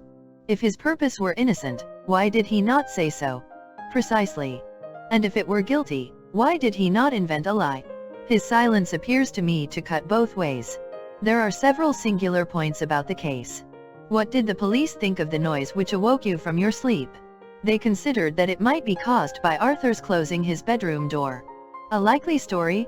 As if a man bent on felony would slam his door so as to wake a household." "What did they say, then, of the disappearance of these gems?" "They are still sounding the planking and probing the furniture in the hope of finding them." "Have they thought of looking outside the house?" "Yes, they have shown extraordinary energy. The whole garden has already been minutely examined." "Now, my dear sir," said Holmes, "is it not obvious to you now that this matter really strikes very much deeper than either you or the police were at first inclined to think?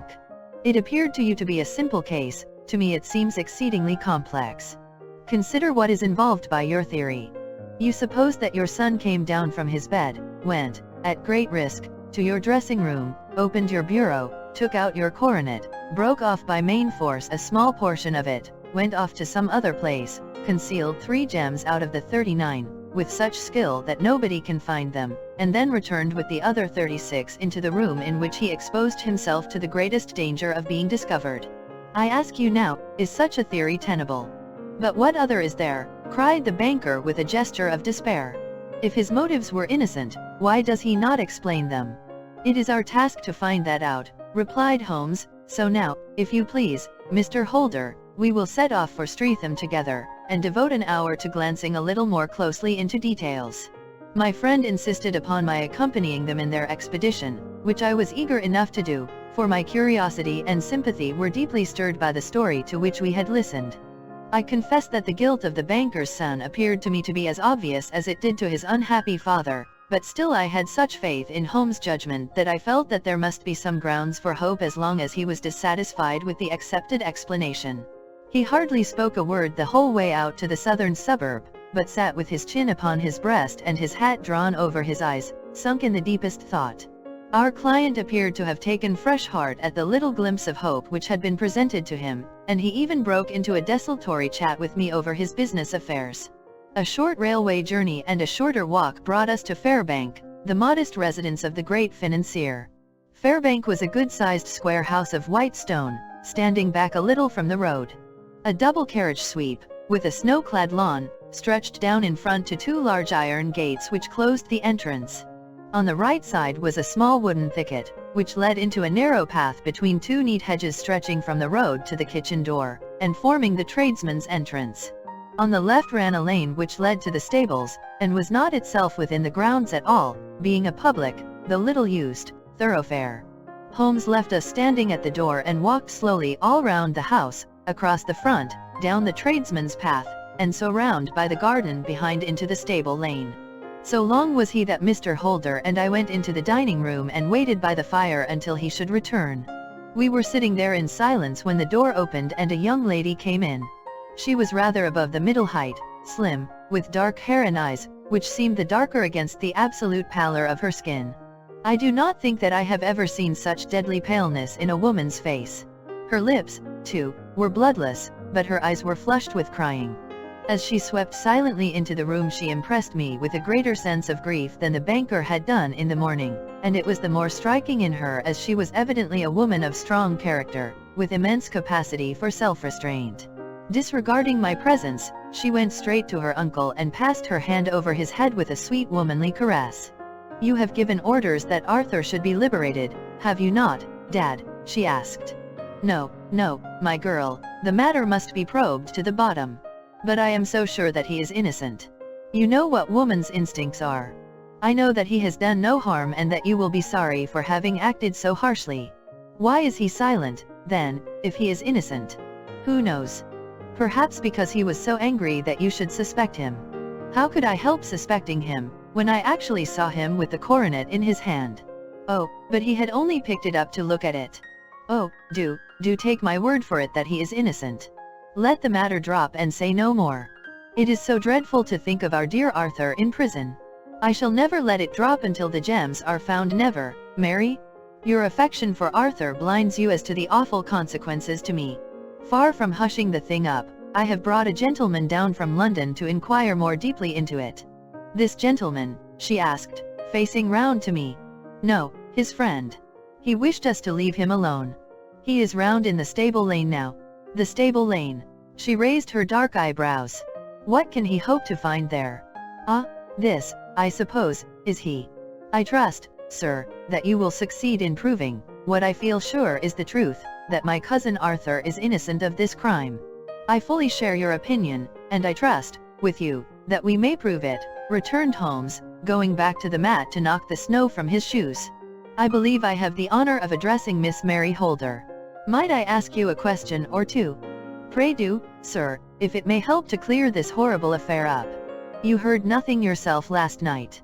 "Nothing, until my uncle here began to speak loudly. I heard that, and I came down." "You shut up the windows and doors the night before. Did you fasten all the windows?" "Yes." "Were they all fastened this morning?" "Yes."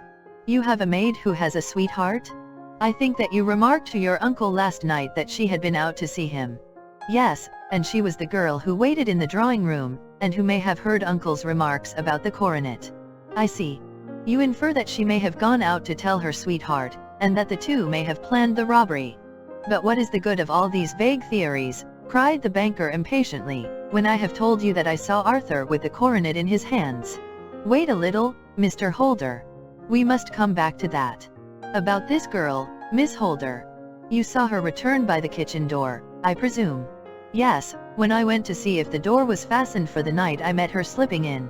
I saw the man, too, in the gloom." "Do you know him?" "Oh, yes, he is the greengrocer who brings our vegetables round. His name is Francis Prosper. He stood," said Holmes, "to the left of the door, that is to say, farther up the path than is necessary to reach the door." "Yes, he did. And he is a man with a wooden leg." Something like fear sprang up in the young lady's expressive black eyes. "Why, you are like a magician," said she. "How do you know that?" She smiled, but there was no answering smile in Holmes' thin, eager face. "I should be very glad now to go upstairs," said he. "I shall probably wish to go over the outside of the house again. Perhaps I had better take a look at the lower windows before I go up." He walked swiftly round from one to the other, pausing only at the large one which looked from the hall on to the stable lane. This he opened and made a very careful examination of the sill with his powerful magnifying lens. "Now we shall go upstairs," said he at last. The banker's dressing room was a plainly furnished little chamber, with a grey carpet, a large bureau, and a long mirror. Holmes went to the bureau first and looked hard at the lock. "Which key was used to open it?" he asked. "That which my son himself indicated, that of the cupboard of the lumber room." "Have you it here?" "That is it, on the dressing table." Sherlock Holmes took it up and opened the bureau. "It is a noiseless lock," said he. "It is no wonder that it did not wake you. This case, I presume, contains the coronet. We must have a look at it." He opened the case, and taking out the diadem he laid it upon the table. It was a magnificent specimen of the jeweler's art, and the 36 stones were the finest that I have ever seen. At one side of the coronet was a cracked edge, where a corner holding 3 gems had been torn away. "Now, Mr. Holder," said Holmes, "here is the corner which corresponds to that which has been so unfortunately lost. Might I beg that you will break it off?" The banker recoiled in horror. "I should not dream of trying," said he. "Then I will." Holmes suddenly bent his strength upon it, but without result. "I feel it give a little," said he, "but, though I am exceptionally strong in the fingers, it would take me all my time to break it. An ordinary man could not do it. Now, what do you think would happen if I did break it, Mr. Holder?" "There would be a noise like a pistol shot." "Do you tell me that all this happened within a few yards of your bed and that you heard nothing of it?" "I do not know what to think. It is all dark to me. But perhaps it may grow lighter as we go. What do you think, Miss Holder?" "I confess that I still share my uncle's perplexity. Your son had no shoes or slippers on when you saw him." "He had nothing on save only his trousers and shirt." "Thank you. We have certainly been favored with extraordinary luck during this inquiry, and it will be entirely our own fault if we do not succeed in clearing the matter up. With your permission, Mr. Holder, I shall now continue my investigations outside." He went alone, at his own request, for he explained that any unnecessary footmarks might make his task more difficult. For an hour or more he was at work, returning at last with his feet heavy with snow and his features as inscrutable as ever. "I think that I have seen now all that there is to see, Mr. Holder," said he. "I can serve you best by returning to my rooms." "But the gems, Mr. Holmes? Where are they?" "I cannot tell." The banker wrung his hands. "I shall never see them again," he cried. "And my son? You give me hopes. My opinion is in no way altered." "Then, for God's sake, what was this dark business which was acted in my house last night? If you can call upon me at my Baker Street rooms tomorrow morning between 9 and 10, I shall be happy to do what I can to make it clearer. I understand that you give me carte blanche to act for you, provided only that I get back the gems, and that you place no limit on the sum I may draw. I would give my fortune to have them back." "Very good. I shall look into the matter between this and then. Goodbye. It is just possible that I may have to come over here again before evening." It was obvious to me that my companion's mind was now made up about the case, although what his conclusions were was more than I could even dimly imagine. Several times during our homeward journey I endeavored to sound him upon the point, but he always glided away to some other topic, until at last I gave it over in despair. It was not yet 3 when we found ourselves in our rooms once more. He hurried to his chamber and was down again in a few minutes, dressed as a common loafer. With his collar turned up, his shiny, seedy coat, his red cravat, and his worn boots, he was a perfect sample of the class. "I think that this should do," said he, glancing into the glass above the fireplace. "I only wish that you could come with me, Watson, but I fear that it won't do. I may be on the trail in this matter, or I may be following a will-o'-the-wisp, but I shall soon know which it is. I hope that I may be back in a few hours." He cut a slice of beef from the joint upon the sideboard, sandwiched it between 2 rounds of bread, and thrusting this rude meal into his pocket he started off upon his expedition. I had just finished my tea when he returned, evidently in excellent spirits, swinging an old elastic-sided boot in his hand. He chucked it down into a corner and helped himself to a cup of tea. "I only looked in as I passed," said he. "I am going right on." "Where to?" "Oh, to the other side of the West End. It may be some time before I get back. Don't wait up for me in case I should be late." "How are you getting on?" "Oh, so-so. Nothing to complain of. I have been out to Streatham since I saw you last, but I did not call at the house. It is a very sweet little problem, and I would not have missed it for a good deal. However, I must not sit gossiping here, but must get these disreputable clothes off and return to my highly respectable self. I could see by his manner that he had stronger reasons for satisfaction than his words alone would imply. His eyes twinkled, and there was even a touch of color upon his sallow cheeks.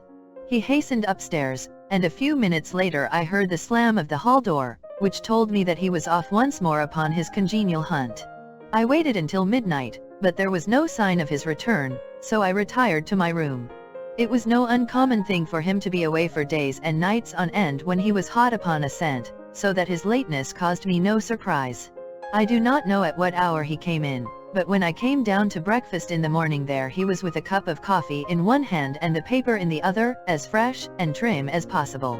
"You will excuse my beginning without you, Watson," said he, "but you remember that our client has rather an early appointment this morning." "Why, it is after 9 now," I answered. I should not be surprised if that were he. I thought I heard a ring. It was, indeed, our friend the financier. I was shocked by the change which had come over him, for his face, which was naturally of a broad and massive mold, was now pinched and fallen in, while his hair seemed to me at least a shade whiter. He entered with a weariness and lethargy which was even more painful than his violence of the morning before, and he dropped heavily into the armchair which I pushed forward for him. "I do not know what I have done to be so severely tried," said he. "Only 2 days ago I was a happy and prosperous man, without a care in the world. Now I am left to a lonely and disinured age. One sorrow comes close upon the heels of another. My niece, Mary, has deserted me." "Deserted you?" "Yes. Her bed this morning had not been slept in, her room was empty, and a note for me lay upon the hall table. I had said to her last night, in sorrow and not in anger, that if she had married my boy all might have been well with him. Perhaps it was thoughtless of me to say so. It is to that remark that she refers in this note. My dearest uncle, I feel that I have brought trouble upon you, and that if I had acted differently this terrible misfortune might never have occurred. I cannot, with this thought in my mind, ever again be happy under your roof, and I feel that I must leave you forever. Do not worry about my future, for that is provided for, and, above all, do not search for me, for it will be fruitless labor and an ill service to me. In life or in death, I am ever your loving, Mary." What could she mean by that note, Mr. Holmes? Do you think it points to suicide? No, nothing of the kind. It is perhaps the best possible solution. I trust, Mr. Holder, that you are nearing the end of your troubles. Huh? You say so. You have heard something, Mr. Holmes, you have learned something? Where are the gems? You would not think £1,000 apiece an excessive sum for them. I would pay 10. That would be unnecessary. 3,000 will cover the matter. And there is a little reward, I fancy. Have you your checkbook? Here is a pen. Better make it out for £4,000. With a dazed face the banker made out the required check. Holmes walked over to his desk, took out a little triangular piece of gold with 3 gems in it, and threw it down upon the table. With a shriek of joy our client clutched it up. "You have it," he gasped. "I am saved. I am saved."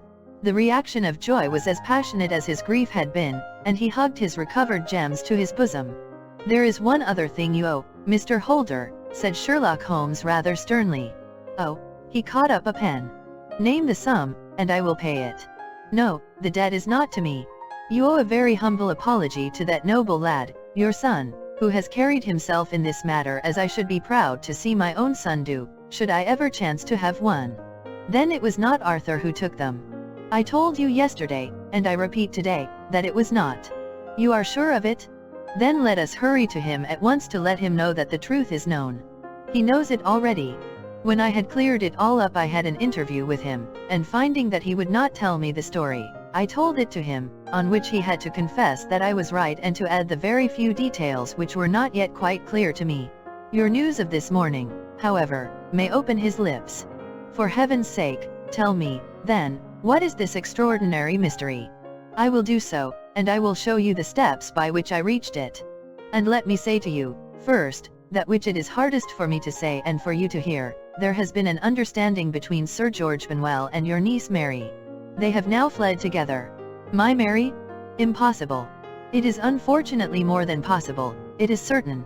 Neither you nor your son knew the true character of this man when you admitted him into your family circle.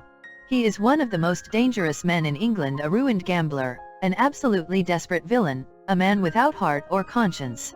Your niece knew nothing of such men. When he breathed his vows to her, as he had done to 100 before her, she flattered herself that she alone had touched his heart. The devil knows best what he said, but at least she became his tool and was in the habit of seeing him nearly every evening. I cannot, and I will not, believe it, cried the banker with an ashen face. I will tell you, then, what occurred in your house last night. Your niece, when you had, as she thought, gone to your room, slipped down and talked to her lover through the window which leads into the stable lane. His footmarks had pressed right through the snow, so long had he stood there. She told him of the coronet. His wicked lust for gold kindled at the news, and he bent her to his will. I have no doubt that she loved you, but there are women in whom the love of a lover extinguishes all other loves, and I think that she must have been one. She had hardly listened to his instructions when she saw you coming downstairs, on which she closed the window rapidly and told you about one of the servants' escapade with her wooden-legged lover, which was all perfectly true. Your boy, Arthur, went to bed after his interview with you, but he slept badly on account of his uneasiness about his club debts. In the middle of the night he heard a soft tread pass his door, so he rose and, looking out, was surprised to see his cousin walking very stealthily along the passage until she disappeared into your dressing room. Petrified with astonishment, the lad slipped on some clothes and waited there in the dark to see what would come of this strange affair. Presently she emerged from the room again, and in the light of the passage lamp your son saw that she carried the precious coronet in her hands. She passed down the stairs, and he, thrilling with horror, ran along and slipped behind the curtain near your door, whence he could see what passed in the hall beneath.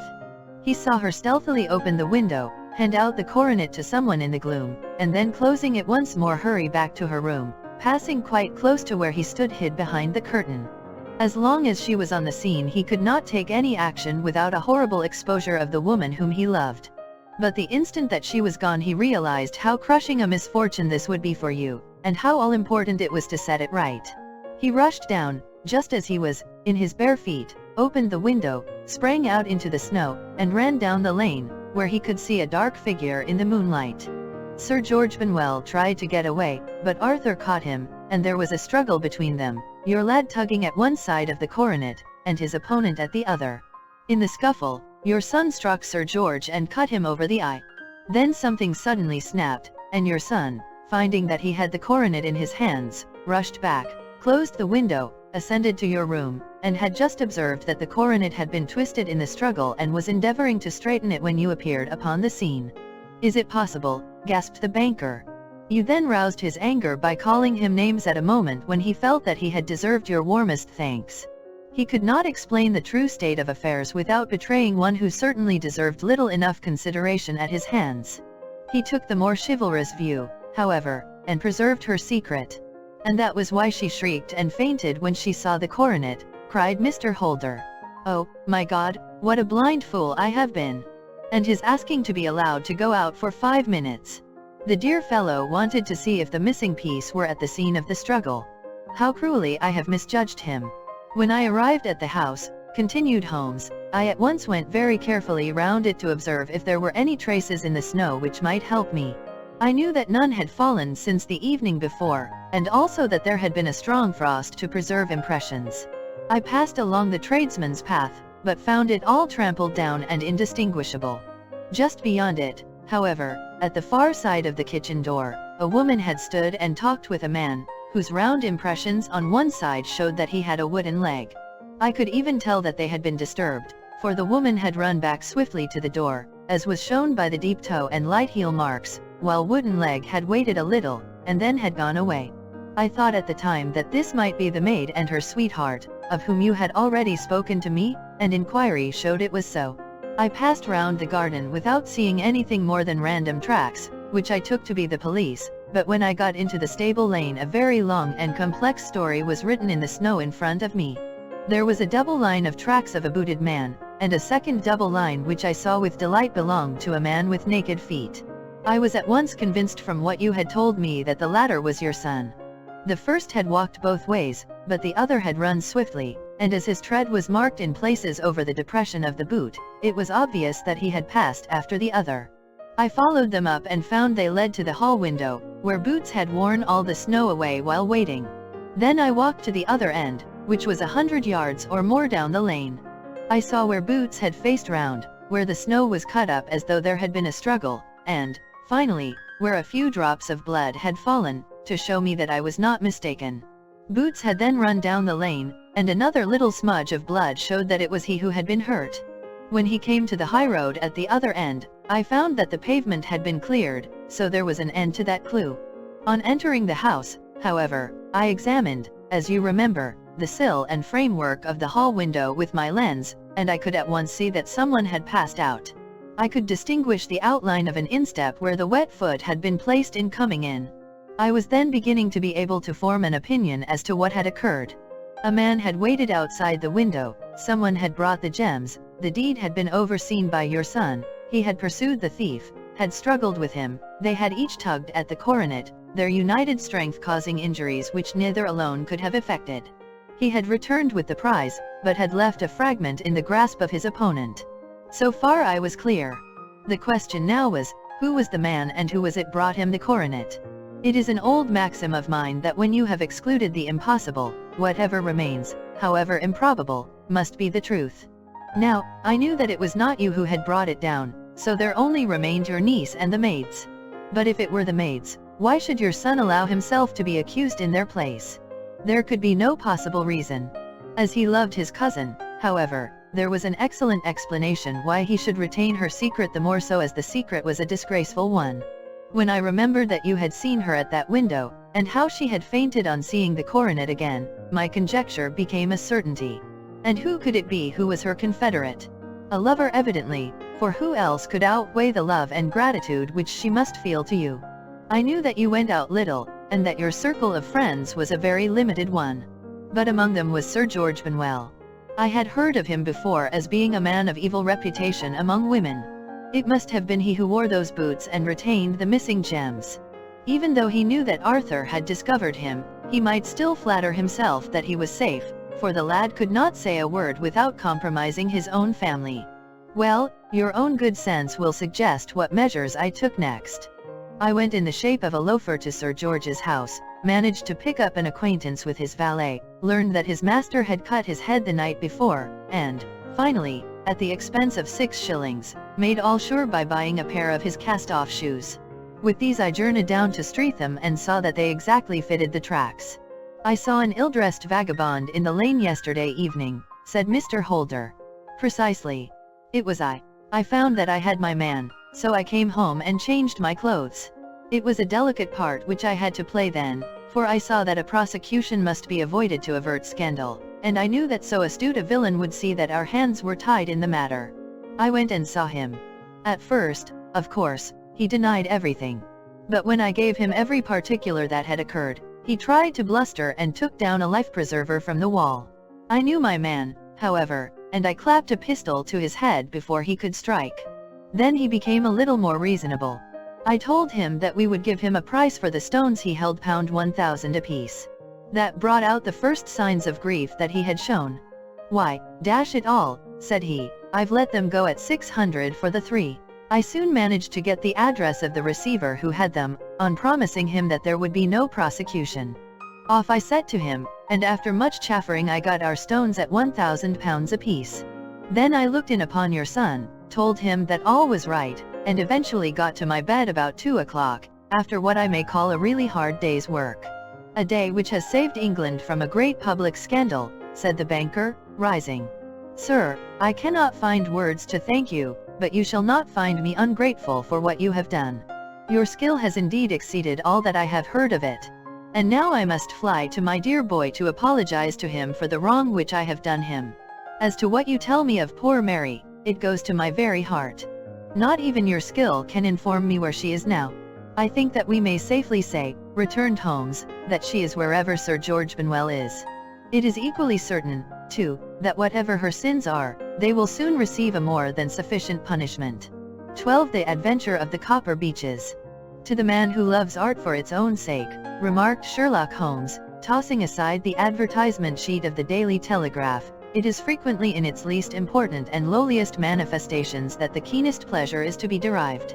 It is pleasant to me to observe, Watson, that you have so far grasped this truth that in these little records of our cases which you have been good enough to draw up, and, I am bound to say, occasionally to embellish, you have given prominence not so much to the many causes célebres and sensational trials in which I have figured, but rather to those incidents which may have been trivial in themselves, but which have given room for those faculties of deduction and of logical synthesis which I have made my special province.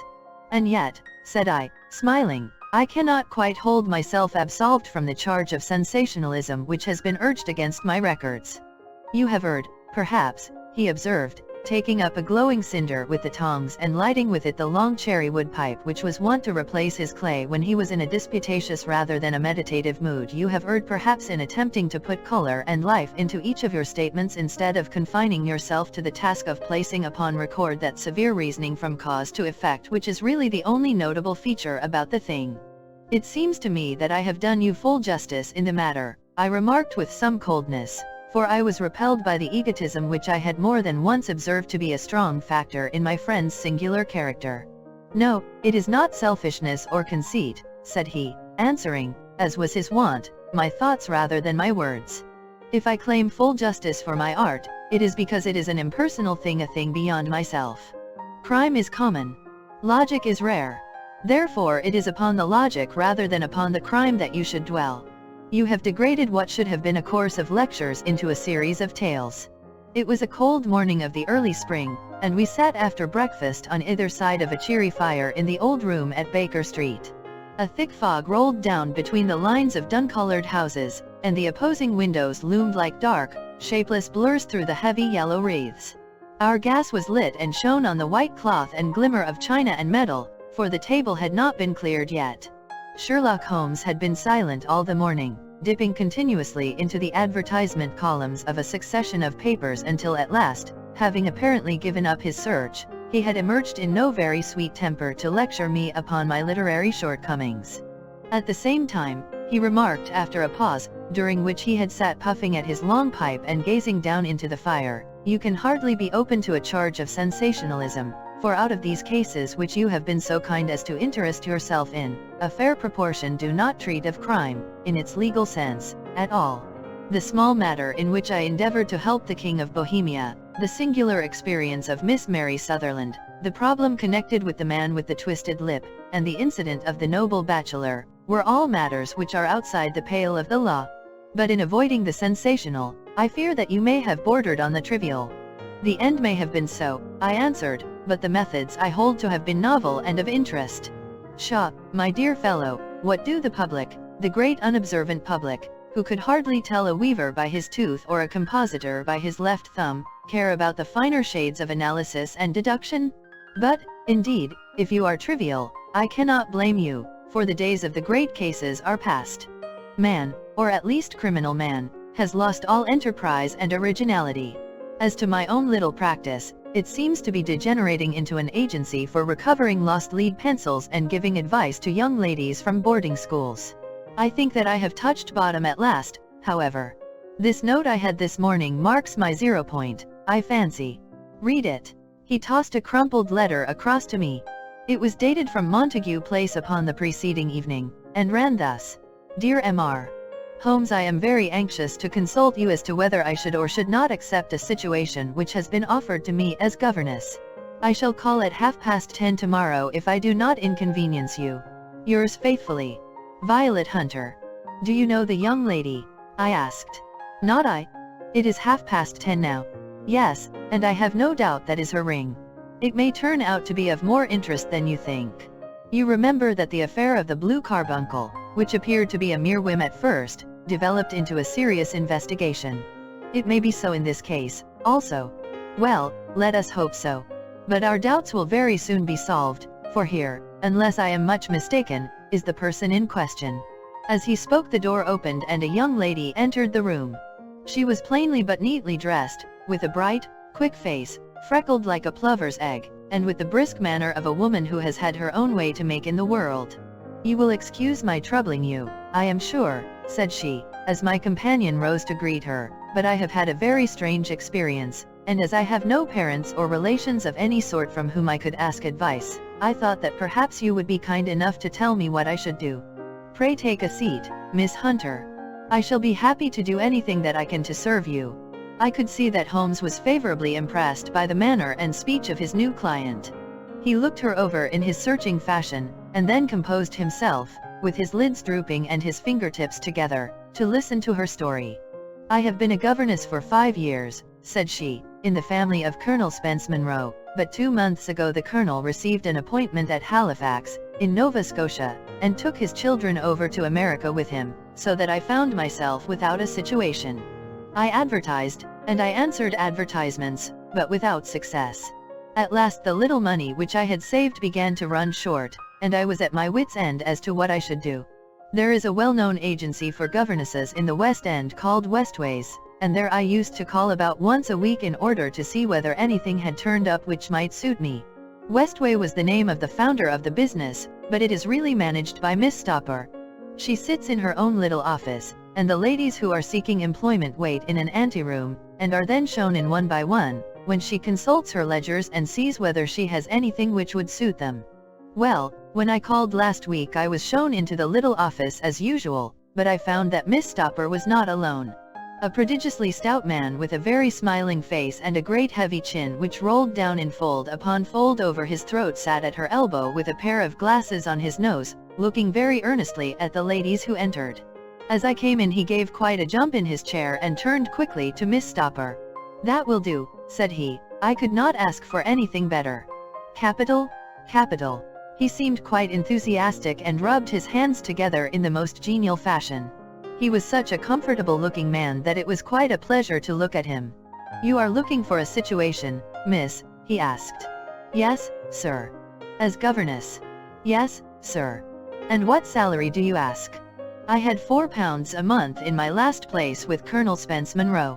"Oh, tut, tut, sweating rank sweating," he cried, throwing his fat hands out into the air like a man who is in a boiling passion. "How could anyone offer so pitiful a sum to a lady with such attractions and accomplishments?" "My accomplishments, sir, may be less than you imagine," said I. "A little French, a little German, music, and drawing." "Tut, tut," he cried. "This is all quite beside the question. The point is, have you or have you not the bearing and deportment of a lady? There it is in a nutshell. If you have not, you are not fitted for the rearing of a child who may some day play a considerable part in the history of the country. But if you have, why, then, how could any gentleman ask you to condescend to accept anything under the 3 figures? Your salary with me, madam, would commence at £100 a year. You may imagine, Mr. Holmes, that to me, destitute as I was, such an offer seemed almost too good to be true. The gentleman, however, seeing perhaps the look of incredulity upon my face, opened a pocketbook and took out a note. "It is also my custom," said he, smiling in the most pleasant fashion until his eyes were just 2 little shining slits amid the white creases of his face, "to advance to my young ladies half their salary beforehand, so that they may meet any little expenses of their journey and their wardrobe." It seemed to me that I had never met so fascinating and so thoughtful a man. As I was already in debt to my tradesmen, the advance was a great convenience, and yet there was something unnatural about the whole transaction which made me wish to know a little more before I quite committed myself. "May I ask where you live, sir?" said I. "Hampshire." "Charming rural place." "The Copper Beeches, 5 miles on the far side of Winchester." "It is the most lovely country, my dear young lady, and the dearest old country house." "And my duties, sir?" "I should be glad to know what they would be." "One child, one dear little romper just 6 years old. Oh, if you could see him killing cockroaches with a slipper! Smack, smack, smack. 3 gone before you could wink." He leaned back in his chair and laughed his eyes into his head again. I was a little startled at the nature of the child's amusement, but the father's laughter made me think that perhaps he was joking. "My sole duties, then," I asked, "are to take charge of a single child?" "No, no, not the sole, not the sole, my dear young lady," he cried. "Your duty would be, as I am sure your good sense would suggest, to obey any little commands my wife might give, provided always that they were such commands as a lady might with propriety obey. You see no difficulty, ha? I should be happy to make myself useful." "Quite so. In dress now, for example. We are fatty people, you know, fatty but kind-hearted. If you were asked to wear any dress which we might give you, you would not object to our little whim. Ha? No, said I, considerably astonished at his words. Or to sit here, or sit there, that would not be offensive to you. Oh, no. Or to cut your hair quite short before you come to us. I could hardly believe my ears. As you may observe, Mr. Holmes, my hair is somewhat luxuriant, and of a rather peculiar tint of chestnut. It has been considered artistic. I could not dream of sacrificing it in this offhand fashion. I am afraid that that is quite impossible, said I. He had been watching me eagerly out of his small eyes, and I could see a shadow pass over his face as I spoke. I am afraid that it is quite essential, said he. It is a little fancy of my wife's, and ladies' fancies, you know, madam, ladies' fancies must be consulted. And so you won't cut your hair? No, sir, I really could not, I answered firmly. Ah, very well, then that quite settles the matter. It is a pity, because in other respects you would really have done very nicely. In that case, Miss Stopper, I had best inspect a few more of your young ladies. The manageress had sat all this while busy with her papers without a word to either of us, but she glanced at me now with so much annoyance upon her face that I could not help suspecting that she had lost a handsome commission through my refusal. Do you desire your name to be kept upon the books? She asked. If you please, Miss Stopper. Well, really, it seems rather useless, since you refuse the most excellent offers in this fashion, said she sharply. You can hardly expect us to exert ourselves to find another such opening for you. Good day to you, Miss Hunter. She struck a gong upon the table, and I was shown out by the page. Well, Mr. Holmes, when I got back to my lodgings and found little enough in the cupboard, and 2 or 3 bills upon the table, I began to ask myself whether I had not done a very foolish thing. After all, if these people had strange fads and expected obedience on the most extraordinary matters, they were at least ready to pay for their eccentricity. Very few governesses in England are getting £100 a year. Besides, what use was my hair to me? Many people are improved by wearing it short, and perhaps I should be among the number. Next day I was inclined to think that I had made a mistake, and by the day after I was sure of it. I had almost overcome my pride so far as to go back to the agency and inquire whether the place was still open when I received this letter from the gentleman himself. I have it here and I will read it to you. The Copper Beeches, near Winchester. Dear Miss Hunter, Miss Stopper has very kindly given me your address, and I write from here to ask you whether you have reconsidered your decision. My wife is very anxious that you should come, for she has been much attracted by my description of you. We are willing to give £30 a quarter, or £120 a year, so as to recompense you for any little inconvenience which our fads may cause you. They are not very exacting, after all. My wife is fond of a particular shade of electric blue and would like you to wear such a dress indoors in the morning. You need not, however, go to the expense of purchasing one, as we have one belonging to my dear daughter Alice, now in Philadelphia, which would, I should think, fit you very well. Then, as to sitting here or there, or amusing yourself in any manner indicated, that need cause you no inconvenience. As regards your hair, it is no doubt a pity, especially as I could not help remarking its beauty during our short interview, but I am afraid that I must remain firm upon this point, and I only hope that the increased salary may recompense you for the loss. Your duties, as far as the child is concerned, are very light. Now do try to come, and I shall meet you with the dog-cart at Winchester. Let me know your train. Yours faithfully, Geoffrey Rucastle. That is the letter which I have just received, Mr. Holmes, and my mind is made up that I will accept it. I thought, however, that before taking the final step I should like to submit the whole matter to your consideration. Well, Miss Hunter, if your mind is made up, that settles the question, said Holmes, smiling. But you would not advise me to refuse. I confess that it is not the situation which I should like to see a sister of mine apply for. What is the meaning of it all, Mr. Holmes? Ah, I have no data. I cannot tell. Perhaps you have yourself formed some opinion. Well, there seems to me to be only one possible solution. Mr. Rucastle seemed to be a very kind, good-natured man. Is it not possible that his wife is a lunatic, that he desires to keep the matter quiet for fear she should be taken to an asylum, and that he humors her fancies in every way in order to prevent an outbreak? That is a possible solution. In fact, as matters stand, it is the most probable one. But in any case it does not seem to be a nice household for a young lady. But the money, Mr. Holmes, the money. Well, yes, Of course the pay is good, too good. That is what makes me uneasy. Why should they give you £120 a year, when they could have their pick for £40? There must be some strong reason behind. I thought that if I told you the circumstances you would understand afterwards if I wanted your help. I should feel so much stronger if I felt that you were at the back of me. Oh, you may carry that feeling away with you. I assure you that your little problem promises to be the most interesting which has come my way for some months. There is something distinctly novel about some of the features. If you should find yourself in doubt or in danger. Danger? What danger do you foresee? Holmes shook his head gravely. It would cease to be a danger if we could define it, said he. But at any time, day or night, a telegram would bring me down to your help. That is enough. She rose briskly from her chair with the anxiety all swept from her face. I shall go down to Hampshire quite easy in my mind now. I shall write to Mr. Rucastle at once, sacrifice my poor hair tonight, and start for Winchester tomorrow. With a few grateful words to Holmes she bade us both good night and bustled off upon her way. At least, said I as we heard her quick, firm steps descending the stairs, she seems to be a young lady who is very well able to take care of herself. And she would need to be, said Holmes gravely. I am much mistaken if we do not hear from her before many days are past. It was not very long before my friend's prediction was fulfilled. A fortnight went by, during which I frequently found my thoughts turning in her direction and wondering what strange side alley of human experience this lonely woman had strayed into.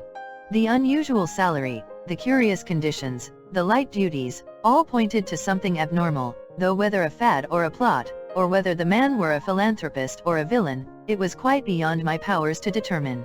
As to Holmes, I observed that he sat frequently for half an hour on end, with knitted brows and an abstracted air, but he swept the matter away with a wave of his hand when I mentioned it. Data, data, data, he cried impatiently. I can't make bricks without clay. And yet he would always wind up by muttering that no sister of his should ever have accepted such a situation. The telegram which we eventually received came late one night just as I was thinking of turning in, and Holmes was settling down to one of those all-night chemical researches which he frequently indulged in, when I would leave him stooping over a retort and a test tube at night and find him in the same position when I came down to breakfast in the morning. He opened the yellow envelope, and then, glancing at the message, threw it across to me. Just look up the trains in Bradshaw, said he, and turned back to his chemical studies. The summons was a brief and urgent one. Please be at the Black Swan Hotel at Winchester at midday tomorrow, it said. Do come? I am at my wit's end. Hunter. Will you come with me? Asked Holmes, glancing up. I should wish to. Just look it up, then. There is a train at 9:30, said I, glancing over my Bradshaw. It is due at Winchester at 11:30. That will do very nicely. Then perhaps I had better postpone my analysis of the acetones, as we may need to be at our best in the morning. By 11 o'clock the next day we were well upon our way to the old English capital. Holmes had been buried in the morning papers all the way down, but after we had passed the Hampshire border he threw them down and began to admire the scenery. It was an ideal spring day, a light blue sky, flecked with little fleecy white clouds drifting across from west to east. The sun was shining very brightly, and yet there was an exhilarating nip in the air, which set an edge to a man's energy.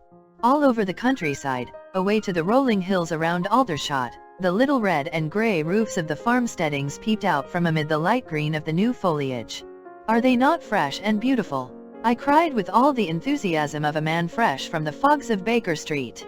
But Holmes shook his head gravely. Do you know, Watson, said he, that it is one of the curses of a mind with a turn like mine that I must look at everything with reference to my own special subject. You look at these scattered houses, and you are impressed by their beauty. I look at them, and the only thought which comes to me is a feeling of their isolation and of the impunity with which crime may be committed there. Good heavens! I cried. Who would associate crime with these dear old homesteads? They always fill me with a certain horror. It is my belief, Watson, founded upon my experience, that the lowest and vilest alleys in London do not present a more dreadful record of sin than does the smiling and beautiful countryside. You horrify me. But the reason is very obvious. The pressure of public opinion can do in the town what the law cannot accomplish. There is no lane so vile that the scream of a tortured child, or the thud of a drunkard's blow, does not beget sympathy and indignation among the neighbors, and then the whole machinery of justice is ever so close that a word of complaint can set it going, and there is but a step between the crime and the dock. But look at these lonely houses, each in its own fields, filled for the most part with poor ignorant folk who know little of the law. Think of the deeds of hellish cruelty, the hidden wickedness which may go on, year in, year out, in such places, and none the wiser. Had this lady who appeals to us for help gone to live in Winchester, I should never have had a fear for her. It is the 5 miles of country which makes the danger. Still, it is clear that she is not personally threatened. No. If she can come to Winchester to meet us, she can get away. Quite so. She has her freedom. What can be the matter, then? Can you suggest no explanation? I have devised 7 separate explanations, each of which would cover the facts as far as we know them. But which of these is correct can only be determined by the fresh information which we shall no doubt find waiting for us. Well, there is the tower of the cathedral, and we shall soon learn all that Miss Hunter has to tell. The Black Swan is an inn of repute in the High Street, at no distance from the station, and there we found the young lady waiting for us. She had engaged a sitting room, and our lunch awaited us upon the table. "I am so delighted that you have come," she said earnestly. "It is so very kind of you both, but indeed I do not know what I should do. Your advice will be altogether invaluable to me. Pray tell us what has happened to you." "I will do so, and I must be quick, for I have promised Mr. Rucastle to be back before 3. I got his leave to come into town this morning, though he little knew for what purpose. Let us have everything in its due order." Holmes thrust his long thin legs out towards the fire and composed himself to listen. "In the first place, I may say that I have met, on the whole, with no actual ill-treatment from Mr. and Mrs. Rucastle. It is only fair to them to say that. But I cannot understand them, and I am not easy in my mind about them." "What can you not understand?" "Their reasons for their conduct. But you shall have it all just as it occurred. When I came down, Mr. Rucastle met me here and drove me in his dog-cart to the Copper Beeches. It is, as he said, beautifully situated, but it is not beautiful in itself, for it is a large square block of a house, whitewashed, but all stained and streaked with damp and bad weather. There are grounds round it, woods on 3 sides, and on the 4th a field which slopes down to the Southampton High Road, which curves past about 100 yards from the front door. This ground in front belongs to the house, but the woods all round are part of Lord Southerton's preserves. A clump of copper beeches immediately in front of the hall door has given its name to the place. I was driven over by my employer, who was as amiable as ever, and was introduced by him that evening to his wife and the child. There was no truth, Mr. Holmes, in the conjecture which seemed to us to be probable in your rooms at Baker Street. Mrs. Rucastle is not mad. I found her to be a silent, pale-faced woman, much younger than her husband, not more than 30, I should think, while he can hardly be less than 45. From their conversation I have gathered that they have been married about 7 years, that he was a widower, and that his only child by the first wife was the daughter who has gone to Philadelphia. Mr. Rucastle told me in private that the reason why she had left them was that she had an unreasoning aversion to her stepmother. As the daughter could not have been less than 20, I can quite imagine that her position must have been uncomfortable with her father's young wife.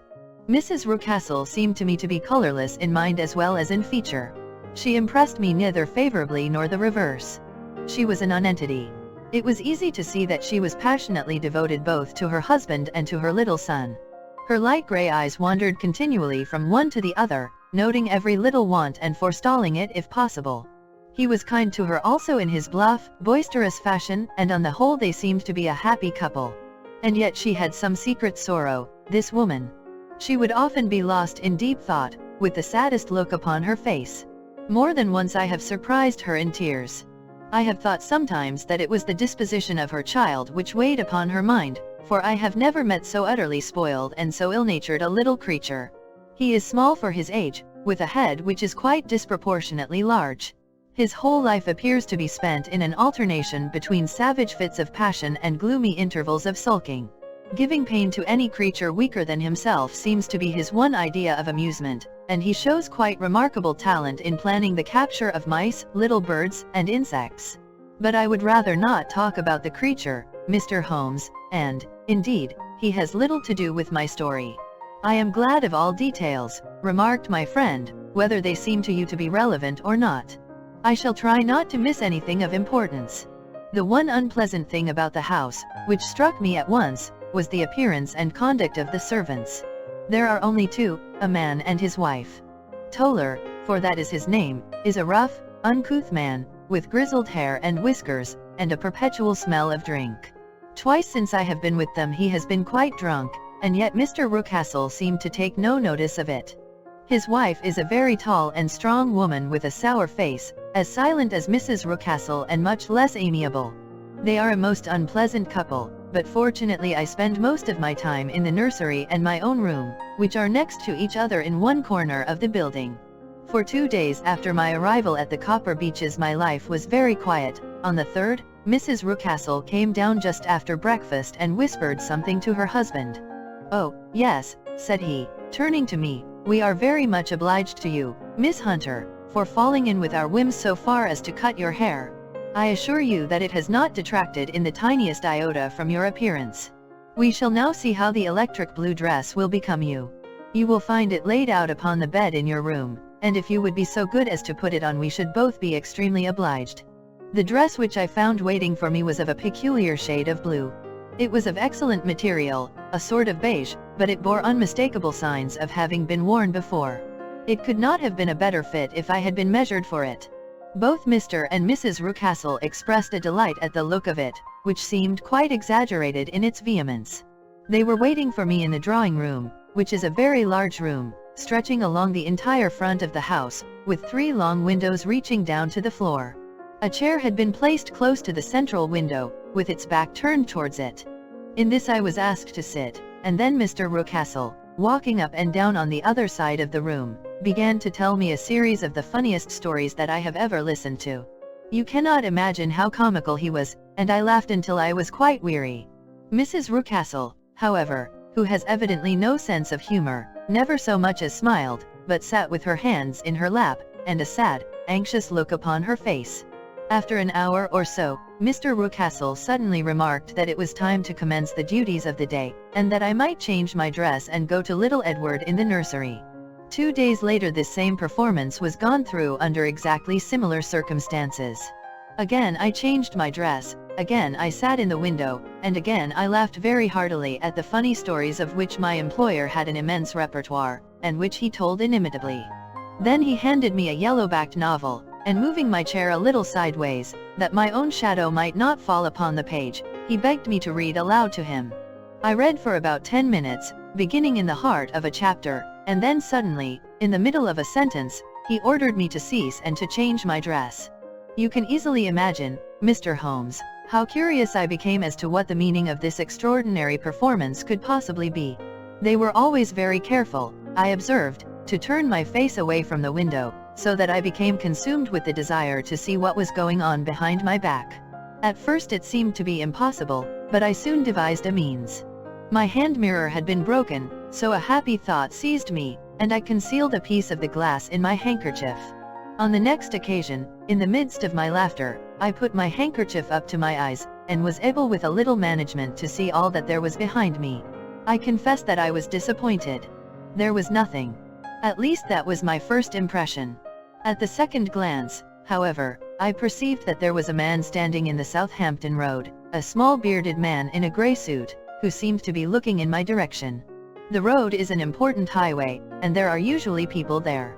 This man, however, was leaning against the railings which bordered our field and was looking earnestly up. I lowered my handkerchief and glanced at Mrs. Rucastle to find her eyes fixed upon me with a most searching gaze. She said nothing, but I am convinced that she had divined that I had a mirror in my hand and had seen what was behind me. She rose at once. "Jeffro," said she, "there is an impertinent fellow upon the road there who stares up at Miss Hunter." "No friend of yours, Miss Hunter?" he asked. "No, I know no one in these parts." "Dear me! How very impertinent! Kindly turn round and motion to him to go away. Surely it would be better to take no notice." "No, no, we should have him loitering here always. Kindly turn round and wave him away like that." I did as I was told, and at the same instant Mrs. Rucastle drew down the blind. That was a week ago, and from that time I have not sat again in the window, nor have I worn the blue dress, nor seen the man in the road. "Pray continue," said Holmes. Your narrative promises to be a most interesting one. You will find it rather disconnected, I fear, and there may prove to be little relation between the different incidents of which I speak. On the very first day that I was at the Copper Beeches, Mr. Rucastle took me to a small outhouse which stands near the kitchen door. As we approached it, I heard the sharp rattling of a chain, and the sound as of a large animal moving about. "Look in here," said Mr. Rucastle, showing me a slit between two planks. "Is he not a beauty?" I looked through and was conscious of two glowing eyes, and of a vague figure huddled up in the darkness.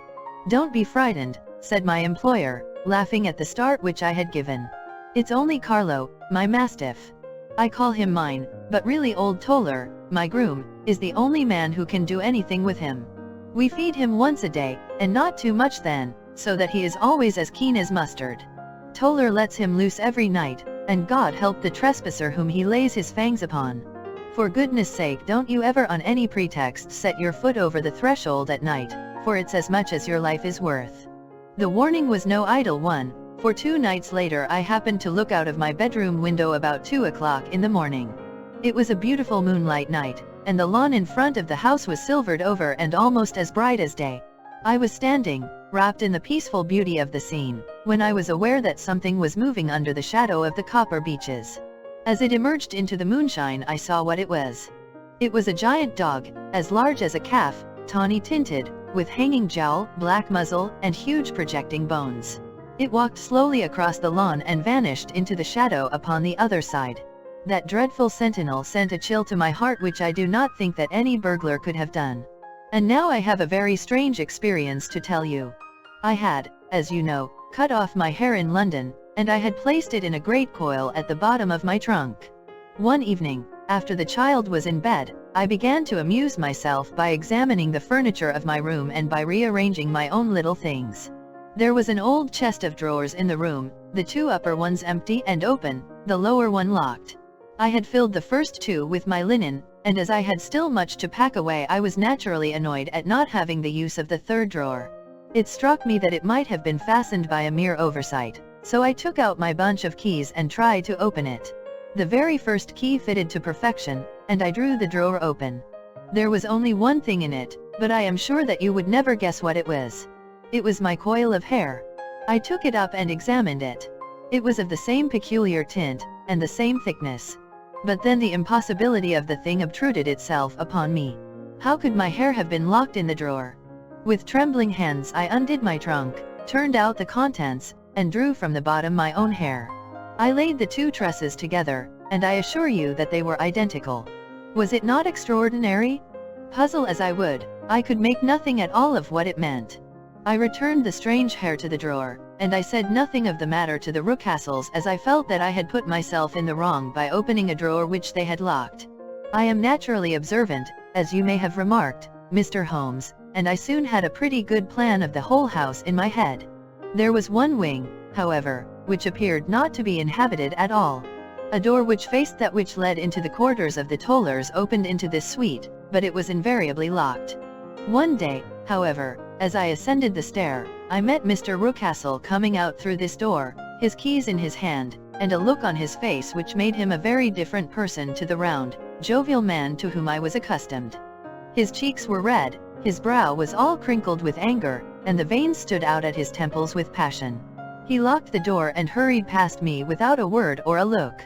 This aroused my curiosity, so when I went out for a walk in the grounds with my charge, I strolled round to the side from which I could see the windows of this part of the house. There were 4 of them in a row, 3 of which were simply dirty, while the 4th was shuttered up. They were evidently all deserted. As I strolled up and down, glancing at them occasionally, Mr. Rucastle came out to me, looking as merry and jovial as ever. "Ah," said he, "you must not think me rude if I passed you without a word, my dear young lady. I was preoccupied with business matters." I assured him that I was not offended. "By the way," said I, "you seem to have quite a suite of spare rooms up there, and one of them has the shutters up." He looked surprised and, as it seemed to me, a little startled at my remark. "Photography is one of my hobbies," said he. "I have made my dark room up there. But, dear me, what an observant young lady we have come upon. Who would have believed it? Who would have ever believed it?" He spoke in a jesting tone, but there was no jest in his eyes as he looked at me. I read suspicion there and annoyance, but no jest. "Well, Mr. Holmes, from the moment that I understood that there was something about that suite of rooms which I was not to know, I was all on fire to go over them. It was not mere curiosity, though I have my share of that. It was more a feeling of duty, a feeling that some good might come from my penetrating to this place. They talk of woman's instinct. Perhaps it was woman's instinct which gave me that feeling. At any rate, it was there, and I was keenly on the lookout for any chance to pass the forbidden door. It was only yesterday that the chance came. I may tell you that, besides Mr. Rucastle, both Toller and his wife find something to do in these deserted rooms, and I once saw him carrying a large black linen bag with him through the door. Recently he has been drinking hard, and yesterday evening he was very drunk, and when I came upstairs there was the key in the door. I have no doubt at all that he had left it there. Mr. and Mrs. Rucastle were both downstairs, and the child was with them, so that I had an admirable opportunity. I turned the key gently in the lock, opened the door, and slipped through. There was a little passage in front of me, unpapered and uncarpeted, which turned at a right angle at the farther end. Round this corner were 3 doors in a line, the first and third of which were open. They each led into an empty room, dusty and cheerless, with 2 windows in the one and one in the other, so thick with dirt that the evening light glimmered dimly through them. The center door was closed, and across the outside of it had been fastened one of the broad bars of an iron bed, padlocked at one end to a ring in the wall, and fastened at the other with stout cord. The door itself was locked as well, and the key was not there. This barricaded door corresponded clearly with the shuttered window outside, and yet I could see by the glimmer from beneath it that the room was not in darkness. Evidently there was a skylight which let in light from above. As I stood in the passage gazing at the sinister door and wondering what secret it might veil, I suddenly heard the sound of steps within the room and saw a shadow pass backward and forward against the little slit of dim light which shone out from under the door. A mad, unreasoning terror rose up in me at the sight, Mr. Holmes. My overstrung nerves failed me suddenly, and I turned and ran as though some dreadful hand were behind me clutching at the skirt of my dress. I rushed down the passage, through the door, and straight into the arms of Mr. Rucastle, who was waiting outside. "So," said he, smiling, "it was you, then. I thought that it must be when I saw the door open. Oh, I am so frightened," I panted. My dear young lady, you cannot think how caressing and soothing his manner was and what has frightened you, my dear young lady." But his voice was just a little too coaxing. He overdid it. I was keenly on my guard against him. "I was foolish enough to go into the empty wing," I answered. "But it is so lonely and eerie in this dim light that I was frightened and ran out again. Oh, it is so dreadfully still in there." "Only that," said he, looking at me keenly. "Why, what did you think?" I asked. "Why do you think that I locked this door?" "I am sure that I do not know. It is to keep people out who have no business there. Do you see?" He was still smiling in the most amiable manner. "I am sure if I had known." "Well, then, you know now. And if you ever put your foot over that threshold again," here in an instant the smile hardened into a grin of rage, and he glared down at me with the face of a demon, "I'll throw you to the mastiff." I was so terrified that I do not know what I did. I suppose that I must have rushed past him into my room. I remember nothing until I found myself lying on my bed trembling all over. Then I thought of you, Mr. Holmes. I could not live there longer without some advice. I was frightened of the house, of the man, of the woman, of the servants, even of the child. They were all horrible to me. If I could only bring you down all would be well. Of course I might have fled from the house, but my curiosity was almost as strong as my fears. My mind was soon made up. I would send you a wire. I put on my hat and cloak, went down to the office, which is about half a mile from the house, and then returned, feeling very much easier.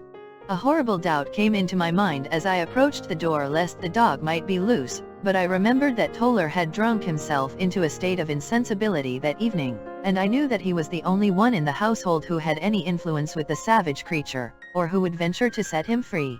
I slipped in safety and lay awake half the night in my joy at the thought of seeing you.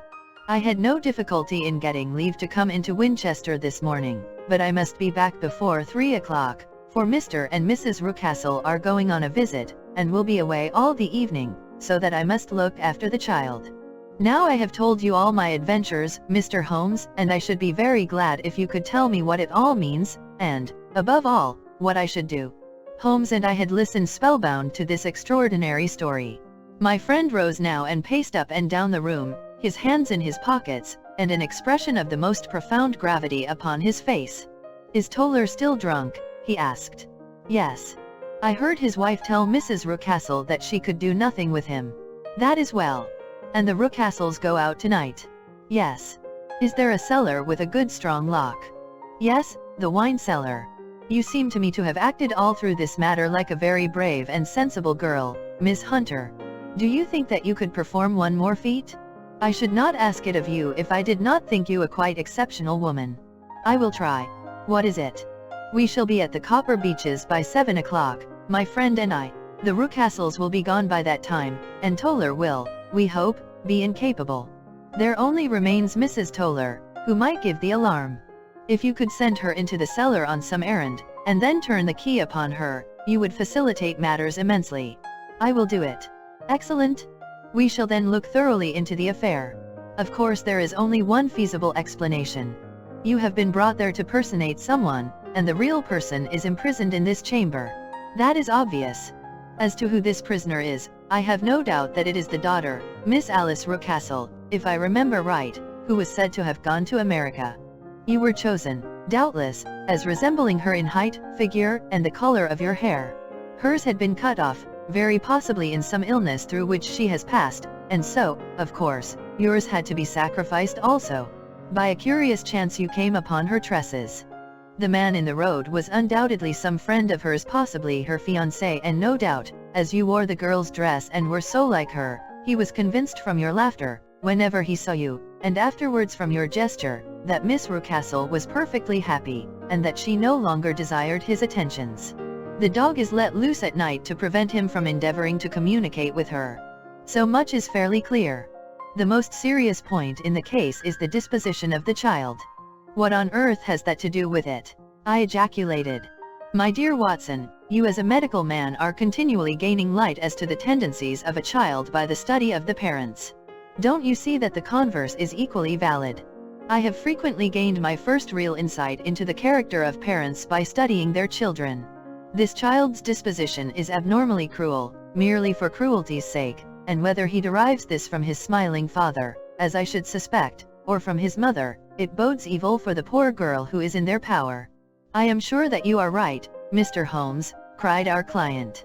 1,000 things come back to me which make me certain that you have hit it. Oh, let us lose not an instant in bringing help to this poor creature. We must be circumspect, for we are dealing with a very cunning man. We can do nothing until 7 o'clock. At that hour we shall be with you, and it will not be long before we solve the mystery. We were as good as our word, for it was just 7 when we reached the Copper Beeches, having put up our trap at a wayside public house. The group of trees, with their dark leaves shining like burnished metal in the light of the setting sun, were sufficient to mark the house even had Miss Hunter not been standing smiling on the doorstep. "Have you managed it?" asked Holmes. A loud thudding noise came from somewhere downstairs. "That is Mrs. Toller in the cellar," said she. "Her husband lies snoring on the kitchen rug. Here are his keys, which are the duplicates of Mr. Rucastle's." "You have done well indeed," cried Holmes with enthusiasm. "Now lead the way, and we shall soon see the end of this black business." We passed up the stair, unlocked the door, followed on down a passage, and found ourselves in front of the barricade which Miss Hunter had described. Holmes cut the cord and removed the transverse bar. Then he tried the various keys in the lock, but without success. No sound came from within, and at the silence Holmes' face clouded over. "I trust that we are not too late," said he. "I think, Miss Hunter, that we had better go in without you. Now, Watson, put your shoulder to it, and we shall see whether we cannot make our way in." It was an old rickety door and gave at once before our united strength. Together we rushed into the room. It was empty. There was no furniture save a little pallet bed, a small table, and a basket full of linen. The skylight above was open, and the prisoner gone. "There has been some villainy here," said Holmes. "This beauty has guessed Miss Hunter's intentions and has carried his victim off." "But how?" "Through the skylight. We shall soon see how he managed it. He swung himself up onto the roof." "Ah, yes," he cried, "here's the end of a long light ladder against the eaves. That is how he did it." "But it is impossible," said Miss Hunter, "the ladder was not there when the Rucastles went away. He has come back and done it. I tell you that he is a clever and dangerous man.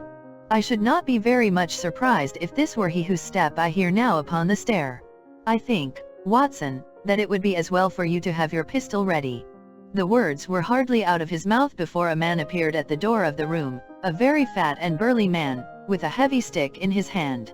Miss Hunter screamed and shrunk against the wall at the sight of him, but Sherlock Holmes sprang forward and confronted him. "You villain," said he, "where's your daughter?" The fat man cast his eyes round, and then up at the open skylight. "It is for me to ask you that," he shrieked, "you thieves! Spies and thieves! I have caught you, have I? You are in my power. I'll serve you." He turned and clattered down the stairs as hard as he could go. "He's gone for the dog," cried Miss Hunter. "I have my revolver," said I.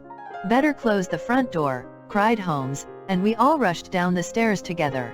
We had hardly reached the hall when we heard the baying of a hound, and then a scream of agony, with a horrible worrying sound which it was dreadful to listen to.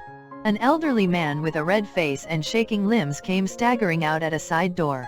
"My God," he cried. "Someone has loosed the dog. It's not been fed for 2 days. Quick, quick, or it'll be too late."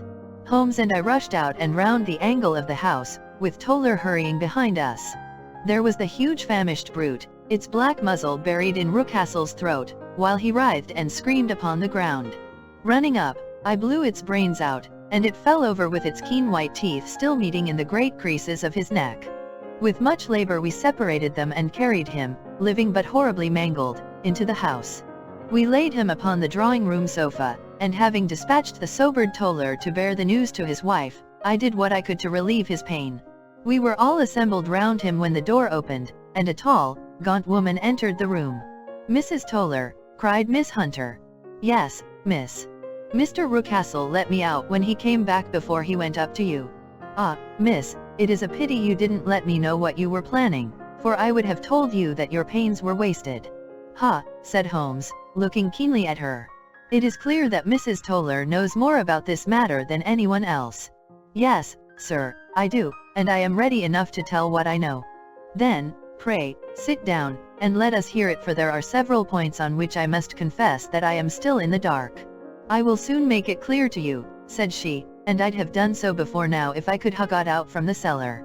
If there's police court business over this, you'll remember that I was the one that stood your friend, and that I was Miss Alice's friend too. She was never happy at home, Miss Alice wasn't, from the time that her father married again.